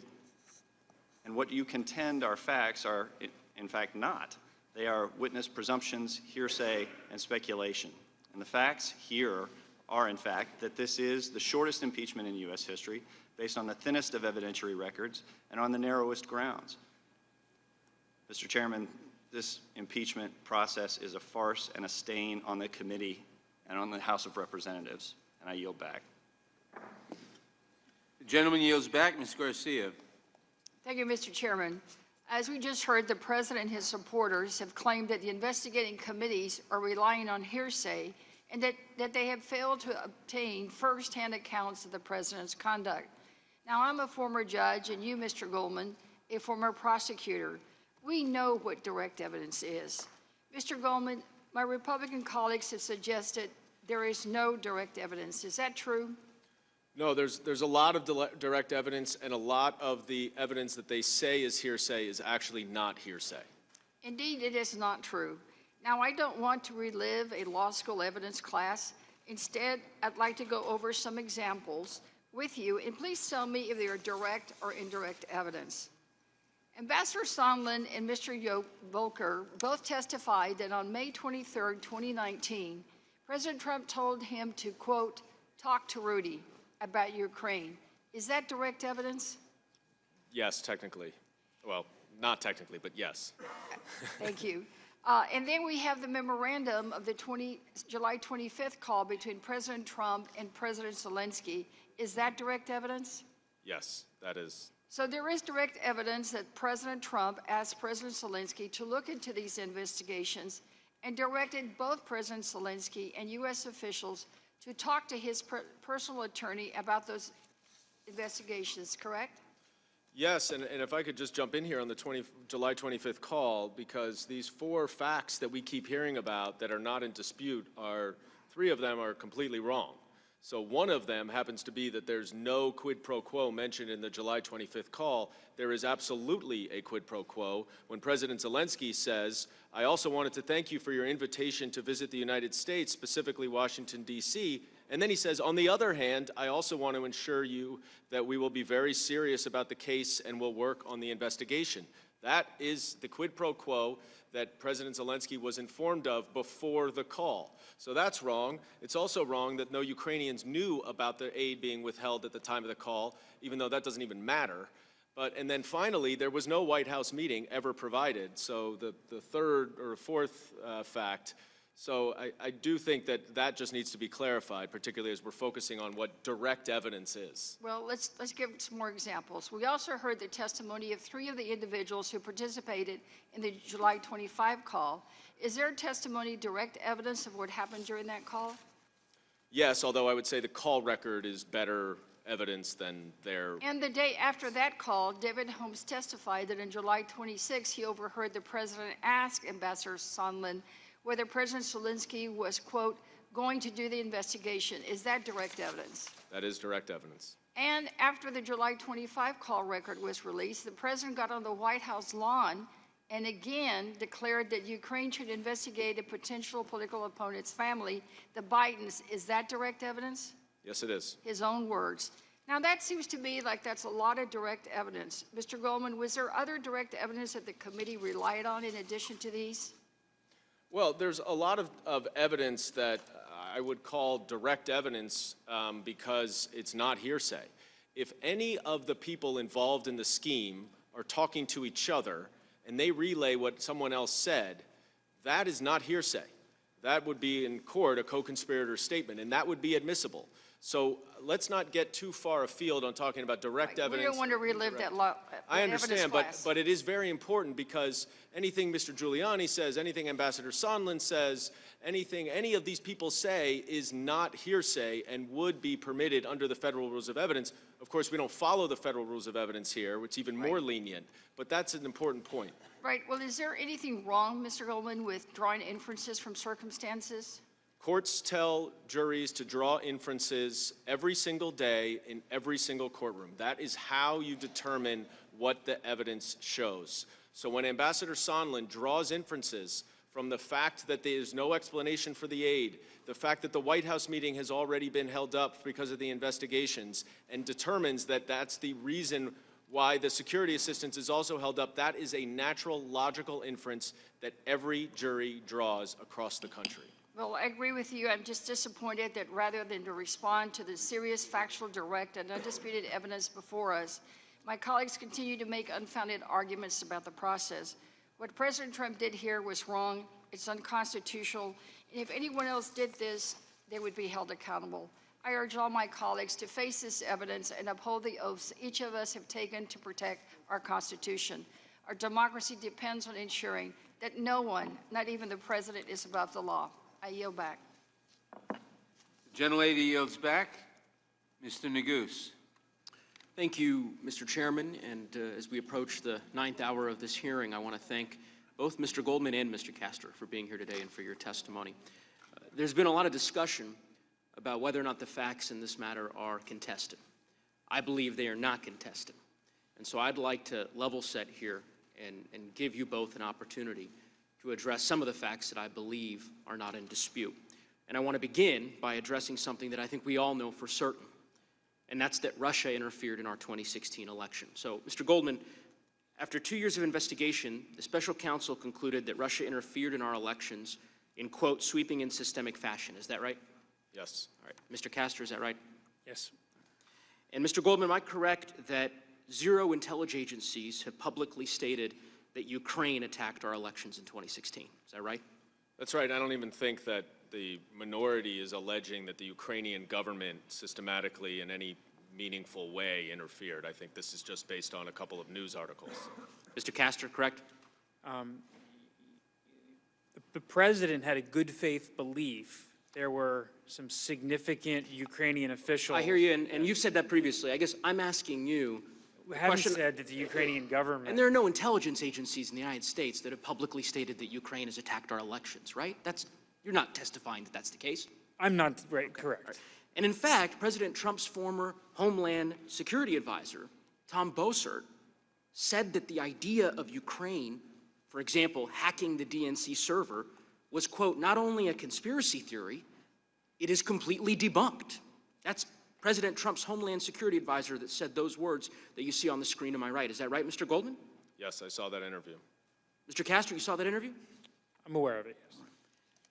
In fact, isn't it true that none of the witnesses that appeared before your committee testified in support of the theory that Ukraine somehow interfered in our elections? Is that right, Mr. Goldman? That is absolutely correct. Mr. Castor? That's correct, but again... Thank you. No witnesses testified in support. I'll reclaim my time. No witnesses testified in support of that theory before your committee. Mr. Goldman, isn't it also true that your committee, in fact, received testimony indicating that there is evidence that Russia is, in part, perpetrating this false theory that Ukraine interfered in the 2016 elections because Russia wants to deflect blame for its own involvement?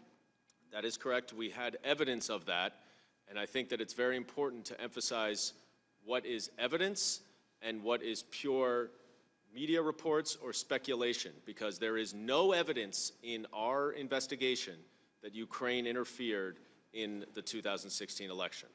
And in fact, I'd like to put some of the testimony that I believe you might be referencing, Mr. Goldman, on the screen in front of you, both from Mr. Holmes as well as Dr. Fiona Hill. And I will quote from her testimony. I am very confident, based on all the analysis that has been done, and again, I don't want to start getting into intelligence matters, that the Ukraine government did not interfere in our election in 2016.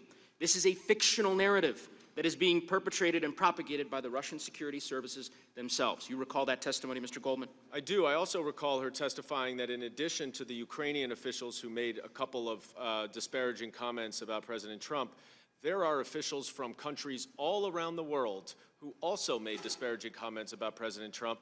And as Dr. Hill said, their military assistance was not put on hold. So given your testimony, and given yours as well, Mr. Castor, it strikes me that there are, in fact, 4 uncontested facts. First, Russia attacked our 2016 elections. Several intelligence agencies have independently confirmed that this is true. Second, Ukraine did not attack our 2016 elections. There's absolutely no evidence that this baseless conspiracy theory. Third, there is evidence that Russia perpetrated the allegation that Ukraine interfered in our 2016 elections. And finally, that Russia benefits from the U.S. investigating Ukraine, which was made clear through public testimony before your committee.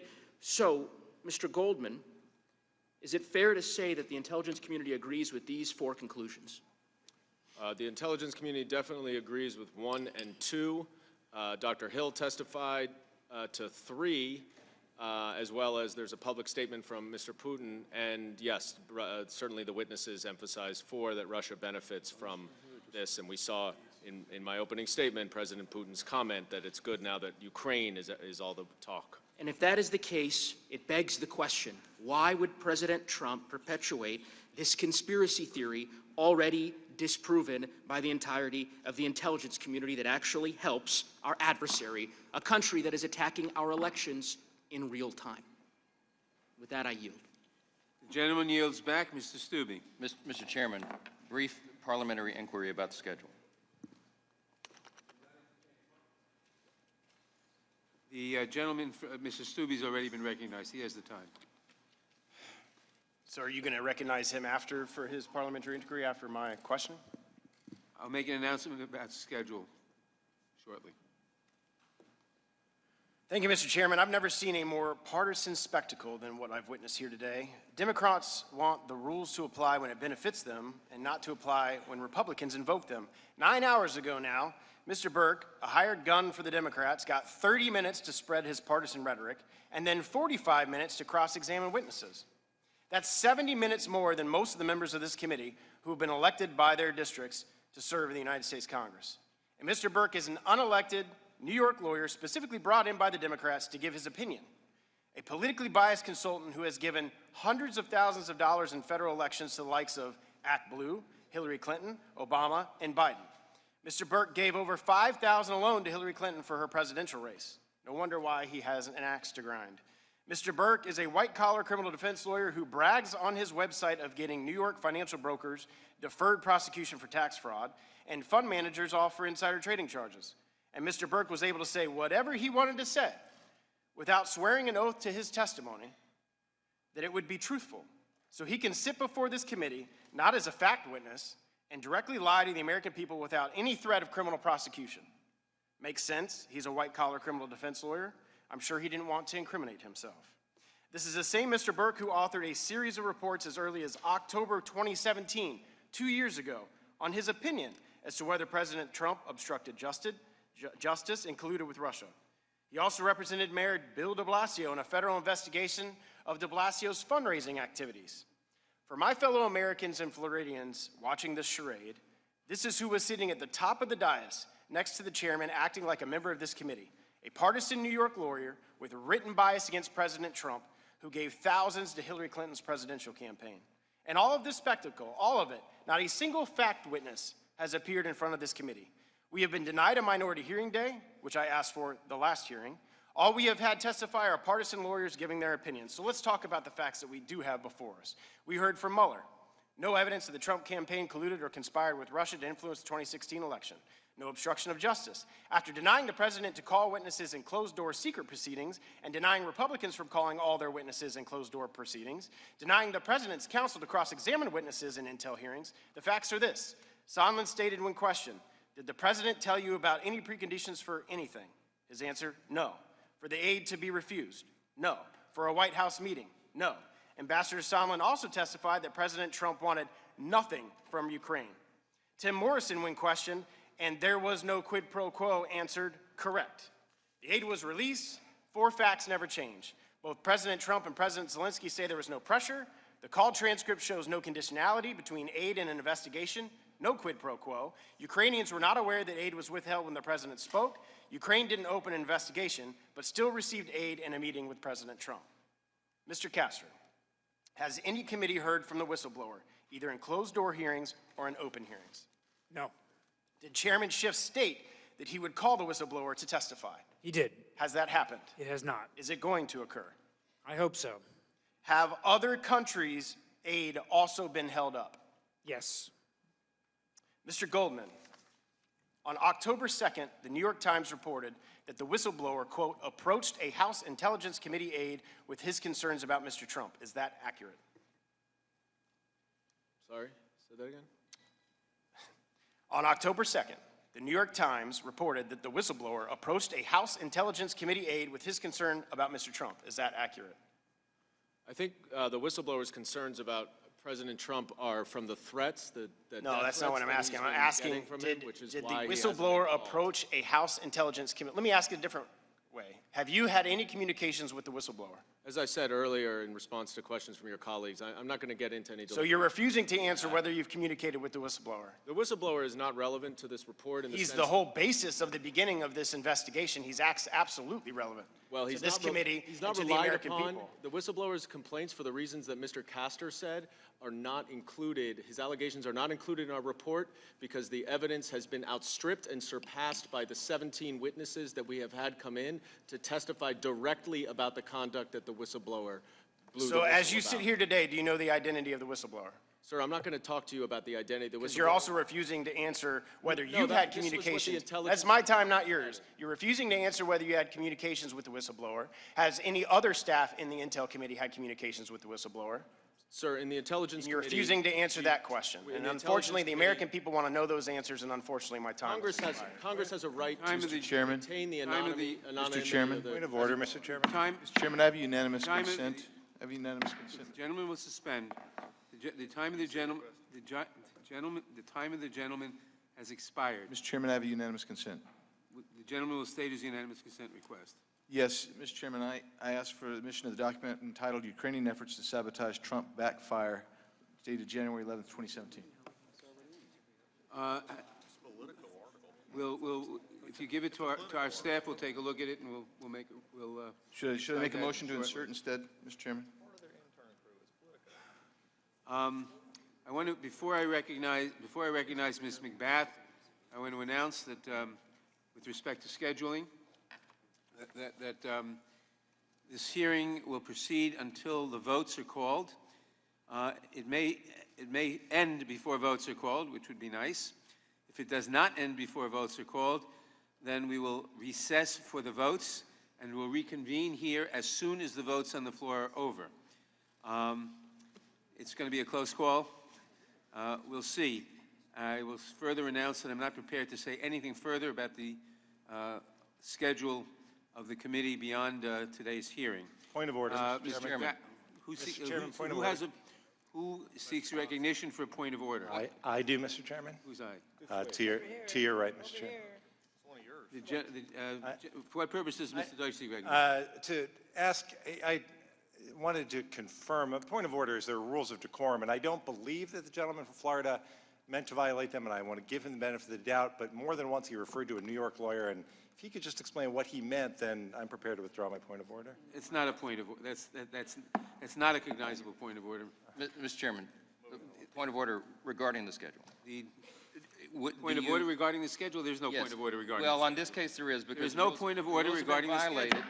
Then parliamentary inquiry, will you answer my question? It's a The gentleman will suspend. There is no cognizable point of order regarding the future schedule. Okay, parliamentary inquiry, will you recognize that? No, Ms. McBath is recognized. Thank you, Mr. Chairman. Mr. Goldman, I want to follow up on just one part of President Trump's conduct that, excuse me, I asked our constitutional scholars about last week.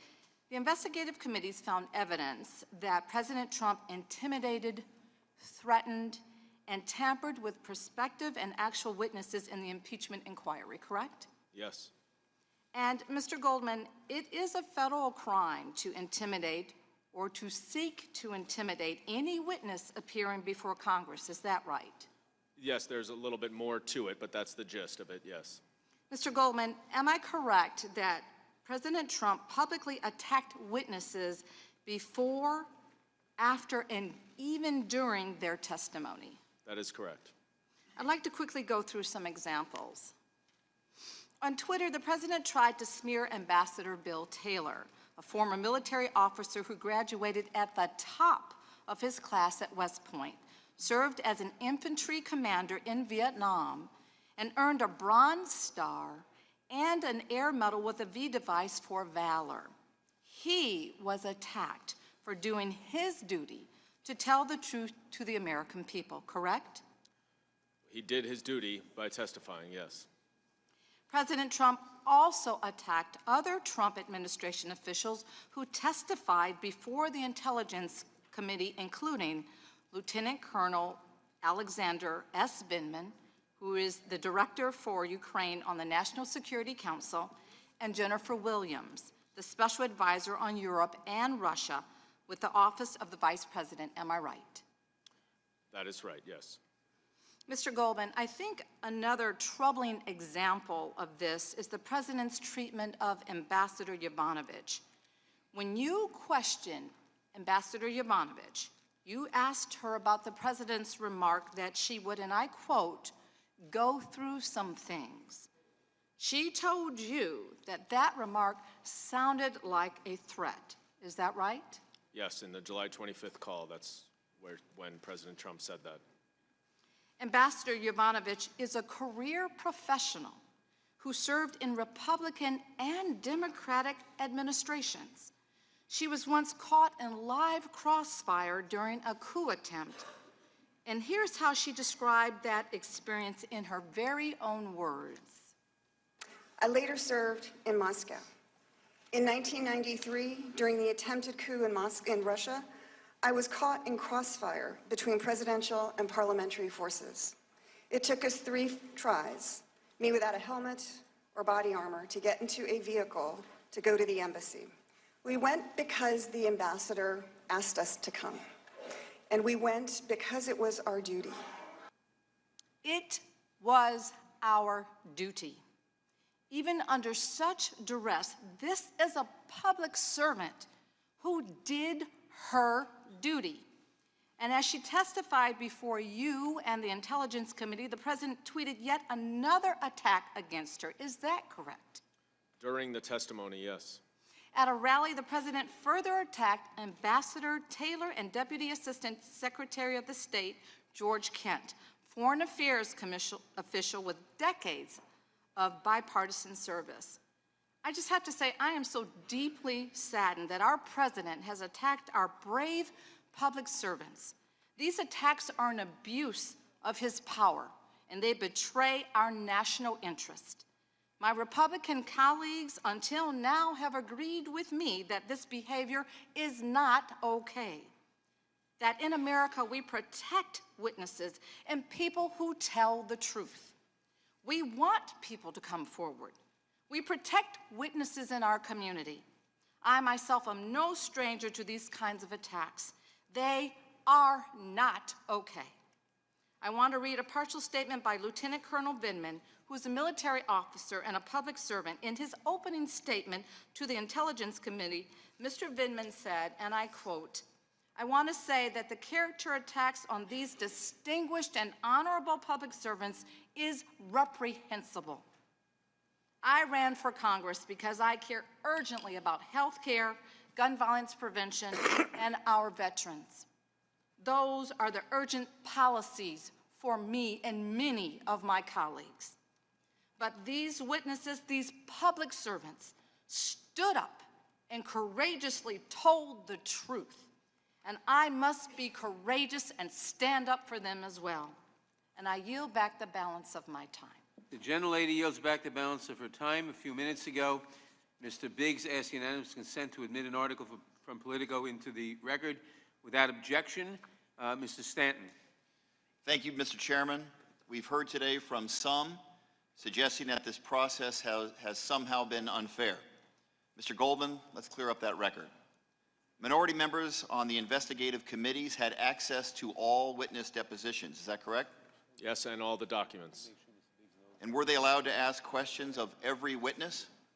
The minority was given equal time to the majority for every single interview, deposition, or hearing that we did. And the minority were allowed to call their own witnesses to the live hearings. Is that correct? They were also, yes, and they did, and they got 3 witnesses. They were also allowed to call their own witnesses for the depositions. They chose not to do that.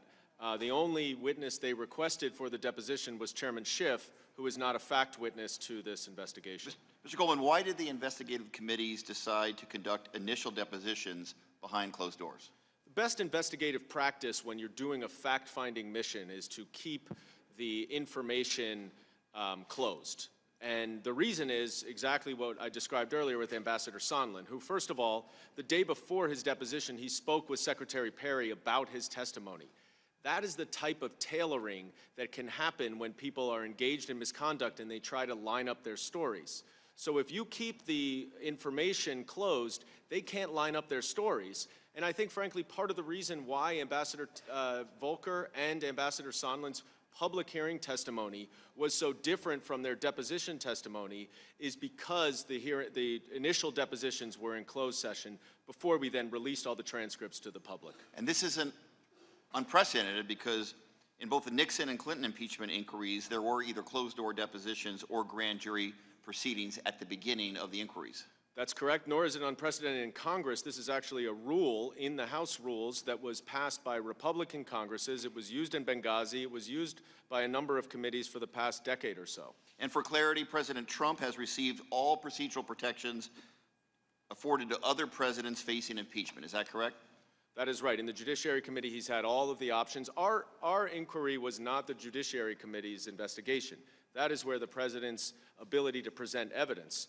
Of course, if the president wanted to present evidence in the Intelligence Committee, he could have provided documents, he could have provided the witnesses that we asked for him, but he obstructed rather than cooperated. And the president has been invited to participate in the House's impeachment inquiry, correct? Yes. And but the president declined the invitation? That's my understanding, yes. Twice? Twice thus far, yes. In fact, the president not only refused to participate, but he has also tried to stop Congress from obtaining evidence. Isn't it true that the president has refused to produce any documents in response to the impeachment inquiry's subpoena to the White House? Yes. Not a single one? Not a single document. The president also directed all of his agencies to refuse to produce documents. Is that right? That is also true. Based on the president's order, federal agencies have ignored more than 70 specific requests or demands for records from the investigative committees. Is that correct? Yes, and if I could just add, this would Quickly, please. This would ordinarily be a document case. If you were prosecuting this case, you'd be basing it on the documents. So the fact that those documents are being withheld is quite significant, and it's quite remarkable that we built the record we have on the witnesses. The president's order to obstruct Congress didn't just extend to documents. At the president's direction, witnesses also refused to testify. Is that right? That's correct. And in total, more than a dozen members of the administration defied lawful subpoenas or requests for testimony or documents, as we see on the slide. Right, between testimony and documents, that's correct. And isn't it also true that when witnesses chose to follow the laws and testify, the president denied those witnesses access to the documents they needed to properly prepare for their testimony? For some of them, that's correct.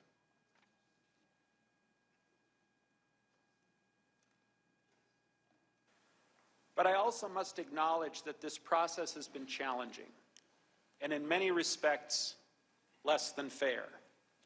I have not had access to all of my phone records, State Department emails, and many, many other State Department documents. And I was told I could not work with my EU staff to pull together the relevant files and information. These documents are not classified, and in fairness, should have been made available. The State Department has collected all materials in response to the September 27th subpoena that may contain facts relevant to my testimony. I have no such documents or materials with me today. The president was not denied the right to participate, quite the opposite. The president has chosen not to participate, and he has consistently tried to obstruct the impeachment investigation to ensure no one testifies against him, that no one produces a document that may incriminate him, and to engage in a cover-up to prevent the American people from learning the truth. I yield back. Mr. Chairman, may I just say Gentleman something yields for back. 5 seconds? Mr. Chairman, please. Gentlemen, for what purpose is the gentleman seeking? No, this is the witness. Can I just say something for 5 seconds? No. The gentlelady, Ms. Dean is recognized. Thank you, Mr. Chairman. Mr. Goldman, some have argued that we should wait, that we're moving too fast, that we should try to get more evidence. Let's examine why these arguments are without merit.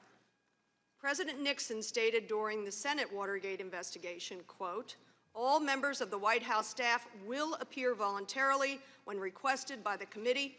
They will testify under oath, and they will answer fully all proper questions," end quote. During the investigation of President Clinton, Ken Starr interviewed White House staff. President Clinton also provided written responses to 81 interrogatories from the House Judiciary Committee. Unlike his predecessors, President Trump has categorically stonewalled Congress's investigation at every turn. Indeed, as far back as April, the president expressed his intent to stonewall. Well, we're fighting all the subpoenas. More recently, on October the 8th, White House counsel Pat Cipollone echoed this sentiment in a letter reflecting the president's instruction that all executive branch officials not testify in this impeachment inquiry. Are you aware of that letter, Mr. Goldman? Yes, I am. And Mr. Goldman, is it fair to say that President Trump is the only president in the history of our country to seek to completely obstruct an impeachment inquiry undertaken by this House? That is correct. It is unprecedented. And in fact, pursuant to President Trump's order, 12 executive branch officials refused to testify as part of the House impeachment inquiry, 10 of whom defied congressional subpoenas. Am I right? Yes. Given the president's sweeping directive not to cooperate with Congress, did the investigative committees believe that there was any chance that other administration officials would come forward if subpoenaed? No, it became clear that the president was trying to block everything and block everyone, and eventually they came up with an alternative reason to write an opinion to prevent people from coming, which is quite an aggressive view that they took. But it was quite clear that they were trying to block every single witness. Some have said that the investigative committee should have gone to court. Did you decide not to go to court? We thought about it a lot because obviously there are additional witnesses and we want this to be as thorough an investigation. But as you can see from the Deutsche Bank case or the McGahn case, it takes months and months to go through the appeals court. And that's effectively what the president wants, is just to delay this as long as possible and to the next election. Let's take a look at that exact case, the McGahn case, because we're all intimately aware of it. On April 22nd, this Judiciary Committee served a subpoena for testimony to White House counsel Don McGahn. And after McGahn refused to testify on May 21st, the committee filed a lawsuit on August the 7th to compel his testimony. And even though we did request expedited ruling, it was another 3.5 months before Judge Jackson found the Constitution does not allow a president to kneecap congressional investigations because, as the judge wrote, and I put up on this screen, quote, presidents are not kings. As you know, McGahn has appealed, and a hearing is set for January the 3rd now of next year. As we sit here today, 8 months since we issued that subpoena, would you agree it's likely we will not have an appeals court ruling for many months to come? It's quite possible that it could be several more months, and then there may be the Supreme Court. Exactly. McGahn may appeal to the Supreme Court, and conceivably that could take another many months, year, more. Depends on whether it's this term or it gets pushed over to the next term, but yes. And given this delay, illustrated by the McGahn example specifically, would you agree that if we go to court to enforce the investigative committee subpoenas, we could face another months or years-long delay to hear testimony? Absolutely, and there's an ongoing threat because the president is trying to cheat to win the next election. It's not something that happened in the past, it's continuing in the future. So we cannot delay and just wait for the courts to resolve this, when the reason why we would have to go to the courts is because the president is obstructing an investigation into himself. And the urgency is not just about our elections, but also our national security, am I right? That is a critical component to it. Let me end with this. What is plain is that we cannot wait. What is plain is that wait means never. We must not let this president disregard, defy, and delay justice. This president has shown that he repeatedly abuses the power entrusted to him by the people. Every moment we wait is another opportunity to chip away at the foundation of our Constitution, so carefully crafted by our founders. I thank you, Mr. Chairman, and yield back. Gentlelady yields back. I yield to Ms. Jackson-Lee for the unanimous consent request. Thank you very much, Mr. Chairman. Thank you, Mr. Goldman, Mr. Castor. I'd like to submit or ask unanimous consent to insert in the record, referred in my questioning, Statement of Administration Policy, Department of Defense Appropriations. Without objection. August 5th. Without objection, Ms. McCarcel. And the call dated July 25th. Without objection, Mr. Armstrong. Thank you, Mr. Chairman. And Mr. Castor, it's been a long day, been a long couple months. You've been in the middle of this, and I know previously you wanted to say something, so. Thank you. I've resisted my willingness to be athletic here in the afternoon. But I want to say a few things. First of all, the Republicans on the Intelligence Committee submitted a number of subpoenas, and we never got a vote. There was a motion to table. It disposed of them. Ranking Member Nunes sent a letter on November 8th asking for witnesses. Ranking Member Collins sent a letter on December 6th asking for witnesses. Some of these witnesses would have touched at the heart of the issue that our members are concerned about, and that is, were Ukrainians trying to interfere with our elections? I mean, this is a fact that is meritorious of investigation. The Ukrainians ought to investigate it, and to the extent it happened here in the U.S., we ought to be investigating it. And so, to the extent, that hasn't happened, Republicans have attempted to do that during this process. So, I'd like to say that. And I have a couple other things, Mr. Armstrong, if I may. Ambassador Sondland is relied on, and he went from a witness that was not very favorable to very favorable at his hearing. And one of the remarkable statements at his hearing was that everyone was in the loop. And he types up this email to Pompeo, to the secretary, and the emails that he used to demonstrate that everyone was in the loop are not conclusive at all. He talks about this statement that was going back and forth during the early part of August. First of all, Volker said all along that he didn't think the statement was a good idea. Volker and Yarmak toyed around with the statement, and ultimately, both sides decided that it wasn't a good plan. So they didn't do it. And so the fact that Sondland is emailing the secretary talking about this statement and so forth, this doesn't show that everyone's in the loop. Ambassador Hale testified to us that people at the State Department, they don't just email the secretary. I mean, the secretary gets email, of course, but it's not like this. There's a whole secretariat that filters his email, and so it's not, emailing the Secretary of State is not quite as simple as I think Ambassador Sondland made it seem here. And so I just wanted to address that.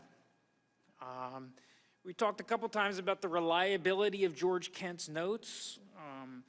One of Ambassador Volker's assistants, Catherine Croft, testified, and it was a rather startling piece of testimony. She was asked whether Kent's notes would be reliable. Sort of a typical question, and everyone expecting the answer to be yes, except she said, no, I don't think Kent's notes would be reliable. So I think that's important to put on the record that, that there is evidence that, perhaps Mr. Kent, felt some emotions about some of these issues, and his notes, at least according to one State Department official, might not in fact be reliable. The CNN interview that there's been discussion about. Okay, there was discussion about possibly doing a statement which was canned. There was, maybe there was discussion of a CNN interview, but that's fine. We did not really get to the bottom of that. That was sort of this amorphous fact that was out there. Ambassador Taylor testified that he was worried it would happen, but we didn't really talk to anyone that could tell us precisely what was going to occur, in the CNN interview and whether President Zelensky was actually going to do it. If you look back at the statement that Yarmak and Volker were talking about, Yarmak wasn't comfortable doing it. And so when it comes to the CNN interview, it's possible that Yarmak would have advised President Zelensky not to say what people thought he was going to say. So anyway, I'm sorry, Mr. Armstrong, for taking No, so much you've time. worked hard and you deserve it. I just want to end and summarize with this, that you can, because you cannot prove a crime, and the chairman went on TV yesterday and said they get a conviction in 3 minutes, but my question is, for what crime? The Mueller conspiracy fell flat. The obstruction charge was abandoned when the public hearing was over. Campaign finance is a non-starter. The victim of conspiracy, or the victim of bribery and extortion says he's not a victim. Because you can't prove any of it does not mean you can use all of it, and that's no way to prosecute a case, and it is no way to proceed with impeachment. Thank you. Gentleman yields back. Mr. Chairman. Ms. McCarcel-Powell. Mr. Chairman. Ms. McCarcel-Powell is recognized. Mr. Chairman. Ms. McCarcel-Powell is recognized. Thank you, Mr. Chairman. And Mr. Goldman, I want to come back and highlight what I think is the biggest national security threat, and that's foreign interference into our elections. And I can tell you that in Florida, we're extremely concerned about the security of our elections and the potential for election interference by foreign governments, especially Russia, because Florida, my home state, was a victim of Russian hacking in 2016. And there's every indication that they're trying to do the same thing right now. Our country was founded on the premise that our elected officials are elected by the people.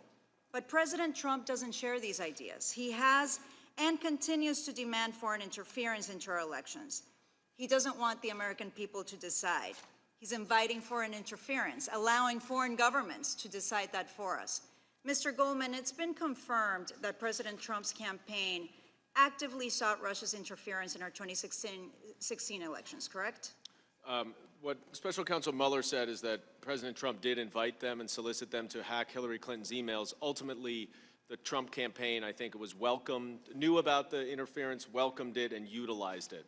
Right, and in 2016, Trump said, Russia, if you're listening, and within 5 hours, Russian intelligence targeted the emails of Trump's opponent. On October 3rd, 2019, when asked what he hoped President Zelensky would do about the Bidens, this is what President Trump said.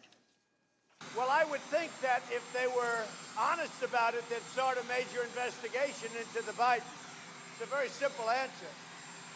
They should investigate the Bidens, because how does a company that's newly formed, and all these companies, if you look at, and by the way, likewise, China should start an investigation into the Bidens.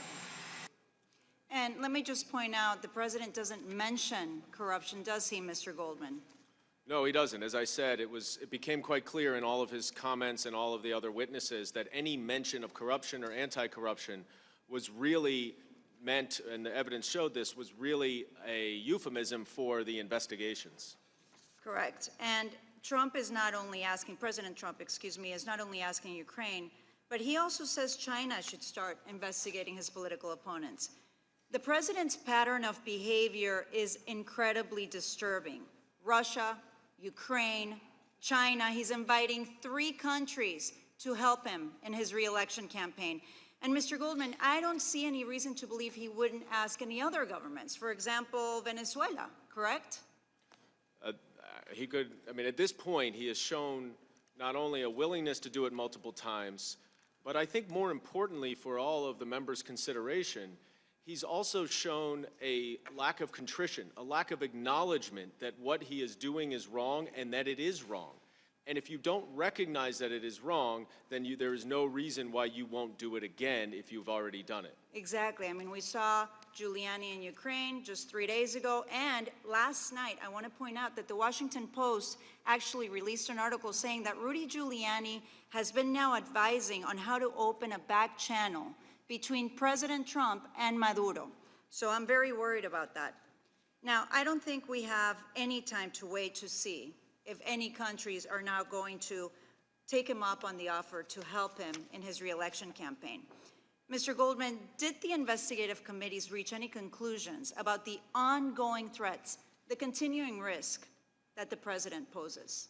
Yes, for the same reasons that we just discussed. I mean, and I think the June of television interview with George Stephanopoulos this year, where the president indicated that he would once again welcome foreign interference, is another data point to understand where it is.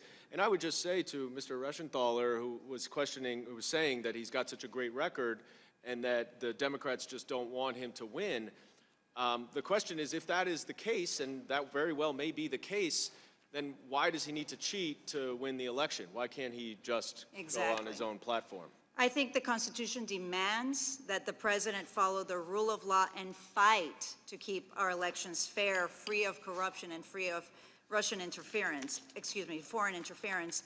Now, I know that I was elected by the people of Florida, and I work only for the people of this country. I'm not going to let, while I'm in office, anyone interfere in our elections or threaten our democracy. The continuing pattern of behavior we've seen from this president should be a warning to the American people that it is a beginning of a dictatorship, which I have seen in Latin America. I've witnessed men in office abuse the power, inviting foreign interference, and also obstructing any checks on their power. The Constitution has no partisan allegiance. We cannot allow this behavior from this president or any future president. Our democracy depends on it. The gentlelady yields back. I recognize Mr. Jordan for the purpose of a unanimous consent request. Thank you, Mr. Chairman. Mr. Chairman. I recognize Mr. Jordan for the purpose of a unanimous consent request. Thank you, Mr. Chairman. The majority's witness was wrong when he said that we were able to subpoena people and get our witnesses here. Unanimous consent request. We were not. So I ask unanimous consent to enter into the record the 2 letters sent to Chairman Nadler and the other one to Without objection, the material will be entered into the record. Ms. Escobar is recognized. Thank you, Mr. Chairman, and many thanks to our witnesses who've spent the entire day with us. We're very grateful. Despite what our Republican colleagues have stated over and over again, their own witness, Mr. Castor, has agreed that these investigations have indeed produced direct evidence which any objective observer, in my opinion, would regard as overwhelming. That evidence proves that the president solicited foreign interference in the 2020 election, pressured Ukrainian President Zelensky to publicly announce unfounded investigations, conditioned a White House meeting, the president conditioned a White House meeting and $391 million on the announcement of the investigations, and then the president covered up his conduct and obstructed the investigation. Those findings reflect a serious abuse of power by the president. Yet we are being asked to ignore what we've seen with our own eyes and what we've heard with our own ears. So, Mr. Goldman, I'd like your help in responding to some of the claims that my Republican colleagues have made today. Happily. The president and his allies say that there was no quid pro quo. In other words, they claim that the president wasn't withholding the aid in exchange for the manufactured political investigation. Isn't it true that the aid was withheld and that there has been no logical explanation for the withholding of that aid? There's common sense that leads one to conclude that the aid was withheld for the investigations. And then there's also direct evidence in that the president's own words to Ambassador Sondland on September 7th said the same thing. Thank you. President Trump knew he had leverage over President Zelensky, and in fact, David Holmes testified that Ambassador Sondland told President Trump that President Zelensky will, quote, do anything you ask him. Is that correct? That is what Ambassador Sondland said. Yeah, or actually, that's what Ambassador Sondland said to President Trump. Apologies. You testified earlier that evidence shows that the Ukrainians, in fact, did know that the aid was being withheld. My colleagues continue to say, and their witness continue to say, that there couldn't be leverage because they had no idea that the aid was being withheld. Yet there has been evidence that shows that they knew. Is that correct? Well, I think it's important just for a second here to take a step back. It doesn't matter when they knew, as long as they knew at some point. Then they realized at that point that the investigations were dependent on the aid. But in addition, there is a lot of evidence that they knew before it became public on August 28th. And you're right, it doesn't matter. If you're about to be held up at gunpoint by a burglar, it doesn't matter whether you know or not. The intent is still there by the criminal about to commit the act. My Republican colleagues also make much about the fact that the aid was finally released. But isn't it true that it wasn't released until the president got caught? It wasn't released until the president got caught, and all of the money didn't actually get to Ukraine in that fiscal year, and you all in Congress had to pass another law to allow for the money to get to Ukraine. Thank you. Earlier today, Mr. Castor attempted to explain away the president's request for foreign interference in our election by claiming that the president had three concerns.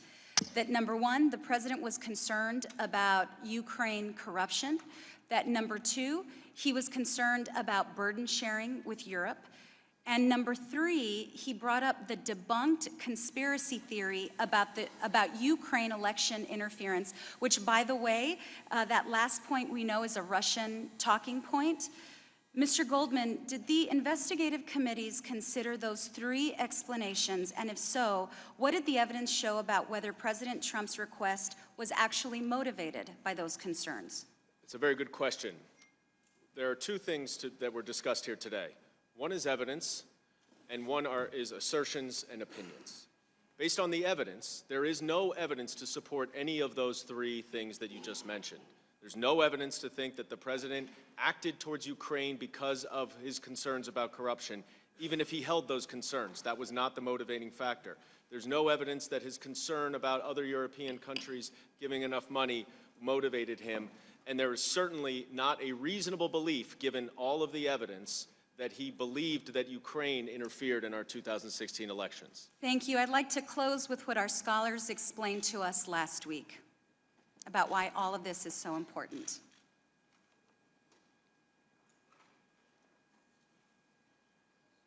Drawing a foreign government into our elections is an especially serious abuse of power because it undermines democracy itself. Because if we cannot impeach a president who abuses his office for personal advantage, we no longer live in a democracy. We live in a monarchy, or we live under a dictatorship. If what we're talking about is not impeachable, then nothing is impeachable. Thank you, Mr. Chairman. I yield back. Gentlelady yields back. Can I respond to that? This concludes the 5-minute round of questioning. I now recognize Mr. Raskin for the purpose of a unanimous consent request. Mr. Chairman, I'm seeking unanimous consent to introduce a statement by the late Chairman Elijah Cummings of the Oversight Committee in his first hearing in the new Congress, which was on examining prescription drug prices. His first hearing was not about Michael Cohen, as was asserted earlier. Without objection, I now recognize the ranking member for any concluding remarks he may have. Thank you, Mr. Chairman. One quick thing before we enter. It does matter when they knew and didn't know, because after they supposedly found out, it does matter because after two meetings with officials from the United States, it was never talked about and no linkage was made. So it does matter. And the reason it matters is because if there is no understanding that this is being withheld, there is no threat, there is no quid pro quo. And it also goes to the state of mind of Mr. Zelensky, who says, I'm not being pressured, there's nothing here. And again, it goes back to the amazing thought of this majority who keeps calling the Ukrainian leader a liar. It's just amazing that we continue to propagate that myth here tonight. But what did we learn today?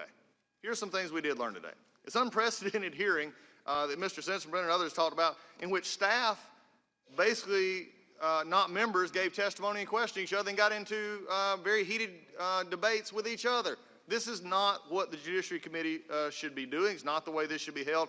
Again, the reason it is, Mr. Goldman handled himself very well, but he's not Adam Schiff. He doesn't wear a member pin. This is ridiculous. We shouldn't be doing this. The Intel Committee also, what we did find out today, took phone records and went on a political endeavor against the ranking member and others, but no one will take responsibility for telling the staff to use Mr. Nunez's numbers or others, or who decided to put the smear job in the report. We'll just assume that's Mr. Schiff, since I do hold the member accountable. You know, also we found out today, which is really interesting, that staff can determine what's relevant or not members of Congress. It's interesting to me that staff told members of Congress that that wasn't relevant or that wasn't relevant. Again, it goes back to the problem we don't have members here to actually talk about this. Also, it just is another thing we've learned today, that the chairman continues to just disregard House rules. Just completely, blatantly disregarding House rules on not addressing the minority hearing day. And if I hear basically one more time, I'll address that when we're marking up impeachment articles. What is the use of a minority hearing day if you're going to have evidence about the markup if you get the confirmation at the markup itself? Even your most heated debate on getting rid of this president does not show any way that can be fair. And in the end, both parties are in the minority. If you destroy the institutional integrity, which again, the staff have talked about today, if we destroy the institutional integrity, there's nothing else for us to do. But while we were here, there was something that did happen. And as we were sitting here discussing whether to impeach the president over a call he had with the Ukrainian president and President Zelensky, which took place on how there was a look at how it happened in 2016. Democrats are seeking to impeach the president over that, and we're seeing the problems with the Russia investigation play out again in front of our eyes. The fuss over the Ukraine is the same thing, using the same playbook. A select group of individuals colluding against the President Trump to ensure they get him. And they are blowing through every procedure and principle of fairness and honesty to ensure they get him in time. So what happened today? While we were stuck here, the Inspector General report. The review of 4 FISA applications and other aspects of the FBI Crossfire hurricane investigation. Here's some of the top findings. The FBI included inaccurate information in the Carter Page FISA application. The FBI failed to include exculpatory information in the FISA. The FBI did not corroborate a huge amount of the information in the Page FISA. The FBI chose to defensively brief candidate Clinton, not candidate Trump. The FBI failed to disclose Bruce Orr's information, still reporting was going directly to the Clinton campaign. An FBI attorney altered another agency's email to mislead about whether Carter Page had actually been a intelligence source. The bottom line of the report shows the Page FISA should have never been obtained. If you don't have the Page FISA, you don't have a Russia investigation. You don't have a Russia investigation, you can't knock out the president as a candidate at the time of the 2016 election, and you can't hamstring the president's first 2 years with a special counsel investigation. I could go on, but Mr. Durham, who has already weighed in, has the next batch of this, and we'll see where it goes. But I do want to take one last thing from our side, because this undoubtedly will be the last hearing, because we have no desire to hear anything from our side, already hearing or otherwise. I want to take time to thank Mr. Castor and Ms. Callan. They're the top investigators in the Intelligence Judiciary Committee, and they combined have 15 to 20 years experience in the House conducting investigations to protect American interests and taxpayer dollars. What these public servants don't usually do as a part of their work is field questions from others who come before them from Democrats, donors, and pundits. Ms. Castor and Ms. Callan usually work for and alongside members of Congress and fellow public servants. I'm sorry today the majority chose to highlight their investigators and also the ones that have been brought in over these public servants. I'm sorry to choose. This is where we're at. But I would like to thank them for their work today. I thank them for their work on our behalf. But also I think really for all the ones listening here. If you look around the room, This is what's happening to the American people. By the end of the day, most in the back left, most of the members of the media are begging to go somewhere else. Because at the end of the day, your case isn't made. And one thing that just keeps amazingly said, from Mr. Goldman to Mr. Chairman and to others, these facts are undisputed. The very nature of the fact that I say I disagree and you say you don't is a disputed fact. These are disputed facts. It'll be the first impeachment that is partisan on facts that are not agreed to. That is the state in which the judiciary has become. We have become a rubber stamp, just as the chairman predicted almost 20 years ago, when we willingly accept from someone else a project or a report that we don't investigate ourselves. And with that is the problem we have, and that is the farce called the Judiciary Committee impeachment scam today. I yield back. I now recognize myself for concluding remarks. After hearing the reports and the evidence today, we now know several things with certainty. We know that the President was at the center of a scheme to pressure Ukraine to announce an investigation of the President's political rivals. He applied that pressure by withholding both the White House meeting and vital military aid. He made that demand directly to President Zelensky and confirmed his personal involvement on the White House lawn. We know that there are no excuses for this conduct. It is no excuse that President Trump eventually released the aid after his scheme was revealed to the public. And it is no excuse that he insisted that there was no quid pro quo only after his scheme was revealed to the public. We know that his actions endangered our national security, putting our alliances, our reputation, and our safety at risk. We know that the President also compromised the integrity of our elections for a corrupt, private, political purpose. We know that President Trump, in an unprecedented act of obstruction, ordered everybody in the executive branch to defy all congressional subpoenas for documents and subpoenas related to the impeachment inquiry. And we know that his attempts to solicit a political favor from the government of Ukraine fit a pattern of conduct that the President established in 2016 when he solicited political assistance from the government of Russia. That pattern of misconduct undermines our national security and undermines free and fair elections. In abusing his office in this manner and in obstructing the investigation that followed, we know that President Trump has put himself before his country. I am struck by the fact that my Republican colleagues have offered no serious scrutiny of the evidence at hand. They have talked about everything else, but they have offered not one substantive word in the President's defense. I suspect that is because there is at base no real defense for the President's actions. President Trump put himself before his country. There is a constitutional remedy for a president who undermines our national security and our elections, who puts his own interests before those of the country. That remedy is impeachment. The facts are clear. The danger to our democracy is clear, and our duty is clear. President Trump violated his oath to the American people. He placed his own private interests ahead of our national security and the integrity of our elections, and constitutes a continuing threat to the integrity of our elections and to our democratic system of government. Such conduct is clearly impeachable. This committee will proceed accordingly. This concludes today's hearing. We thank all of our presenters for participating. Without objection, all members will have 5 legislative days to submit additional written questions for the presenters or additional materials for the record. Without objection, the hearing is adjourned.